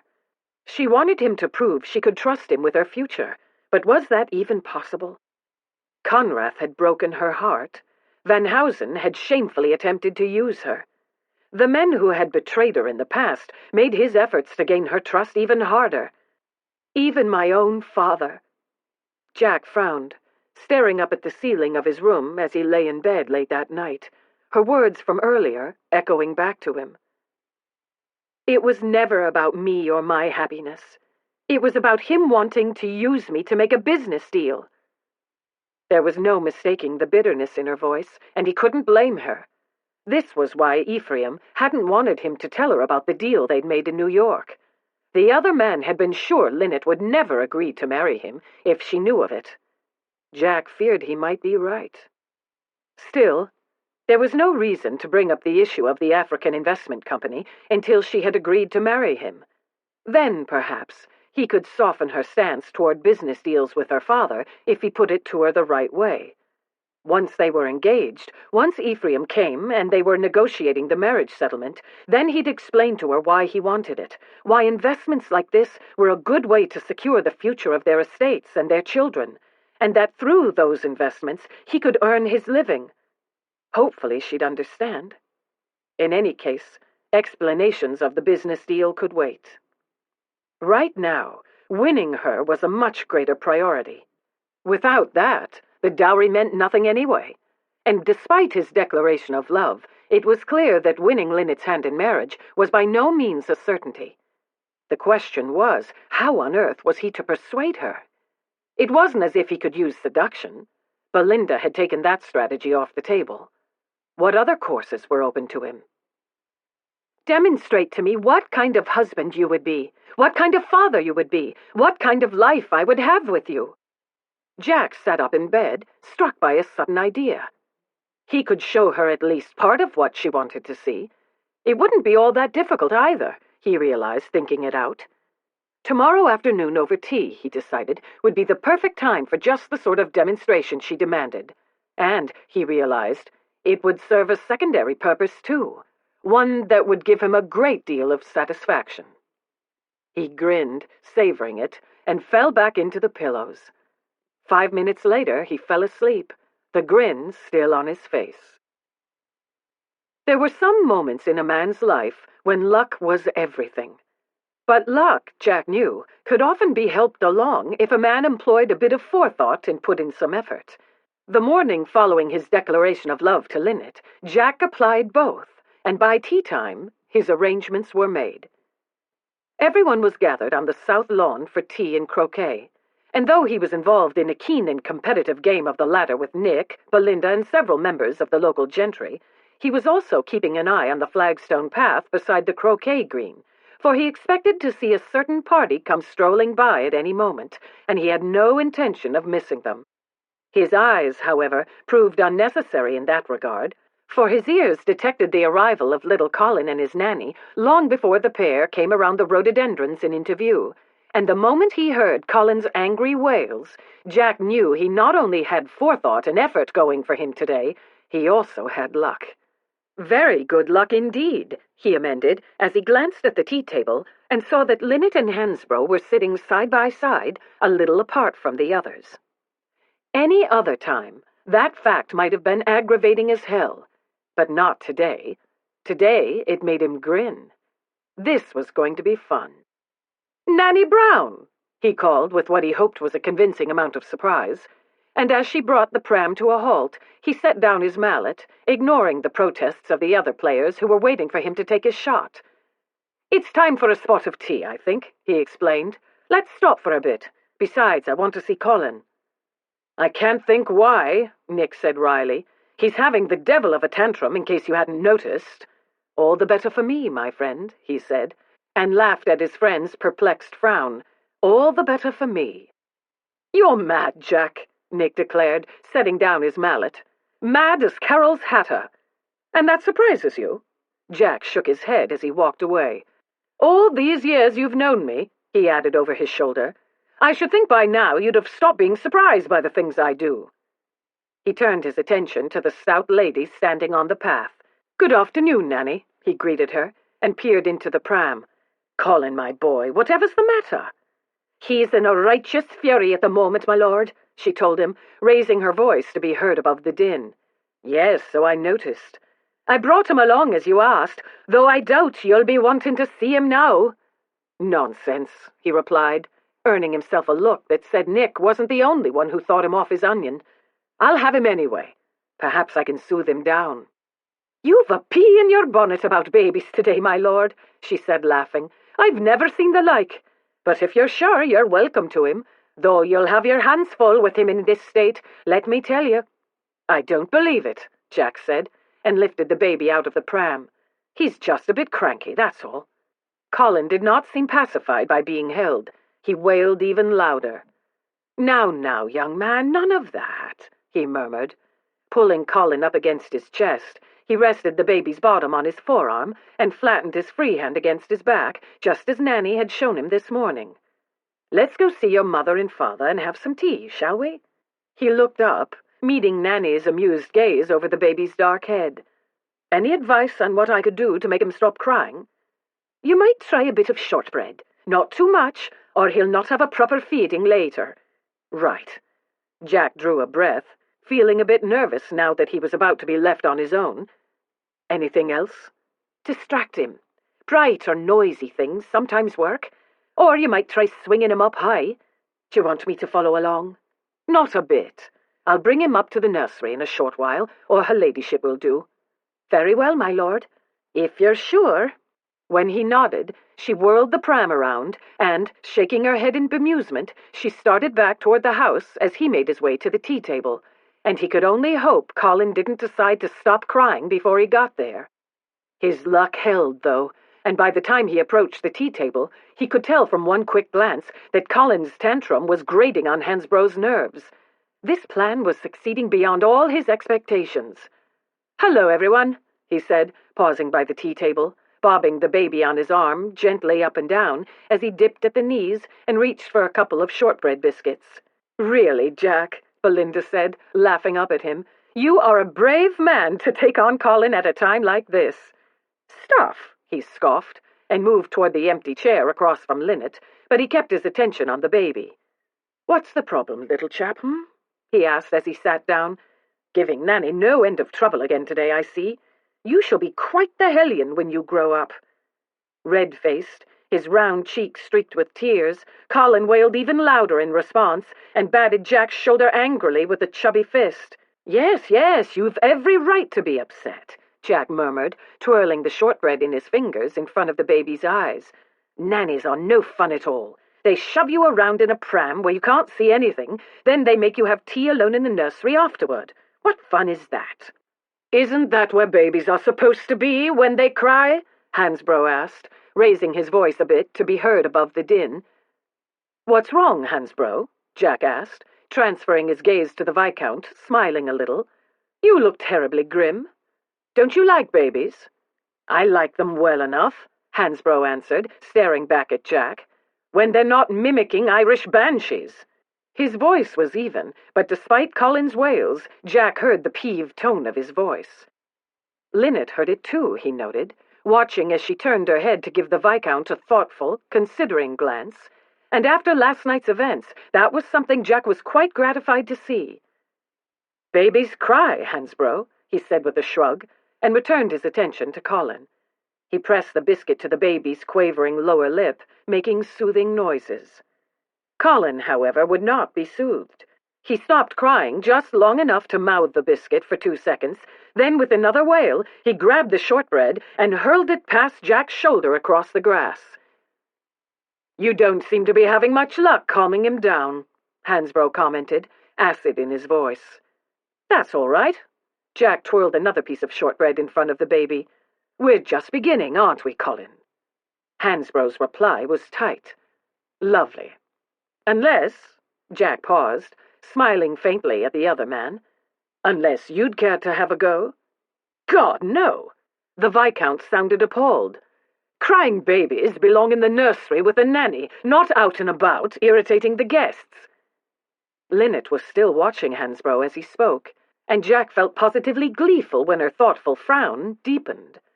The Viscount must have sensed her gaze on him, for he turned, giving her what Jack could only think was a pathetic attempt at a smile. "Crying babies need a nanny's comfort." "Of course," she murmured, her frown vanishing.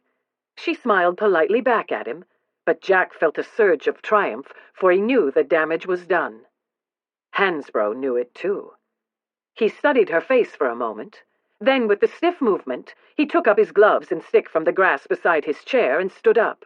"If you will pardon me, Miss Holland," he said, bowed to her.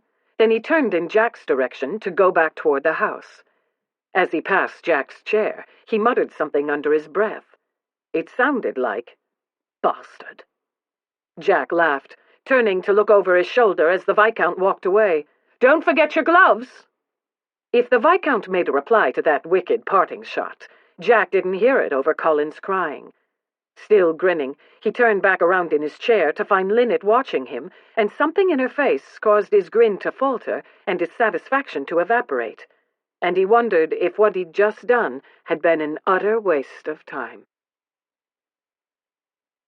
Chapter 15. "What did you mean about gloves?" Linnet asked, and she couldn't help noticing that he wasn't looking quite so pleased with himself as he had a moment ago. "Hansbrough had his gloves in his hand," she added, frowning in puzzlement. "So what did you mean?" He gave a shrug. "Last night after you left us, Hansbrough suggested we both take off the gloves. That's boxing cant. It means—" Colin interrupted this explanation by striking him again in the chest and wailing even more loudly. Jack held up the shortbread, but again Colin remained unimpressed. Since most of her friends were married by now, Linnet was quite accustomed to babies and could have offered him some advice, but she refrained, deciding after his mischievous teasing of Hansbrough, a very angry baby was no more than he deserved. As it turned out, however, Jack proved more adept with babies than she'd have thought. After studying Colin's furious face for a moment, he shifted the child a little and reached down, working to free the T-bar of his watch fob from the buttonhole of his waistcoat. With the pocket watch free, he held it up by the chain, dangling it and the winding key in front of Colin. Startled by the sudden appearance of this shiny new object, the baby stopped crying. "Deuce take you," Jack said, laughing as if he was as surprised as the baby. Linnet sniffed. "It would have served you right if he wailed all afternoon, and Nanny refused to take him back." He looked up, and his grin was back in place as he rolled the chain in his fingers, twirling the watch and key before the baby's eyes. "That wouldn't matter," he said. "I'd never abandon Colin to Nanny. That would be deserting a friend in need." He returned his attention to the baby. Lifting the watch higher, he began to swing it back and forth, and Colin tilted his head back, following the movement as if entranced.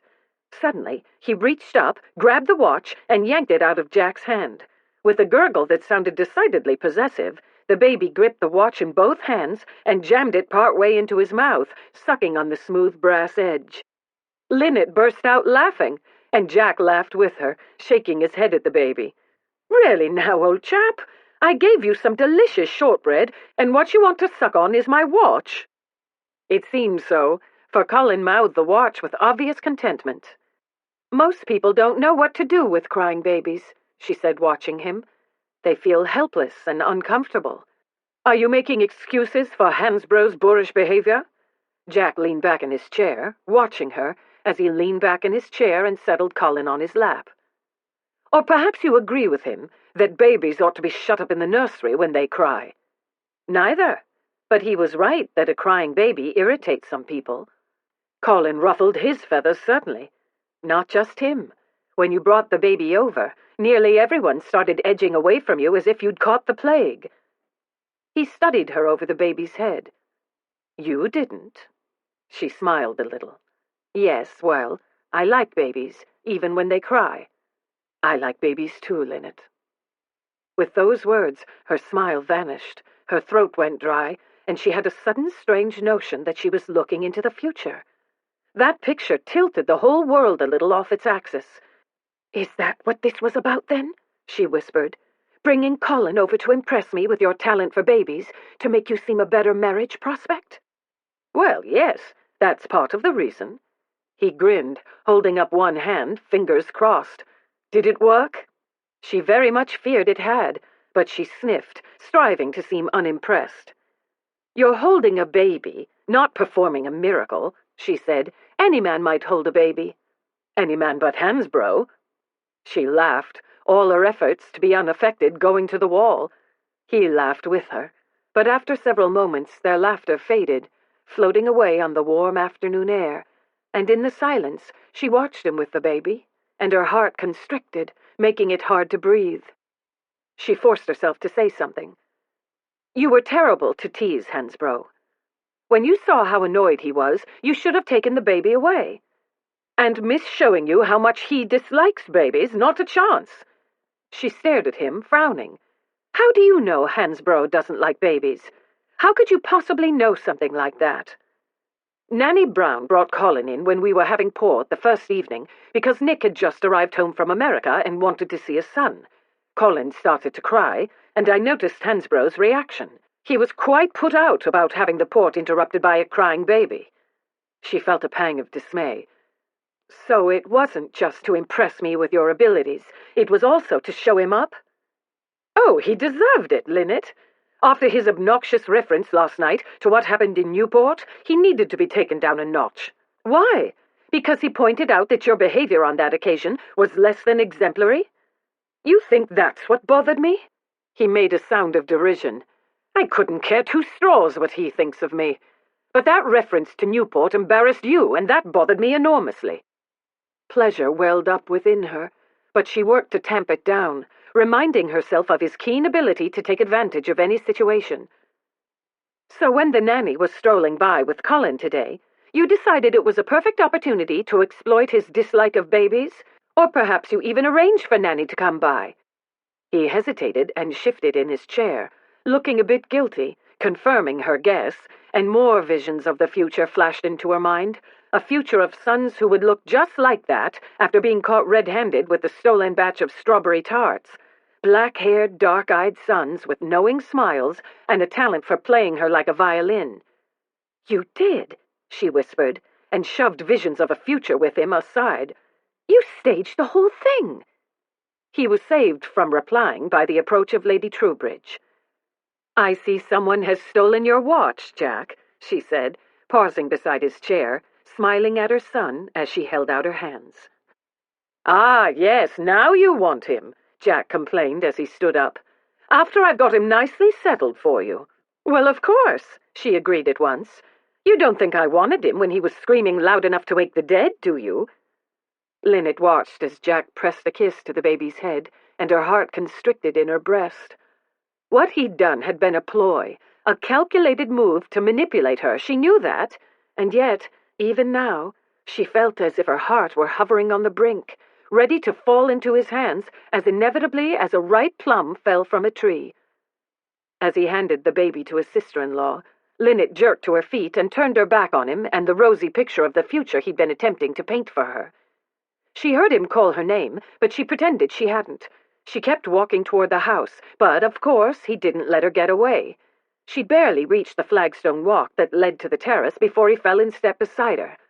"Yes, I staged it," he admitted. "Well, not the crying part. That was pure good luck." "Good luck?" She shook her head, amazed at how he defined things. "Exploiting a crying baby to do another man down is good luck?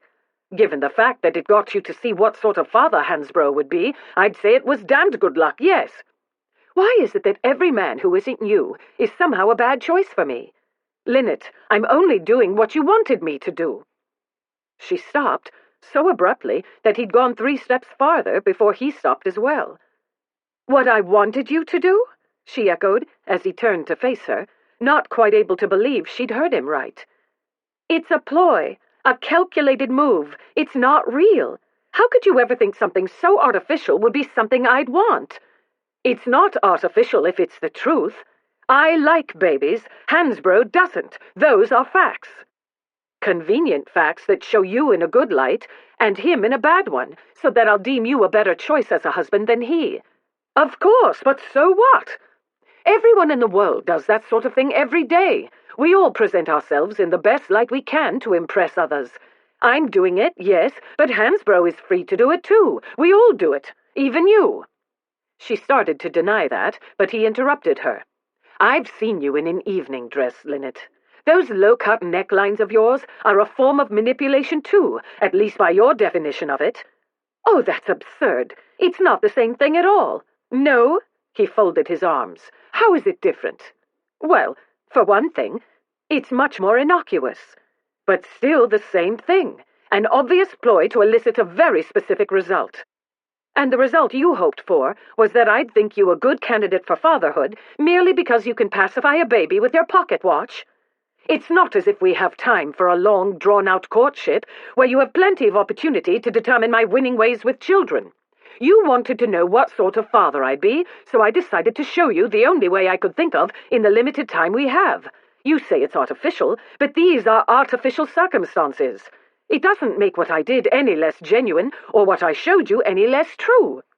Still, a demonstration at Hansbrough's expense was hardly necessary. You could have explained those things to me. I could have, but my words and explanations don't seem to impress you.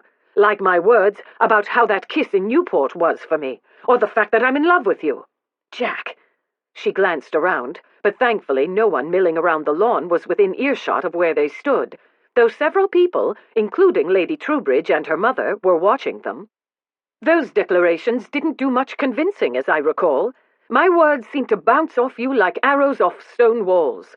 "That's not true," she protested. I could have sworn up and down hill and dale how much I adore babies, and that, unlike Hansbrough, I'd never have the nanny take the baby away just because he's crying in front of the guests at our latest party. But would it have made any difference?" He didn't give her a chance to answer. "I could have explained that, unlike my father, I don't believe in keeping the children scuttled away in some dark, depressing part of the house with only nanny for company. I could have said that sending them off to boarding school before they're 10 years old is not acceptable to me, and that seeing them only once or twice during the summer holidays isn't good enough, and that a good thrashing with a riding crop isn't the solution to every disciplinary problem." Good God! Linnet stared at him, her chest tight as his words sank in. "Is that what your childhood was like?" He looked away, staring out over the grass. "I could have told you that if my son were a champion footballer, I'd actually attend the festivities on prize-giving day," he went on, and she had the answer to her question. "And if my son ever got in trouble at school, it would occur to me that his wild behavior might be a bid for my attention, not a demonstration of his worthlessness. And I'd never ridicule him or belittle him for being merely the second son, and I wouldn't withhold his allowance on a whim just because I could." She made a wordless sound, appalled, appreciating the connotation. "Yes," he added, returning his gaze to her face, his dark eyes glinting with defiance. "Now you know why I would insist on an income being spelled out in our marriage settlement. My father, and my brother after him, loved holding my quarterly allowance over my head. They knew it was my only source of funds, and they found it vastly amusing to keep me in a perpetual state of suspense."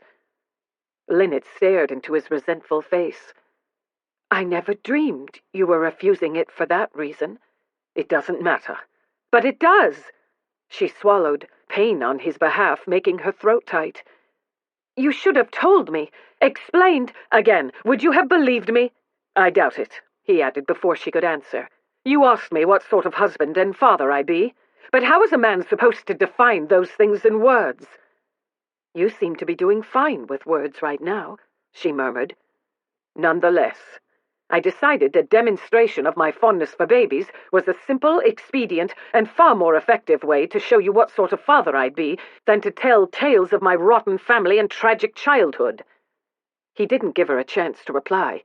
Instead, he turned, and this time, he was the one who walked away. During the 2 days that followed, Jack was a perfect gentleman.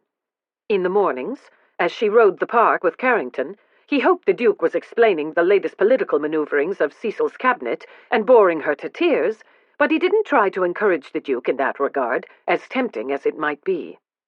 Tufton's efforts to capture her attention, he was happy to see, went nowhere. Whenever she was with the Marquis, Jack could observe her leaning back or edging away, and though he did feel a bit sorry for the chap, he was of no mind, in the name of fair play, to advise Tufton to gargle eau de cologne or chew a bit of parsley. And though Jack had demonstrated Hansborough's abysmal lack of paternal capability, Linnet seemed of no mind to forego his company. And though every time Hansborough danced with her, or laughed with her, or admired those low necklines of hers, Jack's ever-inventive brain conjured up plenty of other ways to show up the Viscount to his own advantage, he didn't act on them.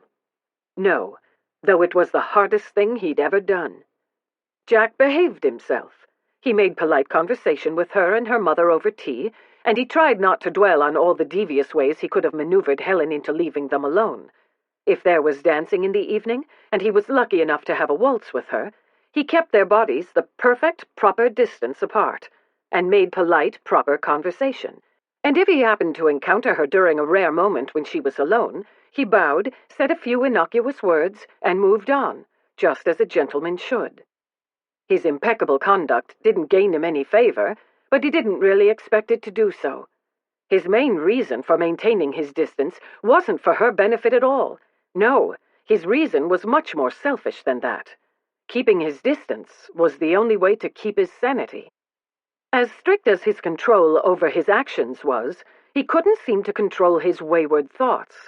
His memory reverted to that kiss in the boxwoods time and again, and the touch of her lips, the taste of her tongue, and the hot burn of her body seemed almost as vivid in his imagination as they'd been in reality. The part he treasured most was the astonished pleasure in her face after they'd pulled apart, because it reminded him that he'd succeeded in one goal at least, banishing forever the unwillingness that had tainted her view of their first kiss. But in the days that followed, that was cold comfort, because he yearned to kiss her again, and he could not do it. Kissing, of course, was just a delightful prelude to much more carnal imaginings which, at this rate, were never going to become reality. His mind came up with a myriad of ways to pleasure her, ways that matchmakers and chaperones could never approve, ways that slid into his thoughts during the day and invaded his dreams at night, ways that, to his way of thinking, would be far more effective at wooing and winning Linnet than polite conversation over sherry in the drawing-room. Nonetheless, he remained stalwart, adhering to all the rules, though it baffled him how he could ever coax her into loving him back by talking about the weather or turning pages for her at the piano. By the last day of the house party, he despaired of ever finding a way to bring her closer without breaking the rules, and when he heard she'd gone for the afternoon, he decided that practicing golf shots by himself on the other side of the park was his wisest course. His reprieve from civilized courtship lasted a mere 2 hours before the sound of hoofbeats interrupted him, and when he glanced over his shoulder and saw her riding in his direction, he knew fate had at last decided to reward him, or annihilate him, for being on such good behavior. Desperate, he returned his attention to his ball, adjusted the grip on his mid-mashie and swung. The ball sliced hard left and went into the woods. Grateful, he went after it at once, hoping she'd ride on and leave him in peace. She didn't, of course. Why would anything about Linnet ever be easy? The hoofbeats came closer, slowed, then stopped. His mashie in one hand, he crouched down amid the shrubbery, pretending vast interest in locating his ball. "Jack." He closed his eyes for a moment, gathering what restraint he had, which was precious little, and looked up. The sun slid between the leaves overhead, illuminating her with dappled light as she dismounted and tied off her horse. Despite her black broadcloth riding habit, when she turned toward him, he was reminded of those wood-nymphs of folklore that lured men into all sorts of temptation. "Christ have mercy," he thought, and dove back into the shrubbery as she came toward him. She paused by his side. "Looking for your golf ball?" "Yes." His answer was clipped, not the least bit welcoming, but he was in no frame of mind for civilized courtship, not today. She stepped even closer. "I can help you look." "It's not important. I have others." His fingers tightened around the mashie in his hand, and he stood up. As he did, his gaze traveled up the luscious curves he'd been dreaming about, along the slender neck he'd been kissing in his dreams for days, and into her face, but he couldn't quite meet her eyes. That would do him in. He stopped at her chin. "Good afternoon. I'd best carry on." He bowed and started to step around her, but her voice stopped him. "Jack?" He stopped, prayed for fortitude, stared at her chin. "Yes?" She stopped and bit her lip. "Don't we have a truce?" "Of course we have a truce." He strove to seem amiably puzzled. "Why do you ask?" She licked her lips as if she was nervous. "Things haven't been the same since that afternoon with baby Colin. You've become so distant. We haven't played 20 questions for several days, and you haven't cornered me on the terrace even once." She laughed a little, but it sounded forced. "You haven't given Lady Troubridge any reason to watch us like a hawk." "No, I suppose not." He fell silent again, and he knew he wasn't helping her, but what did she want from him? "I fear it's because we quarreled. That's why I came to find you." She paused, faltering, then went on. "I wanted to patch things up." "That's not necessary. There's nothing to patch up." "I think there is." She paused. "I just wish I knew what it was. If I knew what was causing this breach between us, maybe I could fix it. We're friends, you said. Can't friends talk about things? I know you feel that talking doesn't accomplish anything, but I can't agree with you." Despite the situation, he couldn't help a smile. "You not agree with me about something? What a surprise." She smiled back, and he felt desire flicker dangerously inside him. He stirred, glancing around. "We shouldn't be out here alone, Linnet," he said. "Belinda will have my head on a plate if she finds out." "I know, but the house party is ending tomorrow, and I wasn't sure I'd have another chance to speak with you. Everyone's going tomorrow." "Are you going too?" Just now he wished he could. "Not tomorrow, no." Something came into her face. It might have been relief, perhaps even pleasure, but he knew that could just be wishful thinking on his part. When it came to Linnet, his perceptions could not be trusted. "I can't go until I've seen Stuart, the Duke of Margrave. He and his Duchess are arriving the day after tomorrow, and I must meet with him about a business matter." "And after that?" Desperate, he sought excuses to go. "I ought to go home to Featherstone Gate for a bit. I haven't been there since I was home in May, and I should have a look at the other estates too while I'm in the north." "Could you stay longer? We could have a bit more time that way, and—" "I can't." He cut her off, his voice brusque even to his own ears. "I can't do it. I know I'm supposed to be conducting a proper courtship, but it's becoming rather a rough go for me. You see—" He paused. But hell, what was the point of prevaricating? "All I want, all I think about is kissing you and touching you, and I can't because I don't have the right, and that's driving me a bit mad. I need to get clear of you for a bit." "Oh!" Her face was crimson, her eyes wide. "Of course." She pressed a gloved hand to her mouth, looking stricken. "I'm leading you on," she choked. Her hand fell, and she ducked her head. "I'm so sorry. I didn't realize. I'll go." She turned as if to depart, and even though he knew it was best if he let her, suddenly he couldn't. Even though he'd been the one avoiding her for days, even though just being here alone with her was breaking every rule in the etiquette books, even though he just told her he had to resist her, he couldn't do it. He dropped the mashie, reached out, and caught her by the arms before she could escape. "You're not leading me on. It's not that at all." She stilled. Her chin lifted to that proud angle he recognized, but her voice, when she spoke, was tentative, uncertain. "I thought, perhaps after our quarrel, you had come to regret what you said the other night, and that's why you were avoiding me.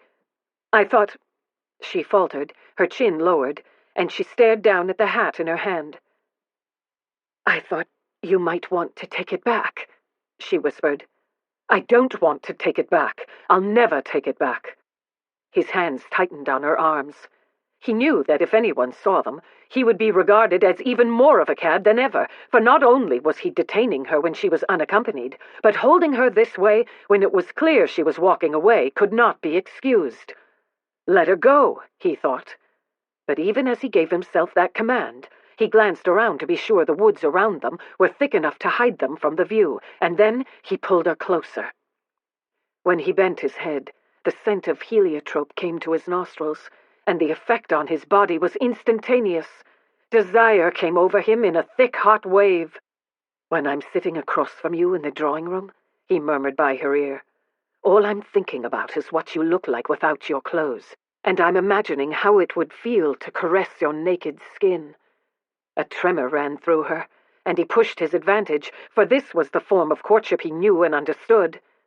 "When I'm in bed at night, I imagine what it would be like if you were lying there with me, your body under mine, and your hair, loose and golden, spread across my pillows."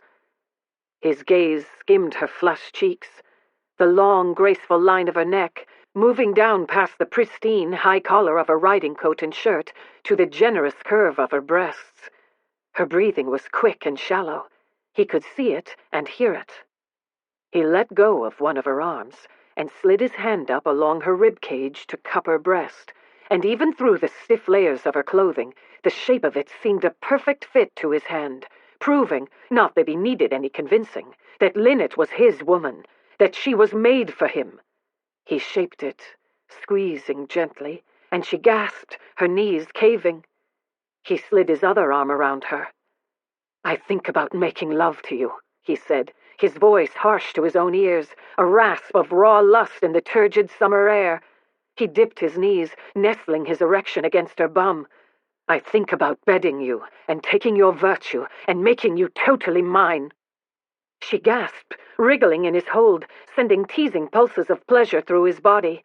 His arm tightened around her, keeping her in place as he pressed his erection even more deeply between her buttocks, and when he flexed his hips, the sensation was so exquisite it almost sent him to the ground. He groaned, a primitive sound low in his throat, and he stifled it in a kiss against her hair. This was beyond pleasure now. It was becoming pain. He was shaking with the effort of holding back, and he knew he was a prize idiot for ever thinking he could behave himself when she was in reach. When thoughts of shoving her riding skirt aside and opening the breeches beneath started going through his mind, he knew he had to stop. Desperate, he dredged up a speck of will and lifted his head. "But I can't do any of that," he said, "because you are not mine." "If I were," she whispered, "would you kiss me again?" She tried to turn around, but he grabbed her arms, knowing he couldn't let her. One taste of her would shred any scrap of willpower he still possessed, and he'd take her virtue right here, in the shrubbery, for God's sake. His hands tightened on her arms, and this time, instead of bringing her closer, he pushed her away, and when she turned around, he said, "I'm not going to engage in hypotheticals, Linnet, and I won't let you toy with me while you make up your mind. Yes," he added, as she started to protest, "you're toying with me, whether you realize it or not, because you don't trust me." "Trust takes time. I realize that, but we don't have the luxury of a long, drawn-out courtship here. And even if we had all the time in the world, trust is what this is really about. Trust is a lot to ask for, Jack. Is it?" He considered, then acknowledged that with a nod. "Yes, I suppose it is, but I won't take less. So it comes down to one thing. Will you choose to trust me with your future, or won't you? It may not be an easy choice, Linnet, but it's a choice you'll have to make." "Is it a choice?" "Trust is always a choice. But here's the rub. Like all choices, you won't know if it's the right one until after you've made it." He took a deep breath and took another step back.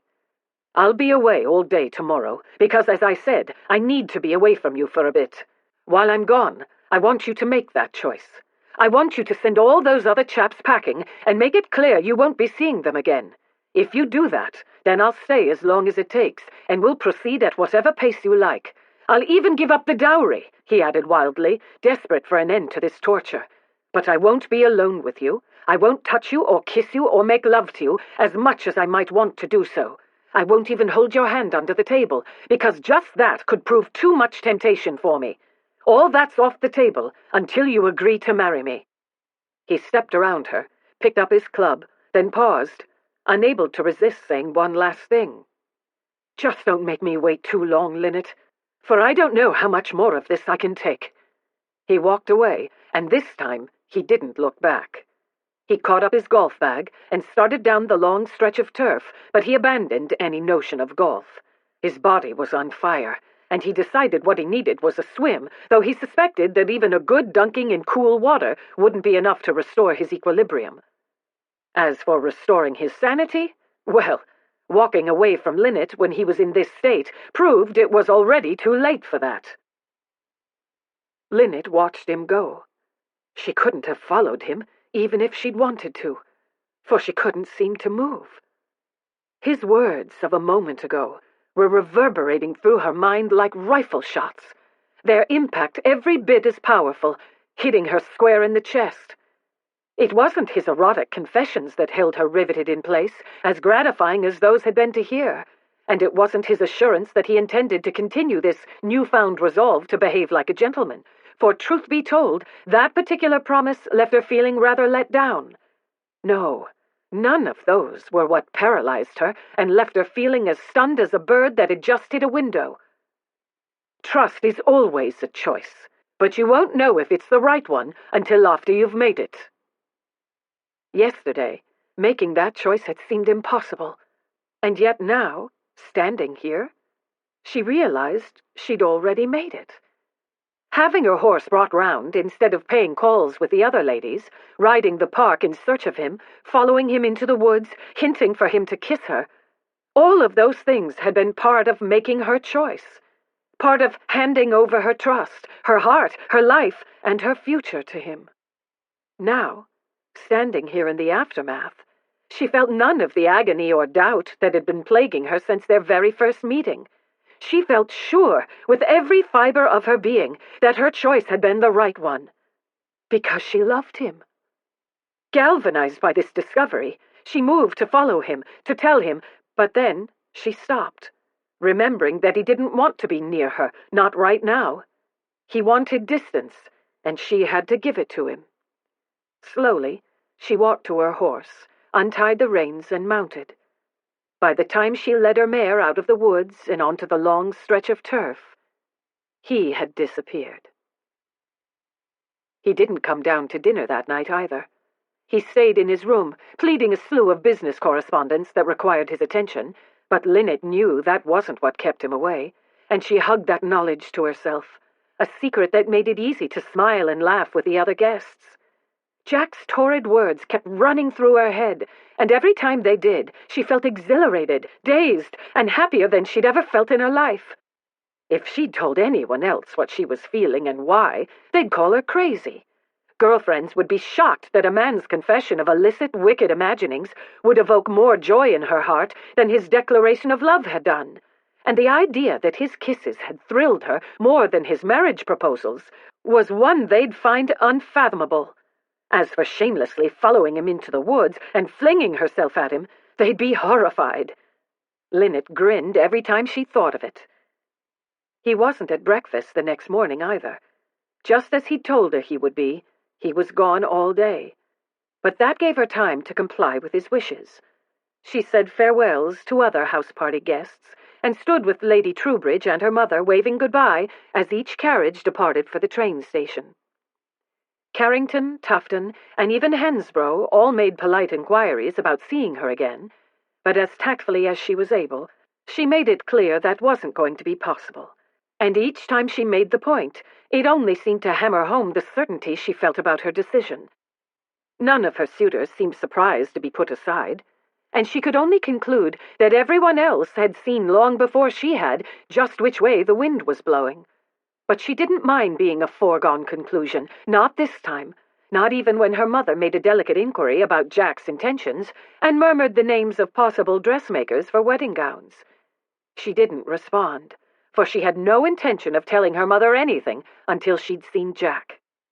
Jack, however, continued to elude her all day and all evening. By bedtime, he still hadn't returned, and she began to appreciate with a vengeance just what it had been like for him during the past few days. That didn't matter, though, for she knew her course was set, her choice was made, and there was no going back. Still, when everyone else was in bed, she sat by her window in the dark, looking out over the moonlit drive, hoping he'd come back, waiting for the moment when she saw his horse come up the lane.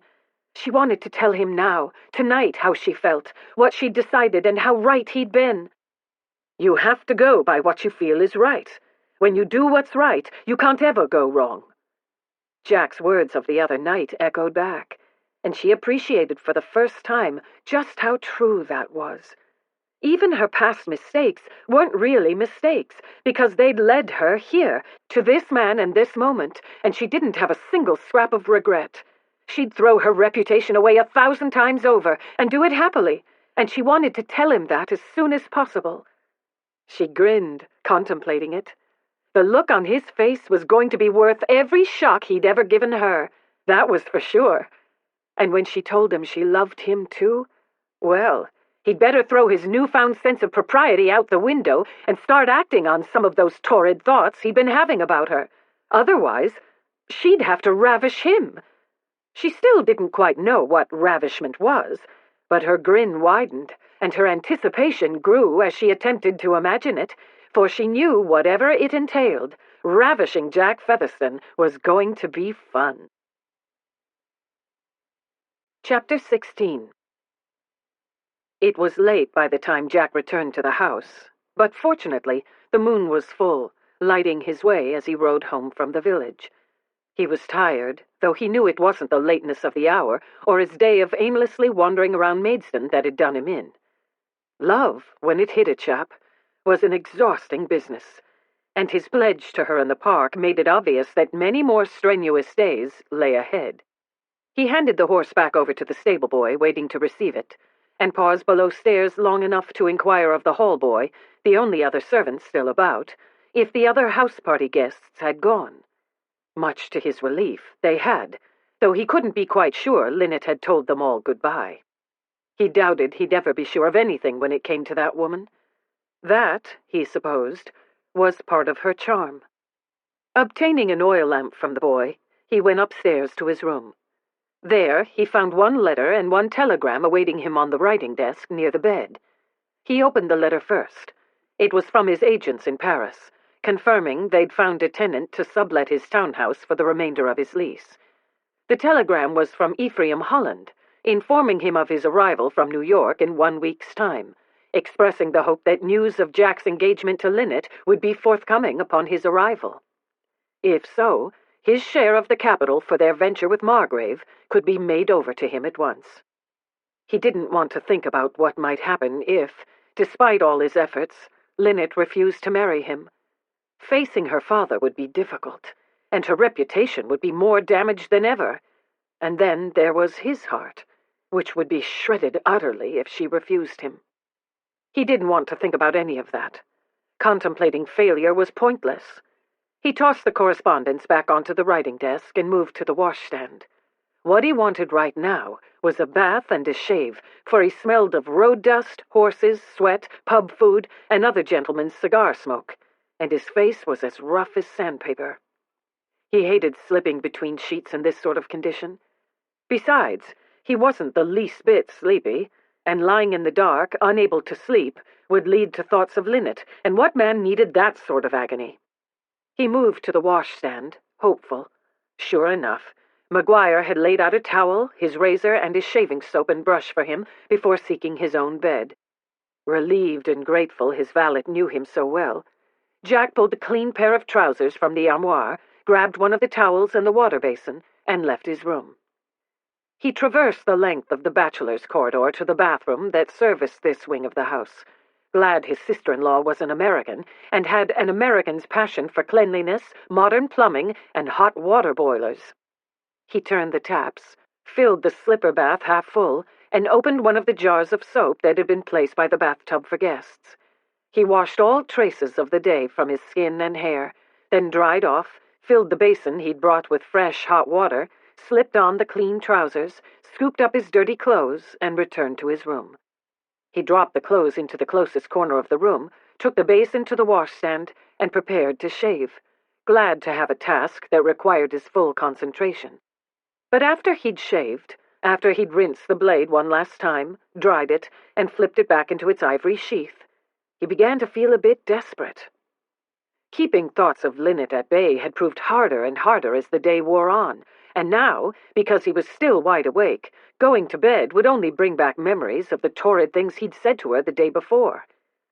Even as that thought passed through his mind, his body began to ache, and arousal began stirring. "I think about bedding you, and taking your virtue, and making you totally mine." He set his jaw, fighting all the erotic images dancing through his mind, and leaned closer to the mirror to dab the last vestiges of shaving soap from his chin with a towel. He would not think of her again, not tonight.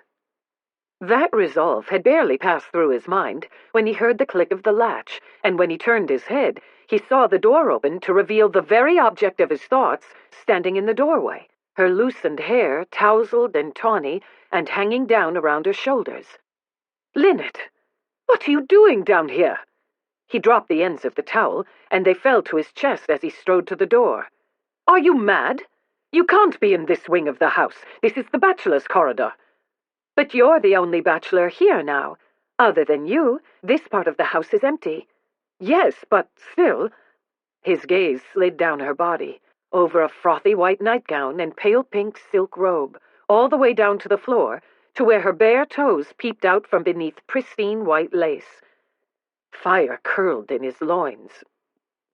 "You are killing me," he muttered, as he grabbed her arm, hauled her in from the corridor, and shut the door behind her. "Killing me by inches." "I've been thinking about the things you said," she whispered. "Ever since you said them, I've been thinking about them." Just now, he couldn't remember what he'd said, even though he knew in the vague recesses of his addled masculine brain that he'd been thinking about those very things just half a minute ago. All the more reason why she shouldn't be in his room. Her virtue wasn't safe with him, not in his present state, and if they were caught, her reputation wouldn't just be tainted, it would be ruined, and even all Belinda's hints and delicate inferences wouldn't save her if he didn't marry her. He had to get her out of here, send her back to her own room. He should tell her that. He didn't speak. He ought to grab her, shove her pretty little bum out into the corridor, and lock the door behind her. He didn't move. Instead, he made the mistake of looking down again, and he saw those pretty toes curl, vanishing under that absurd frilly hem. Desperate, he forced his gaze back to her face and strove to find order amid the chaos inside him. "Linnet, for God's sake, I don't remember what I said in the woods, but I'm sure it was all terribly naughty and not worthy of discussion at 1 o'clock in the morning, especially not in my bedroom. You are going back to your own room right now." He put his hand on her arm and reached for the doorknob, but she, stubborn, strong-willed woman that she was, didn't seem any more inclined to follow his orders than she had 3 weeks ago. "You said we'd proceed at the pace I'd like."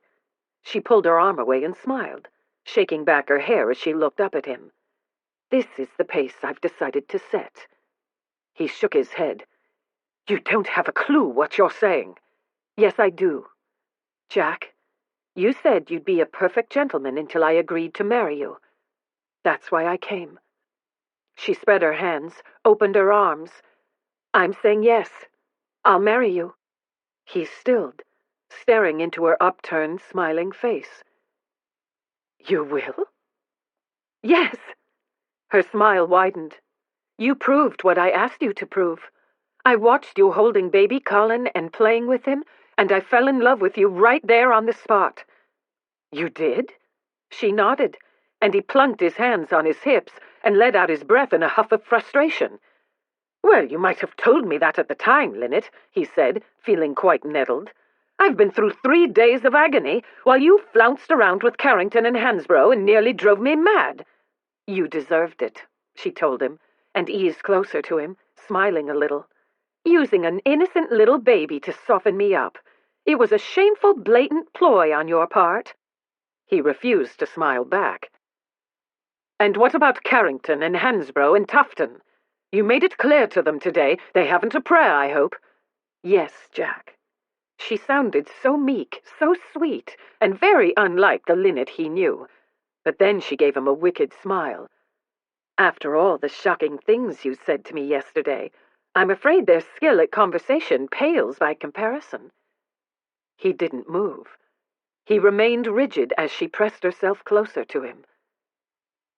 "And near as I can recall, Linnet, one of the things I said was about taking your virtue. And if we do what you're so prettily asking for by coming here, your virtue's gone. Do you know what that means?" "Yes, at least," she bit her lip. "I think so." He suspected she didn't have a clue. He doubted virgins ever did. And anyway, this was the girl who thought a man's fingertip caressing her palm was the pinnacle of carnality. The problem was that right now he just didn't have the fortitude to call a halt and explain that cabbage patches and storks were fiction. He settled for something simple and unequivocal. "If we do this, there's no going back. Do you understand? You'll have to marry me." "Is that a proposal?" she asked, smiling. "Or an order?" "Given your complete inability to follow any order if I'm the one issuing it," he muttered, "this has to be a proposal, doesn't it?" She laughed. "I accept." She looked so incredibly beautiful when she smiled and laughed. His own radiant golden lioness. And she was his now. She had, at last, agreed to marry him. He bent his head to seal the engagement with a kiss. But just as his lips touched hers, his brain insisted on remembering certain inconvenient little difficulties. Like other deals with her father. He jerked back. "Linnet, there are things we have to talk about if you're going to marry me." "I don't want to talk now." She lifted her arms, entwining them around his neck, and when the tips of her breasts brushed his naked chest, he felt his resolve slip another notch. "You did a lot of talking in the woods about what you wanted to do to me, Jack Featherstone," she went on, molding her body against him, rising on her toes. "It's time to back up all that talk with some decisive action. Kiss me. Make love to me, just like you said you wanted to." His wits were slipping more with every word she spoke. He made one last valiant attempt to keep his head. "I thought you wanted me to be a perfect gentleman." "You thought wrong." Her hands raked through his hair, and she rose on her toes and kissed him. "Perfect gentlemen," she said against his mouth, "are overrated." He groaned in capitulation. Good intentions went straight south, where they were always wont to go, and any notions of discussing deals and dowries went right out of his head. He caught her up, wrapping his arms tight around her, and he bent his head, capturing her mouth with his. As he held her tight and kissed her, Linnet's mind went dreamily back to that night in Newport. This was similar in so many ways. His embrace was just as strong and powerful, and his kiss every bit as hot and demanding. But this kiss wasn't quite the same. She wasn't the same shocked, outraged woman she'd been a few weeks ago, offended by the possessive kiss of a perfect stranger. And this man wasn't a stranger anymore. This was Jack, the infuriating, outrageous man who said things to her no man ever dared to say, who did things to her no man had ever dared to do, who called her bluff and took up her dare and never backed down, no matter what challenge she threw at him. So now, instead of fighting what he'd made her feel in Newport, this time she savored it. She relished the scorching intimacy of his full, open-mouthed kiss, tasted him as deeply as he tasted her. This was part of what she'd come for, to feel his powerful, shocking, tumultuous kiss. Her arms tightened around his neck. Without warning, he broke the contact with her lips and pulled back, panting. "You're sure about this?" he muttered, cupping her face, pressing kisses to her forehead, her nose, her cheeks. "You'll marry me?" Even before she nodded, he was reaching for the satin sash of her robe. "We'll have to be quiet," he told her. "No noise. Even if this wing is empty, we can't take any chances. I don't want you going down the aisle double-shamed." She assumed he was going to do to her all those wicked things he'd told her yesterday, and she didn't quite see why those things would be noisy, but she didn't want to ask and show how naive she really was. "I understand." He pulled at the edges of her robe, and when she lowered her arms, the garment came apart, and he slid it from her shoulders. As it fell to the floor behind her, he lifted his hands to her collar and started slipping buttons free. Down, down, until by the time he reached her navel, she was quivering inside. And when he caught up handfuls of her nain-soaked nightgown in his fists and dragged it off her shoulders, down her arms and over her hips, the garment pooled around her ankles, and the cool air on her skin made her shiver, not with cold, but with intense aching heat. Suddenly, he stopped. With his hands on her arms, he took a step back, and when she saw his gaze skim downward, she realized with a jolt of alarm that she was bare to his gaze, and he was seeing what until now he'd only seen in his imagination. If she'd had time to think about it, she might have felt shame at standing here before him, naked as a jaybird, but he spoke before there was time for shame. "My God," he muttered, and laughed a little. "You're even lovelier than I imagined. You're perfect." He lifted his hand and cupped her breast in his palm. Another shock, and she gasped. And then he took her nibble between his thumb and forefinger and toyed with it, played with it. Sharp sensation pierced her, and her knees gave out. His arm was back around her in an instant, and as he held her tight, her body pressed to his, and the hard part of him that had pressed against her back yesterday now pressed against her tummy. As his hand shaped and played with her breast, she shivered in his hold. She heard her breathing quickening and her pulses racing. "Jack!" she gasped. "Oh, Jack!" He kissed her bare shoulder, holding her tight. But after a moment, he had to have another look at her, and he eased back again. Taking her hands in his, he spread her arms apart, and his throat went tight at the sight of her full, round breasts, so pink and white, at the slim indent of her waist and the graceful outward curve of her hips. Her skin was pale and luminous in the lamplight, and when his gaze came to rest on the gold curls at the apex of her thighs, a fierce hot wave of love and lust and protectiveness rose up in him, making him feel primal, almost savage, in a way no woman had ever made him feel. And he was more certain than ever before that Linnet was his woman, to protect and defend and care for as long as he lived upon this earth. He wanted her so badly, he could feel his insides shaking, but he knew he had to bank his own desire, for he was determined that her first time making love with him was going to be beautiful and right, no matter what it took. He kissed her mouth once more, then took her hand and led her toward the bed. "Come and lie with me." "That's part of what you said you wanted," she murmured, following him. "I seem to have said a lot of things in those woods." He took her by the shoulders and guided her down onto the bed. "Lie down," he ordered, and she complied. But as she stretched out on the pale green counterpane of his bed, he realized the implications of what they were about to do. Servants, he reminded himself, had sharp eyes. He glanced around and spied the towel on the floor, the one he'd shaved with earlier, a towel he decided that was going to go missing sometime in the night and never be seen again. He started across the room. "Jack?" He picked up the towel from where it had fallen from his shoulders earlier and came back to the bed. "Lift your hips," he told her. She complied. "What is that for?" she asked, as he folded the towel and tucked it beneath her. "I'll explain later." He reached for the top button of his trousers, but then he glanced over her magnificent, glorious, naked body and decided he'd better keep his trousers on for now. There was only so much temptation a man could endure, and he needed all the restraint he could get right now. With his trousers on, he stretched out beside her.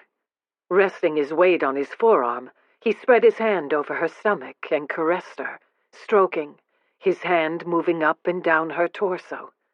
She responded at once, a low moan in her throat as her body stirred. He smiled, looking up, seeing her parted lips and closed eyes. He moved closer, but when his erection pressed against her thigh, she shied a bit, opening her eyes. "Jack?" She looked at him, her pretty eyes wide with alarm. He'd never made love to a virgin, but he knew fear when he heard it. He took a profound, shaky breath and cupped her chin. "It's all right, lioness," he promised. "Trust me." He leaned over her and kissed her again, making love to her mouth while he waited for the fear in her body to ease. When she relaxed again in his hold, he pulled back to look into her face and put his hand again to her breast. He relished the weight of it, full and round, and the velvety softness of her areola, and the turgid hardness of her nipple.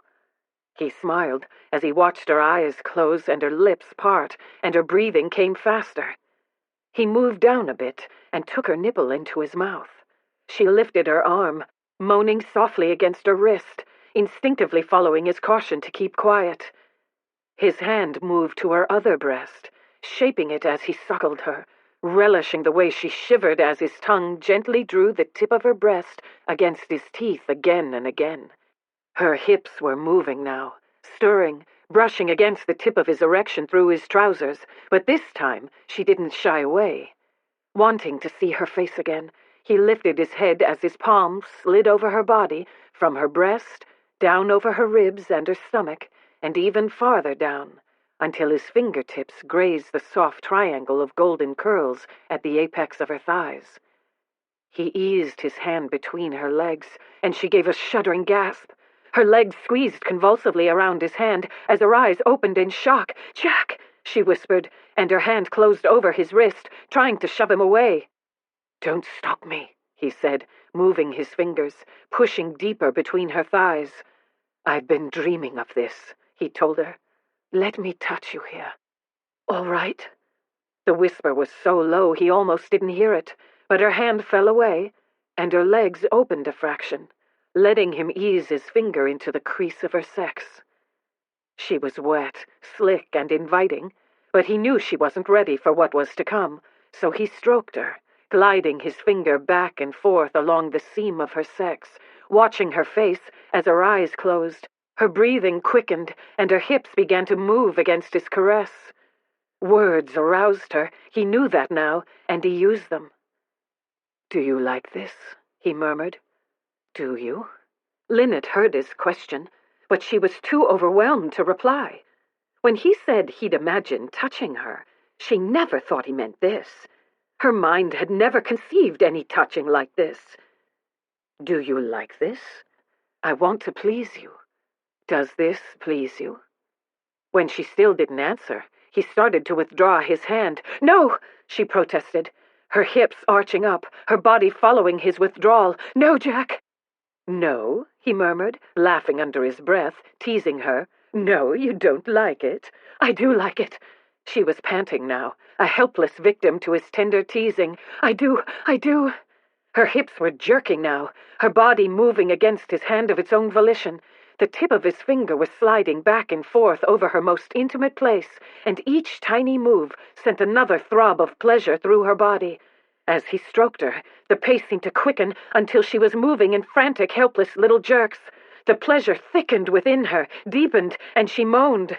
At once, his other hand came up to touch her face, his finger pressing her lips, and at last she understood what he'd meant about making noise.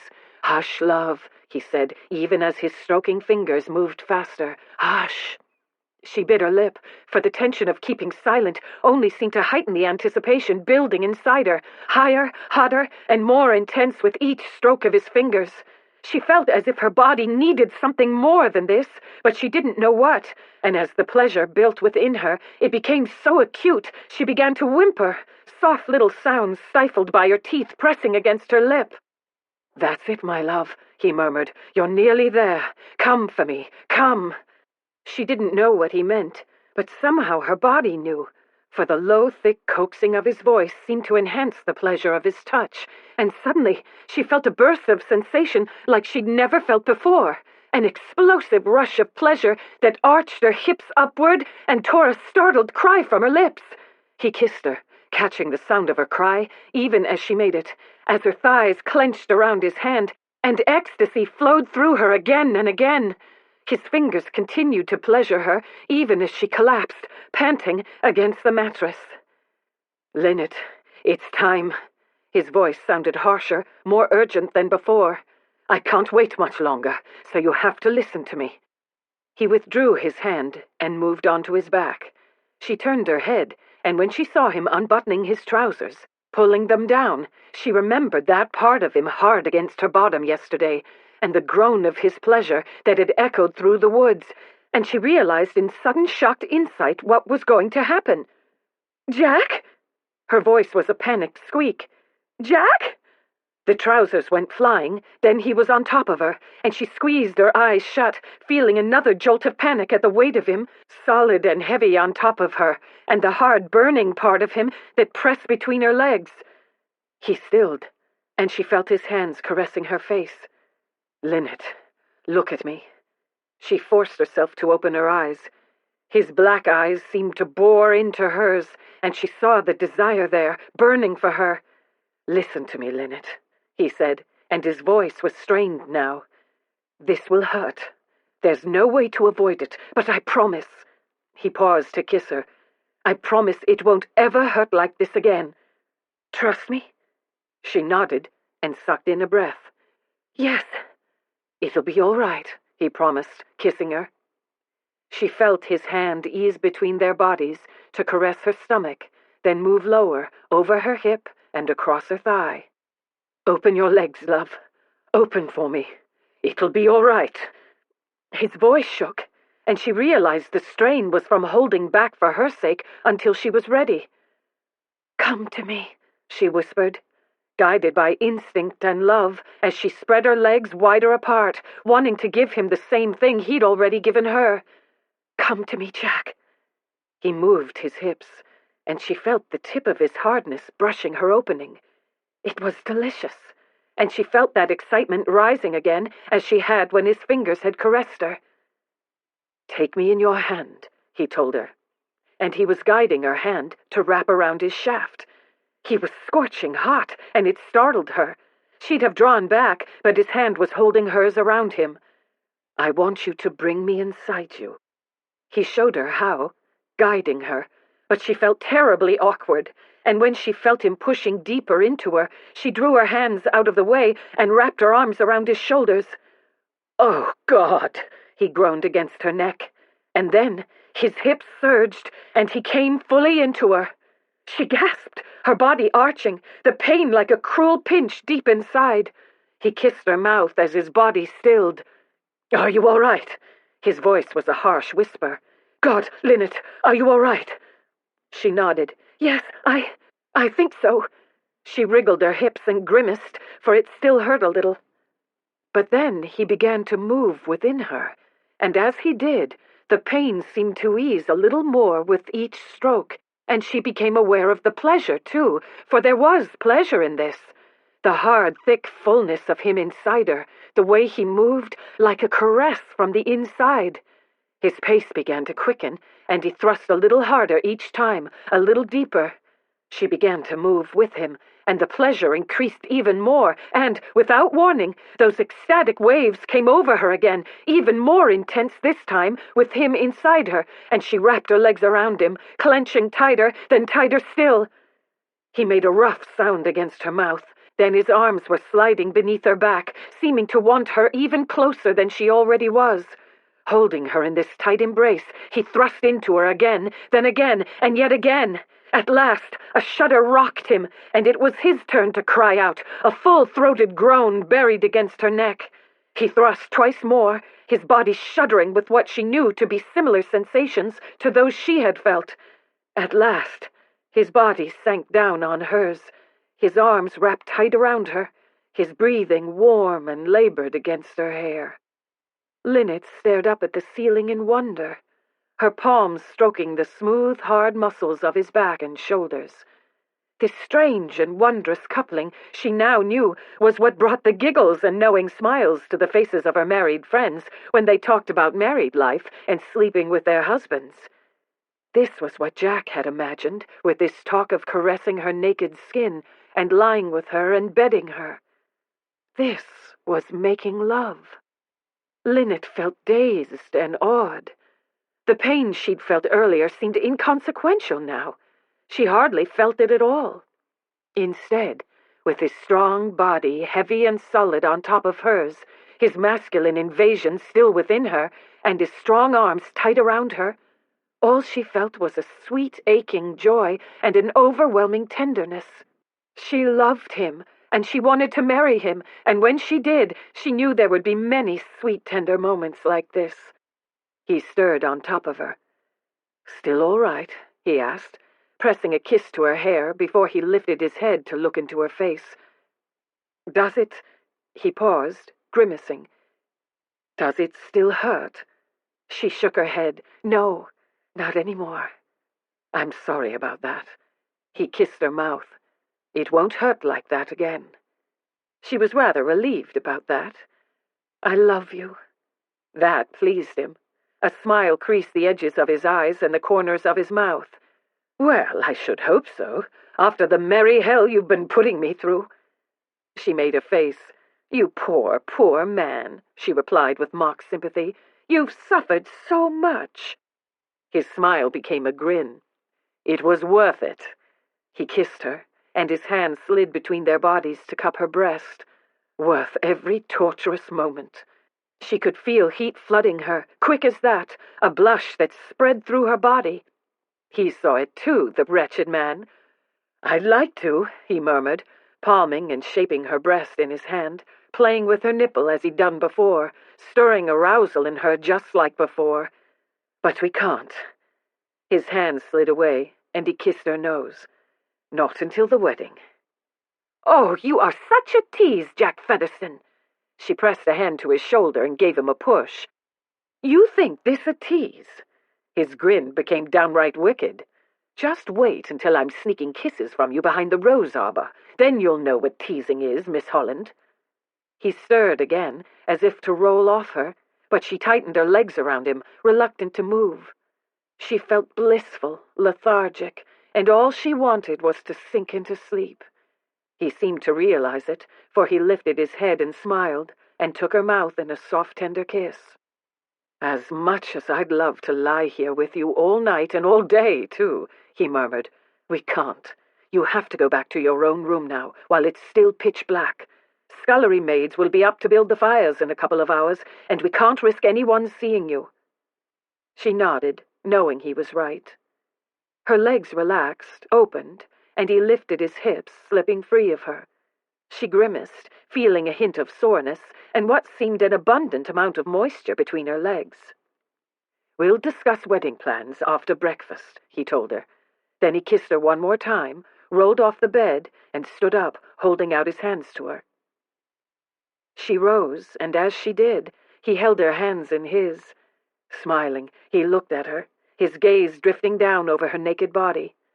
No one but her maid and her mother had ever seen her unclothed before, and she felt shy and flustered, and yet rather wonderful, too, standing naked before his heated gaze. "You're so lovely," he muttered, reaching up to tuck a tendril of her loosened hair behind her ear. "So lovely." She couldn't quite enjoy the compliment at this moment. "I'd feel lovelier if I could wash a bit before I go," she said with a grimace. "You can. We have a bit of time. I'll fetch you some fresh water." He bent to reach for his discarded trousers, and as he slipped them on, she took a peek at his body, at the part of him that had been so intimately joined with her moments ago. It was only the barest glimpse, for he was buttoning the trousers before she could manage a better look, but what she saw was enough to surprise her. That part of him seemed to have been tamed by their coupling. What extraordinary creatures men were, she thought, smiling a little. His hands stilled at his waistband, and she looked up to find he was smiling too. "After the wedding," he told her firmly. With that, he turned away and walked to the washstand, where he picked up the basin. He left the bedroom to get water for her spit bath, but she didn't like the sticky residue on her legs, and she turned, remembering the towel he'd laid on the bed earlier. But her hand stilled as she reached for it, seeing the red smears that marked the white cotton. She'd bled? Another surprise in a night full of surprises. She picked up the towel, folded it again, and used it to wipe the wetness from her legs. As she straightened, her attention was caught by the slip of paper on the desk beside the bed where she stood. A telegram, she realized, and thought at once of bad news. It wasn't her business, though, and she started to turn away, but not before she saw the initials at the bottom. E.R.H. She froze, and the floor seemed to rock beneath her feet. Without even taking time to think, she lifted her gaze to the top of the missive, ignored any inconvenient pricks of her conscience, and read every word. Arriving September 26, stop.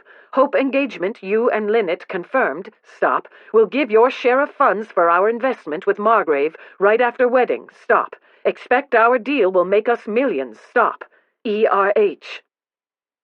She stared at the words, dumbfounded, numb, and disbelieving. Deal? What deal? Jack and her father. A business deal made over her. You have to marry me now. Of course she did. She and his father had a deal. Lots of money to be made. Of course. Pain shimmered through her, the pain of betrayal, a pain with which she was becoming quite familiar. Tears stung her eyes. With every man in her life, it always came down to the money. His footsteps sounded, a soft creak on ancient floorboards, and she jerked, moving away from the desk and back toward the bed just as he re-entered the room. She tried to hide her shock, her pain, but some of it must have shown in her face, for he frowned as he kicked the door gently closed behind him. Linnet?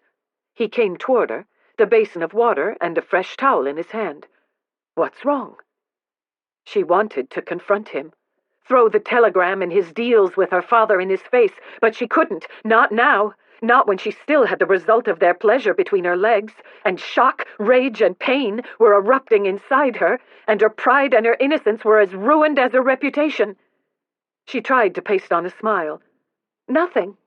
She must not have sounded convincing, for the frown on his face deepened. But the towel in his hand reminded her of the one in hers, and she seized on it as an excuse. Now I see what this was for, she murmured, looking down, her face puckering as the stains of her lost virtue blurred before her eyes, and she fought to keep tears back. He set the basin on the floor, dropped the fresh towel beside it, and pulled the stained one from her grasp. Don't worry, he said. I'll wash it myself in the bath. The servants won't know. She nodded, and when he cupped her cheek, she endured it.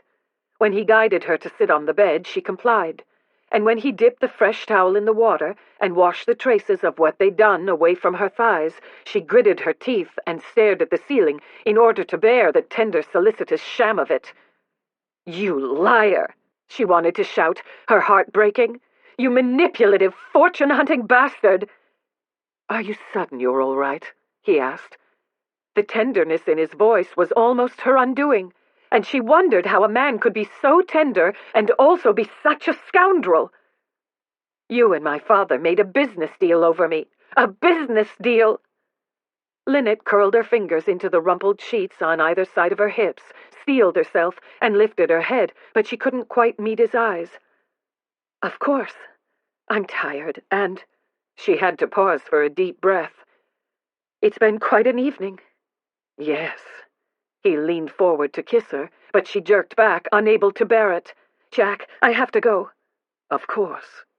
He sat back on his heels as she rose, and though she saw there was still a tiny frown between his brows, she knew she wasn't a good enough actress to stay here any longer and keep pretending everything was fine. All she wanted was to get away and go back to her own room before she debased herself further. He set the towel in the basin, then stood up, stepping back so she could move past him. She walked to where her nightgown and robe lay on the floor, picked up the former and slipped into it, and forced away recollections of how tenderly he'd removed it from her body such a short time ago. She started to do up the buttons, but she couldn't, for her hands were shaking. I'll do it, he said, coming to help her. No! Once again, she jerked away. It doesn't matter. I'll just put my robe over it anyway. He scooped the robe up from the floor and held it open for her so that she could slip it on. Can you find your way alone in the dark? He asked, following her to the door. Of course, she whispered, opening it before he could. I got here that way, didn't I? Without waiting for an answer, she started down the dark corridor and didn't look back. Instead, she navigated her way through the silent house, blinking to keep tears at bay until she could get to her room. Once there, she'd let the tears fall. She'd cry all night until every bit of the pain she felt at his betrayal was out of her. The rage, though, was different. She intended to hang on to that, because tomorrow she was going to kill him. And when her father arrived, she'd kill him, too. Chapter 17. Jack frowned as he watched Linnet's white-sheathed form slip away down the dark corridor like a ghost, shimmers of disquiet rippling through him. Something was very wrong. She'd seemed well enough until she saw the stained towel, and he prayed she wasn't feeling regret. The consequences of what they'd done were enormous, of course. Even now, he wasn't certain she understood just what the result of tonight could be. But as he'd told her, there was no undoing it now. The white glimmers of her nightdress vanished as she rounded the corner and disappeared, and he stepped back into his room to fetch the basin. He took the blue Delft bowl and the stained towel to the bathroom and poured the used water down the sink drain. Then he scooped soap out of the jar, added fresh water to the sink, and scrubbed the soiled towel until every trace of Linnet's blood was gone.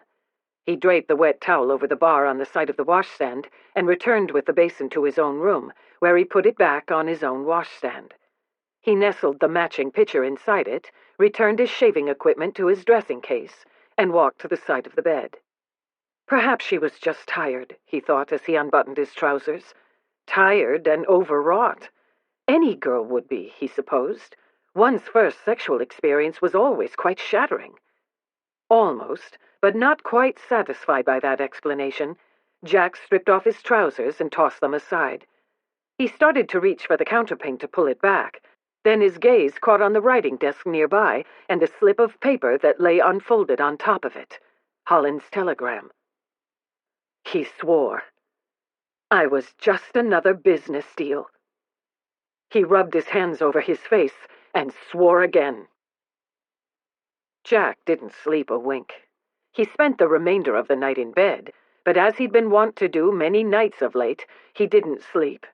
Instead, he pictured Linnet stretched out naked beside him, with her golden hair loose and tumbled across his pillows. The agony of it was harder to bear this time than it had ever been before, for it wasn't a picture born of his imagination now. It was a picture formed from reality.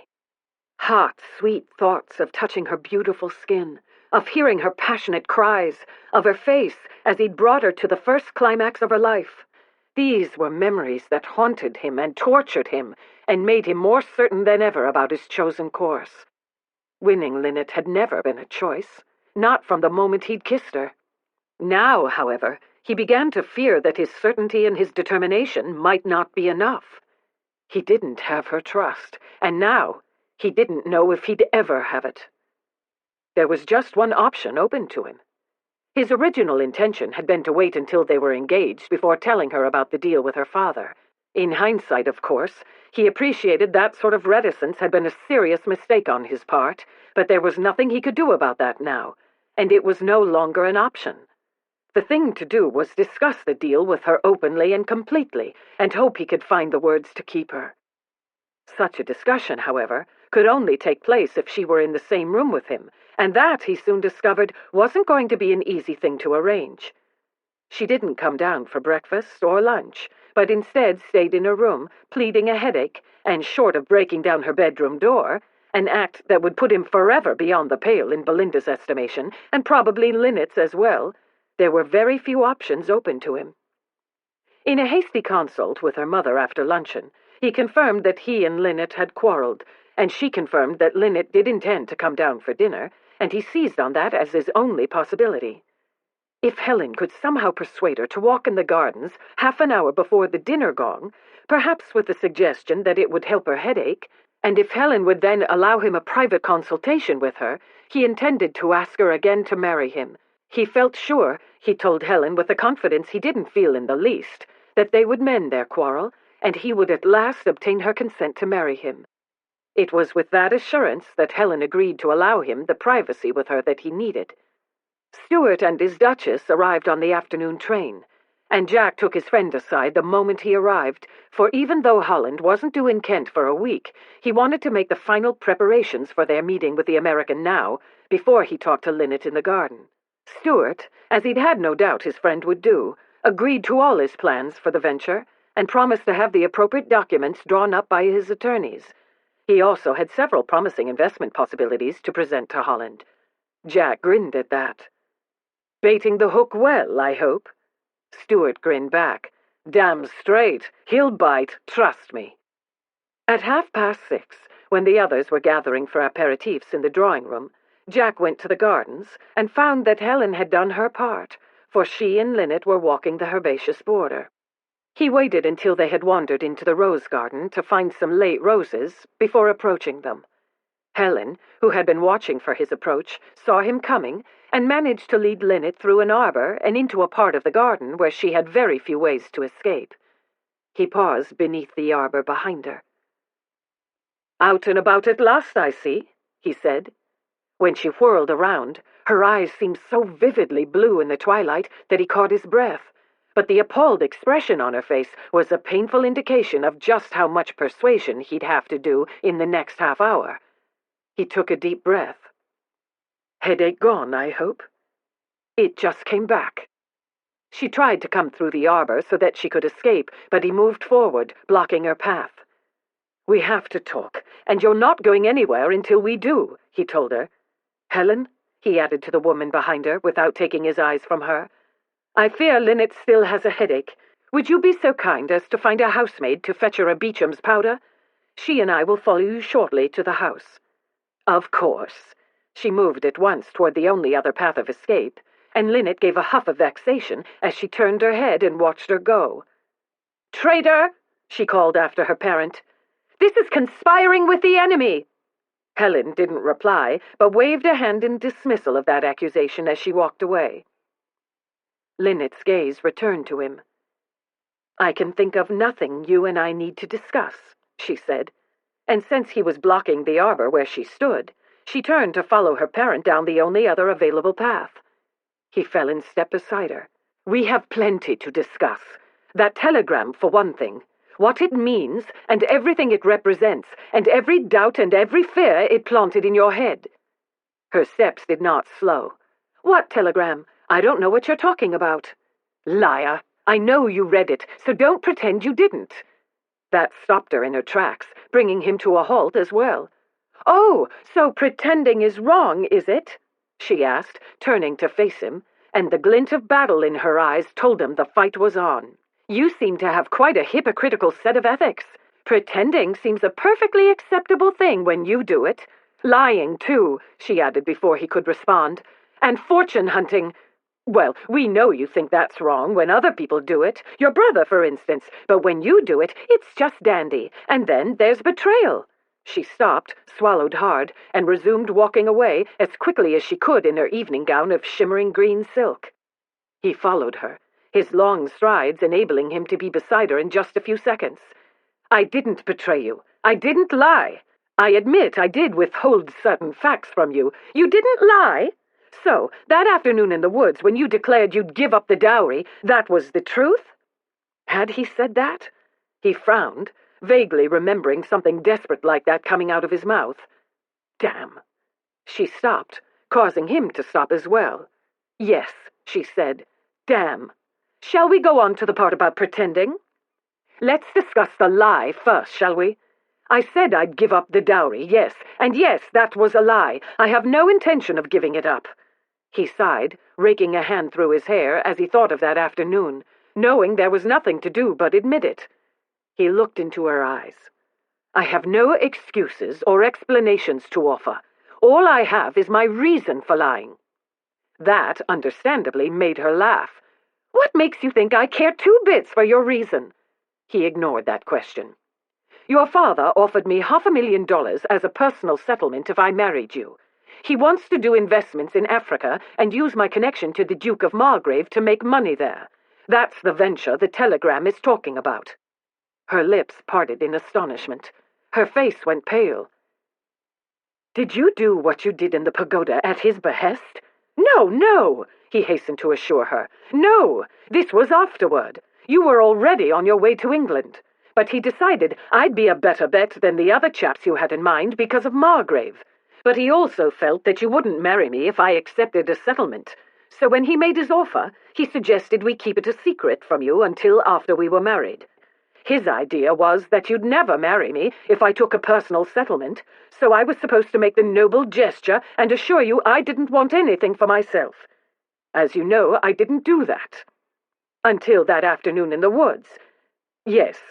You see..." He paused, taking a deep breath. "I was, as you may appreciate, in the throes of almost uncontainable lust. That's not any sort of excuse, mind you, but because I was in that rather vulnerable condition, I was trying to avoid you that afternoon. I was trying to keep a proper gentleman's distance, and it was killing me. I wanted you more than I've ever wanted anything or anyone in my life. And when you were standing there in front of me, I succumbed to your father's idea and pretended to make the grand gesture, knowing all the while you had no intention of giving up the money." "Yes." He swallowed hard. "I very much fear I'd have said anything, done anything, crawled on my knees to Lucifer at that moment in order to make you mine." She pressed her lips together and looked away. "But it was still a lie, Jack. How can I marry a man who lies to me, who betrays me, who makes deals behind my back? No." She started to walk around him, but he stepped in front of her, blocking her way. When she stepped the other way, he blocked that too, and she stilled, scowling up at him. "Honestly, what part of no continues to elude you? It's a simple word, really, one most people comprehend without much difficulty." "I'm extraordinarily obtuse about that word, at least when it comes to you. But, Linnet, I'm going to make you listen to me, even if I have to chase you all over the grounds to do it, because I love you. More words, more explanations. But as you demonstrated so eloquently the other day, deeds are much more effective." He ignored that. "I also think you still love me." He got the look, narrowed eyes and uplifted chin. "So when deeds and explanations fail to impress, words of love are the next tactic? My answer is still no." He was getting desperate. Continuing to refuse to marry him was simply not an option now, and he didn't think she quite understood that. "It's not a matter of persuasion at this point. It's a matter of necessity. Linnet," he broke off, grabbing her shoulders as she started to step around him again. He leaned closer, casting a quick glance around the garden to make doubly sure Helen had gone and they were completely alone. "You might be carrying my child." She went still, dawning awareness and horror in her face. "Oh, God," she whispered, her voice faint. "Oh, dear God." He watched her shake her head as if in denial, and he added, "What happened last night makes babies." He winced at how late in the day it was to point that out. "You don't go and find them under cabbage leaves." She scowled and jerked out of his hold. "I know that. My married friends explained all that business to me ages ago. But last night, I didn't think it mattered. I thought..." Her voice faltered. Fear sprang up in her eyes. "I was sure we were getting married." "So we are." She shook her head again, and he watched her take a step back. "Why should I marry you?" she cried. "How can I, when I still can't trust you? You knew my father plotted behind my back for me to marry Davis McKay as a business deal. You knew how that hurt me, how betrayed I felt, and yet you..." She stopped, her face twisting with pain. "You were prepared to do the exact same thing. When I agreed to your father's proposition, I didn't know about the business deal with McKay. I only found out about that when you told me." If he thought that was going to cut any ice with Linnet, he was mistaken. "And when I told you what he'd done, about how he plotted and worked on me all those months, and how much it hurt me to find it was so he could marry me off to Davis McKay and make a profit from it, I don't suppose you could have mentioned your own little deal with him then." Guilt nudged him. "I could have done," he admitted. "But I thought it better to wait." "Wait?" she echoed in disbelief. "Wait for what? Until you'd done what Daddy suggested and we were safely hitched?"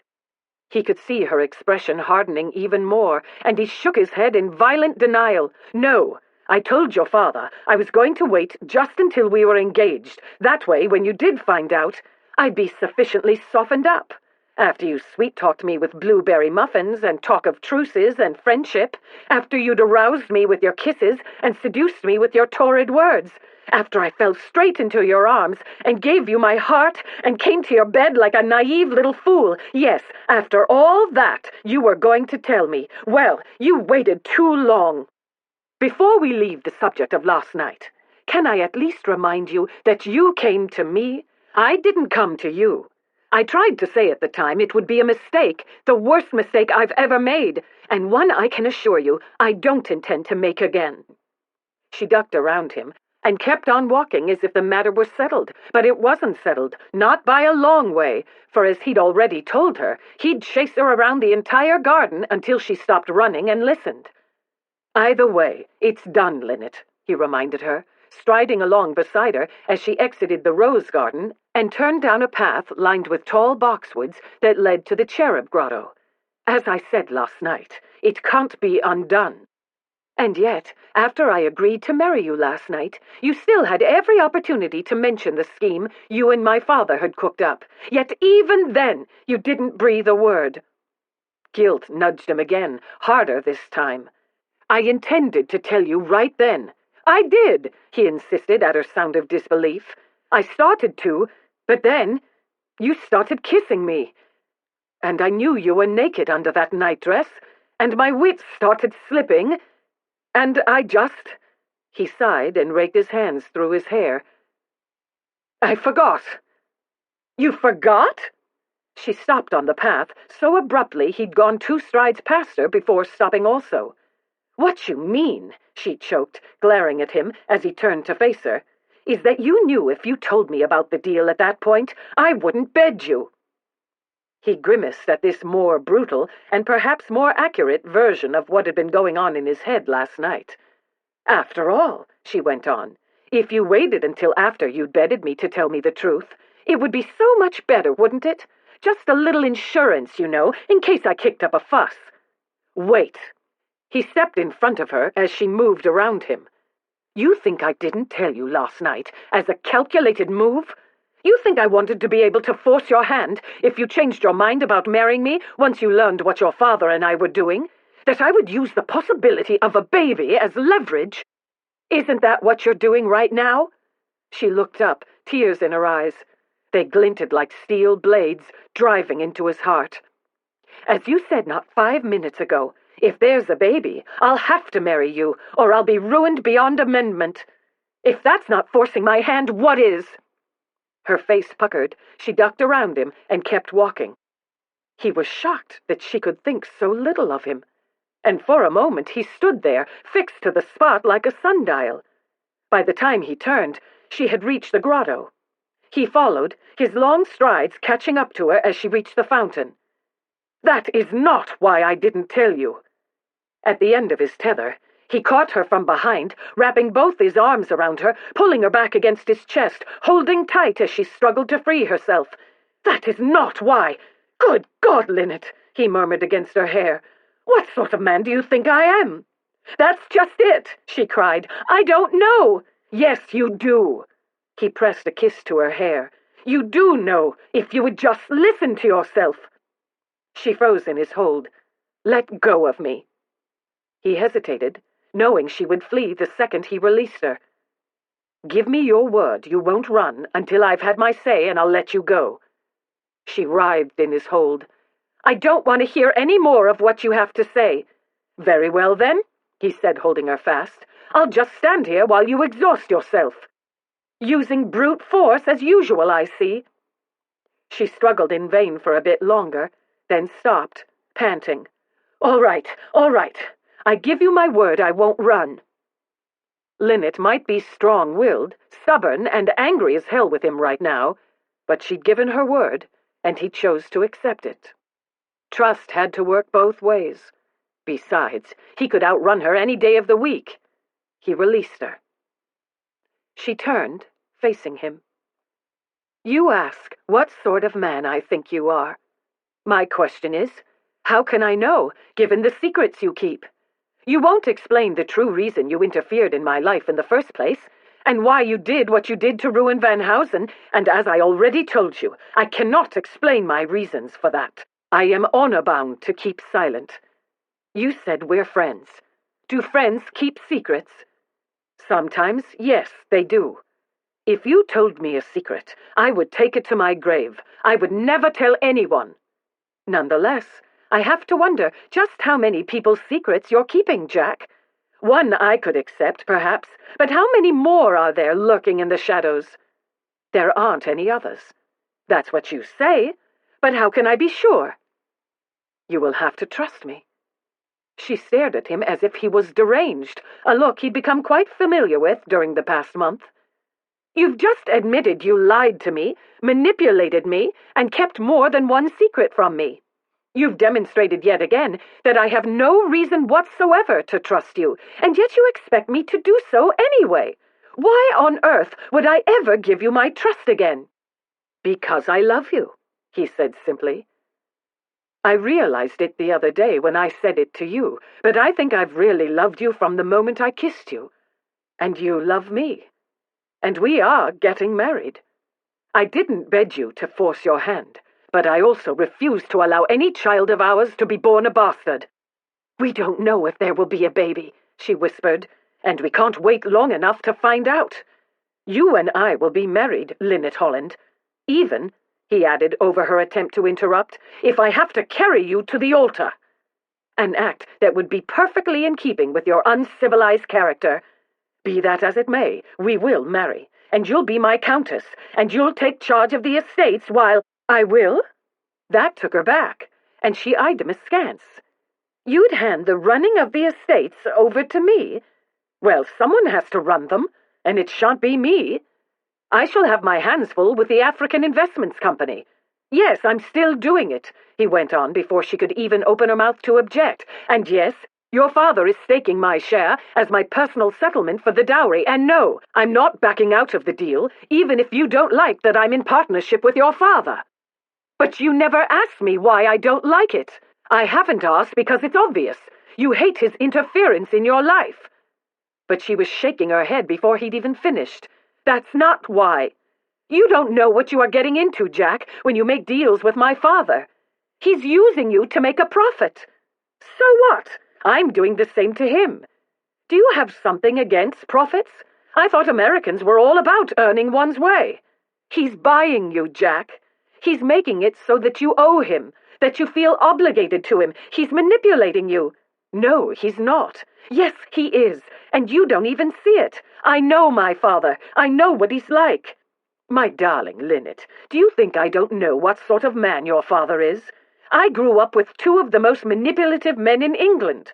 Compared to my father and brother, your father is child's play.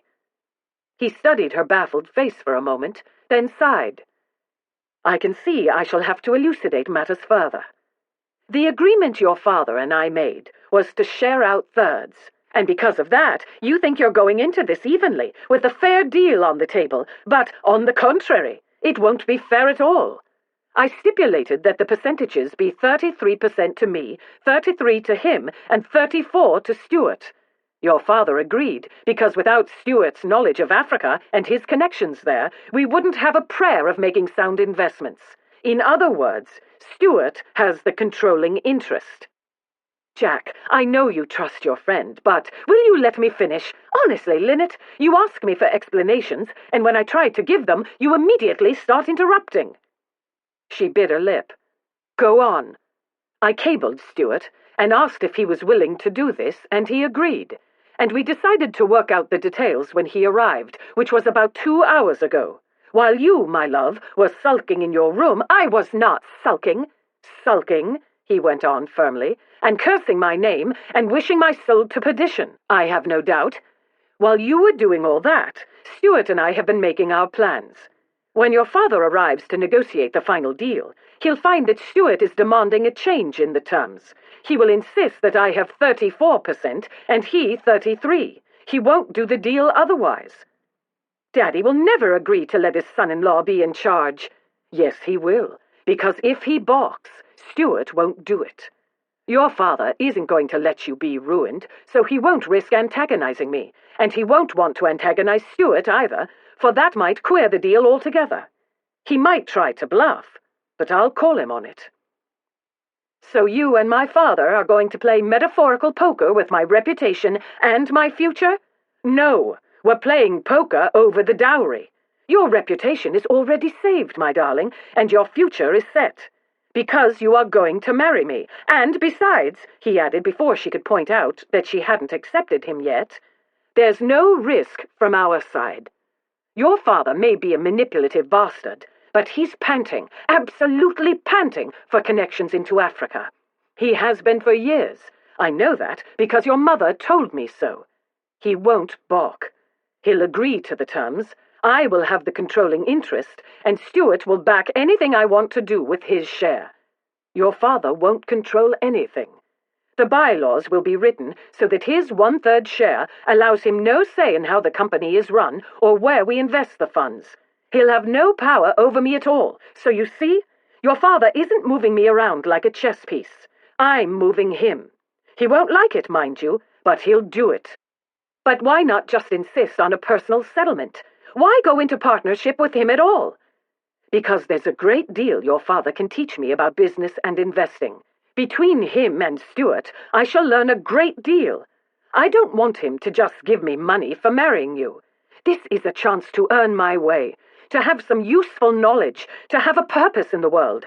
I can build something, make something of my life, and this deal with your father gives me the chance to do all that. When he offered it, I jumped at it. Of course I did. He put his hands on her arms.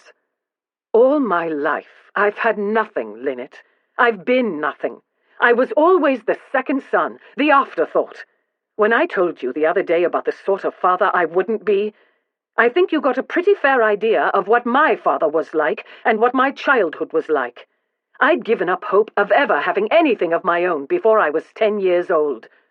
When my brother died, and I became the Earl, I inherited the estates, yes, but it was still worth nothing, because between them, he and my father managed to mortgage everything we had. I hope it's all right with you if I stop you long enough to say I think your father was a horrid man, and your brother was every bit as bad. I completely agree with your assessment of my family, but please believe that I am not like them. If you believe nothing else I say, for God's sake, believe that. I do believe that. But you've got a long way to go, Jack Featherstone, before you'll convince me why I should marry you. I'm glad you've decided to stop running long enough to give me the chance to try. She gave him that deceptively sweet smile of hers. I believe in giving a man plenty of rope. Carry on.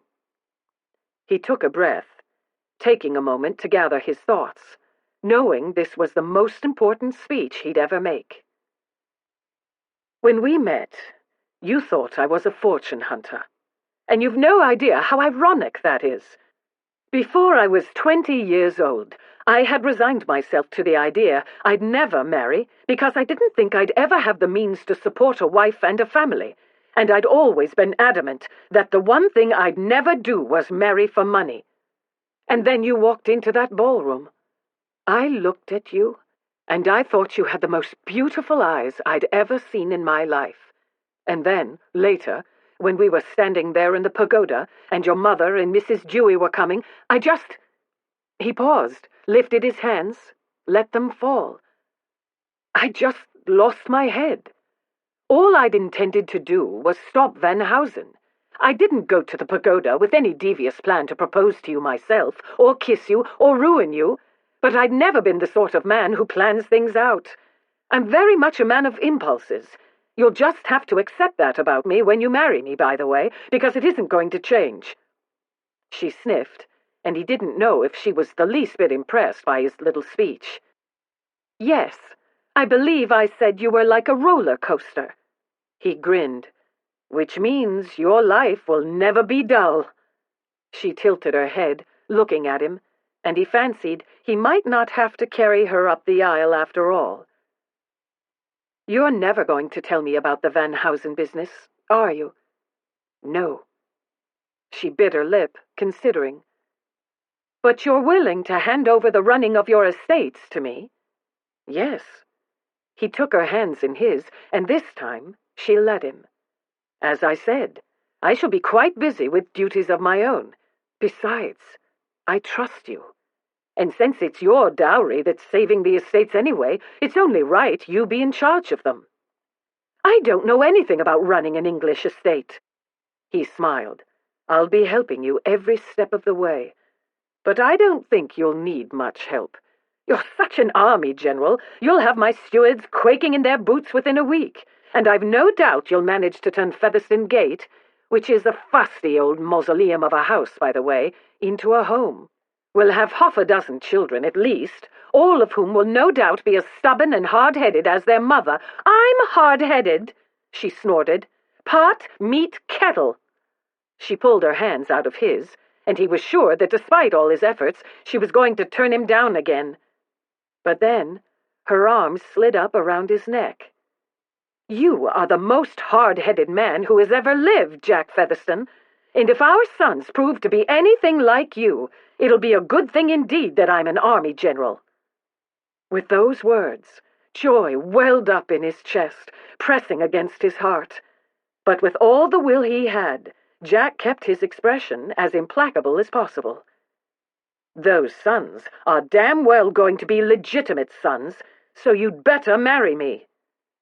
"You're so romantic when you propose marriage," she murmured. Keeping one arm around his neck, she slid her other hand down to toy with his jacket lapel. "You aren't really going to carry me up the aisle of the church if I refuse you, are you?" "Damned right I am, in my best Petruchio fashion." Those stunning eyes narrowed a fraction.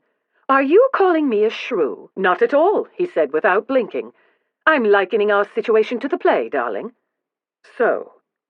He paused, and his arms slid around her. He pulled her close.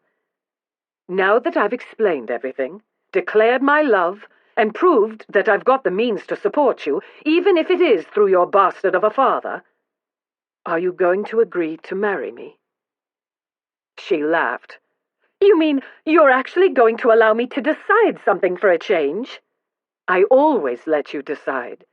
If you decide wrong, I work to change your mind. Your self-delusion knows no bounds, Jack, and it's a pretty safe bet if I marry you, our life is going to be full of fights just like this one." "Oh, you love fighting with me and you know it. That's not true." She paused and grinned at him. "I like the making up part much more than the fighting part." He laughed. "I believe we're in complete agreement for once. So now that we've mended our quarrel, your consent to my suit had better be forthcoming, otherwise I shall drag you behind the rose bushes and employ much naughtier means of persuasion." "Oh, very well," she said, heaving a sigh of long suffering he wasn't quite sure was exaggerated. "I suppose I must marry you.